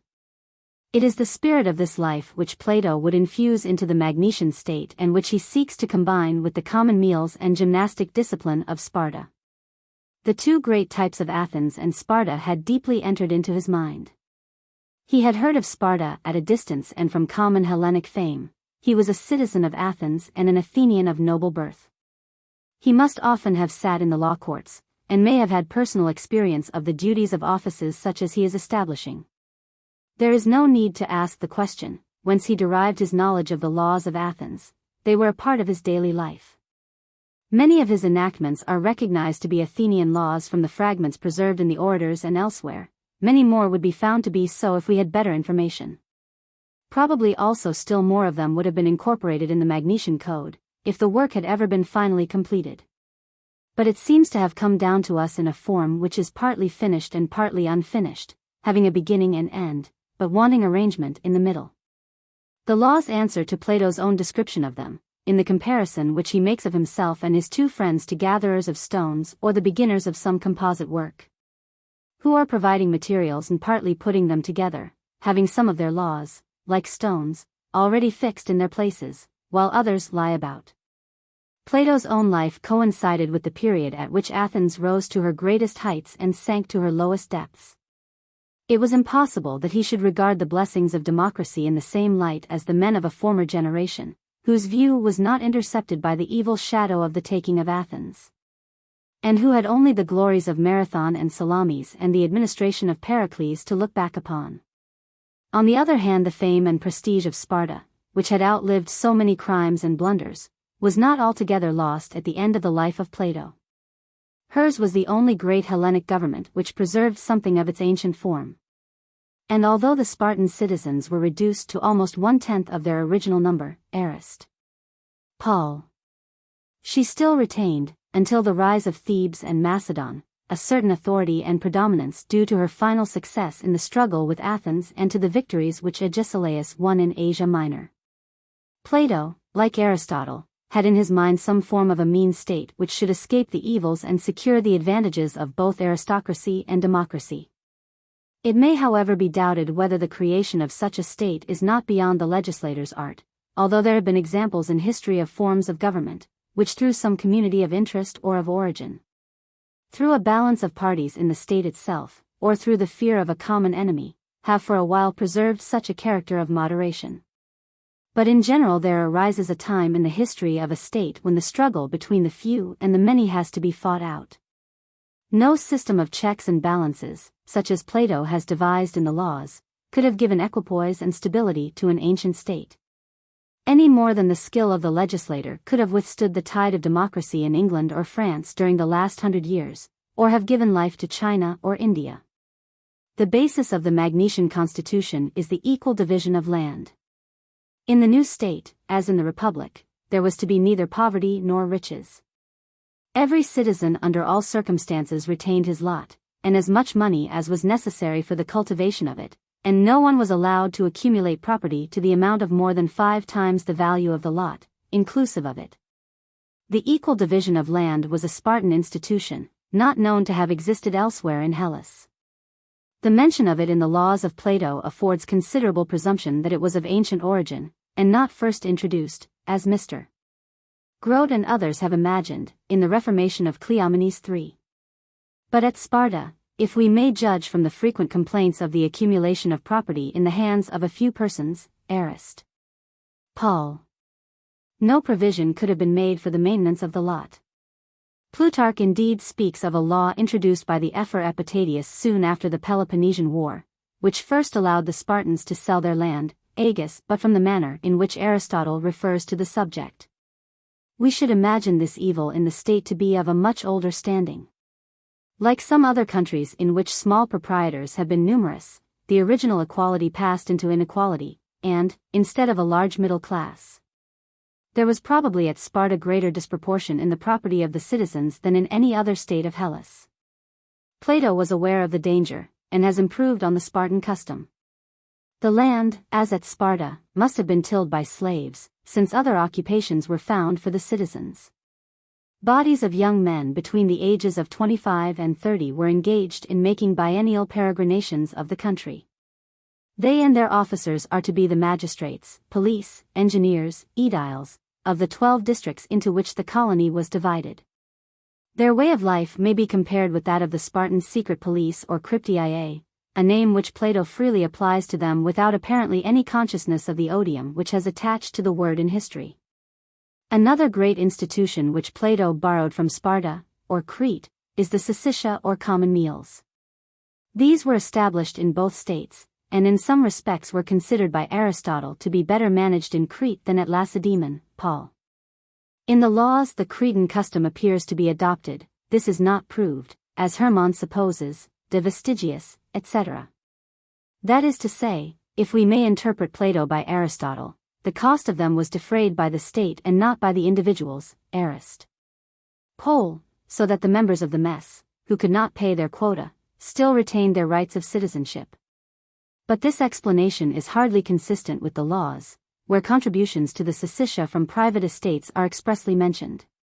Plato goes further than the legislators of Sparta and Crete, and would extend the common meals to women as well as men. He desires to curb the disorders, which existed among the female sex in both states, by the application to women of the same military discipline to which the men were already subject.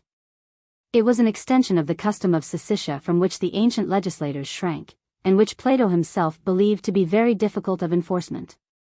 Like Sparta, the new colony was not to be surrounded by walls. A state should learn to depend upon the bravery of its citizens only, a fallacy or paradox, if it is not to be regarded as a poetical fancy, which is fairly enough ridiculed by Aristotle, Paul. Women, too, must be ready to assist in the defense of their country. They are not to rush to the temples and altars, but to arm themselves with shield and spear. In the regulation of the syssitia, in at least one of his enactments respecting property, and in the attempt to correct the license of women, Plato shows that while he borrowed from the institutions of Sparta and favored the Spartan mode of life, he also sought to improve upon them. The enmity to the sea is another Spartan feature which is transferred by Plato to the Magnesian state. He did not reflect that a non-maritime power would always be at the mercy of one which had a command of the great highway. Their many island homes, the vast extent of coast which had to be protected by them, their struggles first of all with the Phoenicians and Carthaginians, and secondly with the Persian fleets, forced the Greeks, mostly against their will, to devote themselves to the sea. The islanders before the inhabitants of the continent, the maritime cities before the inland, the Corinthians and Athenians before the Spartans, were compelled to fit out ships, last of all the Spartans, by the pressure of the Peloponnesian War, were driven to establish a naval force, which, after the Battle of Aegospotami, for more than a generation commanded the Aegean. Plato, like the Spartans, had a prejudice against a navy, because he regarded it as the nursery of democracy.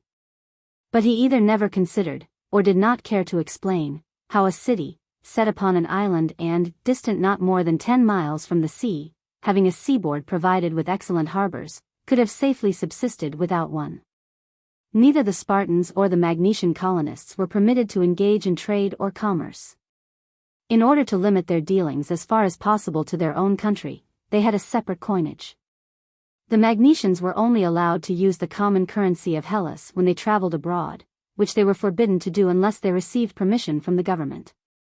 Like the Spartans, Plato was afraid of the evils which might be introduced into his state by intercourse with foreigners.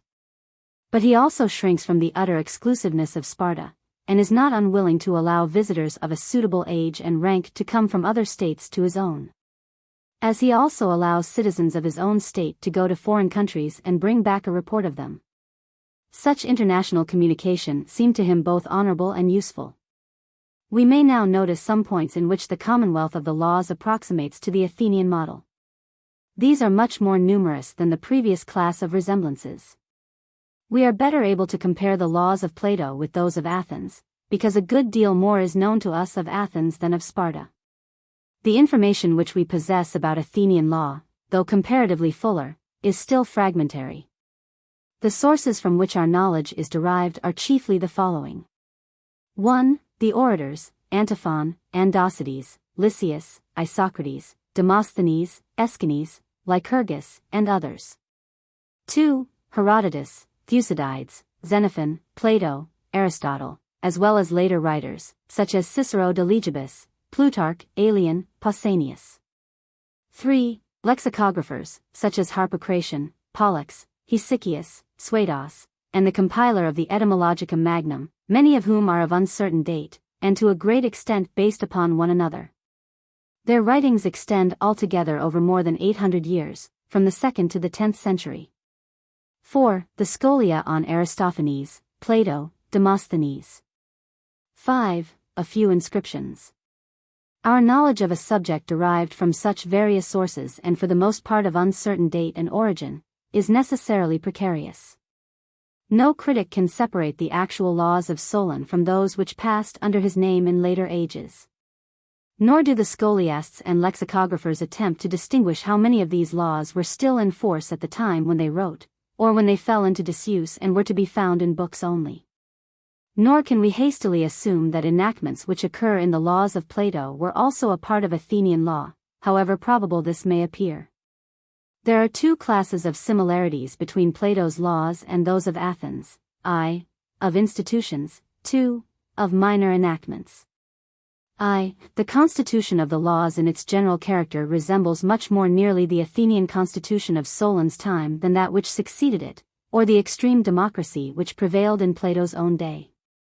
It was a mean state which he hoped to create, equally unlike a Syracusan tyranny or the mob government of the Athenian assembly. There are various expedients by which he sought to impart to it the quality of moderation. 1. The whole people were to be educated. They could not be all trained in philosophy, but they were to acquire the simple elements of music, arithmetic, geometry, astronomy. They were also to be subject to military discipline, archontes kai archomenoi.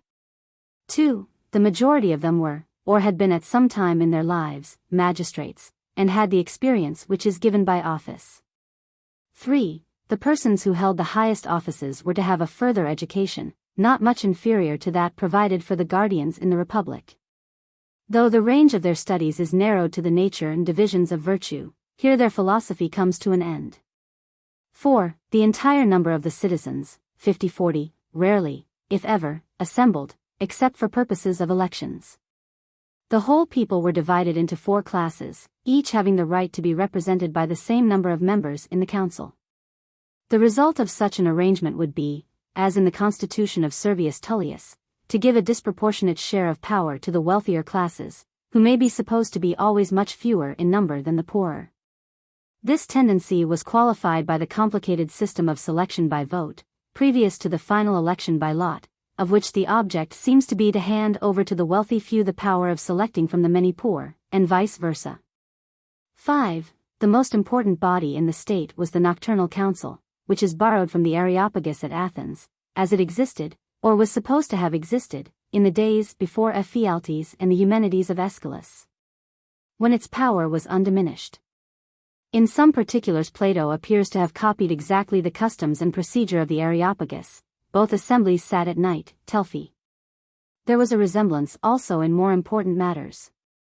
Like the Areopagus, the Nocturnal Council was partly composed of magistrates and other state officials, whose term of office had expired. 7. The constitution included several diverse and even opposing elements, such as the assembly and the Nocturnal Council. 8. There was much less exclusiveness than at Sparta.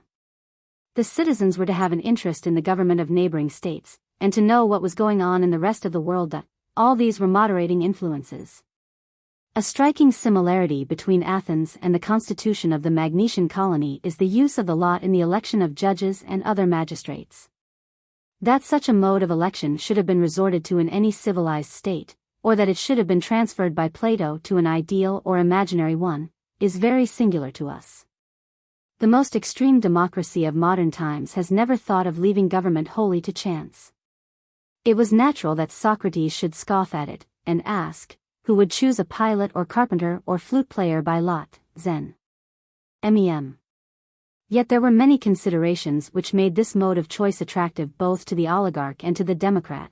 1. It seemed to recognize that one man was as good as another, and that all the members of the governing body, whether few or many, were on a perfect equality in every sense of the word.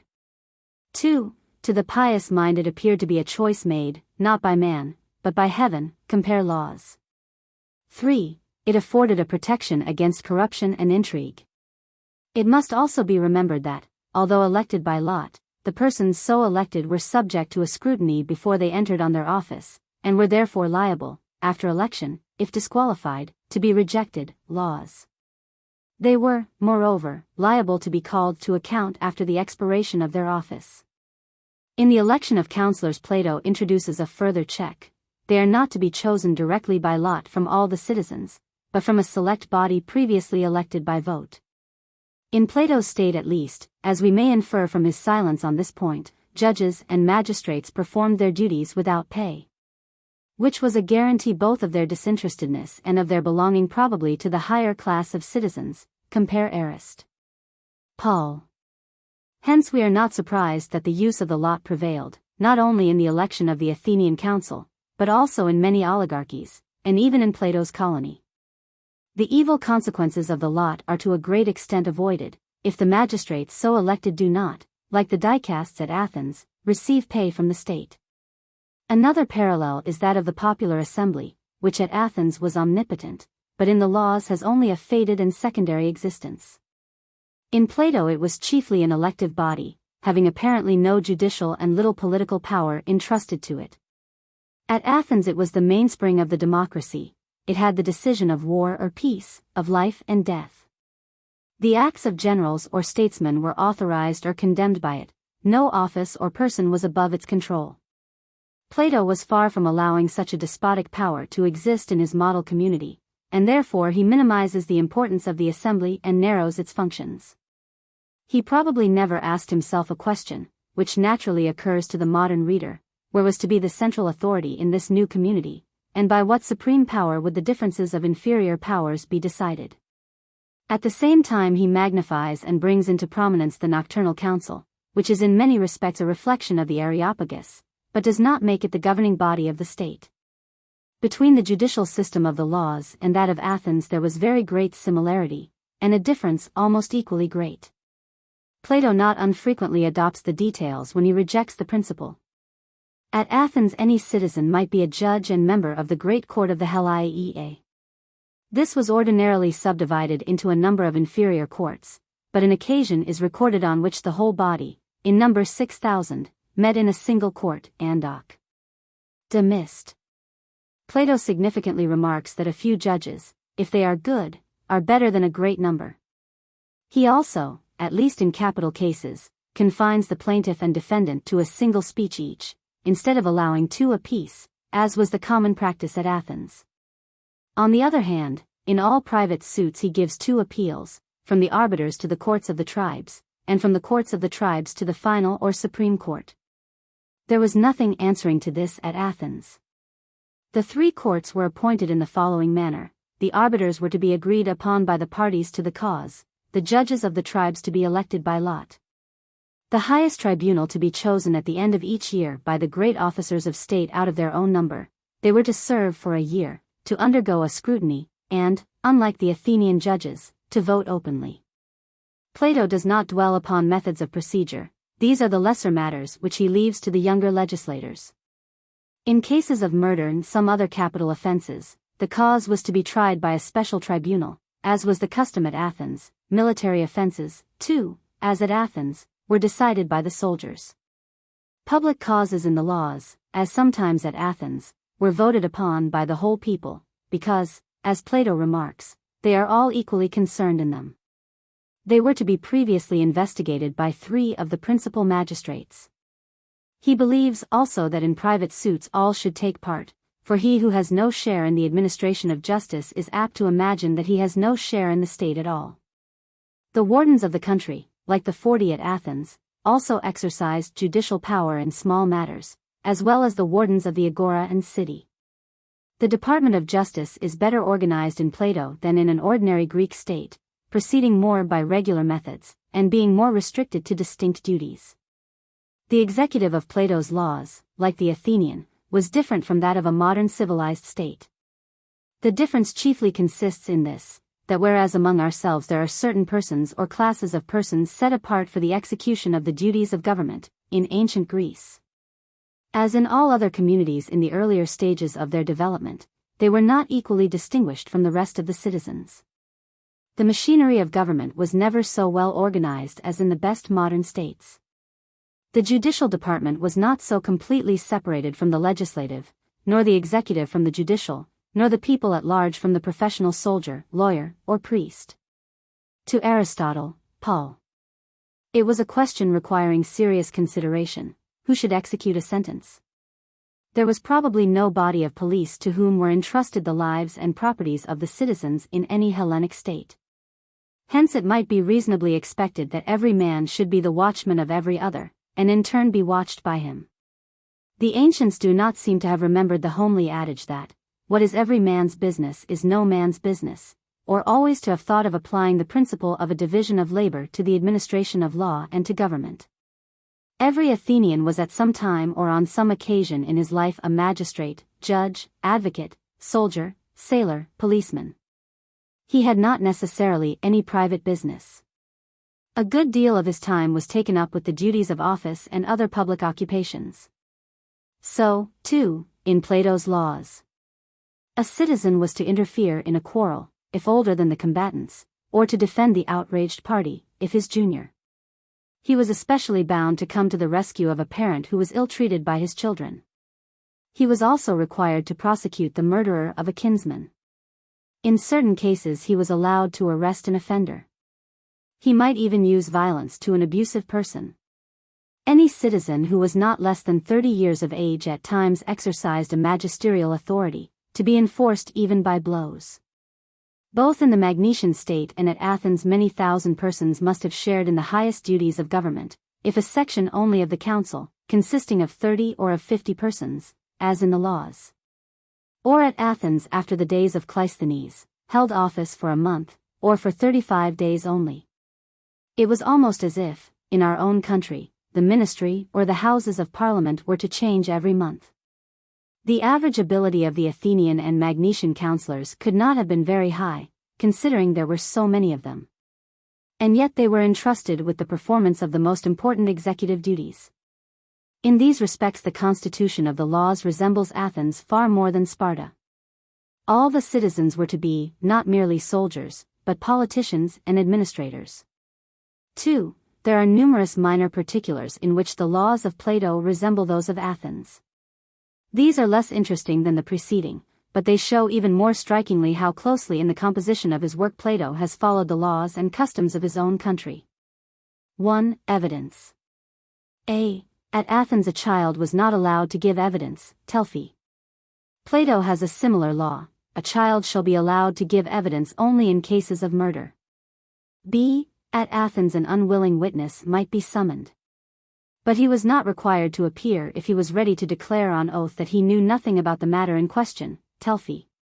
So in the laws. C. Athenian law enacted that when more than half the witnesses in a case had been convicted of perjury, there was to be a new trial, anadikos krisis, Telphi. There is a similar provision in the laws. D. False witness was punished at Athens by a timia and a fine, Telphi. Plato is at once more lenient and more severe. If a man be twice convicted of false witness, he shall not be required, and if thrice, he shall not be allowed to bear witness. And if he dare to witness after he has been convicted 3 times, he shall be punished with death. 2. Murder. A. Willful murder was punished in Athenian law by death, perpetual exile, and confiscation of property, Telphi. Plato, too, has the alternative of death or exile, but he does not confiscate the murderer's property. B. The parricide was not allowed to escape by going into exile at Athens, Telphi, nor, apparently, in the laws. C. A homicide, if forgiven by his victim before death, received no punishment, either at Athens, Telphi, or in the Magnesian state. In both, Telphi, the contriver of a murder is punished as severely as the doer.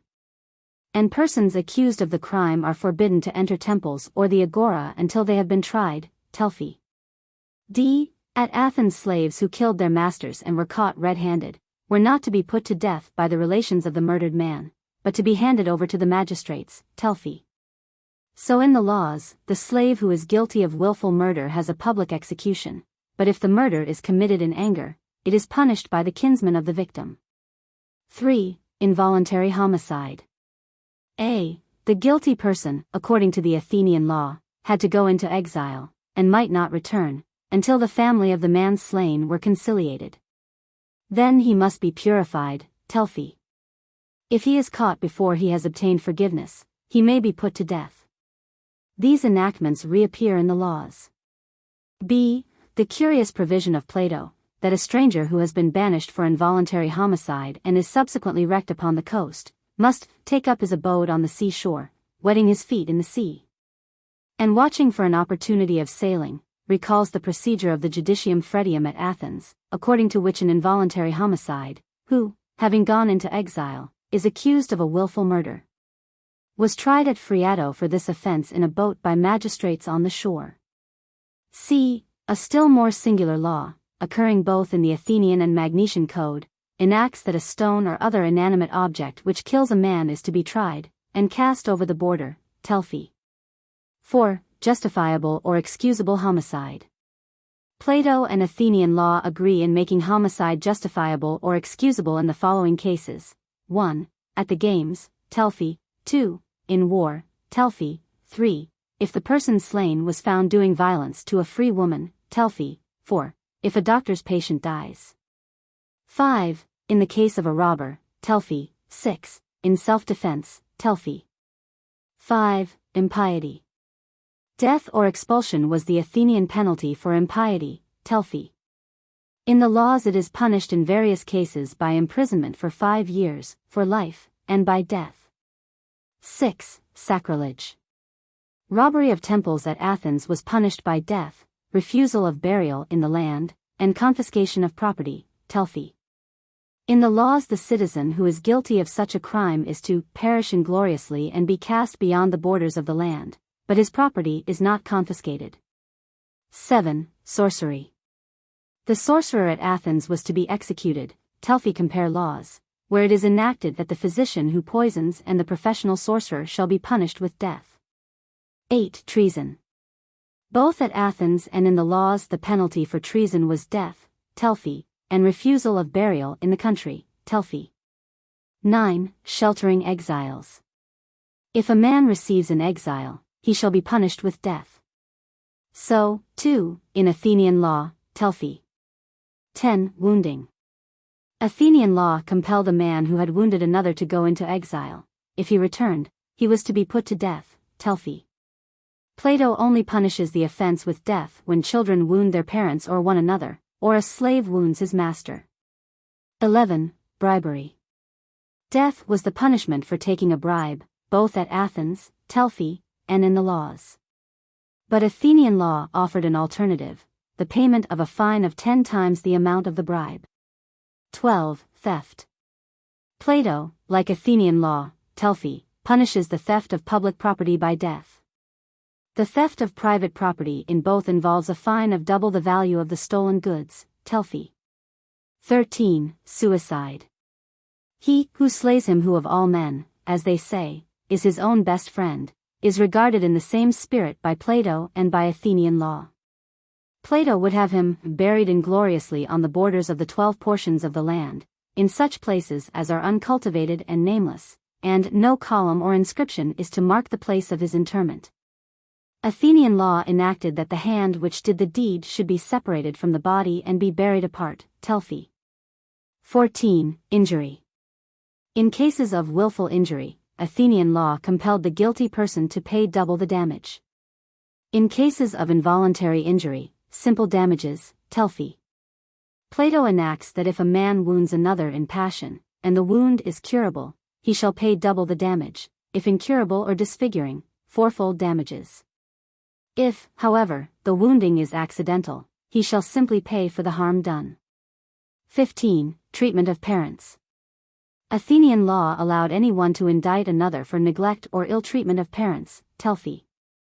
So Plato bids bystanders assist a father who is assaulted by his son, and allows anyone to give information against children who neglect their parents. 16. Execution of sentences. Both Plato and Athenian law give to the winner of a suit power to seize the goods of the loser, if he does not pay within the appointed time, Telfy. At Athens the penalty was also doubled, Telfy, not so in Plato. Plato however punishes contempt of court by death, which at Athens seems only to have been visited with a further fine, Telfy. 17. Property. A. Both at Athens and in the laws a man who has disputed property in his possession must give the name of the person from whom he received it, Telfy. And anyone searching for lost property must enter a house naked, Telfy, or, as Plato says, naked, or wearing only a short tunic and without a girdle. B. Athenian law, as well as Plato, did not allow a father to disinherit his son without good reason and the consent of impartial persons, Telfy. Neither grants to the eldest son any special claim on the paternal estate, Telfy. In the law of inheritance both prefer males to females, Telfy. C. Plato and Athenian law enacted that a tree should be planted at a fair distance from a neighbor's property, Telfy, and that when a man could not get water, his neighbor must supply him, Telfy. Both at Athens and in Plato there is a law about bees, the former providing that a beehive must be set up at not less a distance than 300 feet from a neighbor's, Telfy, and the latter forbidding the decoying of bees. 18. Orphans. A ward must proceed against a guardian whom he suspects of fraud within 5 years of the expiration of the guardianship. This provision is common to Plato and to Athenian law, Telfy. Further, the latter enacted that the nearest male relation should marry or provide a husband for an heiress, Telfy, a point in which Plato follows it closely. 19. Contracts. Plato's law that, when a man makes an agreement which he does not fulfill, unless the agreement be of a nature which the law or a vote of the assembly does not allow, or which he has made under the influence of some unjust compulsion, or which he is prevented from fulfilling against his will by some unexpected chance, the other party may go to law with him, according to Pollux, quoted in Telfy's note, prevailed also at Athens. 20. Trade regulations. A. Lying was forbidden in the Agora both by Plato and at Athens, Telphi. b. Athenian law allowed an action of recovery against a man who sold an unsound slave as sound, Telphi. Plato's enactment is more explicit. He allows only an unskilled person, i.e. one who is not a trainer or physician, to take proceedings in such a case. c. Plato diverges from Athenian practice in the disapproval of credit, and does not even allow the supply of goods on the deposit of a percentage of their value, Telphi. He enacts that, when goods are exchanged by buying and selling, a man shall deliver them and receive the price of them at a fixed place in the Agora, and have done with the matter. And that, he who gives credit must be satisfied whether he obtain his money or not, for in such exchanges he will not be protected by law. d. Athenian law forbade an extortionate rate of interest, Telphi. Plato allows interest in one case only, if a contractor does not receive the price of his work within a year of the time agreed, and at the rate of 200% per annum for every drachma, a monthly interest of an obol. Both at Athens and in the laws sales were to be registered, Telphi, as well as births, Telphi.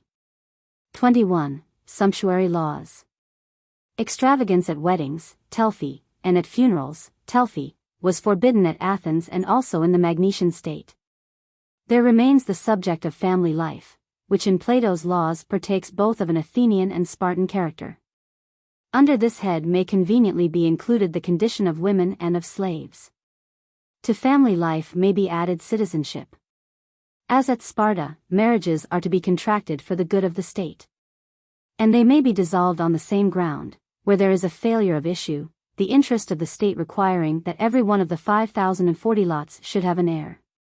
Divorces are likewise permitted by Plato where there is an incompatibility of temper, as at Athens by mutual consent.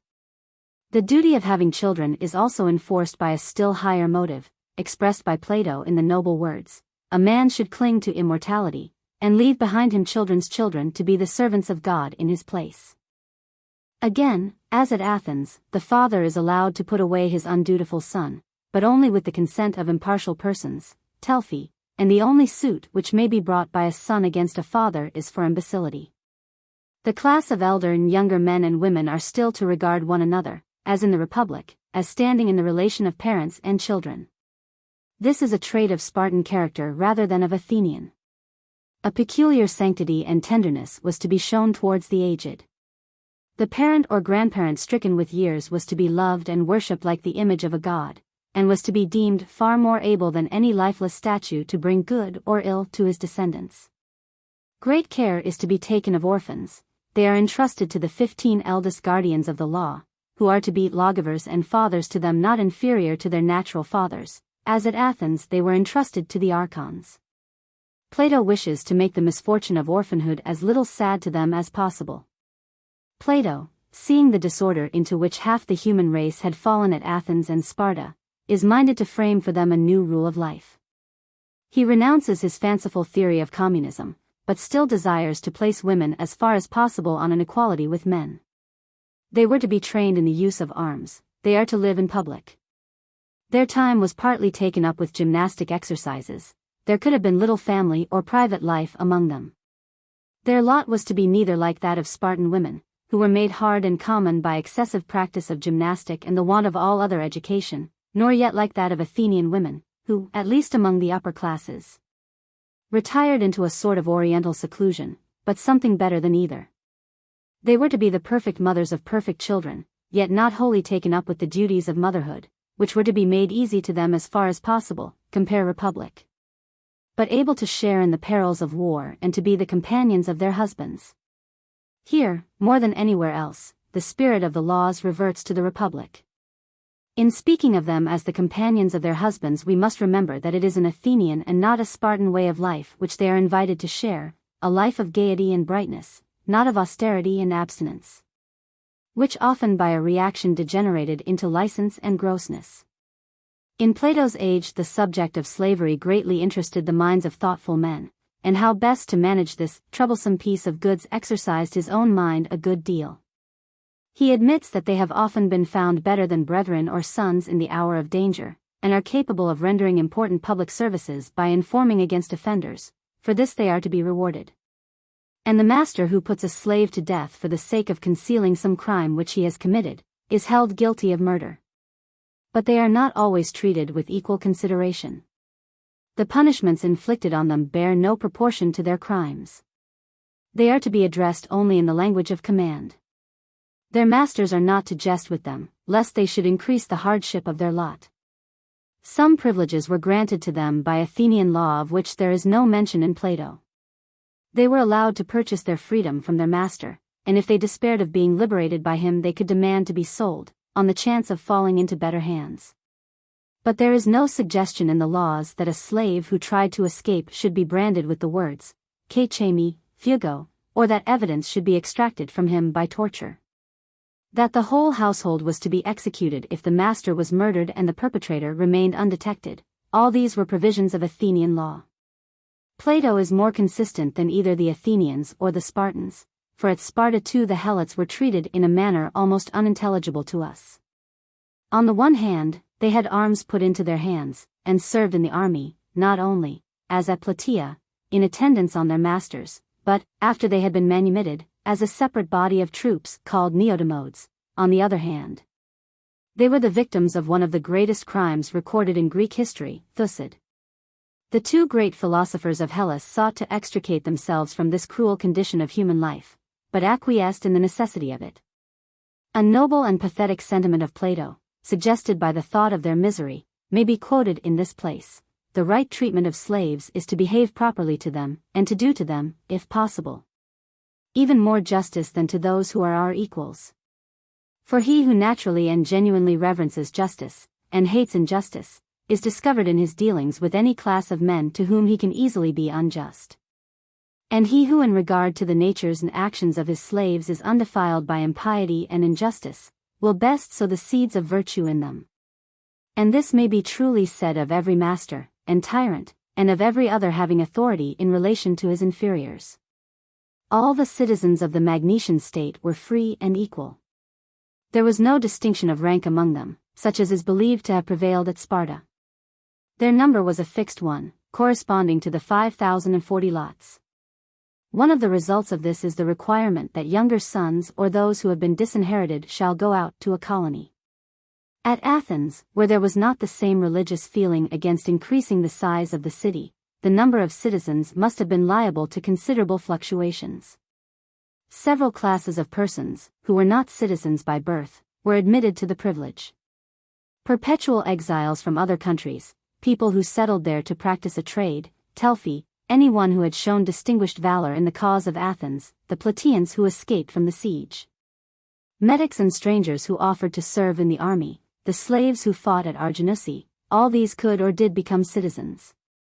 Even those who were only on one side of Athenian parentage were at more than one period accounted citizens. But at times there seems to have arisen a feeling against this promiscuous extension of the citizen body, an expression of which is to be found in the law of Pericles, Monas Athenias enai tu ek duin Athenae on Gegenotas, Plutarch, Pericles. And at no time did the adopted citizen enjoy the full rights of citizenship, e.g. he might not be elected archon or to the office of priest, Telfi, although this prohibition did not extend to his children, if born of a citizen wife. Plato never thinks of making the metic, much less the slave, a citizen. His treatment of the former class is at once more gentle and more severe than that which prevailed at Athens. He imposes upon them no tax but good behavior, whereas at Athens they were required to pay 12 drachmae per annum, and to have a patron. On the other hand, he only allows them to reside in the Magnesian state on condition of following a trade. They were required to depart when their property exceeded that of the third class, and in any case after a residence of 20 years, unless they could show that they had conferred some great benefit on the state. This privileged position reflects that of the Isotelius at Athens, who were excused from the Metoikion. It is Plato's greatest concession to the metic, as the bestowal of freedom is his greatest concession to the slave. Lastly, there is a more general point of view under which the laws of Plato may be considered, the principles of jurisprudence which are contained in them. These are not formally announced, but are scattered up and down, to be observed by the reflective reader for himself. Some of them are only the common principles which all courts of justice have gathered from experience. Others are peculiar and characteristic. That judges should sit at fixed times and hear causes in a regular order, that evidence should be laid before them, that false witnesses should be disallowed, and corruption punished, that defendants should be heard before they are convicted. These are the rules, not only of the Hellenic courts, but of courts of law in all ages and countries. But there are also points which are peculiar, and in which ancient jurisprudence differs considerably from modern. Some of them are of great importance. It could not be said at Athens, nor was it ever contemplated by Plato, that all men, including metics and slaves, should be equal in the eye of the law. There was some law for the slave, but not much. No adequate protection was given him against the cruelty of his master.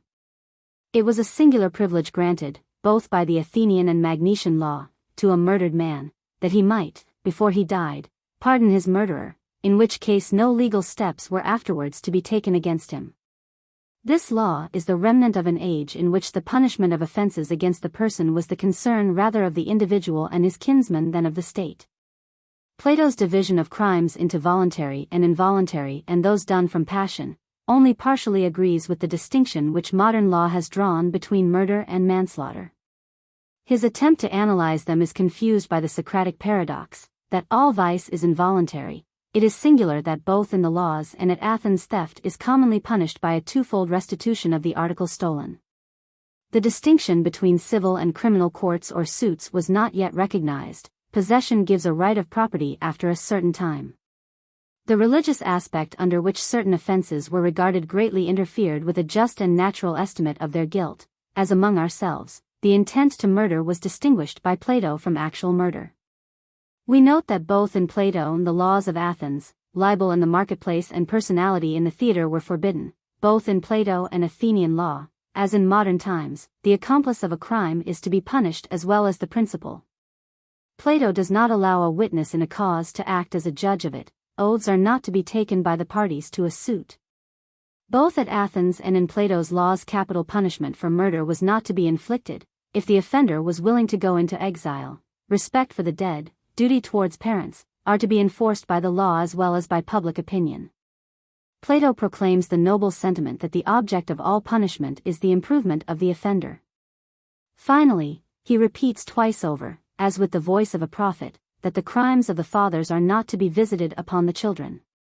In this respect he is nobly distinguished from the Oriental, and indeed from the spirit of Athenian law. Compare Telphi, de kai autos kai tu ek tuten adamasini, as the Hebrew in the age of Ezekiel is from the Jewish people of former ages. Of all Plato's provisions, the object is to bring the practice of the law more into harmony with reason and philosophy. To secure impartiality, and while acknowledging that every citizen has a right to share in the administration of justice, to counteract the tendency of the courts to become mere popular assemblies.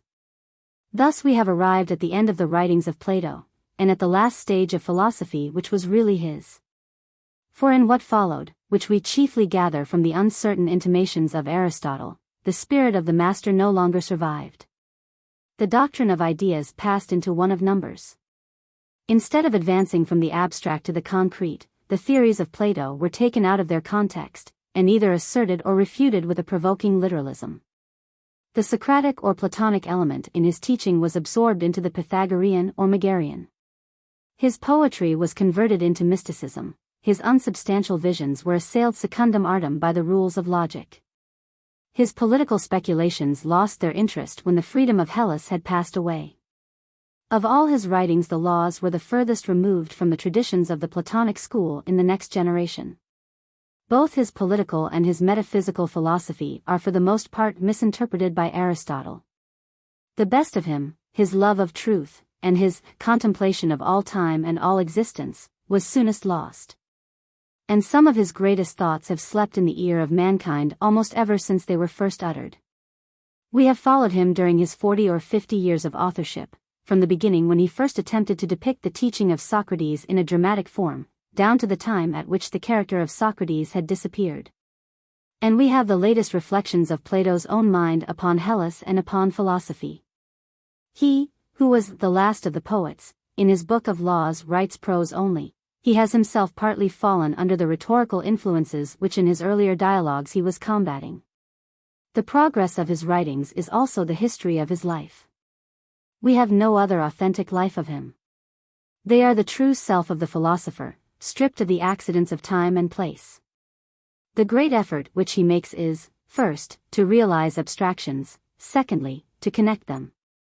In the attempt to realize them, he was carried into a transcendental region in which he isolated them from experience, and we pass out of the range of science into poetry or fiction. The fancies of mythology for a time cast a veil over the gulf which divides phenomena from onta, Meno, Phaedrus, Symposium, Phaedo. In his return to earth, Plato meets with a difficulty which has long ceased to be a difficulty to us.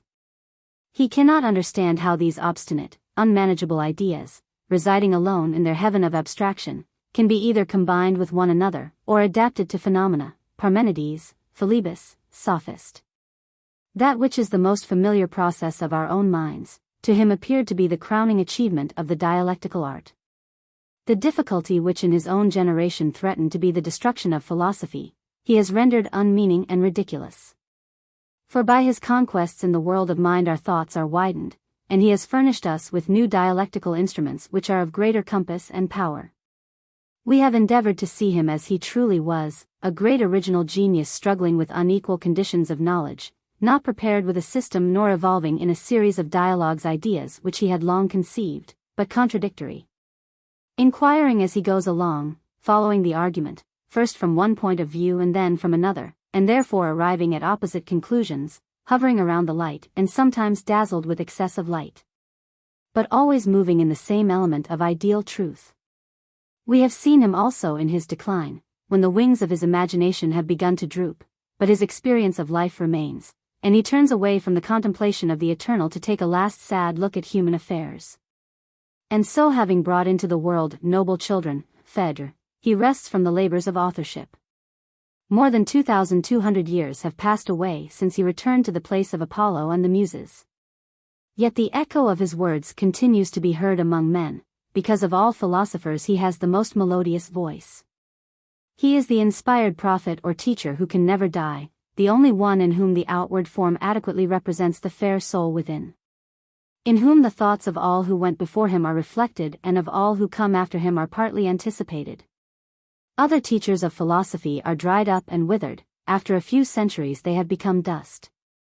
But he is fresh and blooming, and is always begetting new ideas in the minds of men. They are one-sided and abstract, but he has many sides of wisdom. Nor is he always consistent with himself, because he is always moving onward, and knows that there are many more things in philosophy than can be expressed in words, and that truth is greater than consistency. He who approaches him in the most reverent spirit shall reap most of the fruit of his wisdom. He who reads him by the light of ancient commentators will have the least understanding of him. We may see him with the eye of the mind in the groves of the Academy, or on the banks of the Ilissus, or in the streets of Athens, alone or walking with Socrates, full of those thoughts which have since become the common possession of mankind. Or we may compare him to a statue hid away in some temple of Zeus or Apollo, no longer existing on earth, a statue which has a look as of the god himself. Or we may once more imagine him following in another state of being the great company of heaven which he beheld of old in a vision, Phaedr. So, partly trifling, but with a certain degree of seriousness, SWMP. We linger around the memory of a world which has passed away, Phaedr. Laws. Book I. Persons of the Dialogue, an Athenian stranger, Cleinias, a Cretan, Megillus, a Lacedaemonian. Athenian, tell me, strangers, is a god or some man supposed to be the author of your laws? Cleinias, a god, stranger. In very truth a god. Among us Cretans he is said to have been Zeus, but in Lacedaemon, whence our friend here comes, I believe they would say that Apollo is their lawgiver, would they not, Megillus? Megillus, certainly. Athenian, and do you, Cleinias, believe, as Homer tells, that every 9th year Minos went to converse with his Olympian sire, and was inspired by him to make laws for your cities? Cleinias, yes, that is our tradition. And there was Rhadamanthus, a brother of his, with whose name you are familiar. He is reputed to have been the justest of men, and we Cretans are of opinion that he earned this reputation from his righteous administration of justice when he was alive. Athenian, yes, and a noble reputation it was, worthy of a son of Zeus. As you and Megillus have been trained in these institutions, I dare say that you will not be unwilling to give an account of your government and laws. On our way we can pass the time pleasantly in talking about them, for I am told that the distance from Gnosis to the cave and temple of Zeus is considerable. And doubtless there are shady places under the lofty trees, which will protect us from this scorching sun. Being no longer young, we may often stop to rest beneath them, and get over the whole journey without difficulty, beguiling the time by conversation. Cleinias, yes, stranger, and if we proceed onward we shall come to groves of cypresses, which are of rare height and beauty, and there are green meadows, in which we may repose and converse. Athenian, very good. Cleinias, very good, indeed. And still better when we see them, let us move on cheerily. Athenian, I am willing, and first, I want to know why the law has ordained that you shall have common meals and gymnastic exercises, and wear arms. Cleinias, I think, stranger, that the aim of our institutions is easily intelligible to any one. Look at the character of our country. Crete is not like Thessaly, a large plain. And for this reason they have horsemen in Thessaly, and we have runners. The inequality of the ground in our country is more adapted to locomotion on foot. But then, if you have runners you must have light arms. No one can carry a heavy weight when running, and bows and arrows are convenient because they are light. Now all these regulations have been made with a view to war, and the legislator appears to me to have looked to this in all his arrangements. The common meals, if I am not mistaken, were instituted by him for a similar reason. Because he saw that while they are in the field the citizens are by the nature of the case compelled to take their meals together for the sake of mutual protection. He seems to me to have thought the world foolish in not understanding that all men are always at war with one another. And if in war there ought to be common meals and certain persons regularly appointed under others to protect an army, they should be continued in peace. For what men in general term peace would be said by him to be only a name. In reality every city is in a natural state of war with every other, not indeed proclaimed by heralds, but everlasting. And if you look closely, you will find that this was the intention of the Cretan legislator. All institutions, private as well as public, were arranged by him with a view to war. In giving them he was under the impression that no possessions or institutions are of any value to him who is defeated in battle. For all the good things of the conquered pass into the hands of the conquerors. Athenian, you appear to me, stranger, to have been thoroughly trained in the Cretan institutions, and to be well informed about them. Will you tell me a little more explicitly what is the principle of government which you would lay down? You seem to imagine that a well-governed state ought to be so ordered as to conquer all other states in war. Am I right in supposing this to be your meaning? Cleinias, certainly. And our Lacedaemonian friend, if I am not mistaken, will agree with me. Megillus, why, my good friend, how could any Lacedaemonian say anything else?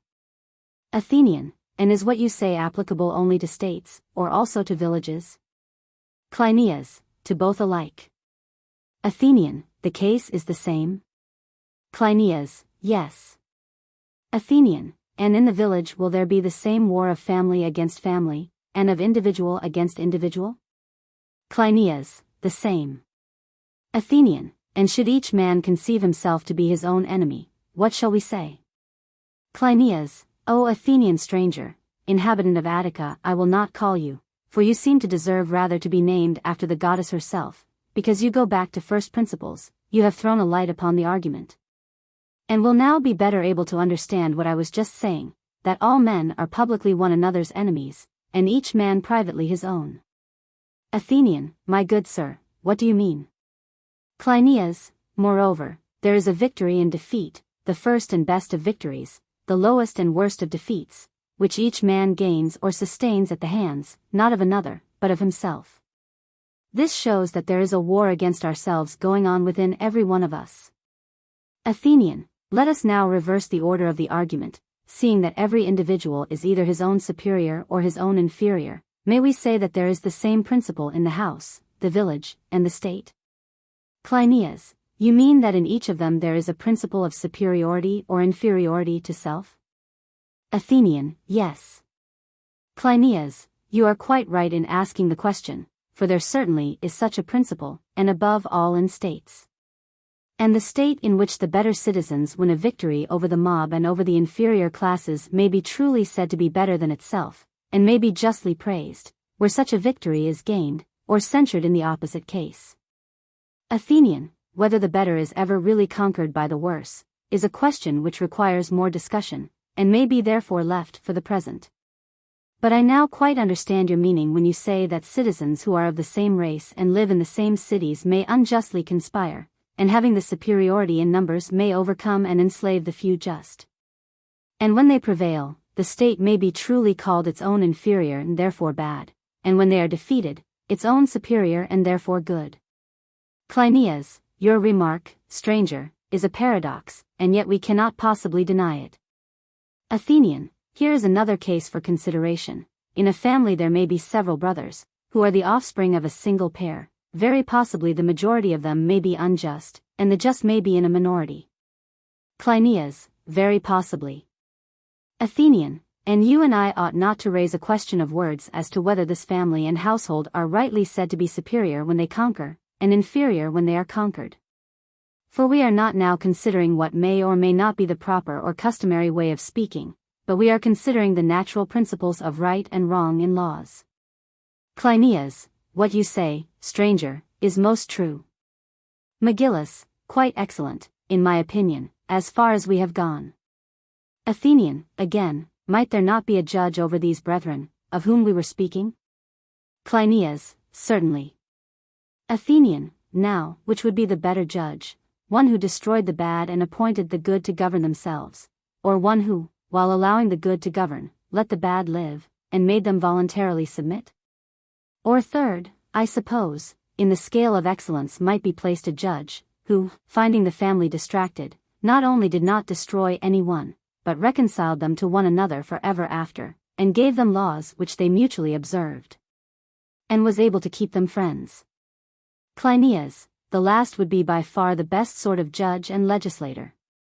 Athenian, and yet the aim of all the laws which he gave would be the reverse of war. Cleinias, very true.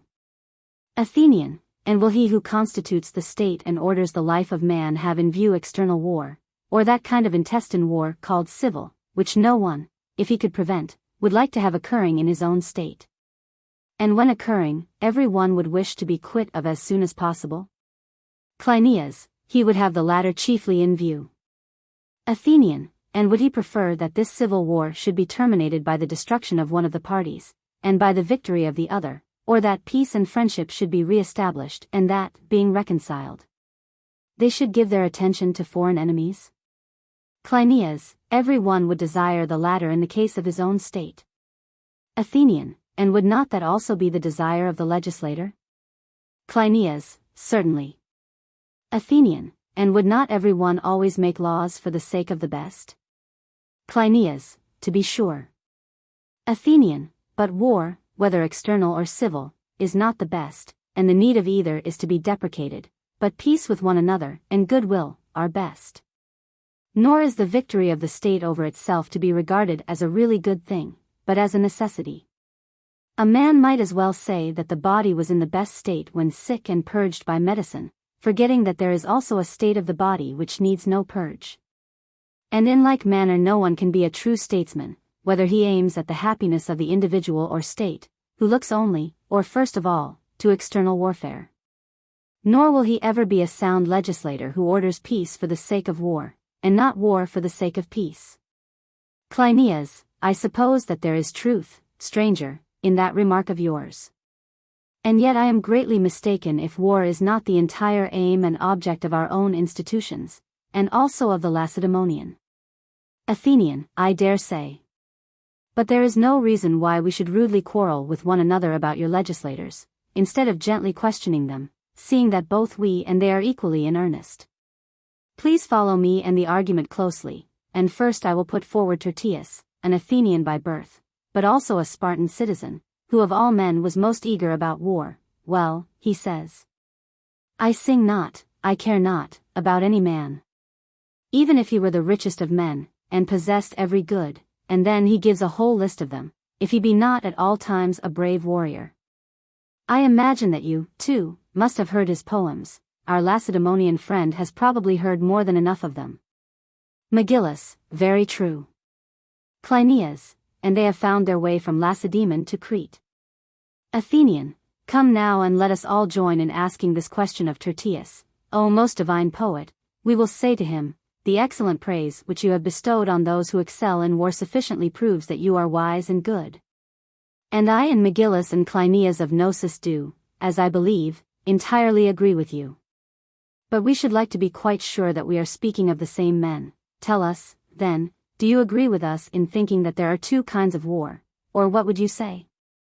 A far inferior man to Tertius would have no difficulty in replying quite truly, that war is of two kinds, one which is universally called civil war, and is, as we were just now saying, of all wars the worst. The other, as we should all admit, in which we fall out with other nations who are of a different race, is a far milder form of warfare. Cleinias, certainly, far milder. Athenian, well, now, when you praise and blame war in this high-flown strain, whom are you praising or blaming, and to which kind of war are you referring? I suppose that you must mean foreign war, if I am to judge from expressions of yours in which you say that you abominate those who refuse to look upon fields of blood, and will not draw near and strike at their enemies.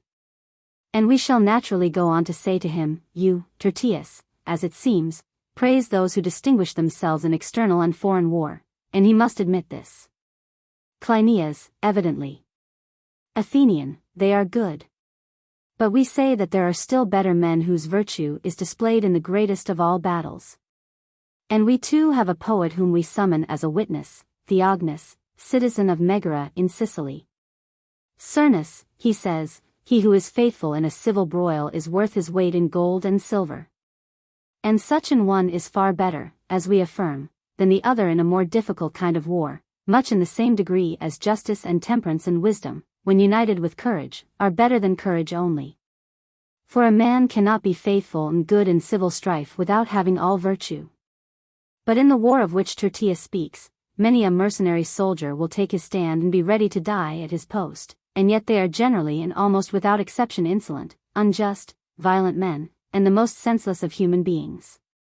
You will ask what the conclusion is, and what I am seeking to prove. I maintain that the divine legislator of Crete, like any other who is worthy of consideration, will always and above all things in making laws have regard to the greatest virtue, which, according to Theognis, is loyalty in the hour of danger, and may be truly called perfect justice. Whereas, that virtue which Tertius highly praises is well enough, and was praised by the poet at the right time, yet in place and dignity may be said to be only fourth-rate, i.e., it ranks after justice, temperance, and wisdom. Cleinias, stranger, we are degrading our inspired lawgiver to a rank which is far beneath him. Athenian, nay, I think that we degrade not him but ourselves, if we imagine that Lycurgus and Minos laid down laws both in Lacedaemon and Crete mainly with a view to war. Cleinias, what ought we to say then? Athenian, what truth and what justice require of us, if I am not mistaken, when speaking in behalf of divine excellence? That the legislator when making his laws had in view not a part only, and this the lowest part of virtue, but all virtue, and that he devised classes of laws answering to the kinds of virtue. Not in the way in which modern inventors of laws make the classes, for they only investigate and offer laws whenever a want is felt, and one man has a class of laws about allotments and heiresses, another about assaults, others about 10,000 other such matters. But we maintain that the right way of examining into laws is to proceed as we have now done, and I admired the spirit of your exposition. For you were quite right in beginning with virtue, and saying that this was the aim of the giver of the law, but I thought that you went wrong when you added that all his legislation had a view only to a part, and the least part of virtue. And this called forth my subsequent remarks. Will you allow me then to explain how I should have liked to have heard you expound the matter? Cleinias, by all means. Athenian, you ought to have said, stranger, the Cretan laws are with reason famous among the Hellenes. For they fulfill the object of laws, which is to make those who use them happy, and they confer every sort of good. Now goods are of two kinds, there are human and there are divine goods, and the human hang upon the divine. And the state which attains the greater, at the same time acquires the less, or, not having the greater, has neither. Of the lesser goods the first is health, the second beauty, the third strength, including swiftness in running and bodily agility generally, and the fourth is wealth, not the blind god, Pluto, but one who is keen of sight. If only he has wisdom for his companion. For wisdom is chief and leader of the divine class of goods, and next follows temperance, and from the union of these two with courage springs justice, and fourth in the scale of virtue is courage. All these naturally take precedence of the other goods, and this is the order in which the legislator must place them, and after them he will enjoin the rest of his ordinances on the citizens with a view to these, the human looking to the divine, and the divine looking to their leader mind. Some of his ordinances will relate to contracts of marriage which they make one with another, and then to the procreation and education of children, both male and female. The duty of the lawgiver will be to take charge of his citizens, in youth and age, and at every time of life, and to give them punishments and rewards. And in reference to all their intercourse with one another, he ought to consider their pains and pleasures and desires, and the vehemence of all their passions. He should keep a watch over them, and blame and praise them rightly by the mouth of the laws themselves.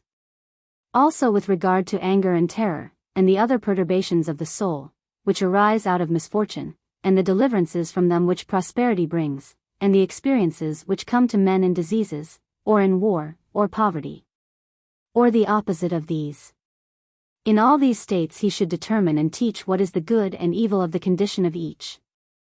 In the next place, the legislator has to be careful how the citizens make their money and in what way they spend it, and to have an eye to their mutual contracts and dissolutions of contracts. Whether voluntary or involuntary, he should see how they order all this, and consider where justice as well as injustice is found or is wanting in their several dealings with one another. And honor those who obey the law, and impose fixed penalties on those who disobey, until the round of civil life is ended, and the time has come for the consideration of the proper funeral rites and honors of the dead. And the lawgiver reviewing his work, will appoint guardians to preside over these things, some who walk by intelligence, others by true opinion only. And then mind will bind together all his ordinances and show them to be in harmony with temperance and justice, and not with wealth or ambition. This is the spirit, stranger, in which I was and am desirous that you should pursue the subject.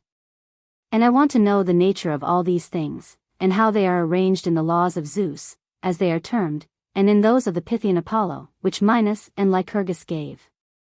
And how the order of them is discovered to his eyes, who has experience in laws gained either by study or habit, although they are far from being self-evident to the rest of mankind like ourselves. Cleinias, how shall we proceed, stranger? Athenian, I think that we must begin again as before, and first consider the habit of courage, and then we will go on and discuss another and then another form of virtue, if you please. In this way we shall have a model of the whole. And with these and similar discourses we will beguile the way. And when we have gone through all the virtues, we will show, by the grace of God, that the institutions of which I was speaking look to virtue. Megillus, very good. And suppose that you first criticize this praiser of Zeus and the laws of Crete. Athenian, I will try to criticize you and myself, as well as him, for the argument is a common concern.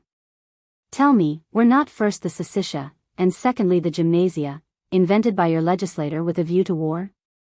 Megillus, yes. Athenian, and what comes third, and what fourth? For that, I think, is the sort of enumeration which ought to be made of the remaining parts of virtue, no matter whether you call them parts or what their name is, provided the meaning is clear. Megillus, then I, or any other Lacedaemonian, would reply that hunting is third in order. Athenian, let us see if we can discover what comes fourth and fifth. Megillus, I think that I can get as far as the fourth head, which is the frequent endurance of pain, exhibited among us Spartans in certain hand-to-hand fights, also in stealing with the prospect of getting a good beating. There is, too, the so-called cryptia, or secret service, in which wonderful endurance is shown. Our people wander over the whole country by day and by night, and even in winter have not a shoe to their foot, and are without beds to lie upon, and have to attend upon themselves. Marvelous, too, is the endurance which our citizens show in their naked exercises, contending against the violent summer heat, and there are many similar practices, to speak of which in detail would be endless. Athenian, excellent, O Lacedaemonian stranger. But how ought we to define courage? Is it to be regarded only as a combat against fears and pains, or also against desires and pleasures, and against flatteries, which exercise such a tremendous power, that they make the hearts even of respectable citizens to melt like wax? Megillus, I should say the latter. Athenian, in what preceded, as you will remember, our Nosian friend was speaking of a man or a city being inferior to themselves, were you not, Cleinias? Cleinias, I was. Athenian, now, which is in the truest sense inferior, the man who is overcome by pleasure or by pain? Cleinias, I should say the man who is overcome by pleasure. For all men deem him to be inferior in a more disgraceful sense, than the other who is overcome by pain. Athenian, but surely the lawgivers of Crete and Lacedaemon have not legislated for a courage which is lame of one leg, able only to meet attacks which come from the left, but impotent against the insidious flatteries which come from the right? Cleinias, able to meet both, I should say. Athenian, then let me once more ask, what institutions have you in either of your states which give a taste of pleasures, and do not avoid them any more than they avoid pains, but which set a person in the midst of them, and compel or induce him by the prospect of reward to get the better of them? Where is an ordinance about pleasure similar to that about pain to be found in your laws? Tell me what there is of this nature among you. What is there which makes your citizen equally brave against pleasure and pain, conquering what they ought to conquer, and superior to the enemies who are most dangerous and nearest home? Megillus, I was able to tell you, stranger, many laws which were directed against pain, but I do not know that I can point out any great or obvious examples of similar institutions which are concerned with pleasure. There are some lesser provisions, however, which I might mention. Cleinias, neither can I show anything of that sort which is at all equally prominent in the Cretan laws. Athenian, no wonder, my dear friends. And if, as is very likely, in our search after the true and good, one of us may have to censure the laws of the others, we must not be offended, but take kindly what another says. Cleinias, you are quite right, Athenian stranger, and we will do as you say. Athenian, at our time of life, Cleinias, there should be no feeling of irritation. Cleinias, certainly not. Athenian, I will not at present determine whether he who censures the Cretan or Lacedaemonian polities is right or wrong. But I believe that I can tell better than either of you what the many say about them. For assuming that you have reasonably good laws, one of the best of them will be the law forbidding any young men to inquire which of them are right or wrong. But with one mouth and one voice they must all agree that the laws are all good, for they came from God, and anyone who says the contrary is not to be listened to. But an old man who remarks any defect in your laws may communicate his observation to a ruler or to an equal in years when no young man is present. Cleinias, exactly so, stranger. And like a diviner, although not there at the time, you seem to me quite to have hit the meaning of the legislator, and to say what is most true. Athenian, as there are no young men present, and the legislator has given old men free license, there will be no impropriety in our discussing these very matters now that we are alone. Cleinias, true. And therefore you may be as free as you like in your censure of our laws, for there is no discredit in knowing what is wrong. He who receives what is said in a generous and friendly spirit will be all the better for it. Athenian, very good. However, I am not going to say anything against your laws until to the best of my ability I have examined them, but I am going to raise doubts about them. For you are the only people known to us, whether Greek or barbarian, whom the legislator commanded to eschew all great pleasures and amusements and never to touch them. Whereas in the matter of pains or fears which we have just been discussing, he thought that they who from infancy had always avoided pains and fears and sorrows, when they were compelled to face them would run away from those who were hardened in them, and would become their subjects. Now the legislator ought to have considered that this was equally true of pleasure. He should have said to himself, that if our citizens are from their youth upward unacquainted with the greatest pleasures, and unused to endure amid the temptations of pleasure, and are not disciplined to refrain from all things evil, the sweet feeling of pleasure will overcome them just as fear would overcome the former class. And in another, and even a worse manner, they will be the slaves of those who are able to endure amid pleasures, and have had the opportunity of enjoying them, they being often the worst of mankind. One half of their souls will be a slave, the other half free, and they will not be worthy to be called in the true sense men and freemen. Tell me whether you assent to my words? Cleinias, on first hearing, what you say appears to be the truth. But to be hasty in coming to a conclusion about such important matters would be very childish and simple. Athenian, suppose, Cleinias and Megillus, that we consider the virtue which follows next of those which we intended to discuss, for after courage comes temperance. What institutions shall we find relating to temperance? Either in Crete or Lacedaemon, which, like your military institutions, differ from those of any ordinary state. Megillus, that is not an easy question to answer. Still I should say that the common meals and gymnastic exercises have been excellently devised for the promotion both of temperance and courage. Athenian, there seems to be a difficulty, stranger, with regard to states, in making words and facts coincide so that there can be no dispute about them. As in the human body, the regimen which does good in one way does harm in another. And we can hardly say that any one course of treatment is adapted to a particular constitution. Now the gymnasia and common meals do a great deal of good, and yet they are a source of evil in civil troubles. As is shown in the case of the Milesian, and Boeotian, and Thurian youth, among whom these institutions seem always to have had a tendency to degrade the ancient and natural custom of love below the level, not only of man, but of the beasts. The charge may be fairly brought against your cities above all others, and is true also of most other states which especially cultivate gymnastics. Whether such matters are to be regarded jestingly or seriously, I think that the pleasure is to be deemed natural which arises out of the intercourse between men and women.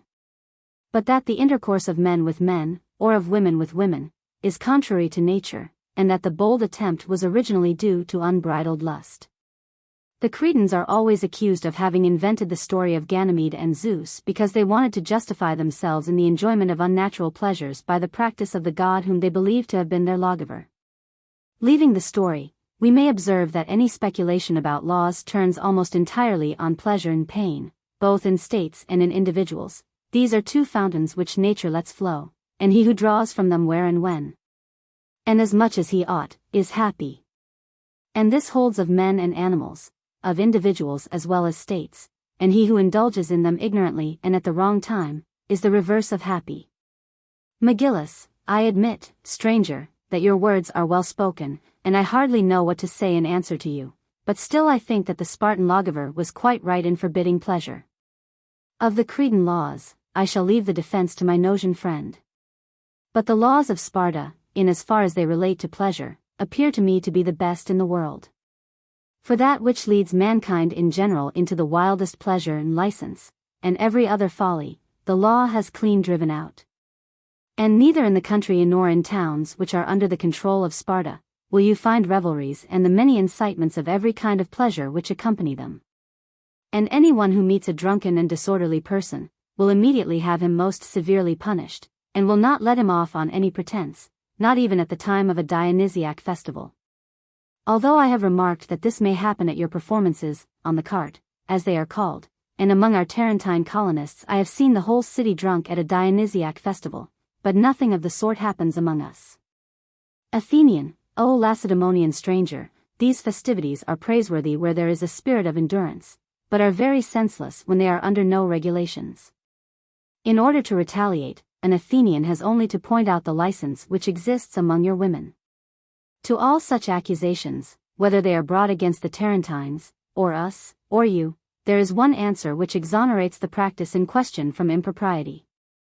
When a stranger expresses wonder at the singularity of what he sees, any inhabitant will naturally answer him, Wonder not, O stranger, this is our custom, and you may very likely have some other custom about the same things. Now we are speaking, my friends, not about men in general, but about the merits and defects of the lawgivers themselves. Let us then discourse a little more at length about intoxication, which is a very important subject, and will seriously task the discrimination of the legislator. I am not speaking of drinking, or not drinking, wine at all, but of intoxication. Are we to follow the custom of the Scythians, and Persians, and Carthaginians, and Celts, and Iberians, and Thracians, who are all warlike nations, or that of your countrymen, for they, as you say, altogether abstain. But the Scythians and Thracians, both men and women, drink unmixed wine, which they pour on their garments, and this they think a happy and glorious institution. The Persians, again, are much given to other practices of luxury which you reject, but they have more moderation in them than the Thracians and Scythians. Megillus, O best of men, we have only to take arms into our hands, and we send all these nations flying before us. Athenian, nay, my good friend, do not say that. There have been, as there always will be, flights and pursuits of which no account can be given, and therefore we cannot say that victory or defeat in battle affords more than a doubtful proof of the goodness or badness of institutions. For when the greater states conquer and enslave the lesser, as the Syracusans have done the Locrians, who appear to be the best governed people in their part of the world, or as the Athenians have done the Scenes, and there are 10,000 other instances of the same sort of thing, all this is not to the point. Let us endeavor rather to form a conclusion about each institution in itself and say nothing, at present, of victories and defeats. Let us only say that such and such a custom is honorable, and another not. And first permit me to tell you how good and bad are to be estimated in reference to these very matters. Megillus, how do you mean? Athenian, all those who are ready at a moment's notice to praise or censure any practice which is matter of discussion, seem to me to proceed in a wrong way. Let me give you an illustration of what I mean. You may suppose a person to be praising wheat as a good kind of food, whereupon another person instantly blames wheat, without ever inquiring into its effect or use, or in what way, or to whom, or with what, or in what state and how, wheat is to be given. And that is just what we are doing in this discussion.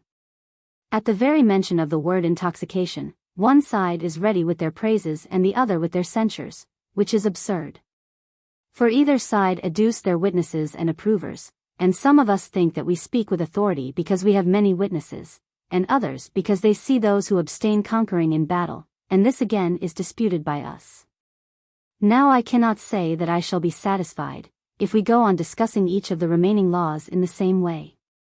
And about this very point of intoxication I should like to speak in another way, which I hold to be the right one. For if number is to be the criterion, are there not myriads upon myriads of nations ready to dispute the point with you, who are only 2 cities? Megillus, I shall gladly welcome any method of inquiry which is right.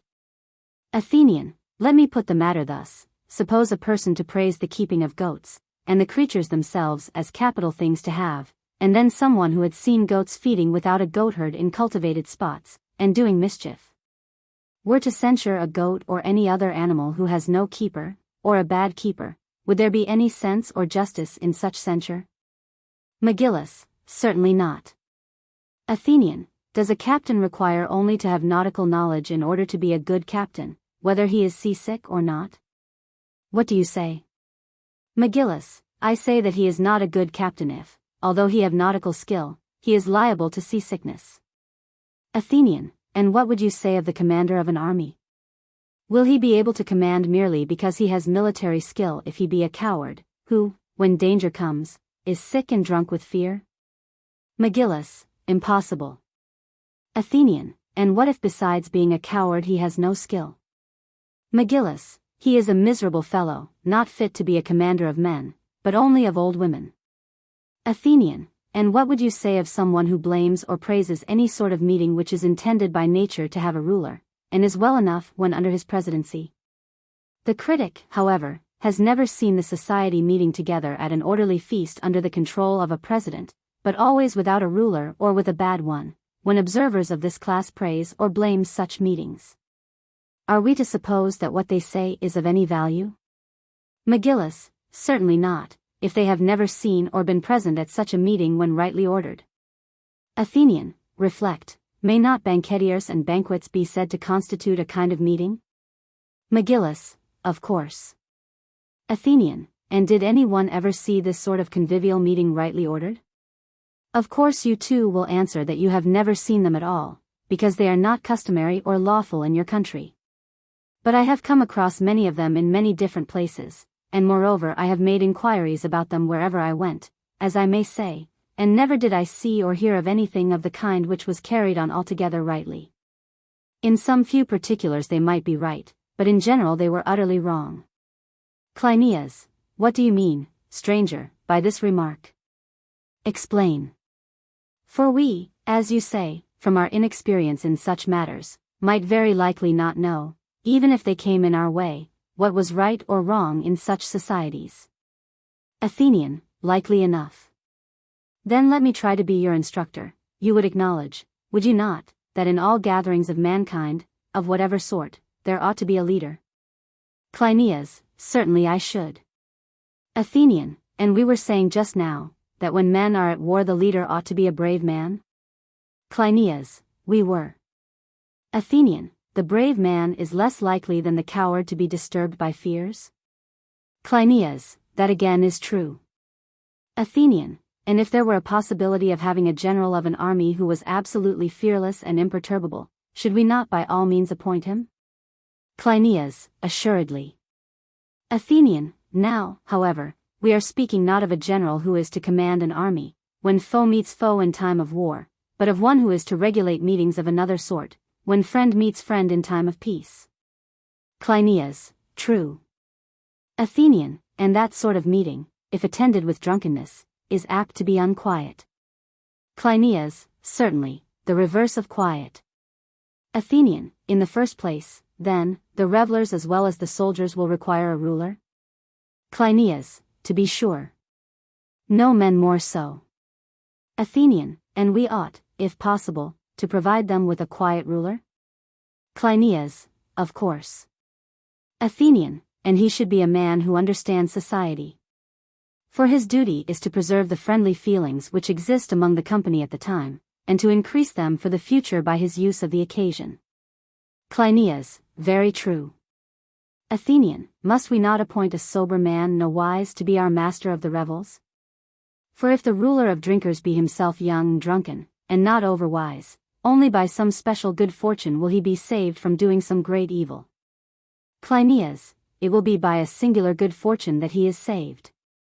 Athenian, now suppose such associations to be framed in the best way possible in states, and that some one blames the very fact of their existence, he may very likely be right. But if he blames a practice which he only sees very much mismanaged, he shows in the first place that he is not aware of the mismanagement, and also not aware that everything done in this way will turn out to be wrong. Because done without the superintendence of a sober ruler. Do you not see that a drunken pilot or a drunken ruler of any sort will ruin ship, chariot, army, anything, in short, of which he has the direction? Cleinias, the last remark is very true, stranger. And I see quite clearly the advantage of an army having a good leader. He will give victory in war to his followers, which is a very great advantage, and so of other things. But I do not see any similar advantage which either individuals or states gain from the good management of a feast, and I want you to tell me what great good will be effected, supposing that this drinking ordinance is duly established. Athenian, if you mean to ask what great good accrues to the state from the right training of a single youth, or of a single chorus, when the question is put in that form, we cannot deny that the good is not very great in any particular instance. But if you ask what is the good of education in general, the answer is easy, that education makes good men, and that good men act nobly, and conquer their enemies in battle, because they are good. Education certainly gives victory, although victory sometimes produces forgetfulness of education, for many have grown insolent from victory in war, and this insolence has engendered in them innumerable evils. And many a victory has been and will be suicidal to the victors, but education is never suicidal. Cleinias, you seem to imply, my friend, that convivial meetings, when rightly ordered, are an important element of education. Athenian, certainly I do. Cleinias, and can you show that what you have been saying is true? Athenian, to be absolutely sure of the truth of matters concerning which there are many opinions, is an attribute of the gods not given to man, stranger. But I shall be very happy to tell you what I think, especially as we are now proposing to enter on a discussion concerning laws and constitutions. Cleinias, your opinion, stranger, about the questions which are now being raised, is precisely what we want to hear. Athenian, very good, I will try to find a way of explaining my meaning, and you shall try to have the gift of understanding me. But first let me make an apology. The Athenian citizen is reputed among all the Hellenes to be a great talker, whereas Sparta is renowned for brevity, and the Cretans have more wit than words. Now I am afraid of appearing to elicit a very long discourse out of very small materials. For drinking indeed may appear to be a slight matter, and yet is one which cannot be rightly ordered according to nature, without correct principles of music. These are necessary to any clear or satisfactory treatment of the subject, and music again runs up into education generally, and there is much to be said about all this. What would you say then to leaving these matters for the present, and passing on to some other question of law? Megillus, O Athenian stranger, let me tell you what perhaps you do not know, that our family is the proxenus of your state. I imagine that from their earliest youth all boys, when they are told that they are the proxeny of a particular state, feel kindly towards their second country, and this has certainly been my own feeling. I can well remember from the days of my boyhood, how, when any Lacedaemonians praised or blamed the Athenians, they used to say to me, "See, Megillus, how ill or how well, as the case might be, has your state treated us." And having always had to fight your battles against detractors when I heard you assailed, I became warmly attached to you. And I always liked to hear the Athenian tongue spoken. The common saying is quite true, that a good Athenian is more than ordinarily good, for he is the only man who is freely and genuinely good by the divine inspiration of his own nature, and is not manufactured. Therefore be assured that I shall like to hear you say whatever you have to say. Cleinias, yes, stranger, and when you have heard me speak, say boldly what is in your thoughts. Let me remind you of a tie which unites you to Crete. You must have heard here the story of the prophet Epimenides, who was of my family, and came to Athens 10 years before the Persian War, in accordance with the response of the oracle, and offered certain sacrifices which the god commanded. The Athenians were at that time in dread of the Persian invasion. And he said that for 10 years they would not come, and that when they came, they would go away again without accomplishing any of their objects, and would suffer more evil than they inflicted. At that time my forefathers formed ties of hospitality with you, thus ancient is the friendship which I and my parents have had for you. Athenian, you seem to be quite ready to listen. And I am also ready to perform as much as I can of an almost impossible task, which I will nevertheless attempt. At the outset of the discussion, let me define the nature and power of education. For this is the way by which our argument must travel onwards to the god Dionysus. Cleinias, let us proceed, if you please. Athenian, well, then, if I tell you what are my notions of education, will you consider whether they satisfy you? Cleinias, let us hear. Athenian, according to my view, anyone who would be good at anything must practice that thing from his youth upwards, both in sport and earnest, in its several branches. For example, he who is to be a good builder should play at building children's houses. He who is to be a good husbandman, at tilling the ground, and those who have the care of their education should provide them when young with mimic tools. They should learn beforehand the knowledge which they will afterwards require for their art. For example, the future carpenter should learn to measure or apply the line in play. And the future warrior should learn riding or some other exercise, for amusement, and the teacher should endeavor to direct the children's inclinations and pleasures, by the help of amusements, to their final aim in life. The most important part of education is right training in the nursery. The soul of the child in his play should be guided to the love of that sort of excellence in which when he grows up to manhood he will have to be perfected. Do you agree with me thus far? Cleinias, certainly. Athenian, then let us not leave the meaning of education ambiguous or ill-defined. At present, when we speak in terms of praise or blame about the bringing up of each person, we call one man educated and another uneducated, although the uneducated man may be sometimes very well educated for the calling of a retail trader, or of a captain of a ship, and the like. For we are not speaking of education in this narrower sense, but of that other education in virtue from youth upwards, which makes a man eagerly pursue the ideal perfection of citizenship, and teaches him how rightly to rule and how to obey. This is the only education which, upon our view, deserves the name. That other sort of training, which aims at the acquisition of wealth or bodily strength, or mere cleverness apart from intelligence and justice, is mean and illiberal, and is not worthy to be called education at all. But let us not quarrel with one another about a word, provided that the proposition which has just been granted hold good, to wit, that those who are rightly educated generally become good men. Neither must we cast a slight upon education, which is the first and fairest thing that the best of men can ever have, and which, though liable to take a wrong direction, is capable of reformation. And this work of reformation is the great business of every man while he lives. Cleinias, very true, and we entirely agree with you. Athenian, and we agreed before that they are good men who are able to rule themselves, and bad men who are not. Cleinias, you are quite right. Athenian, let me now proceed, if I can, to clear up the subject a little further by an illustration which I will offer you. Cleinias, proceed. Athenian, do we not consider each of ourselves to be one? Cleinias, we do. Athenian, and each one of us has in his bosom two counselors, both foolish and also antagonistic, of which we call the one pleasure, and the other pain. Cleinias, exactly. Athenian, also there are opinions about the future, which have the general name of expectations, and the specific name of fear, when the expectation is of pain, and of hope, when of pleasure. And further, there is reflection about the good or evil of them, and this, when embodied in a decree by the state, is called law. Cleinias, I am hardly able to follow you, proceed, however, as if I were. Megillus, I am in the like case. Athenian, let us look at the matter thus.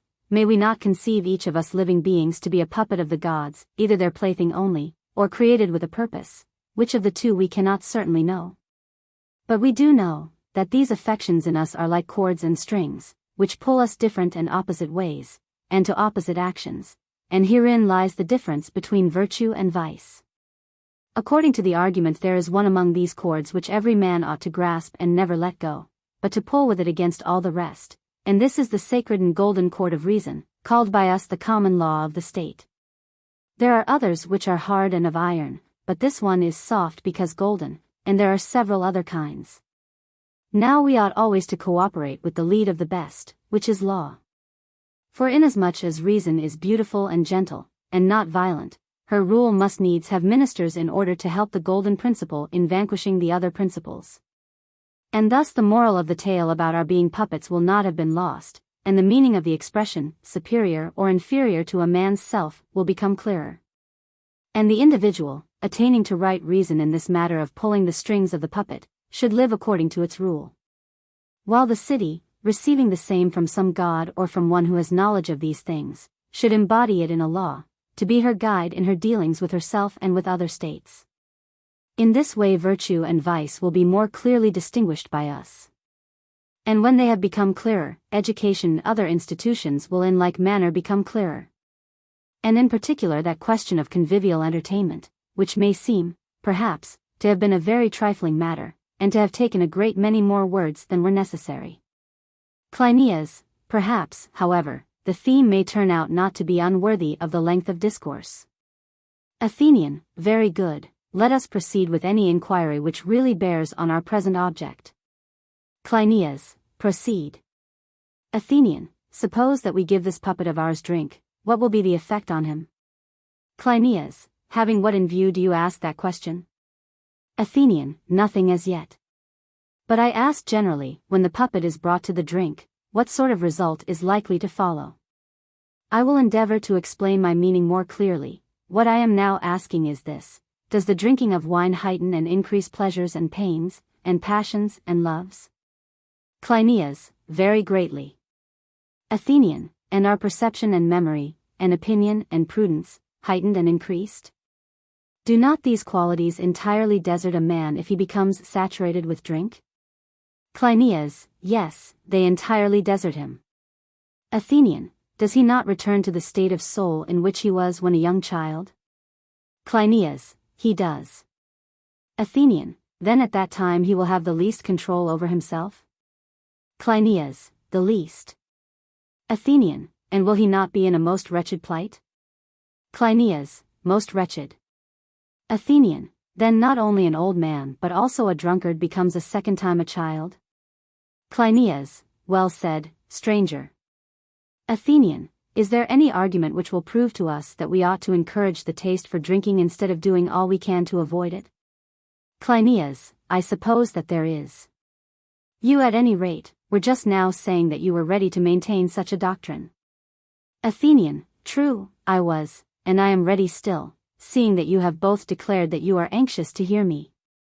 Cleinias, to be sure we are, if only for the strangeness of the paradox, which asserts that a man ought of his own accord to plunge into utter degradation.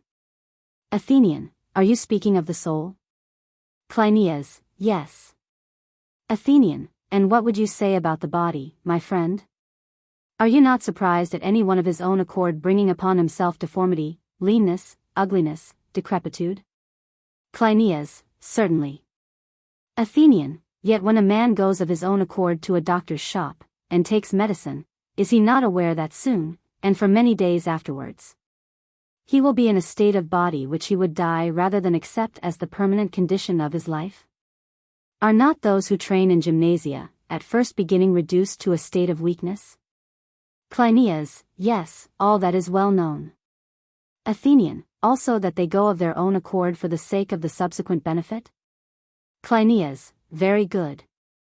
Athenian, and we may conceive this to be true in the same way of other practices?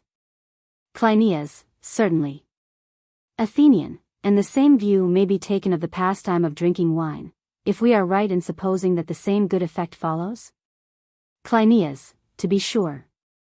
Athenian, if such convivialities should turn out to have any advantage equal in importance to that of gymnastic, they are in their very nature to be preferred to mere bodily exercise, inasmuch as they have no accompaniment of pain. Cleinias, true. But I hardly think that we shall be able to discover any such benefits to be derived from them. Athenian, that is just what we must endeavor to show. And let me ask you a question, do we not distinguish two kinds of fear, which are very different? Cleinias, what are they? Athenian, there is the fear of expected evil. Cleinias, yes. Athenian, and there is the fear of an evil reputation. We are afraid of being thought evil, because we do or say some dishonorable thing, which fear we and all men term shame. Cleinias, certainly. Athenian, these are the two fears, as I called them. One of which is the opposite of pain and other fears, and the opposite also of the greatest and most numerous sort of pleasures.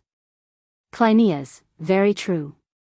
Athenian, and does not the legislator and every one who is good for anything, hold this fear in the greatest honor? This is what he terms reverence, and the confidence which is the reverse of this he terms insolence. And the latter he always deems to be a very great evil both to individuals and to states. Cleinias, true. Athenian, does not this kind of fear preserve us in many important ways? What is there which so surely gives victory and safety in war? For there are two things which give victory, confidence before enemies, and fear of disgrace before friends. Cleinias, there are. Athenian, then each of us should be fearless and also fearful, and why we should be either has now been determined. Cleinias, certainly. Athenian, and when we want to make any one fearless, we and the law bring him face to face with many fears. Cleinias, clearly. Athenian, and when we want to make him rightly fearful, must we not introduce him to shameless pleasures, and train him to take up arms against them, and to overcome them? Or does this principle apply to courage only, and must he who would be perfect in valor fight against and overcome his own natural character, since if he be unpracticed and inexperienced in such conflicts, he will not be half the man which he might have been, and are we to suppose, that with temperance it is otherwise, and that he who has never fought with the shameless and unrighteous temptations of his pleasures and lusts, and conquered them, in earnest and in play, by word, deed, and act, will still be perfectly temperate? Cleinias, a most unlikely supposition. Athenian, suppose that some god had given a fear potion to men, and that the more a man drank of this the more he regarded himself at every draught as a child of misfortune, and that he feared everything happening or about to happen to him. And that at last the most courageous of men utterly lost his presence of mind for a time, and only came to himself again when he had slept off the influence of the draught. Cleinias, but has such a draught, stranger, ever really been known among men? Athenian, no, but, if there had been, might not such a draught have been of use to the legislator as a test of courage?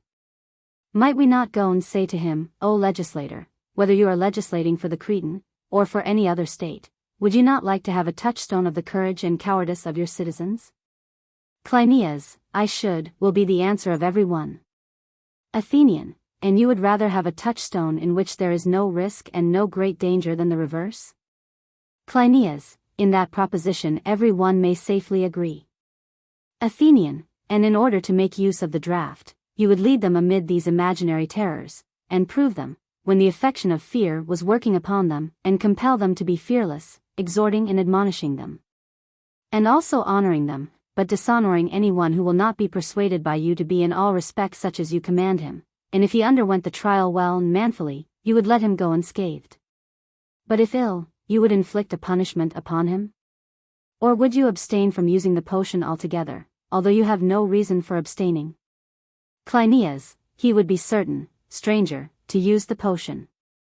Athenian, this would be a mode of testing and training which would be wonderfully easy in comparison with those now in use, and might be applied to a single person, or to a few, or indeed to any number.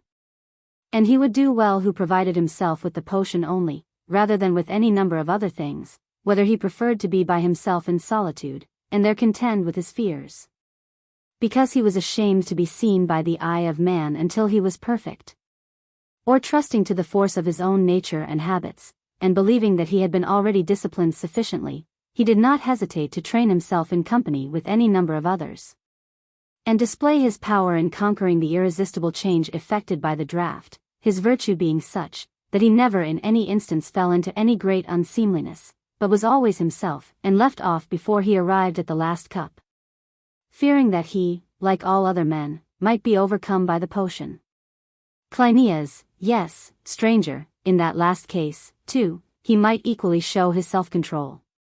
Athenian, let us return to the lawgiver, and say to him, well, lawgiver, there is certainly no such fear potion which man has either received from the gods or himself discovered, for witchcraft has no place at our board.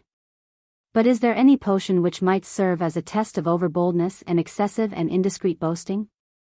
Cleinias, I suppose that he will say, yes, meaning that wine is such a potion.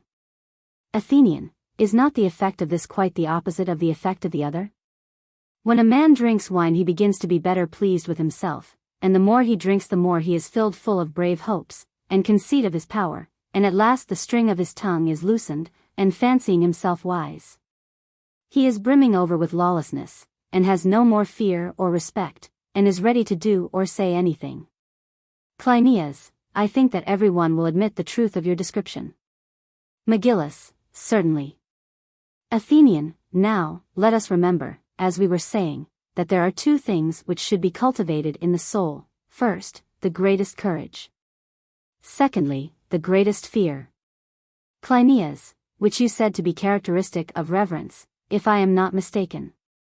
Athenian, thank you for reminding me. But now, as the habit of courage and fearlessness is to be trained amid fears, let us consider whether the opposite quality is not also to be trained among opposites. Cleinias, that is probably the case. Athenian, there are times and seasons at which we are by nature more than commonly valiant and bold. Now we ought to train ourselves on these occasions to be as free from impudence and shamelessness as possible, and to be afraid to say or suffer or do anything that is base. Cleinias, true. Athenian, are not the moments in which we are apt to be bold and shameless such as these, when we are under the influence of anger, love, pride, ignorance, avarice, cowardice? Or when wealth, beauty, strength, and all the intoxicating workings of pleasure madden us? What is better adapted than the festive use of wine, in the first place to test, and in the second place to train the character of a man, if care be taken in the use of it? What is there cheaper, or more innocent? For do but consider which is the greater risk. Would you rather test a man of a morose and savage nature, which is the source of 10,000 acts of injustice, by making bargains with him at a risk to yourself? Or by having him as a companion at the festival of Dionysus? Or would you, if you wanted to apply a touchstone to a man who is prone to love, entrust your wife, or your sons, or daughters to him, periling your dearest interests in order to have a view of the condition of his soul? I might mention numberless cases, in which the advantage would be manifest of getting to know a character in sport, and without paying dearly for experience. And I do not believe that either a Cretan, or any other man, will doubt that such a test is a fair test, and safer, cheaper, and speedier than any other. Cleinias, that is certainly true. Athenian, and this knowledge of the natures and habits of men's souls will be of the greatest use in that art which has the management of them, and that art, if I am not mistaken, is politics. Cleinias, exactly so. Book 2. Athenian, and now we have to consider whether the insight into human nature is the only benefit derived from well-ordered potations, or whether there are not other advantages great and much to be desired. The argument seems to imply that there are. But how and in what way these are to be attained, will have to be considered attentively, or we may be entangled in error. Cleinias, proceed. Athenian, let me once more recall our doctrine of right education, which, if I am not mistaken, depends on the due regulation of convivial intercourse. Cleinias, you talk rather grandly. Athenian, pleasure and pain I maintain to be the first perceptions of children, and I say that they are the forms under which virtue and vice are originally present to them. As to wisdom and true and fixed opinions, happy is the man who acquires them, even when declining in years, and we may say that he who possesses them, and the blessings which are contained in them, is a perfect man. Now I mean by education that training which is given by suitable habits to the first instincts of virtue in children. When pleasure, and friendship, and pain, and hatred, are rightly implanted in souls not yet capable of understanding the nature of them, and who find them, after they have attained reason, to be in harmony with her. This harmony of the soul, taken as a whole, is virtue.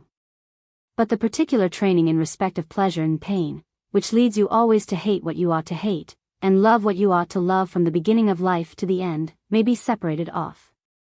And, in my view, will be rightly called education. Cleinias, I think, stranger, that you are quite right in all that you have said and are saying about education. Athenian, I am glad to hear that you agree with me. For, indeed, the discipline of pleasure and pain which, when rightly ordered, is a principle of education, has been often relaxed and corrupted in human life. And the gods, pitying the toils which our race is born to undergo, have appointed holy festivals, wherein men alternate rest with labor.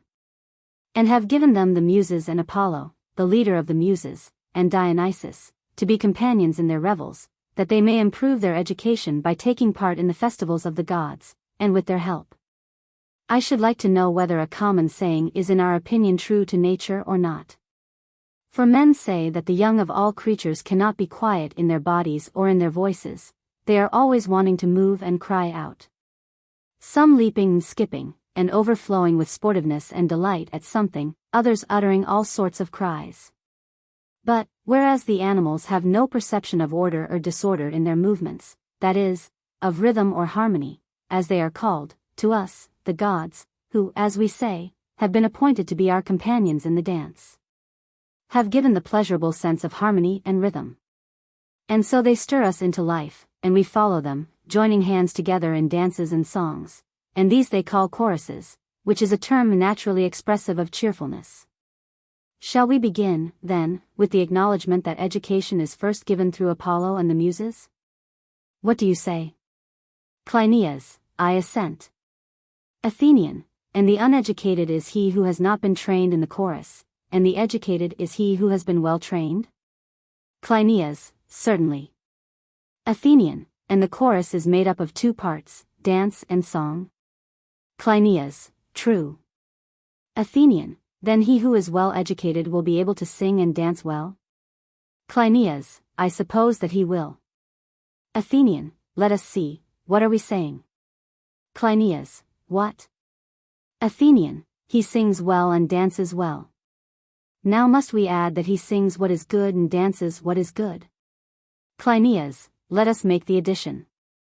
Athenian, we will suppose that he knows the good to be good, and the bad to be bad, and makes use of them accordingly, which now is the better trained in dancing and music, he who is able to move his body and to use his voice in what is understood to be the right manner, but has no delight in good or hatred of evil. Or he who is incorrect in gesture and voice, but is right in his sense of pleasure and pain, and welcomes what is good, and is offended at what is evil. Cleinias, there is a great difference, stranger, in the two kinds of education. Athenian, if we three know what is good in song and dance, then we truly know also who is educated and who is uneducated, but if not, then we certainly shall not know wherein lies the safeguard of education, and whether there is any or not. Cleinias, true.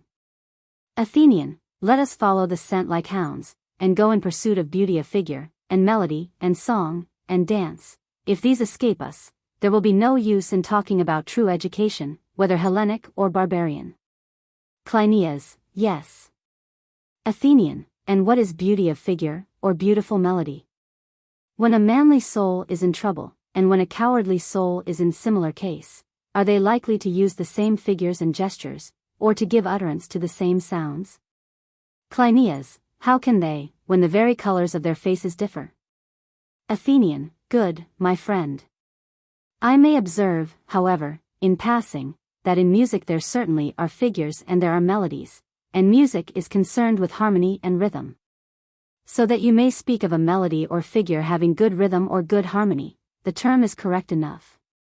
But to speak metaphorically of a melody or figure having a good color, as the masters of choruses do, is not allowable, although you can speak of the melodies or figures of the brave and the coward, praising the one and censuring the other.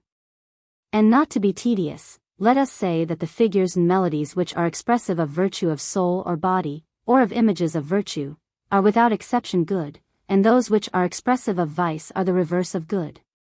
Cleinias, your suggestion is excellent, and let us answer that these things are so.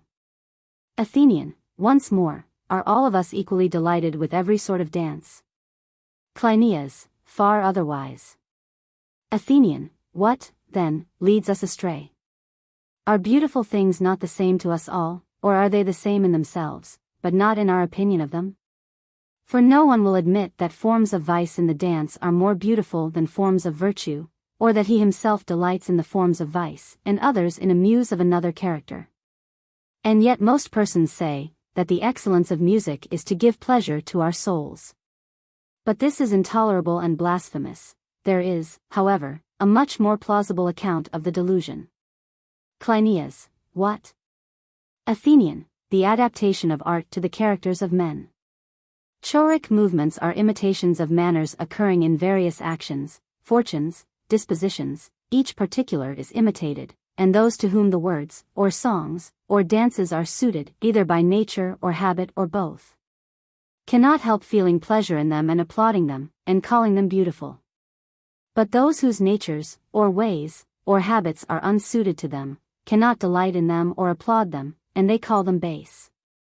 There are others, again, whose natures are right and their habits wrong, or whose habits are right and their natures wrong, and they praise one thing, but are pleased at another. For they say that all these imitations are pleasant, but not good. And in the presence of those whom they think wise, they are ashamed of dancing and singing in the baser manner, or of deliberately lending any countenance to such proceedings, and yet, they have a secret pleasure in them. Cleinias, very true. Athenian, and is any harm done to the lover of vicious dances or songs, or any good done to the approver of the opposite sort of pleasure? Cleinias, I think that there is. Athenian, I think is not the word, but I would say, rather, I am certain. For must they not have the same effect as when a man associates with bad characters, whom he likes and approves rather than dislikes, and only censures playfully because he has a suspicion of his own badness? In that case, he who takes pleasure in them will surely become like those in whom he takes pleasure, even though he be ashamed to praise them. And what greater good or evil can any destiny ever make us undergo? Cleinias, I know of none. Athenian, then in a city which has good laws, or in future ages is to have them, bearing in mind the instruction and amusement which are given by music, can we suppose that the poets are to be allowed to teach in the dance anything which they themselves like, in the way of rhythm, or melody, or words, to the young children of any well-conditioned parents? Is the poet to train his choruses as he pleases, without reference to virtue or vice? Cleinias, that is surely quite unreasonable, and is not to be thought of. Athenian, and yet he may do this in almost any state with the exception of Egypt. Cleinias, and what are the laws about music and dancing in Egypt? Athenian, You will wonder when I tell you, long ago they appear to have recognized the very principle of which we are now speaking, that their young citizens must be habituated to forms and strains of virtue. These they fixed, and exhibited the patterns of them in their temples, and no painter or artist is allowed to innovate upon them, or to leave the traditional forms and invent new ones.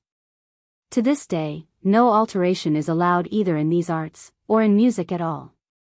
And you will find that their works of art are painted or molded in the same forms which they had 10,000 years ago. This is literally true and no exaggeration. Their ancient paintings and sculptures are not a whit better or worse than the work of today, but are made with just the same skill. Cleinias, how extraordinary! Athenian, I should rather say, how statesmanlike, how worthy of a legislator. I know that other things in Egypt are not so well. But what I am telling you about music is true and deserving of consideration, because showing that a lawgiver may institute melodies which have a natural truth and correctness without any fear of failure. To do this, however, must be the work of God, or of a divine person. In Egypt they have a tradition that their ancient chants which have been preserved for so many ages are the composition of the goddess Isis. And therefore, as I was saying, if a person can only find in any way the natural melodies, he may confidently embody them in a fixed and legal form. For the love of novelty which arises out of pleasure in the new and weariness of the old, has not strength enough to corrupt the consecrated song and dance, under the plea that they have become antiquated. At any rate, they are far from being corrupted in Egypt. Cleinias, your arguments seem to prove your point.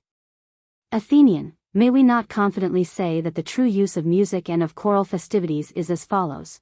We rejoice when we think that we prosper, and again we think that we prosper when we rejoice? Cleinias, exactly. Athenian, and when rejoicing in our good fortune, we are unable to be still? Cleinias, true. Athenian, our young men break forth into dancing and singing, and we who are their elders deem that we are fulfilling our part in life when we look on at them. Having lost our agility, we delight in their sports and merrymaking, because we love to think of our former selves, and gladly institute contests for those who are able to awaken in us the memory of our youth. Cleinias, very true. Athenian, is it altogether unmeaning to say, as the common people do about festivals, that he should be adjudged the wisest of men, and the winner of the palm, who gives us the greatest amount of pleasure and mirth? For on such occasions, and when mirth is the order of the day, ought not he to be honored most, and, as I was saying, bear the palm, who gives most mirth to the greatest number? Now is this a true way of speaking or of acting? Cleinias, possibly. Athenian, but, my dear friend, let us distinguish between different cases, and not be hasty in forming a judgment. One way of considering the question will be to imagine a festival at which there are entertainments of all sorts, including gymnastic, musical, and equestrian contests. The citizens are assembled. Prizes are offered, and proclamation is made that anyone who likes may enter the lists, and that he is to bear the palm who gives the most pleasure to the spectators. There is to be no regulation about the manner how. But he who is most successful in giving pleasure is to be crowned victor, and deemed to be the pleasantest of the candidates. What is likely to be the result of such a proclamation? Cleinias, in what respect? Athenian, there would be various exhibitions. One man, like Homer, will exhibit a rhapsody, another a performance on the lute, one will have a tragedy, and another a comedy. Nor would there be anything astonishing in some one imagining that he could gain the prize by exhibiting a puppet show.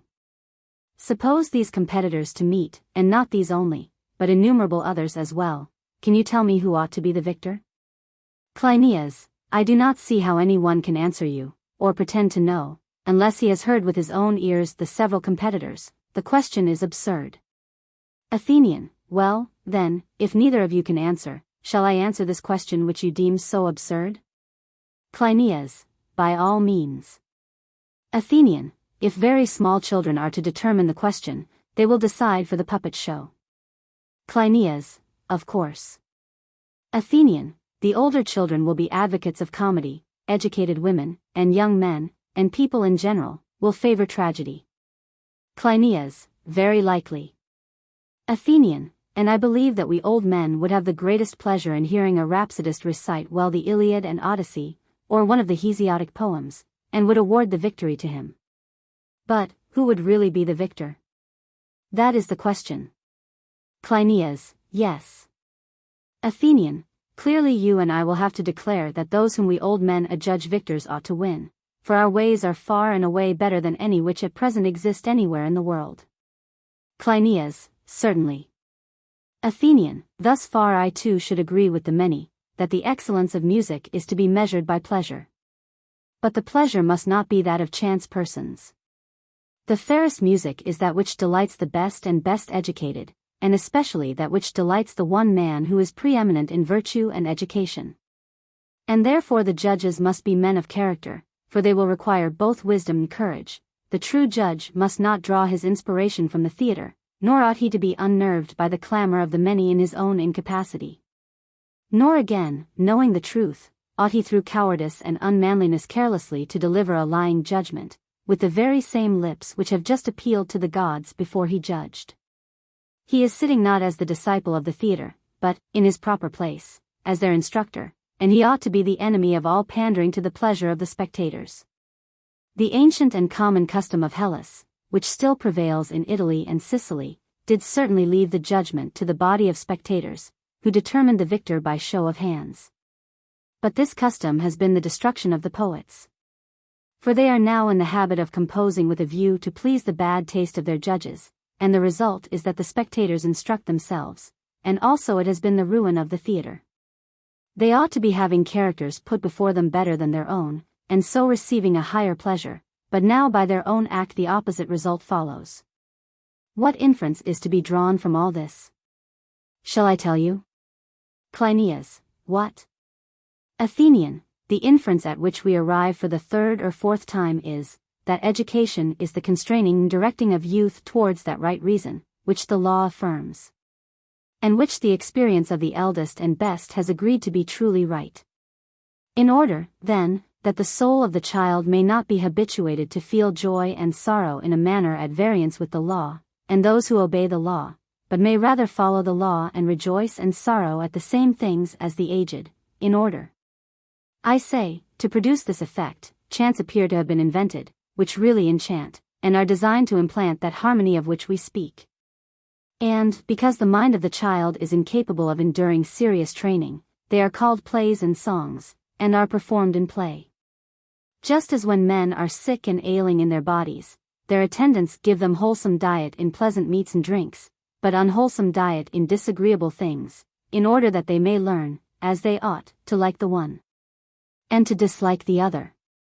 And similarly the true legislator will persuade, and, if he cannot persuade, will compel the poet to express, as he ought, by fair and noble words, in his rhythms, the figures, and in his melodies, the music of temperate and brave and in every way good men.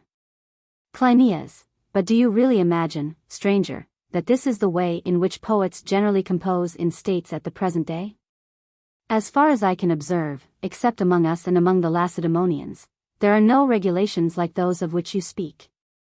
In other places novelties are always being introduced in dancing and in music, generally not under the authority of any law, but at the instigation of lawless pleasures.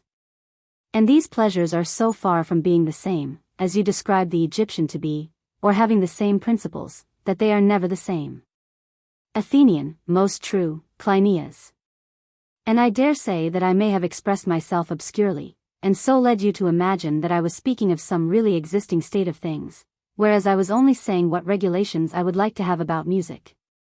And hence there occurred a misapprehension on your part. For when evils are far gone and irremediable, the task of censuring them is never pleasant, although at times necessary. But as we do not really differ, will you let me ask you whether you consider such institutions to be more prevalent among the Cretans and Lacedaemonians than among the other Hellenes? Cleinias, certainly they are. Athenian, and if they were extended to the other Hellenes, would it be an improvement on the present state of things? Cleinias, a very great improvement, if the customs which prevail among them were such as prevail among us and the Lacedaemonians, and such as you were just now saying ought to prevail. Athenian, let us see whether we understand one another. Are not the principles of education and music which prevail among you as follows? You compel your poets to say that the good man, if he be temperate and just, is fortunate and happy. And this whether he be great and strong or small and weak, and whether he be rich or poor, and, on the other hand, if he have a wealth passing that of Cinyras or Midas, and be unjust, he is wretched and lives in misery. As the poet says, and with truth, I sing not, I care not about him who accomplishes all noble things, not having justice. Let him who draws near and stretches out his hand against his enemies be a just man. But if he be unjust, I would not have him look calmly upon bloody death, nor surpass in swiftness the Thracian Boreas, and let no other thing that is called good ever be his. For the goods of which the many speak are not really good. First in the catalogue is placed health, beauty next, wealth third. And then innumerable others, as for example to have a keen eye or a quick ear, and in general to have all the senses perfect, or, again, to be a tyrant and do as you like. And the final consummation of happiness is to have acquired all these things, and when you have acquired them to become at once immortal. But you and I say, that while to the just and holy all these things are the best of possessions, to the unjust they are all, including even health, the greatest of evils. For in truth, to have sight, and hearing, and the use of the senses, or to live at all without justice and virtue, even though a man be rich in all the so-called goods of fortune, is the greatest of evils, if life be immortal. But not so great, if the bad man lives only a very short time. These are the truths which, if I am not mistaken, you will persuade or compel your poets to utter with suitable accompaniments of harmony and rhythm, and in these they must train up your youth. Am I not right? For I plainly declare that evils as they are termed are goods to the unjust, and only evils to the just, and that goods are truly good to the good, but evil to the evil. Let me ask again, are you and I agreed about this? Cleinias, I think that we partly agree and partly do not. Athenian, when a man has health and wealth and a tyranny which lasts, and when he is preeminent in strength and courage, and has the gift of immortality, and none of the so-called evils which counterbalance these goods, but only the injustice and insolence of his own nature, of such an one you are, I suspect, unwilling to believe that he is miserable rather than happy. Cleinias, that is quite true. Athenian, once more, suppose that he be valiant and strong, and handsome and rich, and does throughout his whole life whatever he likes, still, if he be unrighteous and insolent, would not both of you agree that he will of necessity live basely? You will surely grant so much? Cleinias, certainly. Athenian, and an evil life too? Cleinias, I am not equally disposed to grant that. Athenian, will he not live painfully and to his own disadvantage? Cleinias, how can I possibly say so? Athenian, how? Then may heaven make us to be of one mind, for now we are of two. To me, dear Cleinias, the truth of what I am saying is as plain as the fact that Crete is an island. And, if I were a lawgiver, I would try to make the poets and all the citizens speak in this strain, and I would inflict the heaviest penalties on any one in all the land who should dare to say that there are bad men who lead pleasant lives. Or that the profitable and gainful is one thing, and the just another. And there are many other matters about which I should make my citizens speak in a manner different from the Cretans and Lacedaemonians of this age, and I may say, indeed, from the world in general. For tell me, my good friends, by Zeus and Apollo tell me, if I were to ask these same gods who are your legislators, is not the most just life also the pleasantest? Or are there two lives, one of which is the justest and the other the pleasantest? And they were to reply that there are two, and thereupon I proceeded to ask, that would be the right way of pursuing the inquiry, which are the happier, those who lead the justest, or those who lead the pleasantest life? And they replied, those who lead the pleasantest. That would be a very strange answer, which I should not like to put into the mouth of the gods. The words will come with more propriety from the lips of fathers and legislators, and therefore I will repeat my former questions to one of them, and suppose him to say again that he who leads the pleasantest life is the happiest. And to that I rejoin, O my father, did you not wish me to live as happily as possible? And yet you also never ceased telling me that I should live as justly as possible. Now, here the giver of the rule, whether he be legislator or father, will be in a dilemma, and will in vain endeavor to be consistent with himself. But if he were to declare that the justest life is also the happiest, every one hearing him would inquire, if I am not mistaken, what is that good and noble principle in life which the law approves, and which is superior to pleasure? For what good can the just man have which is separated from pleasure? Shall we say that glory and fame, coming from gods and men, though good and noble, are nevertheless unpleasant, and infamy pleasant? Certainly not, sweet legislator. Or shall we say that the not doing of wrong and there being no wrong done is good and honorable, although there is no pleasure in it, and that the doing wrong is pleasant, but evil and base? Cleinias, impossible. Athenian, the view which identifies the pleasant and the just and the good and the noble has an excellent moral and religious tendency. And the opposite view is most at variance with the designs of the legislator, and is, in his opinion, infamous, for no one, if he can help, will be persuaded to do that which gives him more pain than pleasure.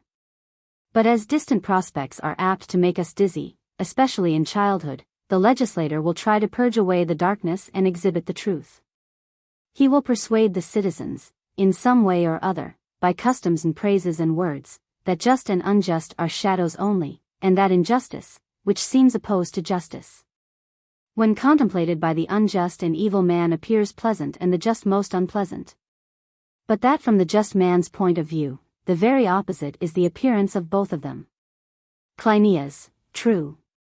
Athenian, and which may be supposed to be the truer judgment, that of the inferior or of the better soul? Cleinias, surely, that of the better soul. Athenian, then the unjust life must not only be more base and depraved, but also more unpleasant than the just and holy life? Cleinias, that seems to be implied in the present argument. Athenian, and even supposing this were otherwise, and not as the argument has proven, still the lawgiver, who is worth anything, if he ever ventures to tell a lie to the young for their good, could not invent a more useful lie than this. Or one which will have a better effect in making them do what is right, not on compulsion but voluntarily. Cleinias, truth, stranger, is a noble thing and a lasting, but a thing of which men are hard to be persuaded. Athenian, and yet the story of the Sidonian Cadmus, which is so improbable, has been readily believed, and also innumerable other tales. Cleinias, what is that story? Athenian, the story of armed men springing up after the sowing of teeth, which the legislator may take as a proof that he can persuade the minds of the young of anything. So that he has only to reflect and find out what belief will be of the greatest public advantage, and then use all his efforts to make the whole community utter one and the same word in their songs and tales and discourses all their life long. But if you do not agree with me, there is no reason why you should not argue on the other side. Cleinias, I do not see that any argument can fairly be raised by either of us against what you are now saying. Athenian, the next suggestion which I have to offer is, that all our three choruses shall sing to the young tender souls of children, reciting in their strains all the noble thoughts of which we have already spoken, or are about to speak. And the sum of them shall be, that the life which is by the gods deemed to be the happiest is also the best. We shall affirm this to be a most certain truth. And the minds of our young disciples will be more likely to receive these words of ours than any others which we might address to them. Cleinias, I assent to what you say. Athenian, first will enter in their natural order the sacred choir composed of children, which is to sing lustily the heaven-taught lay to the whole city. Next will follow the choir of young men under the age of 30, who will call upon the god Paean to testify to the truth of their words, and will pray him to be gracious to the youth and to turn their hearts. Thirdly, the choir of elder men, who are from 30 to 60 years of age, will also sing. There remain those who are too old to sing, and they will tell stories, illustrating the same virtues, as with the voice of an oracle. Cleinias, who are those who compose the third choir, stranger? For I do not clearly understand what you mean to say about them. Athenian, and yet almost all that I have been saying has been said with a view to them. Cleinias, will you try to be a little plainer? Athenian, I was speaking at the commencement of our discourse, as you will remember, of the fiery nature of young creatures. I said that they were unable to keep quiet either in limb or voice, and that they called out and jumped about in a disorderly manner, and that no other animal attained to any perception of order, but man only. Now the order of motion is called rhythm, and the order of the voice, in which high and low are duly mingled, is called harmony, and both together are termed choric song. And I said that the gods had pity on us, and gave us Apollo and the Muses to be our playfellows and leaders in the dance, and Dionysus, as I dare say that you will remember, was the third. Cleinias, I quite remember. Athenian, thus far I have spoken of the chorus of Apollo and the Muses, and I have still to speak of the remaining chorus, which is that of Dionysus. Cleinias, how is that arranged? There is something strange, at any rate on first hearing, in a Dionysiac chorus of old men, if you really mean that those who are above 30, and maybe 50, or from 50 to 60 years of age, are to dance in his honor. Athenian, very true. And therefore it must be shown that there is good reason for the proposal. Cleinias, certainly. Athenian, are we agreed thus far? Cleinias, about what? Athenian, that every man and boy, slave and free, both sexes, and the whole city, should never cease charming themselves with the strains of which we have spoken. And that there should be every sort of change and variation of them in order to take away the effect of sameness, so that the singers may always receive pleasure from their hymns, and may never weary of them? Cleinias, every one will agree. Athenian, where, then, will that best part of our city which, by reason of age and intelligence, has the greatest influence, sing these fairest of strains, which are to do so much good? Shall we be so foolish as to let them off who would give us the most beautiful and also the most useful of songs? Cleinias, but, says the argument, we cannot let them off. Athenian, then how can we carry out our purpose with decorum? Will this be the way? Cleinias, what? Athenian, when a man is advancing in years, he is afraid and reluctant to sing, he has no pleasure in his own performances. And if compulsion is used, he will be more and more ashamed, the older and more discreet he grows. Is not this true? Cleinias, certainly. Athenian, well, and will he not be yet more ashamed if he has to stand up and sing in the theater to a mixed audience? And if moreover when he is required to do so, like the other choirs who contend for prizes, and have been trained under a singing master, he is pinched and hungry, he will certainly have a feeling of shame and discomfort which will make him very unwilling to exhibit. Cleinias, no doubt. Athenian, how, then, shall we reassure him, and get him to sing? Shall we begin by enacting that boys shall not taste wine at all until they are 18 years of age? We will tell them that fire must not be poured upon fire, whether in the body or in the soul, until they begin to go to work. This is a precaution which has to be taken against the excitableness of youth. Afterwards they may taste wine in moderation up to the age of 30, but while a man is young he should abstain altogether from intoxication and from excess of wine. When, at length, he has reached 40 years, after dinner at a public mess, he may invite not only the other gods, but Dionysus above all, to the mystery and festivity of the elder men, making use of the wine which he has given men to lighten the sourness of old age. That in age we may renew our youth, and forget our sorrows, and also in order that the nature of the soul, like iron melted in the fire, may become softer and so more impressible. In the first place, will not anyone who is thus mellowed be more ready and less ashamed to sing, I do not say before a large audience, but before a moderate company? Nor yet among strangers, but among his familiars, and, as we have often said, to chant, and to enchant? Cleinias, he will be far more ready. Athenian, there will be no impropriety in our using such a method of persuading them to join with us in song. Cleinias, none at all. Athenian, and what strain will they sing, and what muse will they hymn? The strain should clearly be one suitable to them. Cleinias, certainly.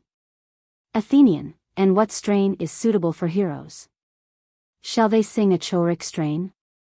Cleinias, truly, stranger, we of Crete and Lacedaemon know no strain other than that which we have learnt and been accustomed to sing in our chorus.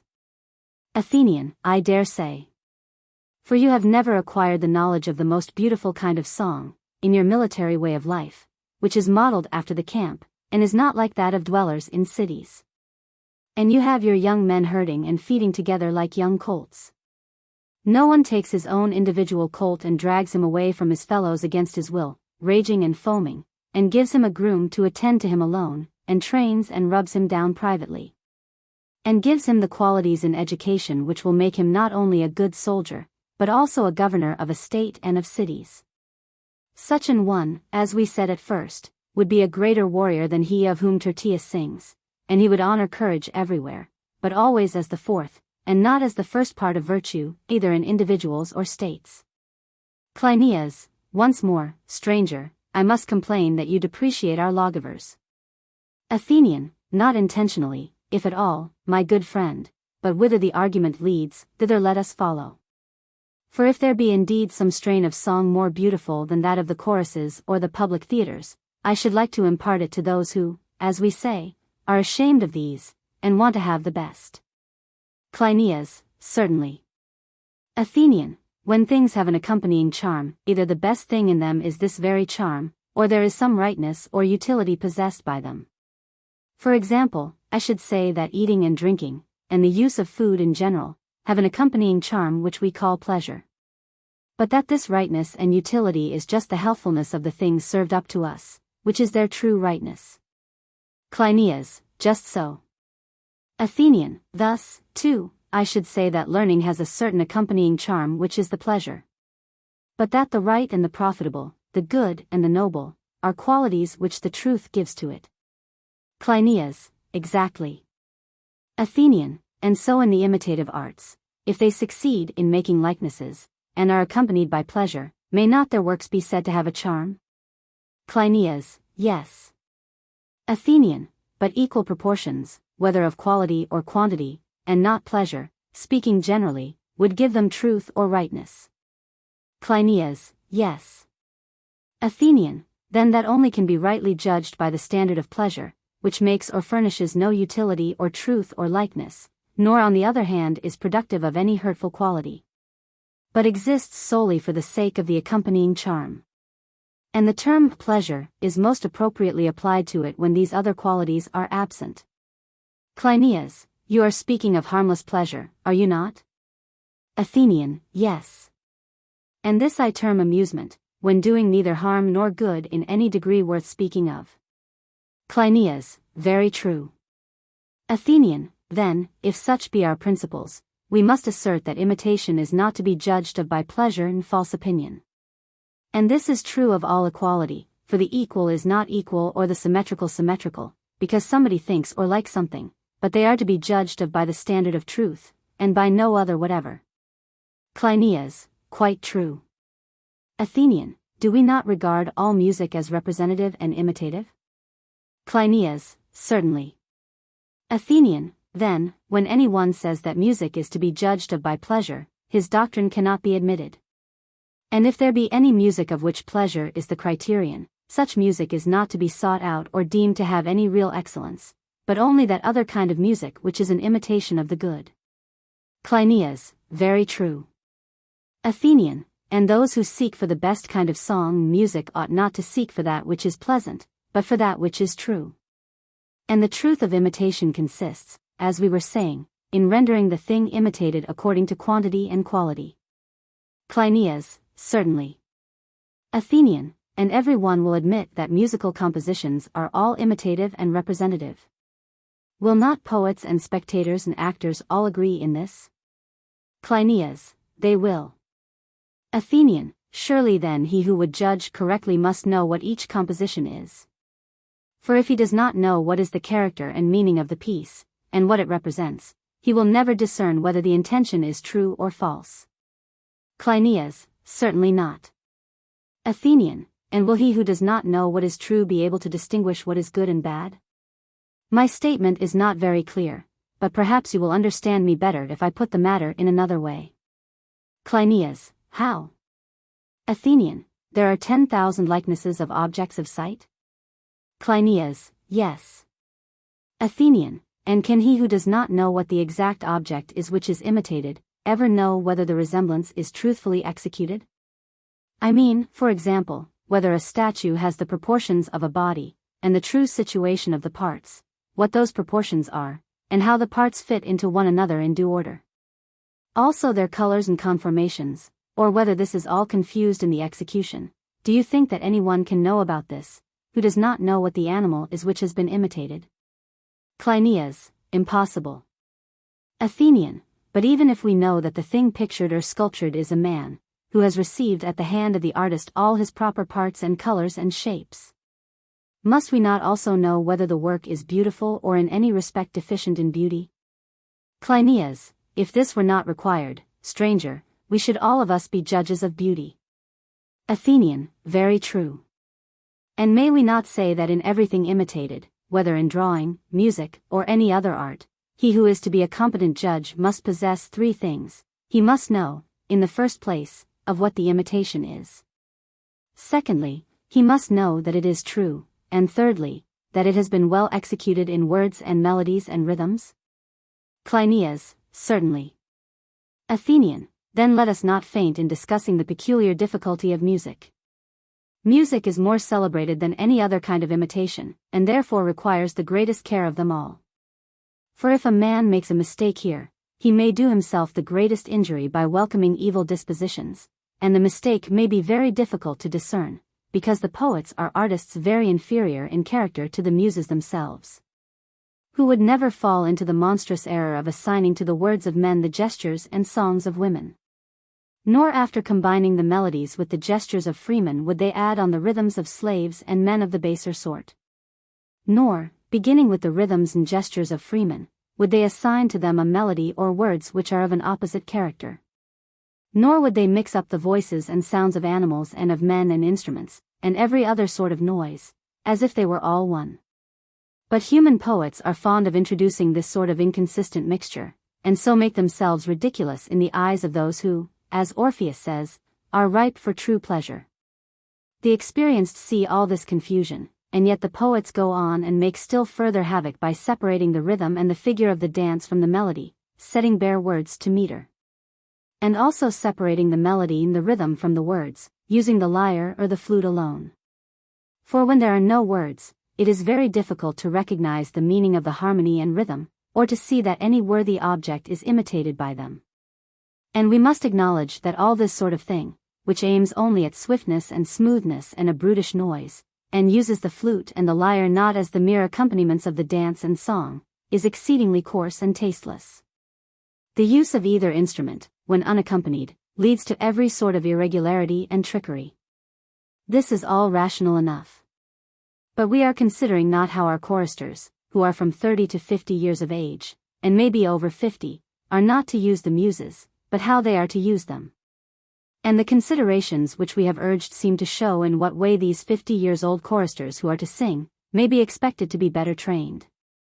For they need to have a quick perception and knowledge of harmonies and rhythms. Otherwise, how can they ever know whether a melody would be rightly sung to the Dorian mode, or to the rhythm which the poet has assigned to it? Cleinias, clearly they cannot.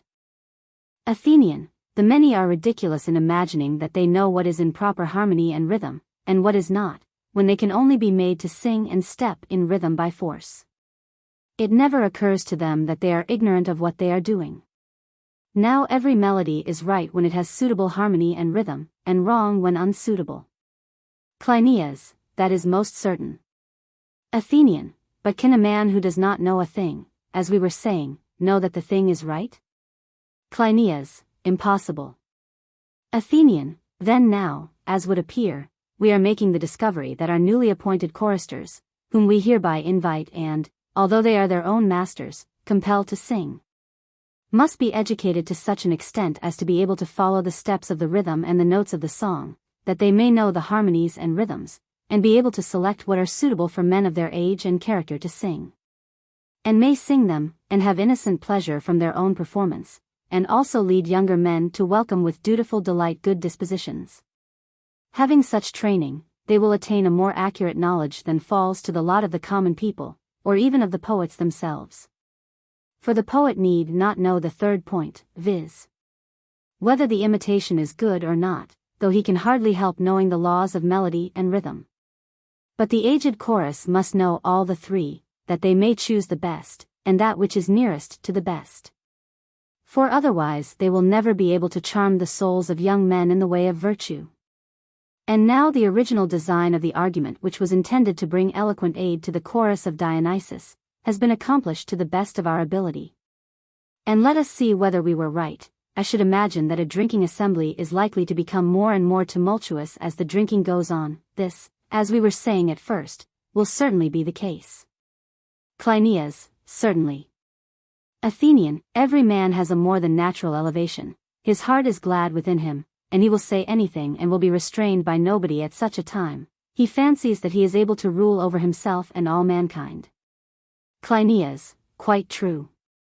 Athenian, were we not saying that on such occasions the souls of the drinkers become like iron heated in the fire, and grow softer and younger, and are easily molded by him who knows how to educate and fashion them, just as when they were young?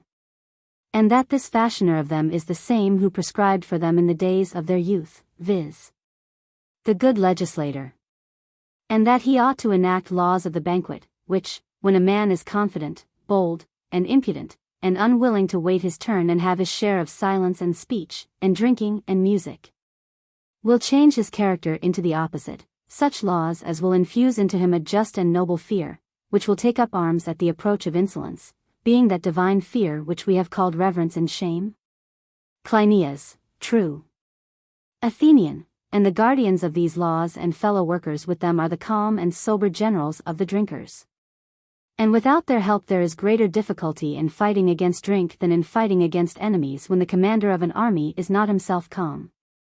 And he who is unwilling to obey them and the commanders of Dionysiac feasts who are more than 60 years of age, shall suffer a disgrace as great as he who disobeys military leaders, or even greater. Cleinias, right. Athenian, if, then, drinking and amusement were regulated in this way, would not the companions of our revels be improved?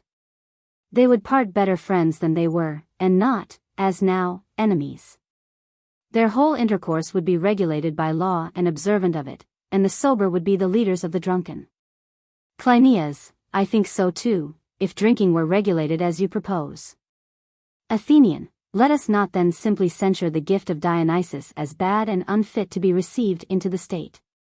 For wine has many excellences, and one preeminent one, about which there is a difficulty in speaking to the many, from a fear of their misunderstanding what is said. Cleinias, to what do you refer? Athenian, there is a tradition or story, which has somehow crept about the world, that Dionysus was robbed of his wits by his stepmother here, and that out of revenge he inspires backsheek furies and dancing madnesses in others. For which reason he gave men wine. Such traditions concerning the gods I leave to those who think that they may be safely uttered. Compare Euthyph, Republic. I only know that no animal at birth is mature or perfect in intelligence. And in the intermediate period, in which he has not yet acquired his own proper sense, he rages and roars without rhyme or reason, and when he has once got on his legs he jumps about without rhyme or reason. And this, as you will remember, has been already said by us to be the origin of music and gymnastic. Cleinias, to be sure, I remember. Athenian, and did we not say that the sense of harmony and rhythm sprang from this beginning among men, and that Apollo and the Muses and Dionysus were the gods whom we had to thank for them? Cleinias, certainly. Athenian, the other story implied that wine was given man out of revenge, and in order to make him mad. But our present doctrine, on the contrary, is, that wine was given him as a balm, and in order to implant modesty in the soul, and health and strength in the body. Cleinias, that, stranger, is precisely what was said. Athenian, then half the subject may now be considered to have been discussed. Shall we proceed to the consideration of the other half? Cleinias, what is the other half, and how do you divide the subject? Athenian, the whole choral art is also in our view the whole of education, and of this art, rhythms and harmonies form the part which has to do with the voice. Cleinias, yes. Athenian, the movement of the body has rhythm in common with the movement of the voice, but gesture is peculiar to it, whereas song is simply the movement of the voice. Cleinias, most true. Athenian, and the sound of the voice which reaches and educates the soul, we have ventured to term music. Cleinias, we were right. Athenian, and the movement of the body, when regarded as an amusement, we termed dancing. But when extended and pursued with a view to the excellence of the body, this scientific training may be called gymnastic. Cleinias, exactly. Athenian, music, which was one half of the choral art, may be said to have been completely discussed. Shall we proceed to the other half or not? What would you like? Cleinias, my good friend, when you are talking with a Cretan and Lacedaemonian, and we have discussed music and not gymnastic, what answer are either of us likely to make to such an inquiry? Athenian, an answer is contained in your question. And I understand and accept what you say not only as an answer, but also as a command to proceed with gymnastic. Cleinias, you quite understand me, do as you say. Athenian, I will. And there will not be any difficulty in speaking intelligibly to you about a subject with which both of you are far more familiar than with music. Cleinias, there will not. Athenian, is not the origin of gymnastics, too, to be sought in the tendency to rapid motion which exists in all animals? Man, as we were saying, having attained the sense of rhythm, created and invented dancing. And melody arousing and awakening rhythm, both united formed the choral art? Cleinias, very true. Athenian, and one part of this subject has been already discussed by us, and there still remains another to be discussed? Cleinias, exactly. Athenian, I have first a final word to add to my discourse about drink, if you will allow me to do so. Cleinias, what more have you to say? Athenian, I should say that if a city seriously means to adopt the practice of drinking under due regulation and with a view to the enforcement of temperance, and in like manner, and on the same principle, will allow of other pleasures, designing to gain the victory over them, in this way all of them may be used. But if the state makes drinking an amusement only, and whoever likes may drink whenever he likes, and with whom he likes, and add to this any other indulgences, I shall never agree or allow that this city or this man should practice drinking. I would go further than the Cretans and Lacedaemonians, and am disposed rather to the law of the Carthaginians, that no one while he is on a campaign should be allowed to taste wine at all, but that he should drink water during all that time. And that in the city no slave, male or female, should ever drink wine. And that no magistrates should drink during their year of office, nor should pilots of vessels or judges while on duty taste wine at all, nor anyone who is going to hold a consultation about any matter of importance. Nor in the daytime at all, unless in consequence of exercise or as medicine, nor again at night, when any one, either man or woman, is minded to get children. There are numberless other cases also in which those who have good sense and good laws ought not to drink wine, so that if what I say is true, no city will need many vineyards. Their husbandry and their way of life in general will follow an appointed order, and their cultivation of the vine will be the most limited and the least common of their employments. And this, stranger, shall be the crown of my discourse about wine, if you agree. Cleinias, excellent, we agree. Book 3. Athenian, enough of this. And what, then, is to be regarded as the origin of government?